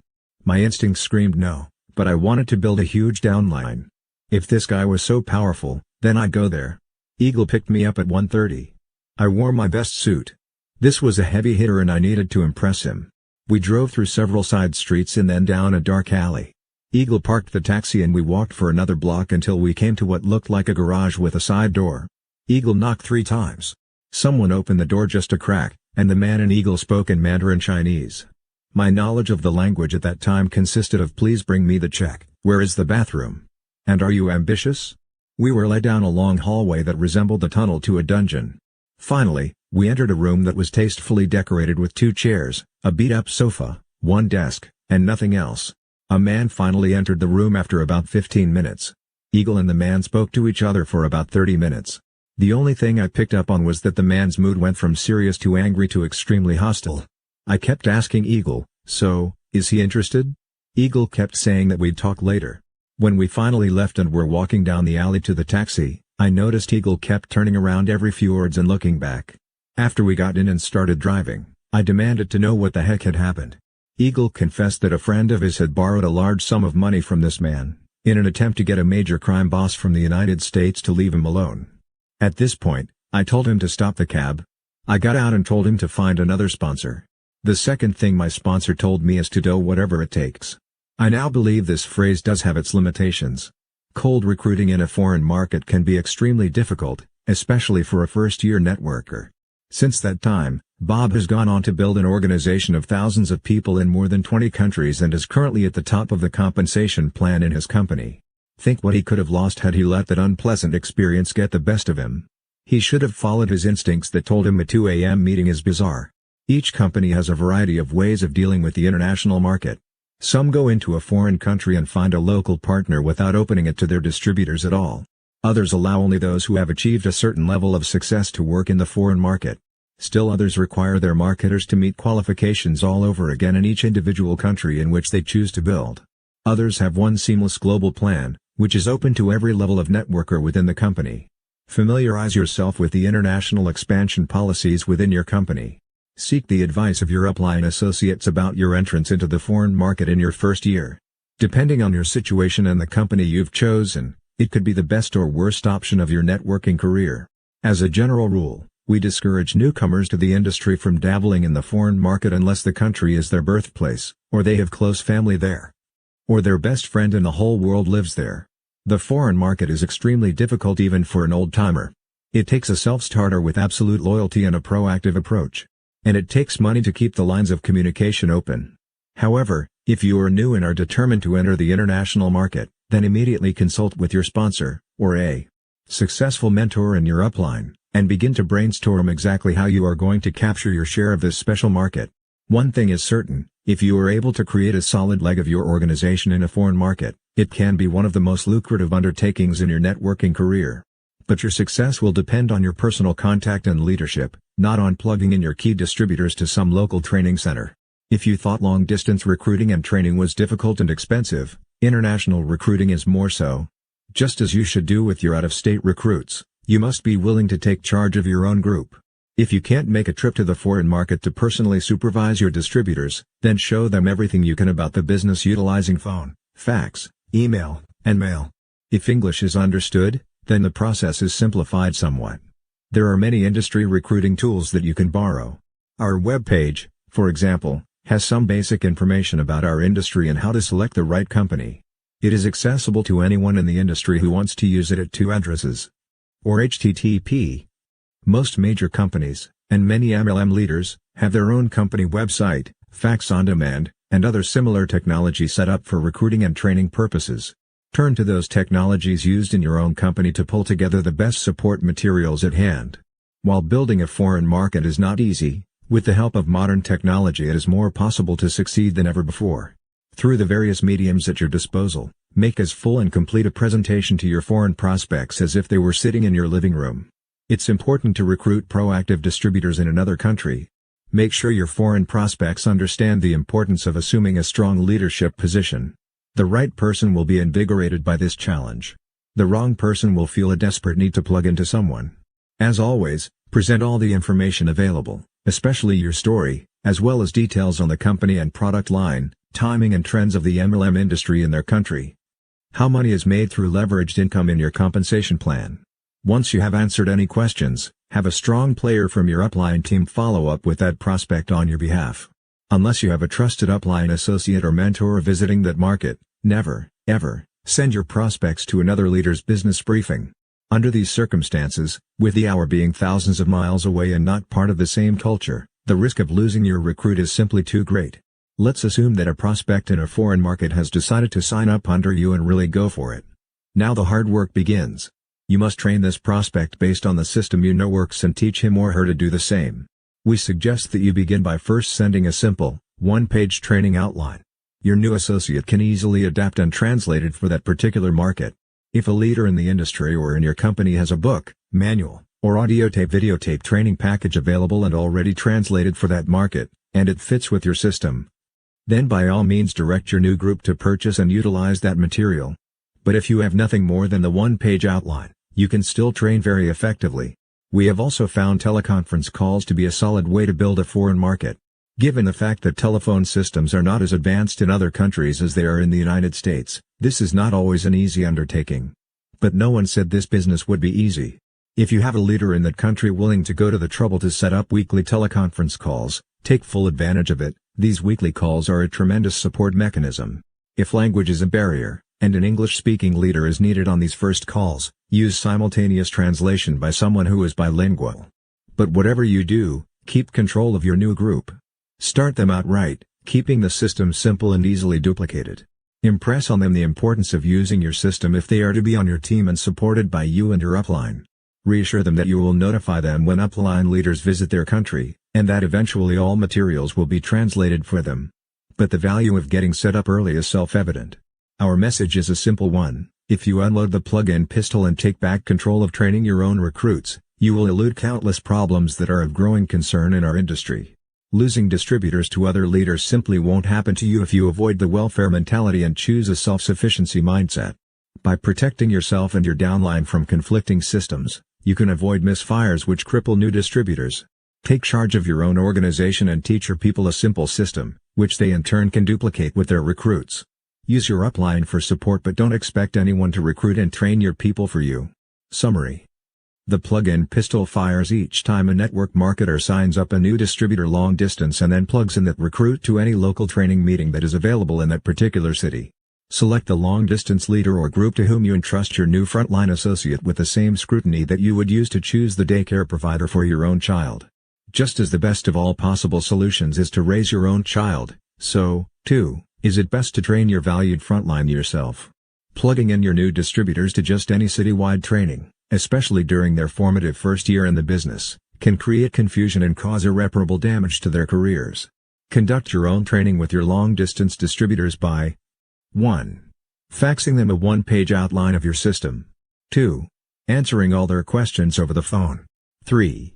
Getting a commitment that they are willing to follow your system exclusively. As your new associates move through the process, continue their training by 1. Requesting that they purchase a short manual that expands on the one-page outline. 2. Reviewing the short manual with them over the phone. 3. Recommending to them 1 or 2 motivational tools. 4. Offering to coach them once a week. 5. Conducting individual personal strategy training sessions over the phone. 6. Recommending that they order a complete training manual once they prove to be serious business builders. 7. Closing prospects for them and being available and supportive whenever they call. When coaching downline associates, suggest what you want them to do right rather than reminding them of what they're doing wrong. Only after you have your new distributors solidly on track should you agree to their attendance at citywide meetings in their locale. The first time your family and friends are introduced to network marketing, they should see the presentation in a private setting. When recruiting long distance, stay personally involved with your new prospects. 1. Do a mini presentation by phone, fax, email, or mail. 2. Send your prospects multimedia information and follow it up with a phone conversation. 3. Use the support of your upline associates for closing. If closing your new long-distance prospect is impossible, check out the kind of meetings being held in that area and encourage your prospect to attend only the business presentation portion of the best meeting.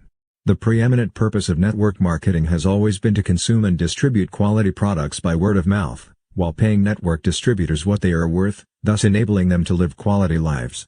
You can preserve the integrity of our industry by affiliating only with those companies that will terminate even a big hitter who breaks the rules, by inviting honest people into your organization, and by training your new distributors to respect the structural integrity of our industry.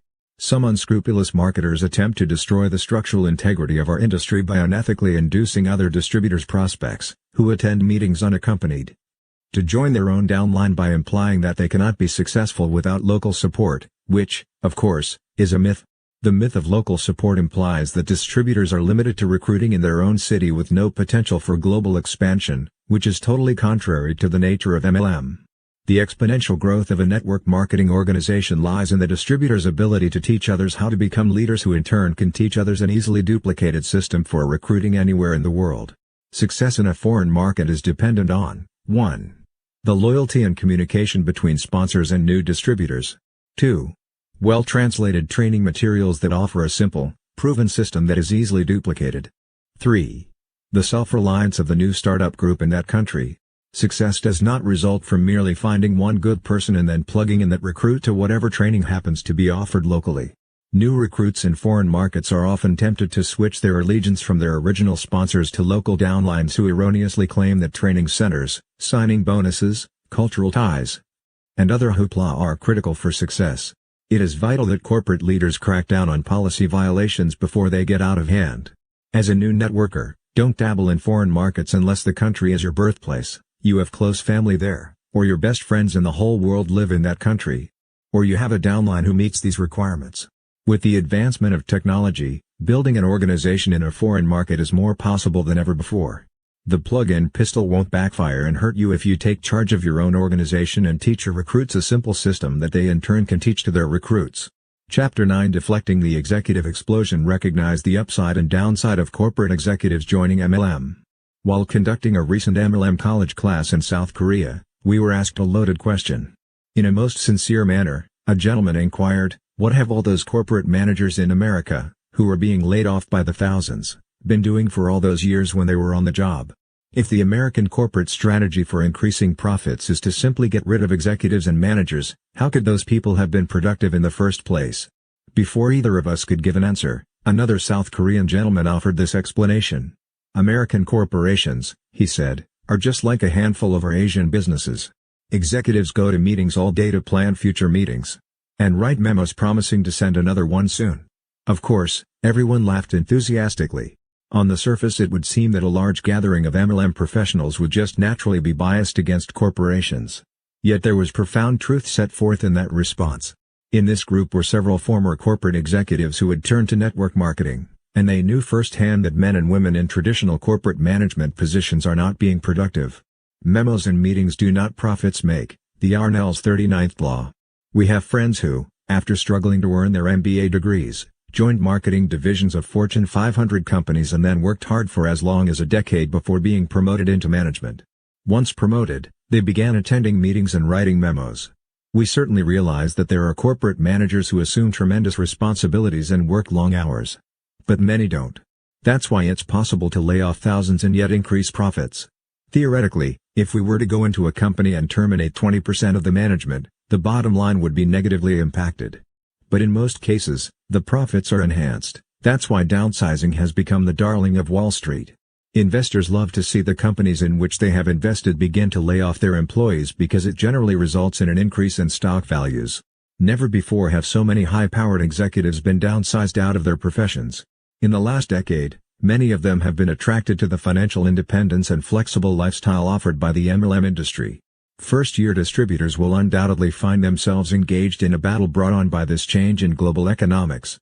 We call it the executive explosion because of the monumental convergence of such a huge new pool of displaced corporate executives into network marketing.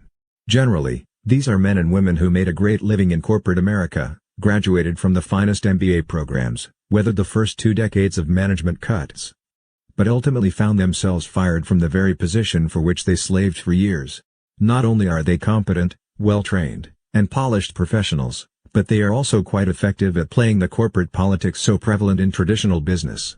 We recognize that corporate executives, business owners, and men and women in specialized fields come to our industry with one invaluable asset: respect. Most people have a high regard for the education, experience, and expertise of management executives and, because of their credentials, distributors will be inclined to listen to what they have to say. But as the executive explosion continues to gain momentum, traditional businessmen and women will also create problems as they attempt to carry many of their former practices into the network distribution industry, practices that simply won't work in our business. In this chapter, we will point out the advantages to our industry as former executives continue to join, but also recommend solutions to the challenges they bring to the industry, which inevitably will have an impact on every distributor's effectiveness. And these challenges will extend not only to the entire downline, but often to the upline as well. Advantages gained by corporate executives joining MLM beginning in the late 70s and continuing right into the greedy 80s. Thousands of corporate managers turned to the network marketing industry for entrepreneurial jobs. But never has there been a greater influx than in the last decade. No longer regarded as the little lady's part-time, home party plans, network marketing has gained increasing momentum and grown into a respected industry in the 90s. Meanwhile, prices for franchises have soared amidst overkill legal fees and inevitable government interference. Both the low downside and high upside potentials of MLM are being discovered by an increasing number of white-collar professionals, college graduates, college professors, successful corporate managers, chief executive officers, physicians, dentists, healthcare specialists, CPAs, attorneys. The credibility of the industry is building under the influence of this sophisticated new generation of professional networkers. As more professionals join network marketing, the trade press is reporting on our industry and individual companies in a much more positive light. Network marketing is being discussed in such leading publications as the Wall Street Journal, Forbes, Success, Working at Home, Chicago Tribune, and by the Associated Press, as well as in a wide range of regional newspapers and special interest publications. This credibility is also extending into the university sector. Over the past decade, there has been an ongoing debate as to whether or not Harvard University teaches network marketing. We think it's an issue of semantic gymnastics. Maybe Harvard doesn't teach network marketing, but, in April of 1997, Harvard Ph.D. Dr. Charles King gave a lecture about network marketing at Harvard to the Harvard Law School Office of Student Life Counseling, the Harvard Association of Law and Business, and the Harvard Business School Marketing Club.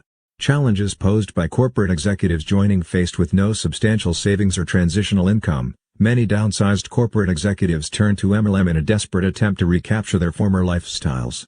These are good men and women who frankly don't know the first thing about our profession and don't understand that they don't. When they see a group of former blue-collar workers and non-corporate types whom they feel have somehow blundered into $30,000 to $50,000 a month without a degree or any sophisticated knowledge of business, it captures their attention. They figure that if people with less education and experience can achieve that kind of wealth, then there is no limit to what they can do, especially with their credentials.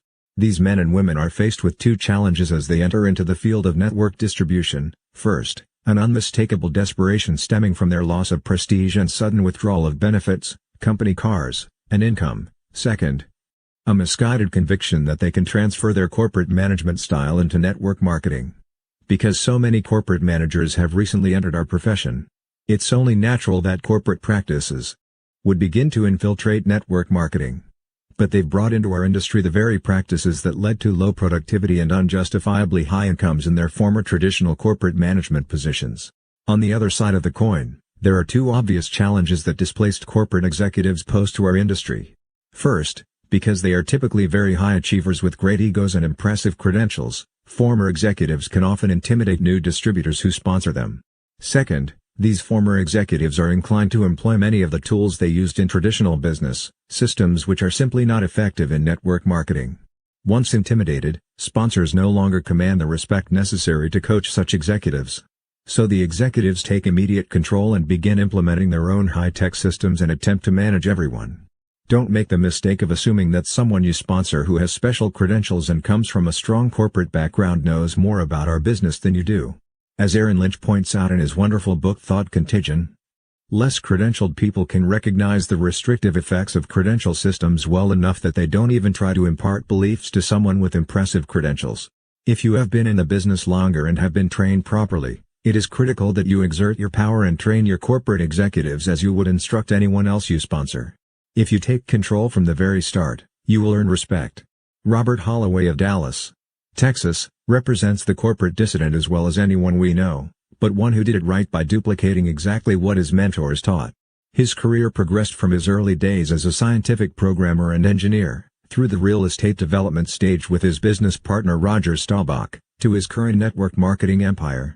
Almost no corporate executives join network marketing because they're at the height of their success. Most join this business hoping against hope to put the pieces of their lives back together. Robert was no different. He describes his own situation: "The beginning of my career in MLM was not one of the highlights in my life.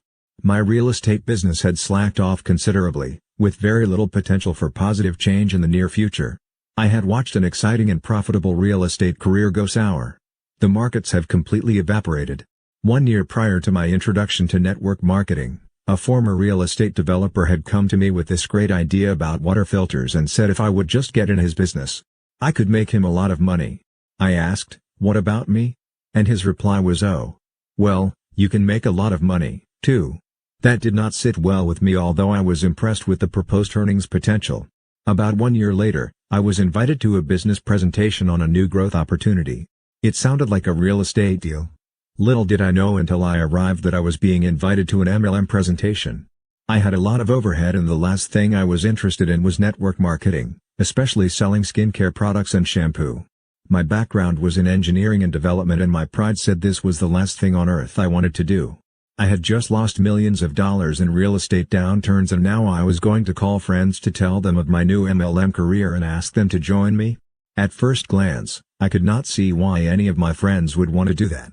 Now, after building a multi-million-dollar business and developing a quality lifestyle, I can't think of one reason why everyone wouldn't want to join me. But I had learned from working at IBM, and especially after struggling in the commercial real estate market, that if success was going to happen, it was up to me. The mindset of a corporate executive. Robert Holloway shares some of his insights into understanding the mindset of corporate executives and business people. I began to contact my closest friends and found that most wanted to improve the quality of their lives and make money. But I wasn't prepared for the second part. Most were unwilling to do anything about it. I found that most people had come to accept their fate in life: layoffs, downsizing, corporate mergers. They had very little hope and no dreams to follow. They were not happy where they were, but the fear of doing something that might further erode their situation was greater than the anticipation of the positive results from taking charge of their lives. Many corporate people today can't envision themselves being successful in a new venture because they see themselves, in many cases, totally unhappy in their chosen fields. How could MLM improve their status? The answer, of course, is that their personal future is yet to be written. Why not direct the future in a way that brings continued, expansive growth as opposed to stagnation and confused regrouping? The challenge is to understand that our job is not to find people and change them. Our task is to find the ones who have already come to the conclusion that they need to change and then get them the information they need to satisfy their research. Those who develop positive outlooks and apply our concepts with commitment and consistency are able to build dynamic, successful businesses. This is one of the most rewarding opportunities available today. In the next few years, thousands of lives will be dynamically changed for the better through network marketing. This business is all about timing, catching people at the right time in their lives when they are open to new areas of opportunity. If you can give corporate executives good information relative to their specific concerns, then you have reasonably good odds that they will move to the next level of investigation. Once they use the products, see the potential of expanding multi-billion-dollar markets, and sense the rewards of the marketing plan, they will be ready to be involved in the training system and the business building process. I have discovered 2 essential facts about dealing with the corporate person or business professional. They want information that documents that the business is legitimate. They respond better if you are yourself committed in building a business, because they understand that you can show them how to duplicate your success. If you are a new distributor, you may need to use your upline to close corporate people. Mark Yarnell had to go a full 6 levels upline until he found someone with experience, Richard Colley. None of the distributors between Richard and Mark were seasoned leaders. The process is still the same. Prospects need proof and direction. The faster you provide these resources, the faster they can do their research, make a decision, and move to the next stage. Either they are ready to get started, the time is not right, or this business is not for them. The first two are positive decisions, but many inexperienced networkers will not recognize the second stage as positive. And if you will use the follow-up card filing system, which we recommended in an earlier chapter, with those for whom the time isn't right, you will eventually sponsor some of those people, too. If the business is not for them, ask for referrals. As Robert explains, most people completely misunderstand when a corporate person says no. It's not that they don't want to make more money and have free time, it's just not the right time for them to pursue it. 6 months can change everything. Most people don't understand this and see it as personal rejection. A person new to MLM often doesn't realize that being turned down just means that the timing simply wasn't right. Don't take it any more personally than that. I am convinced, more than ever before, that the timing today could not be better to launch a career track in network marketing, one that can change a person's life for the better. Robert's forthcoming book, entitled From IBM to MLM, explains in detail the steps necessary to take control of your life, develop a vision, become energized, and put your plan into action. He and his wife, Karen, live in Dallas, Texas, and work the business together. With all of their success, they now have the time to pursue their real passion, sailing and exploring faraway islands, stopping in each little port along the way. Last summer, we had the joy of being introduced to the sport with them while yachting our way around the Sir Francis Drake Channel in the Caribbean. Greece is next. Corporate executives can become among the greatest distributors in your organization, or they can blow everything and ruin your entire downline. We have seen both happen. The way to prevent the latter from happening is to exert your strength from the very beginning and let them know how very different MLM is from traditional business. We have been very fortunate to learn a great deal from Terry and Tom Hill. They are the only truly high-powered sales professionals we've ever sponsored. Terry was the #1 Xerox sales rep, and her husband, Tom, was a Merrill Lynch stockbroker. They have been invaluable teachers to us with respect to the executive explosion. They taught us about the executive mindset and the necessity for structure. More importantly, Terry shared with us many of the sales strategies employed in corporate business and, specifically, why they don't work in our field. We want to begin by examining a few of those strategies to see why they are ineffective. Networking strategies, the antithesis to traditional business. Networking strategies are often the very antithesis to traditional business and conventional marketing systems. Corporate executives often erroneously believe that strategies that brought them success in traditional business will work in MLM. Sadly, most don't. But because of their egos and previous leadership habits, they instinctively seek to reinvent the wheel.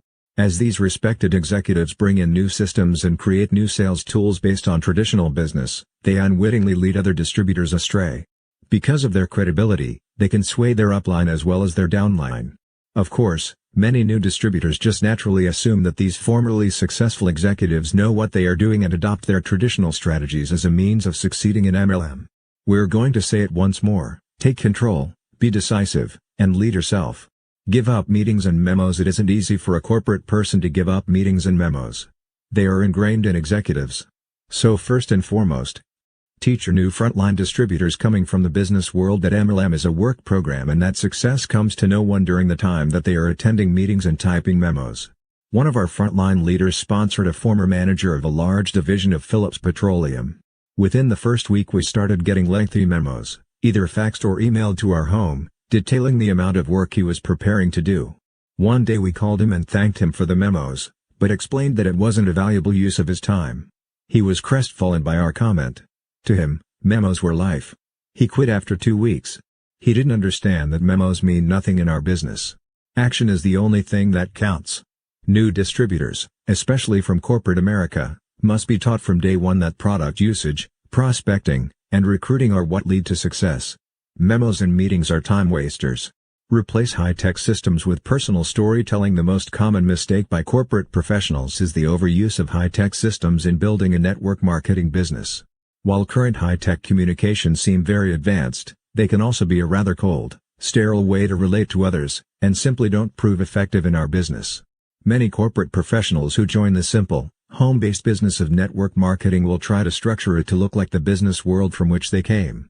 They want to create slideshows, use projector overheads, and give computer-generated PowerPoint presentations.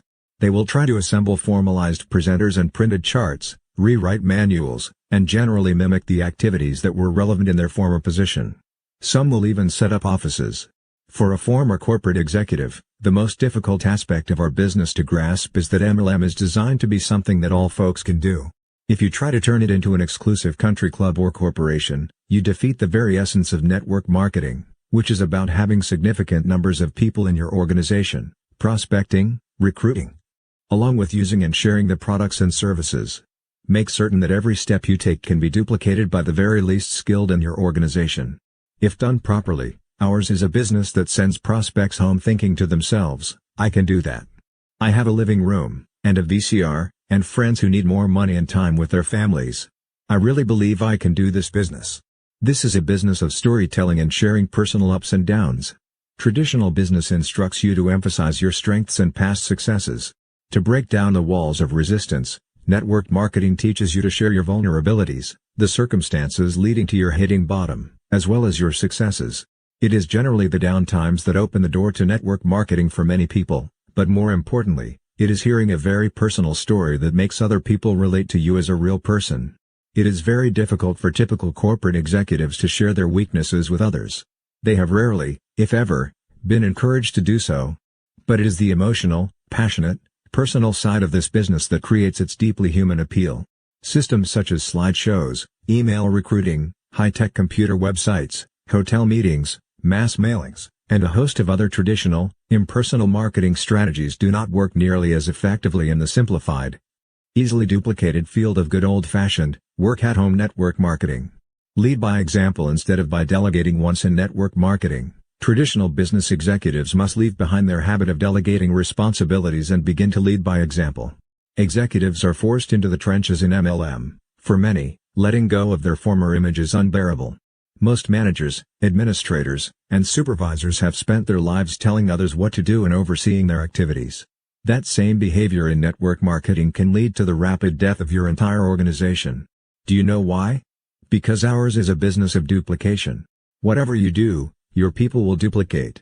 If each one is managing his group and no one is prospecting, recruiting, and presenting the business opportunity, then that organization will stagnate. The healthy organization begins with action at the top. The leader should be in the trenches, prospecting, setting appointments, frontline recruiting, and using and sharing products and services with the small ones. Tomer base. The leader should not be supervising anyone, but rather showing them what to do by example. If you duplicate that throughout your organization, then you will certainly have a living, breathing, thriving business. Never qualify your prospects because of the executive explosion. New distributors will recruit people who were formerly quite successful marketing reps with major corporations. One of the very first rules of thumb followed by professional salespeople, and brought with them into MLM, is the importance of qualifying a prospect. For example, a typical marketing rep selling $3 million laser printers usually tries to make certain that a company both needs and can afford that specific printer. That is, qualifies the prospect, before making an approach. But when executives and marketing reps use that principle in MLM, it doesn't work. Here's why.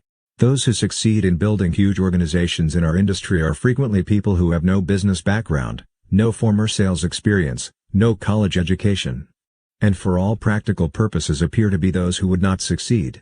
Our best description of the type of person you are trying to recruit is one whose back is against the wall financially, who is driven by a cause, who is coachable and willing to follow your system without changing it, who comes across enthusiastically, and, finally, who enjoys working with people and seeing them become successful. But when executive types come on board, they unfortunately tend to qualify their prospects and exclude many who would ultimately make them a fortune, all because they don't appear qualified. The best advice we can give to corporate executives who have just entered our industry is this: wake up each morning and resign as general manager of the universe. Don't play God. Anyone can do this business. Whether they will put forth the effort is entirely up to them, not you. It is also important to keep in mind that a far-sighted networker will make room for all kinds of people in his or her organization: wholesale buyers, retailing distributors, part-time organization builders, as well as people who pull out all the stops and take this opportunity to the moon. You don't want anyone to feel out of place in your network. As long as your people are taking steps to achieve the goals they have set for themselves, they should feel a sense of belonging in your group. A typical and successful organization will consist of a balance of all types of people with all kinds of objectives. It will be made up largely of wholesale buyers who are faithfully ordering and reordering products and/or services month after month. A good organization will also have a share of retailing distributors intent on selling products or services as their primary means of earning an income. Next, there will be part-time networkers who are working toward building an organization of distributors for the purpose of replacing their income. And, finally, the smallest group will be those who are full-time maniacs going crazy with this business, setting records in MLM history. Always look for the serious business builders with whom you can partner, but make a place for everyone in your organization. Truly, the more diverse the merrier. There is no value in qualifying your prospects. Organization building versus retailing products. With this influx of executives into the network distribution industry, there is a far greater understanding of the value of building an organization of people who do three things. Use the products or services, share them with others, and find others who will do the same. It takes a lot of people, each doing a little bit, to make it all work. But for many today, as in the early days of the industry, there is confusion over whether to place your emphasis on product sales or on building an organization. The answer lies in deciding what you want out of your business. Home parties, clinics, and retail sales create immediate, short-term cash in hand. Building an organization of distributors who use and share the products and duplicate this process produces long-term residual income. With some exceptions, such as medical doctors, most professionals entering the networking scene today prefer the passive residual income from organization building over the immediate gratification of product movement. Even those who come into our industry unaware of anything but the ability to sell products, like scholar athletes Steve and Jeanette Bach, will often inadvertently discover the longer-range value of building an organization. But they aren't alone. It was November of 1979 when Jan Rua first learned about multi-level marketing. I had a 4-year-old daughter, Sarah, and a 2-year-old son, Clayton, and was invited to a product demonstration. I wanted to join the day I attended. But the company rep told me that she wasn't going to be associated with the company anymore and that I would have to call her upline. I called that next person and left her message after message. She finally called me back and told me to stop annoying her. She then informed me that our company was very new and they had stopped letting people become sales reps until the following March. On the first day of that month I called the local sales rep in Dallas, Texas, who told me I could stop by the church where she was working to pick up a form. She didn't want to mess with getting it to me. I joined while I was pregnant with my soon-to-be daughter, Ashley. We had no money. I was sick of being broke and sick of always asking my husband for a little money. I never really thought in terms of wanting financial independence, I just wanted to have some extra money. I was 30 years young and not willing to live like a pauper for the rest of my life. My husband had no desire to be financially successful, and I felt captive with 3 children, not being able to earn any money without leaving them. I called my mother and asked her for the startup kit deposit, but she discouraged me, certain that these kinds of home parties were not for me. She said I should stay home, be a mother, and let my husband's income provide for us. I was disgusted with her attitude and called her mother, my grandmother, who said, "Honey, I will be happy to invest in you. I am going to stake a claim in your future." That day I knew I had found the perfect vehicle. It seemed perfect, a real business that allowed me to be with my children and sell a product out of my home. I just didn't know yet that it was network marketing. The day I joined, my local upline associate quit, and my next upline associate was located in California.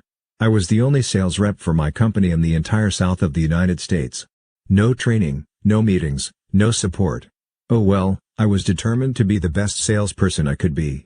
At my first home party, 20 people were there and I sold $75 in product. Wow! Someone actually bought from me. I was thrilled. I booked a few parties and my business took off. As I showed the products in private home parties, people lined the hallways to buy from me and some even asked how they could sell and become involved. Well, I had no idea, so I told them that they couldn't join me, that I was the only one who could represent this product to the public in Dallas. Can you believe that? I didn't understand about recruiting, but I had booked more parties than I could handle. About 6 months into the business, I decided to take a look at the small company manual in the bottom of a box in my garage. It said that my company was an MLM business and that I was to recruit others to sell the product. Well, blow me away. I had no idea and had never kept the names of the many who had asked to join me. I am still looking for those people today. This moment of discovery created such a wonderful visual for us. Just thinking about her rummaging around in her garage and being blown away when she read her manual made us laugh until we cried. The next 6 weeks, she continues, I focused on recruiting and found 13 people who also wanted to sell. At that point, my California upline associate called me. In fact, everyone called me. In 1980, those 13 distributors made me the top recruiter in the history of the company. One of the recruits told me that she only wanted to do parties and that she would not recruit. I had booked the coming fall with home parties almost every other night, which represented more than half my business. I remember that I had baby Ashley in my arms when that newest frontline called to inform me that she was quitting because she had called all of her friends to book parties and they had already committed to come to mine. I made one of the hardest and, as it turned out, most significant decisions of my career. I told her she could have the home parties that I had booked. Through those parties, she became the top seller that year in our company. And though I was pretty bitter at first, it gave me more time to be with my 3 babies, all under 4 years old. In spite of herself, she ended up recruiting 6 people, whom I trained and supported. As my organization grew, I set up a tiny office in a corner of the playroom so that I could work and supervise my children at the same time. I got on the phone prospecting and following up for hours each day. Even with the care of the children, I made at least 20 calls a day. I was driven by the money. Everyone else in my entire company was mission-oriented, Sabbath world-type people. Not me. I wanted to make money. I figured out that if I made my mission helping enough others make money, then I, too, would eventually make money. And it worked. I also took my 3 babies to the zoo and to parks every other day. They had a great time while one prospected. I was determined and driven. I would do whatever it took to get some extra money. I was propelled to success because I wanted the money to put Sarah and Clayton into a private school in Dallas. The day I gave away my parties to my new recruit and focused on finding others who wanted to recruit or do parties, that's when my business took off. I focused on getting a lot of people doing a little bit. By the end of that year, I had 24 people in my group and had earned about $5,000. By the following January, almost everyone quit. I just started all over again. I can't believe I stuck it out. My children and my business were my entire world. They both flourished, but my marriage did not. I'm sure none of you can relate to that. I survived divorce, mega debt, single parenting, the death of my grandmother, the death of my upline, miscarriages, along with the ups and downs of being the head of a growing MLM organization. I thank God every day that someone recruited me into MLM. My parents have moved from Texas and now live close by. My mother became one of my sales reps. My children have turned out to be wonderful young adults, 2 have now completed college. I got to stay home and now my family and many others in my downline are reaping the rewards. Today, 18 years later, Jen is happily married, living with her second husband in a mansion on the top of a mountain in Aspen, Colorado. Through network marketing, she has become a millionaire with over 7,000 people across the nation selling almost $10 million a year. She is the author of 3 best-selling books in MLM. The Working at Home. September 1997 issue of Success magazine featured her rags to riches story. Her motto in those early years was "Lead me, follow me or get out of my way." It is still her motto today. Many distributors come into this business because they fall in love with the line of products and want to make money telling everyone about them. Organization builders, particularly those who understand business, love to have retailing distributors as part of their group. But we owe it to everyone to make sure they know that the option is always there for them to elevate their goals through duplication. The day Jan gave away her home parties to one of her frontline associates is the day her business began to take off. Why? Because Jan accidentally blundered into one of the cornerstone principles of multi-level marketing: we elevate ourselves by lifting up others. And it is interesting to us that it all began when an unselfish grandmother refused to accept mediocrity for her granddaughter and chose to invest in her future. God bless that darling lady. Building a network organization full-time, having left the world of traditional business behind, the first challenge to a networker who was formerly a big businessman, as Mark is fond of saying, is the loss of his pride. A lowered self-image is the greatest challenge to former corporate people. Even though they were overworked and or underpaid and are laid off or about to be, still, in their former life, they were somebody. With a title and a fancy office to prove it.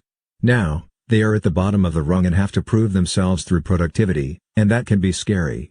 The first step in sponsoring and training corporate executives or business people is to be sensitive to the fact that they are probably at the most vulnerable place in their lives. They may still have the old bravado in their talk, But don't be fooled by it. They need you right now. Show them your strength and lead them through the steps to be successful, pointing out the blatant differences between the world of network marketing and their former world of traditional business. Encourage them with your every word. As product manager for a major Wall Street investment firm, J. Prim supervised 56 branches throughout California. Although he was given a great deal of independence as the only manager in his firm on the West Coast, he can still recall the adjustments he had to make as he transitioned into full-time network marketing. In January of 1989, when Jay signed up with his company, the stigma of MLM was much greater than it is today. As Jay explains, it was really tough, and I took a lot of heat from my friends, who thought I was crazy. My father continually dropped hints, in those early days, about my getting back to a real job. Jay left the glamour of the Transamerica building in San Francisco for a bedroom office in his home. On a bad day, even he questioned what he was doing. Even if he was miserable in corporate America, he could hide behind the prestige of a job that at least looked wonderful. Then, as Jay describes, there was the urgency. I had allowed myself exactly 1 year to replace a six-figure income. I was sick of being battered by corporate America. The more I did, the more they expected. Now I was running my own show and I was excited. I was accountable only to myself and no one else. I had to deal with all of the usual preconceived notions about this industry. I thought of myself as being a resource for people.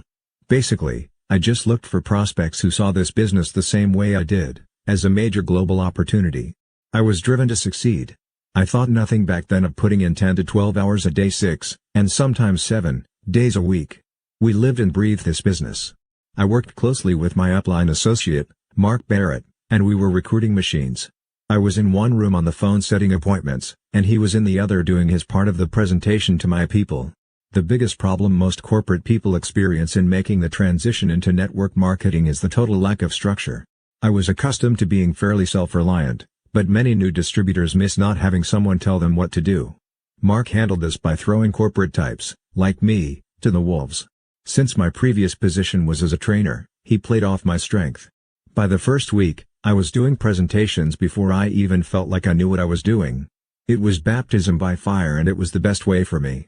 The busier I was, the happier I was, while caught up in the frenzy of those early, desperate days. 1 year later, Jay had replaced his income. 6 months after that he had multiplied it 5 times again.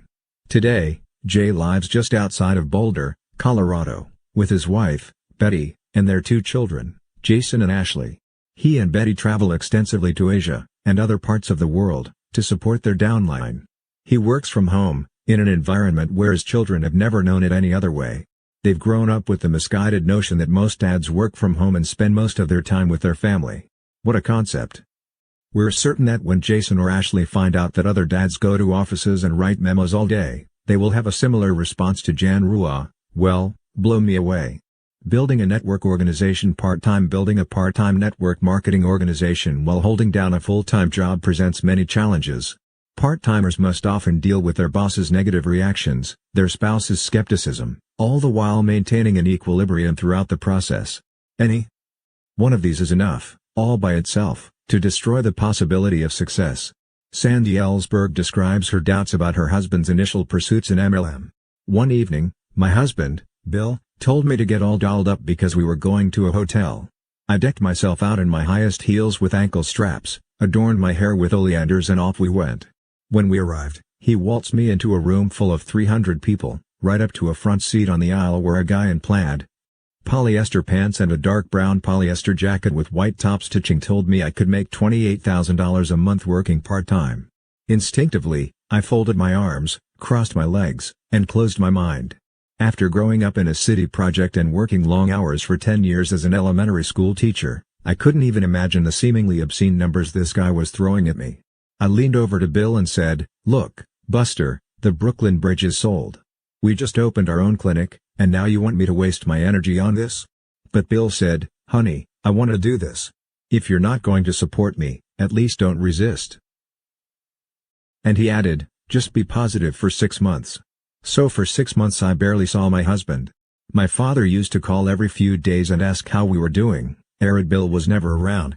When the first check came, and it was a little over $100, my father declared, "Follow him, he's got a girlfriend." But I kept my promise and the next month wasn't much better, just over $300. The month after that, the check was up to $500, but he was still spending all of that and more getting the business off the ground, and he was still gone every night and weekend. I accused him of ruining our marriage. He reminded me about the 6-month deal. The next check was $1,100, then $2,200. At the end of 6 months, it was up to $3,800 and he was still doing it part-time, putting in full days at the clinic. In all the years I taught school, I had never taken home more than $1,000 a month. At this point, I started to get ideas. "Honey," I said, "I could write a little training program for you so you wouldn't have to keep repeating the same thing over and over and people could make a fast start. And, let's make a nice little handbook, just like I do for my first graders. That way everything will be simple and easily duplicated." And you know what? In 90 days our check doubled. When we made $7,000 in 1 month, suddenly I could see how $28,000 a month could be possible. That's when I got it. That is what it took for me to become a believer. I had to experience the process firsthand. I had to hold my skepticism at bay long enough to allow success to happen. I will always be grateful that Bill held me to my promise to reserve judgment for those 6 months. And as promised, MLM showed me the money. In many cases, people with full-time occupations can start slowly by making smaller sacrifices. This is what Tony Neumeyer chose to do and he has definitely reaped the benefits. Real estate provided a very good living, however, I had time poverty and was always at the beck and call of others. I was working 12 to 14 hours a day, 6 or 7 days a week, and my time was not my own. My job was running me. In order to make time for my network marketing business, I had to make some real choices. I decided to get up an hour earlier each day to get some of my real estate paperwork out of the way. I also chose to put some of the activities I loved, particularly baseball and golf, on hold for a while. Getting up an hour earlier 5 days a week was a simple decision. I knew I would gain over 20 hours a month or a full work week every 2 months.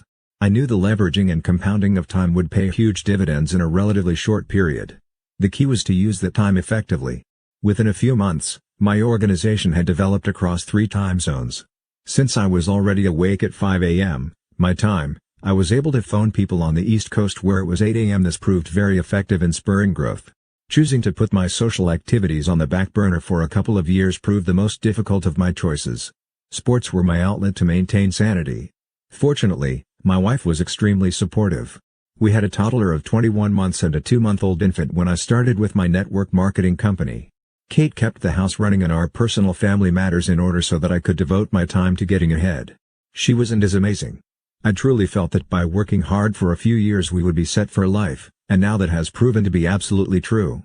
Just 1 hour a day and a few sacrifices have changed our lives forever.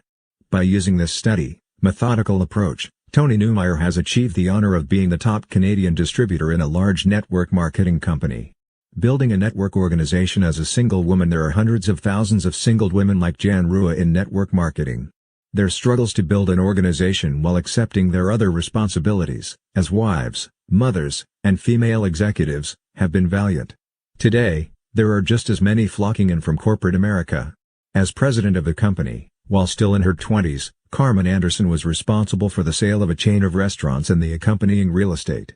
She put in 16-hour days and 7-day weeks with employees, FICA, overhead, food costs, paperwork, and meetings. As Carmen describes her experience, after completing my projects with this company, I had the good fortune to have an entrepreneurial friend who knew me during my tenure as an executive. She told me there was a better way: find the right vehicle, work hard for a few years, and create leverage so you will be paid whether you work or not.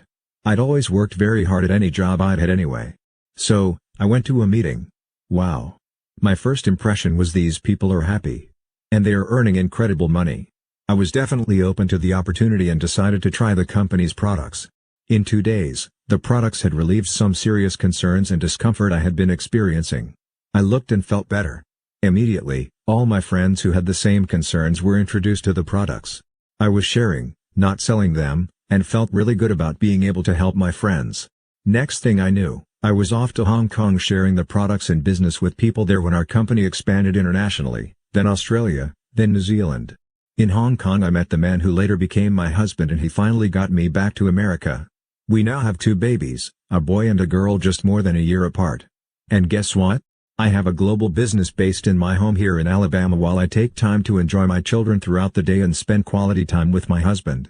I'm happy and fulfilled. Life just doesn't get any better. Carmen and her husband, Joel, live with their children in Sheffield, Alabama, and keep a condo in New York. They also have a marvelous yacht in Boca Raton where we welcomed in a memorable new year with them. Sandy Ellsberg's experience, once she was left on her own to build an organization, epitomizes that of so many women in our industry today. After some moderate success with our first MLM company, our fortunes took a decided turn for the worse. Bill developed a chronic debilitating illness that prevented him from working the business. Then we discovered that the MLM company in which we'd invested so much of our energy and hopes and dreams had let us down. About 7 years after starting our first MLM business, we'd reached a serious crisis. I was 41 years old and 9 months into a high-risk pregnancy with a 4-year-old child in tow. My ankles had swollen to the size of thighs, Bill was still very sick and we had no health insurance. We were worse than broke. Broke would have been easy. With our credit ruined and over $250,000 in debt, we didn't even have enough cash to buy a large package of diapers at the supermarket. Talk about scared? If I'd seen a light at the end of the tunnel, I'd have thought it was an oncoming train. But, like Mary Pickford said, failure is not in the falling down, but in the staying down. Just in time, a friend introduced me to another networking opportunity, and I set out in my beat-up Volkswagen van, without heat, air conditioning, or a radio, driving up and down the 405 interstate doing home parties. When it was cold, I put on a pair of woolen booties to keep my feet warm while I drove. When it was blistering hot, I kept my makeup in a little ice chest in back of the van to keep it from melting. I didn't have the money to run ads. I couldn't buy a fax machine. Heck, I couldn't even put more than $5 worth of gas in the car at once. But I knew from previous experience that this industry delivered. I was willing to go into the gold mine with my pick and shovel and dig as long and hard as I must in order to succeed. And guess what? After that first month, I'd earned a bonus check of $7,000. What's more, I also pocketed about $4,000 in cash from retail sales. Having lived this story allows me to understand, at a gut level, what it feels like to be a discouraged welfare mother, or a laid-off, middle-aged corporate manager, or a retiree eating oatmeal 3 times a day at the end of the monthly Social Security check.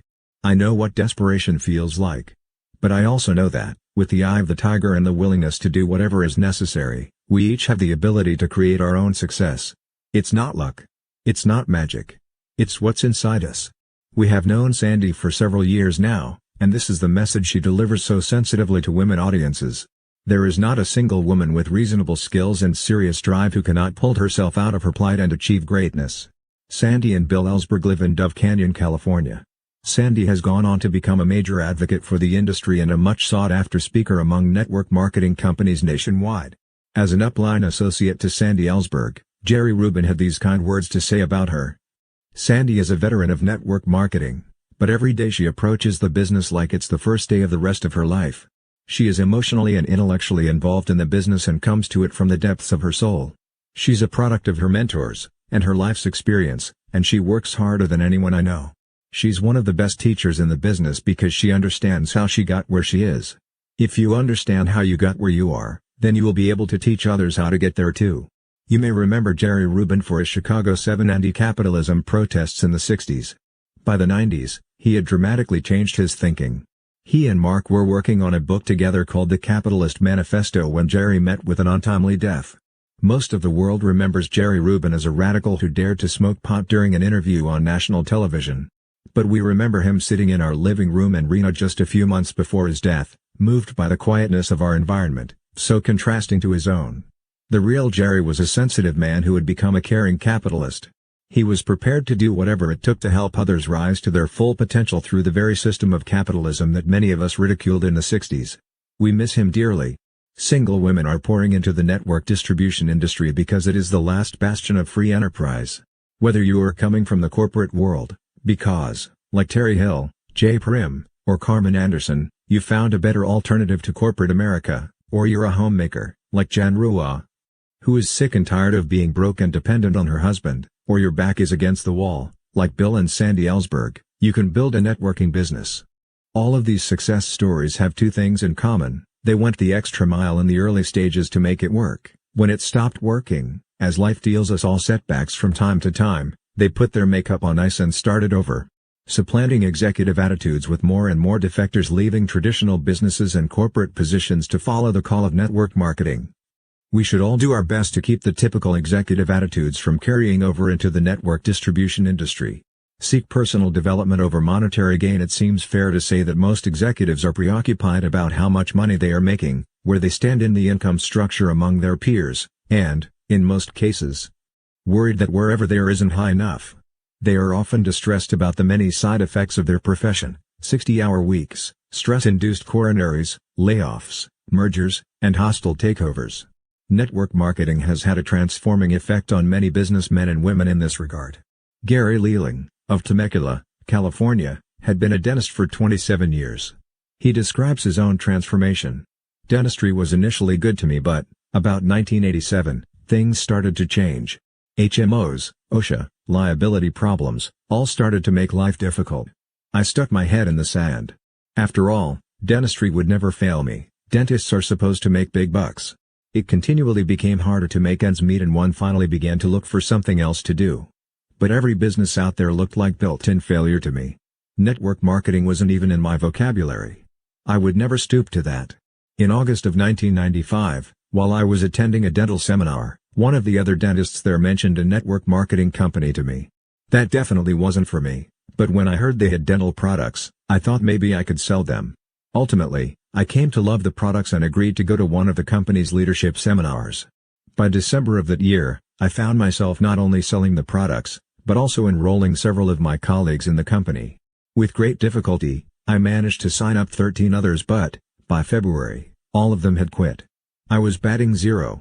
Out of desperation, and fortunately for me, I attended another company-sponsored leadership seminar, and one of the leaders in my upline volunteered to coach me. It was from that moment forward, at the ripe old age of 52, that I started to discover an entirely new life philosophy. Network marketing was first and foremost about personal growth and development. Through a number of seminars and the cultural influence of my fellow networkers, today I am a different person. My business is exploding, my relationship with my wife, Dixie, and my family is at an all-time high, and my outlook on life has changed from pessimistic to optimistic. Although I still practice dentistry part-time, I no longer feel like a dentist with all the worries and preoccupations that go with being one. I now feel like a network marketer with an opportunity that can benefit everyone. I have a great outlook on life and am doing what I enjoy with an enthusiasm that I never knew was possible. Exalt others instead of ourselves without passing judgment on all executives. There is a tendency among them to demonstrate an egotistical disposition. We are great. Those who work for us are inferior to us. All of this success is due to our brilliance. But in network marketing, it is just the opposite demeanor that makes this business work.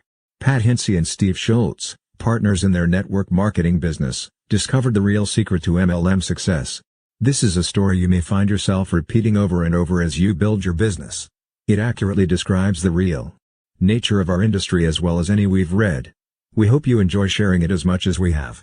As Pat and Steve tell it, our story is definitely not one of overnight success. The truth is we have simply outlasted most of the others in this industry. For 3.5 years, we worked this business with so little results it's almost embarrassing to discuss. We went through every possible negative human emotion. We asked ourselves repeatedly, why won't this work? What are we doing wrong? Why is everyone growing faster and bigger than we are? Will this ever really work for us? We went to every rally, every function possible. But even those seemed to be more depressing than exciting because all we ever heard were the tremendous stories of success about other people. Just once, we would have loved someone to stand up and say, I drove 3 hours last night and got stood up. Now that would have made us feel great. If there is one thing we have learned about this business, it's how easy it is to put yourself down. Just compare your success to the success of others. There will always be others who are experiencing more success than you are at any given time, but we kept going because we thought we might find the secret to the business. We lasted long enough to do just that. We traveled 8.5 hours to a rally intent on finding the secret. We knew that the top money earner in the company was going to be there. We got there early so we could find out from him the key to making this business work. We found him and started asking a barrage of burning questions. How do you do this? How did you make it work? What is the secret? His answer was a bit surprising. He said, I really didn't do it. I've got good downline people, they have actually done it. Why don't you ask them? So we did. But they said, we really didn't do it, we have good downline people, they have actually done it. Why don't you ask them? So we did. But they said, we really didn't do it, we have good downline people. So we came away from that meeting understanding that no one actually does this business. It's just something you give away to other people. So we went home and tried to find some other people we could give it to. And it worked. The law of large numbers will rescue the persistent. We kept trying long enough to eventually find others to whom we could give it, people who knew what they were doing. They were actually making their organizations grow. We got excited and started exalting them, telling everyone about their success. Then they found others to give it to, who started having more success than they were. Incredible. We started pointing to their success and others got inspired by what they were seeing. Over the last 3.5 years, all we have managed to do is stumble across a few others to whom we have given this opportunity and they were able to do the same. Today, we have thousands of people across the country trying to give this business away as a gift to others. Oh. We get the chance to stand up in front of many people and take credit for it, but really, we didn't do it. Steve is a former teacher and Pat is a former sales rep for a paper company. Today, after 7 years, they are among the very top income earners in their company. We are talking millions and millions of dollars a year. During the early years before it all started working for them, though they never seriously considered quitting, they developed a philosophy about starting over that they explain in this way. Even today, we continue the practice of starting over again as if we had no one in our downline. It helps us stay focused on what really makes this business work: persistence. The one thing we've learned is that failure cannot handle persistence. First-year distributors, in particular, must avoid the temptation to follow the high-powered systems brought to our industry by former corporate executives during the executive explosion. Be sure to show empathy toward those leaving the corporate world in droves to join our industry. Despite outer appearances, many of them are scared and vulnerable. By leaving behind the security of titles and structure, they are faced for the first time with the awesome responsibility of self-reliance. Give them straight answers to their questions, teach them the system of duplication like you teach everyone else, and, if the timing is right, they will do it. Or, rather, they will not do it, but give it away to others who will do it. And in turn will give it away to others. In the words of Ignatius Joseph Firpo of Truckee, California, what we have done for ourselves dies with us. What we have done for others remains, and is immortal. Summary. The executive explosion refers to the huge influx of corporate executives joining our industry, bringing with them the same management styles that led to low productivity and unjustifiably high incomes in their former careers. These executives face two challenges as they enter the field of network distribution. 1. An unmistakable desperation stemming from their loss of prestige and sudden withdrawal of benefits, company cars, and income. 2. A misguided conviction that they can transfer their management strategies from traditional business into network marketing, an industry without managers. Most upline distributors have a high regard for the education, experience, and expertise of corporate executives and are naturally inclined to listen to what they have to say. In light of the respect they carry, former corporate executives pose two obvious challenges to our industry. 1. As high achievers with great egos, they often intimidate the very distributors who sponsor them. 2. Even though many of the tools they used in traditional business are simply not applicable to our industry, they try nevertheless to introduce management styles and high-tech approaches into our business, which can sidetrack both their upline and downline associates. Even if you have a blue-collar work background, don't make the mistake of assuming that some corporate big hitter knows more about our business than you. When teaching former corporate executives, take control in your training and teach them how different our MLM business is from traditional business. Given the fact that many former corporate execs are discouraged after their departure from traditional business, your task is merely to sift out those who seriously desire change and are at the right time in their lives to join MIA. The quicker you can provide corporate people or business professionals with information about the upside potential of our business, the faster they can do their research and make one of three decisions. 1. They are ready to get started. 2. The time is not right. 3. This business is not for them. New distributors, especially from corporate America, must be taught from day one that product usage, prospecting, and recruiting are what lead to success. Memos and meetings are time wasters, as are the creation of slideshows, presenters, overheads, and charts. While traditional business encourages people to emphasize their strengths and past successes, network marketing teaches people to also share their vulnerabilities, the circumstances that lead them to MLM, in order to break down the walls of resistance. It is generally this down experience that opens the door to network marketing. Telling your personal story is what makes other people relate to you. They want to hear why you've chosen this industry as a solution to your former problems. Unlike passing the buck in traditional business, Executives who want to build a large organization in network marketing must leave behind their habits of delegating responsibilities and begin leading by example. Do not qualify your prospects, but rather make room for the widest possible cross-section of people. Home parties, clinics, and retail sales create immediate, short-term income. However, building an organization of people who use and share the products, and then teaching others how to duplicate this process, produces long-term residual income. A lowered self-image is the greatest emotional challenge for those who leave the corporate world and enter full-time into network marketing. Many part-time networkers worry about their boss's negative reaction and their spouse's skepticism, while maintaining a positive outlook throughout the early stages of the process. There are hundreds of thousands of single women in network marketing struggling to build organizations while meeting all their other demands as wives, mothers, and female executives. But there is not one with average skills and strong drive who cannot achieve greatness. Network marketing can have a profound effect on many business people after they discover that, first and foremost, our profession is about personal growth and development. Unlike the corporate work environment, there are no threats to an executive's position in network marketing if he exalts his downline. A profound truth about our industry is this: possessive clinging will never lead to success. Only by giving the business to others will you ultimately receive huge rewards in the remarkable world of network marketing. Conclusion. For the first half of our careers, prior to meeting, falling in love, and becoming husband and wife, each of us was dedicated to building our respective organizations in the only company either of us has ever represented.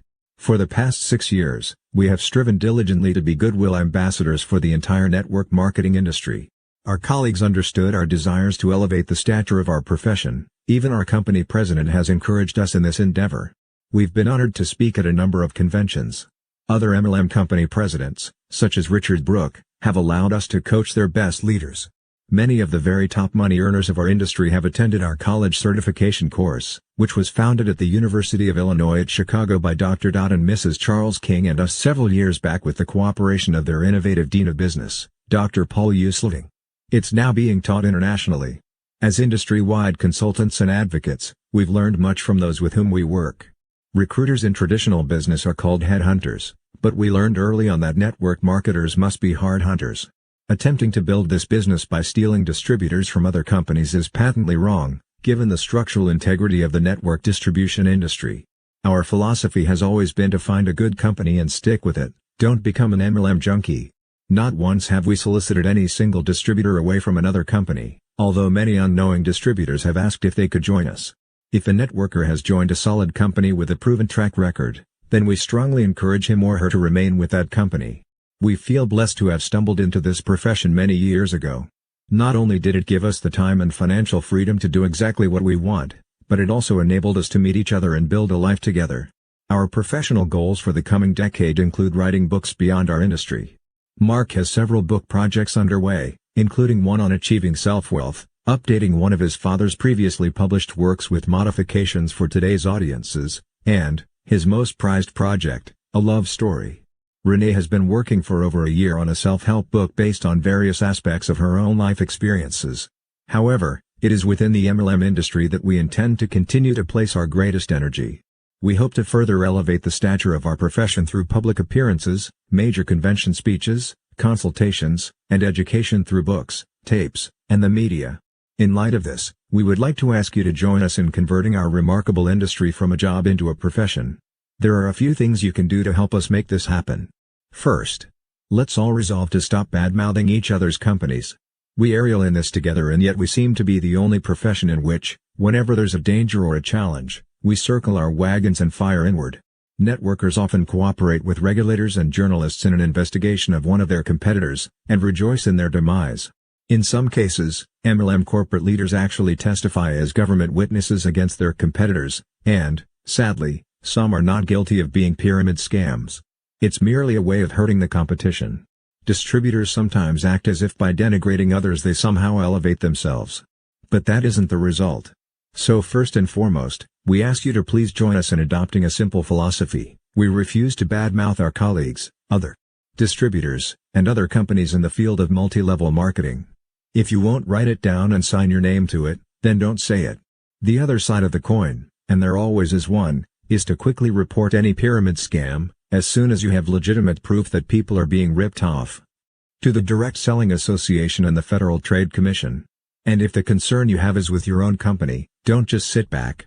Take action. Contact the top leader in your upline. If you can, call the president of your company.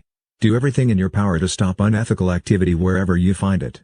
Try to replace the problem with a solution that will make you proud to represent your company. And if all else fails, walk away. Once we understand that success stems from uplifting our own companies and products rather than destroying the reputations of our MLM competitors, that is when our industry will become the most lucrative in all of free enterprise. One of the outcomes of our university course, in which representatives from many companies spend a long weekend together, is that our students realize that those companies they may have been denigrating are made up of real people, special people, with whom they have just shared a very meaningful experience. In that environment we've seen hundreds of networkers resolve to stop reputation-slamming practices. Second, create your own short presentation specifically designed to educate audiences about the obvious differences between illegal pyramid scams and legitimate network marketing corporations. Then, go to your local chamber of commerce and obtain a list of all clubs and organizations. Make an appointment each month to speak to at least one local club or association as an ambassador for our profession. Not only will you help the industry change its image through education but, in the process, you will obtain numerous prospects for your own downline. The general public simply doesn't understand our industry, and most journalists and media broadcasters do not cover stories about the positive truth of network marketing. Because only sensationalism and negativism sell newspapers and increase ratings. In their own words, good news is no news. Third, purchase everything you can through MLM companies whenever possible. If your own company does not yet sell a product you need and want, find out which network distribution company distributes it and contact them. If you don't know a distributor personally, be sure to call their corporate headquarters or you'll have to endure a recruiting pitch. However, we've found that once you make your intentions clear, once they realize you are only interested in representing your own company, they will respect your decision. Let's all stop buying inferior products and services at stores and through catalogs, and start utilizing our own distribution channels. As one of our contributions to the industry, we have also begun a closing and motivation line that you or your prospects can reach by calling 1-900-PROSPER. Instead of spending $3.99 a minute for recorded astrology, psychic messages, and dubious sexual conversations, why not invest $1.49 a minute in your future success? Any prospect who calls this line and doesn't sign up immediately on your front line is brain dead. And any despondent distributor who's on the verge of quitting and calls this line will probably give it another good year. Some of the folks who called our previous 900 line once a week were so upset when we canceled it that we opened this new one permanently. We may update it periodically, but it will basically remain the same and will simply be there for you whenever you need it for yourself or your prospects. It's the only MLM motivation line that is generic and actually turns around the negatives for the most ardent cynics. Proceeds fund our prisoner reform program. Finally, just go out there and make us all proud to be in network marketing. We have the opportunity to make a difference in our world. And the beauty of network marketing is that it doesn't have to happen in grandiose ways, it occurs one by one as we touch the lives of other people. Because of the exponential growth of our industry, before we know it, we will have transformed the spirits of hundreds of millions of people. If you have enjoyed this book, please give it away to a few people you know and maybe they will pass it along to a few more people. And before you know it, we may find ourselves in an industry that is capturing the largest global share of the personal care, household, nutrition, health, telecommunications, environmental, educational, and personal development markets of our world, just to mention a few. Network marketing is here to stay, and we predict that over the next decade, and well into the 21st century, our industry will be noticed for two things. For its sound marketing strategies and for the sensitivity and integrity that people within the field show toward one another. D. Hock, the founder of Visa, had a vision that led to his success in the trillion-dollar credit card industry. Similarly, network marketing is on the brink of explosive growth in the next century. To quote D. Hock, whom we so admire, we are at that very point in time when a 400-year-old age is dying and another is struggling to be born, a shifting of culture, science, society, and institutions enormously greater than the world has ever experienced. Ahead is the possibility of the regeneration of individuality, liberty, community, and ethics such as the world has never known, and a harmony with nature, with one another, and with the divine intelligence such as the world has never dreamed. We believe that network marketers will help to make this dream a reality, and we consider this book merely a first step in that direction. In fact, as we literally edited these final words, the ink hardly dry. We were introduced to a new concept that is the culmination of decades of research into human empowerment and peak performance. Leaders in the cognitive sciences like Dr. Albert Bandura, President Emeritus of the American Psychological Association, and Steven Pinker, Director of the Center for Cognitive Neuroscience at MIT, have documented the fact that human destiny knows no limits. This bold, new world of highly technical, academic research suggests that the key to unlocking the inherent potential within everyone may lie, not in the mere acquisition or competency tools similar to the ones presented in this book, but in a more cognitive, personal change. These visionaries suggest that self-efficacy combined with competency development, i.e., promoting the specific skills necessary to accomplish a given task, may be the true key for unlocking the power within us all. And according to them, both proficiencies can be learned and duplicated.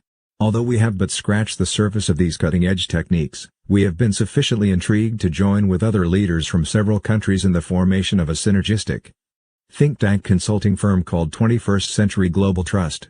Together, we are meticulously exploring this body of evidence in order to create a blueprint for enhanced performance, with the goal of helping millions of network marketers rise to their fullest potential. For we believe our industry, in which the barriers to individual greatness and personal empowerment have been lifted, is the last bastion of free market capitalism. We are an infant industry, and the only reason we still exist, given the challenge empowered individuals pose to big government, is that we developed our profession too rapidly for the professional ruling class to seize control, though many of us have suffered from their past attempts.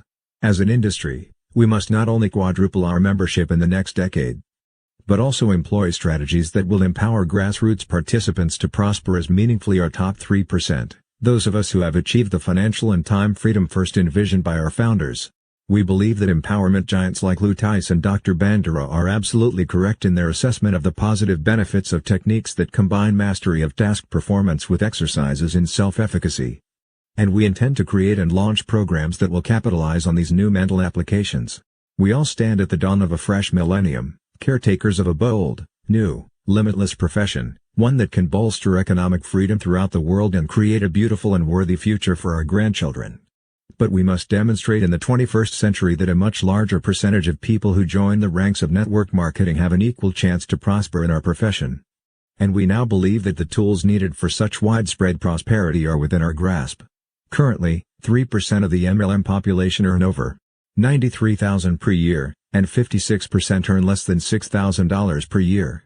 It is the middle 40% that we believe we can and must reach.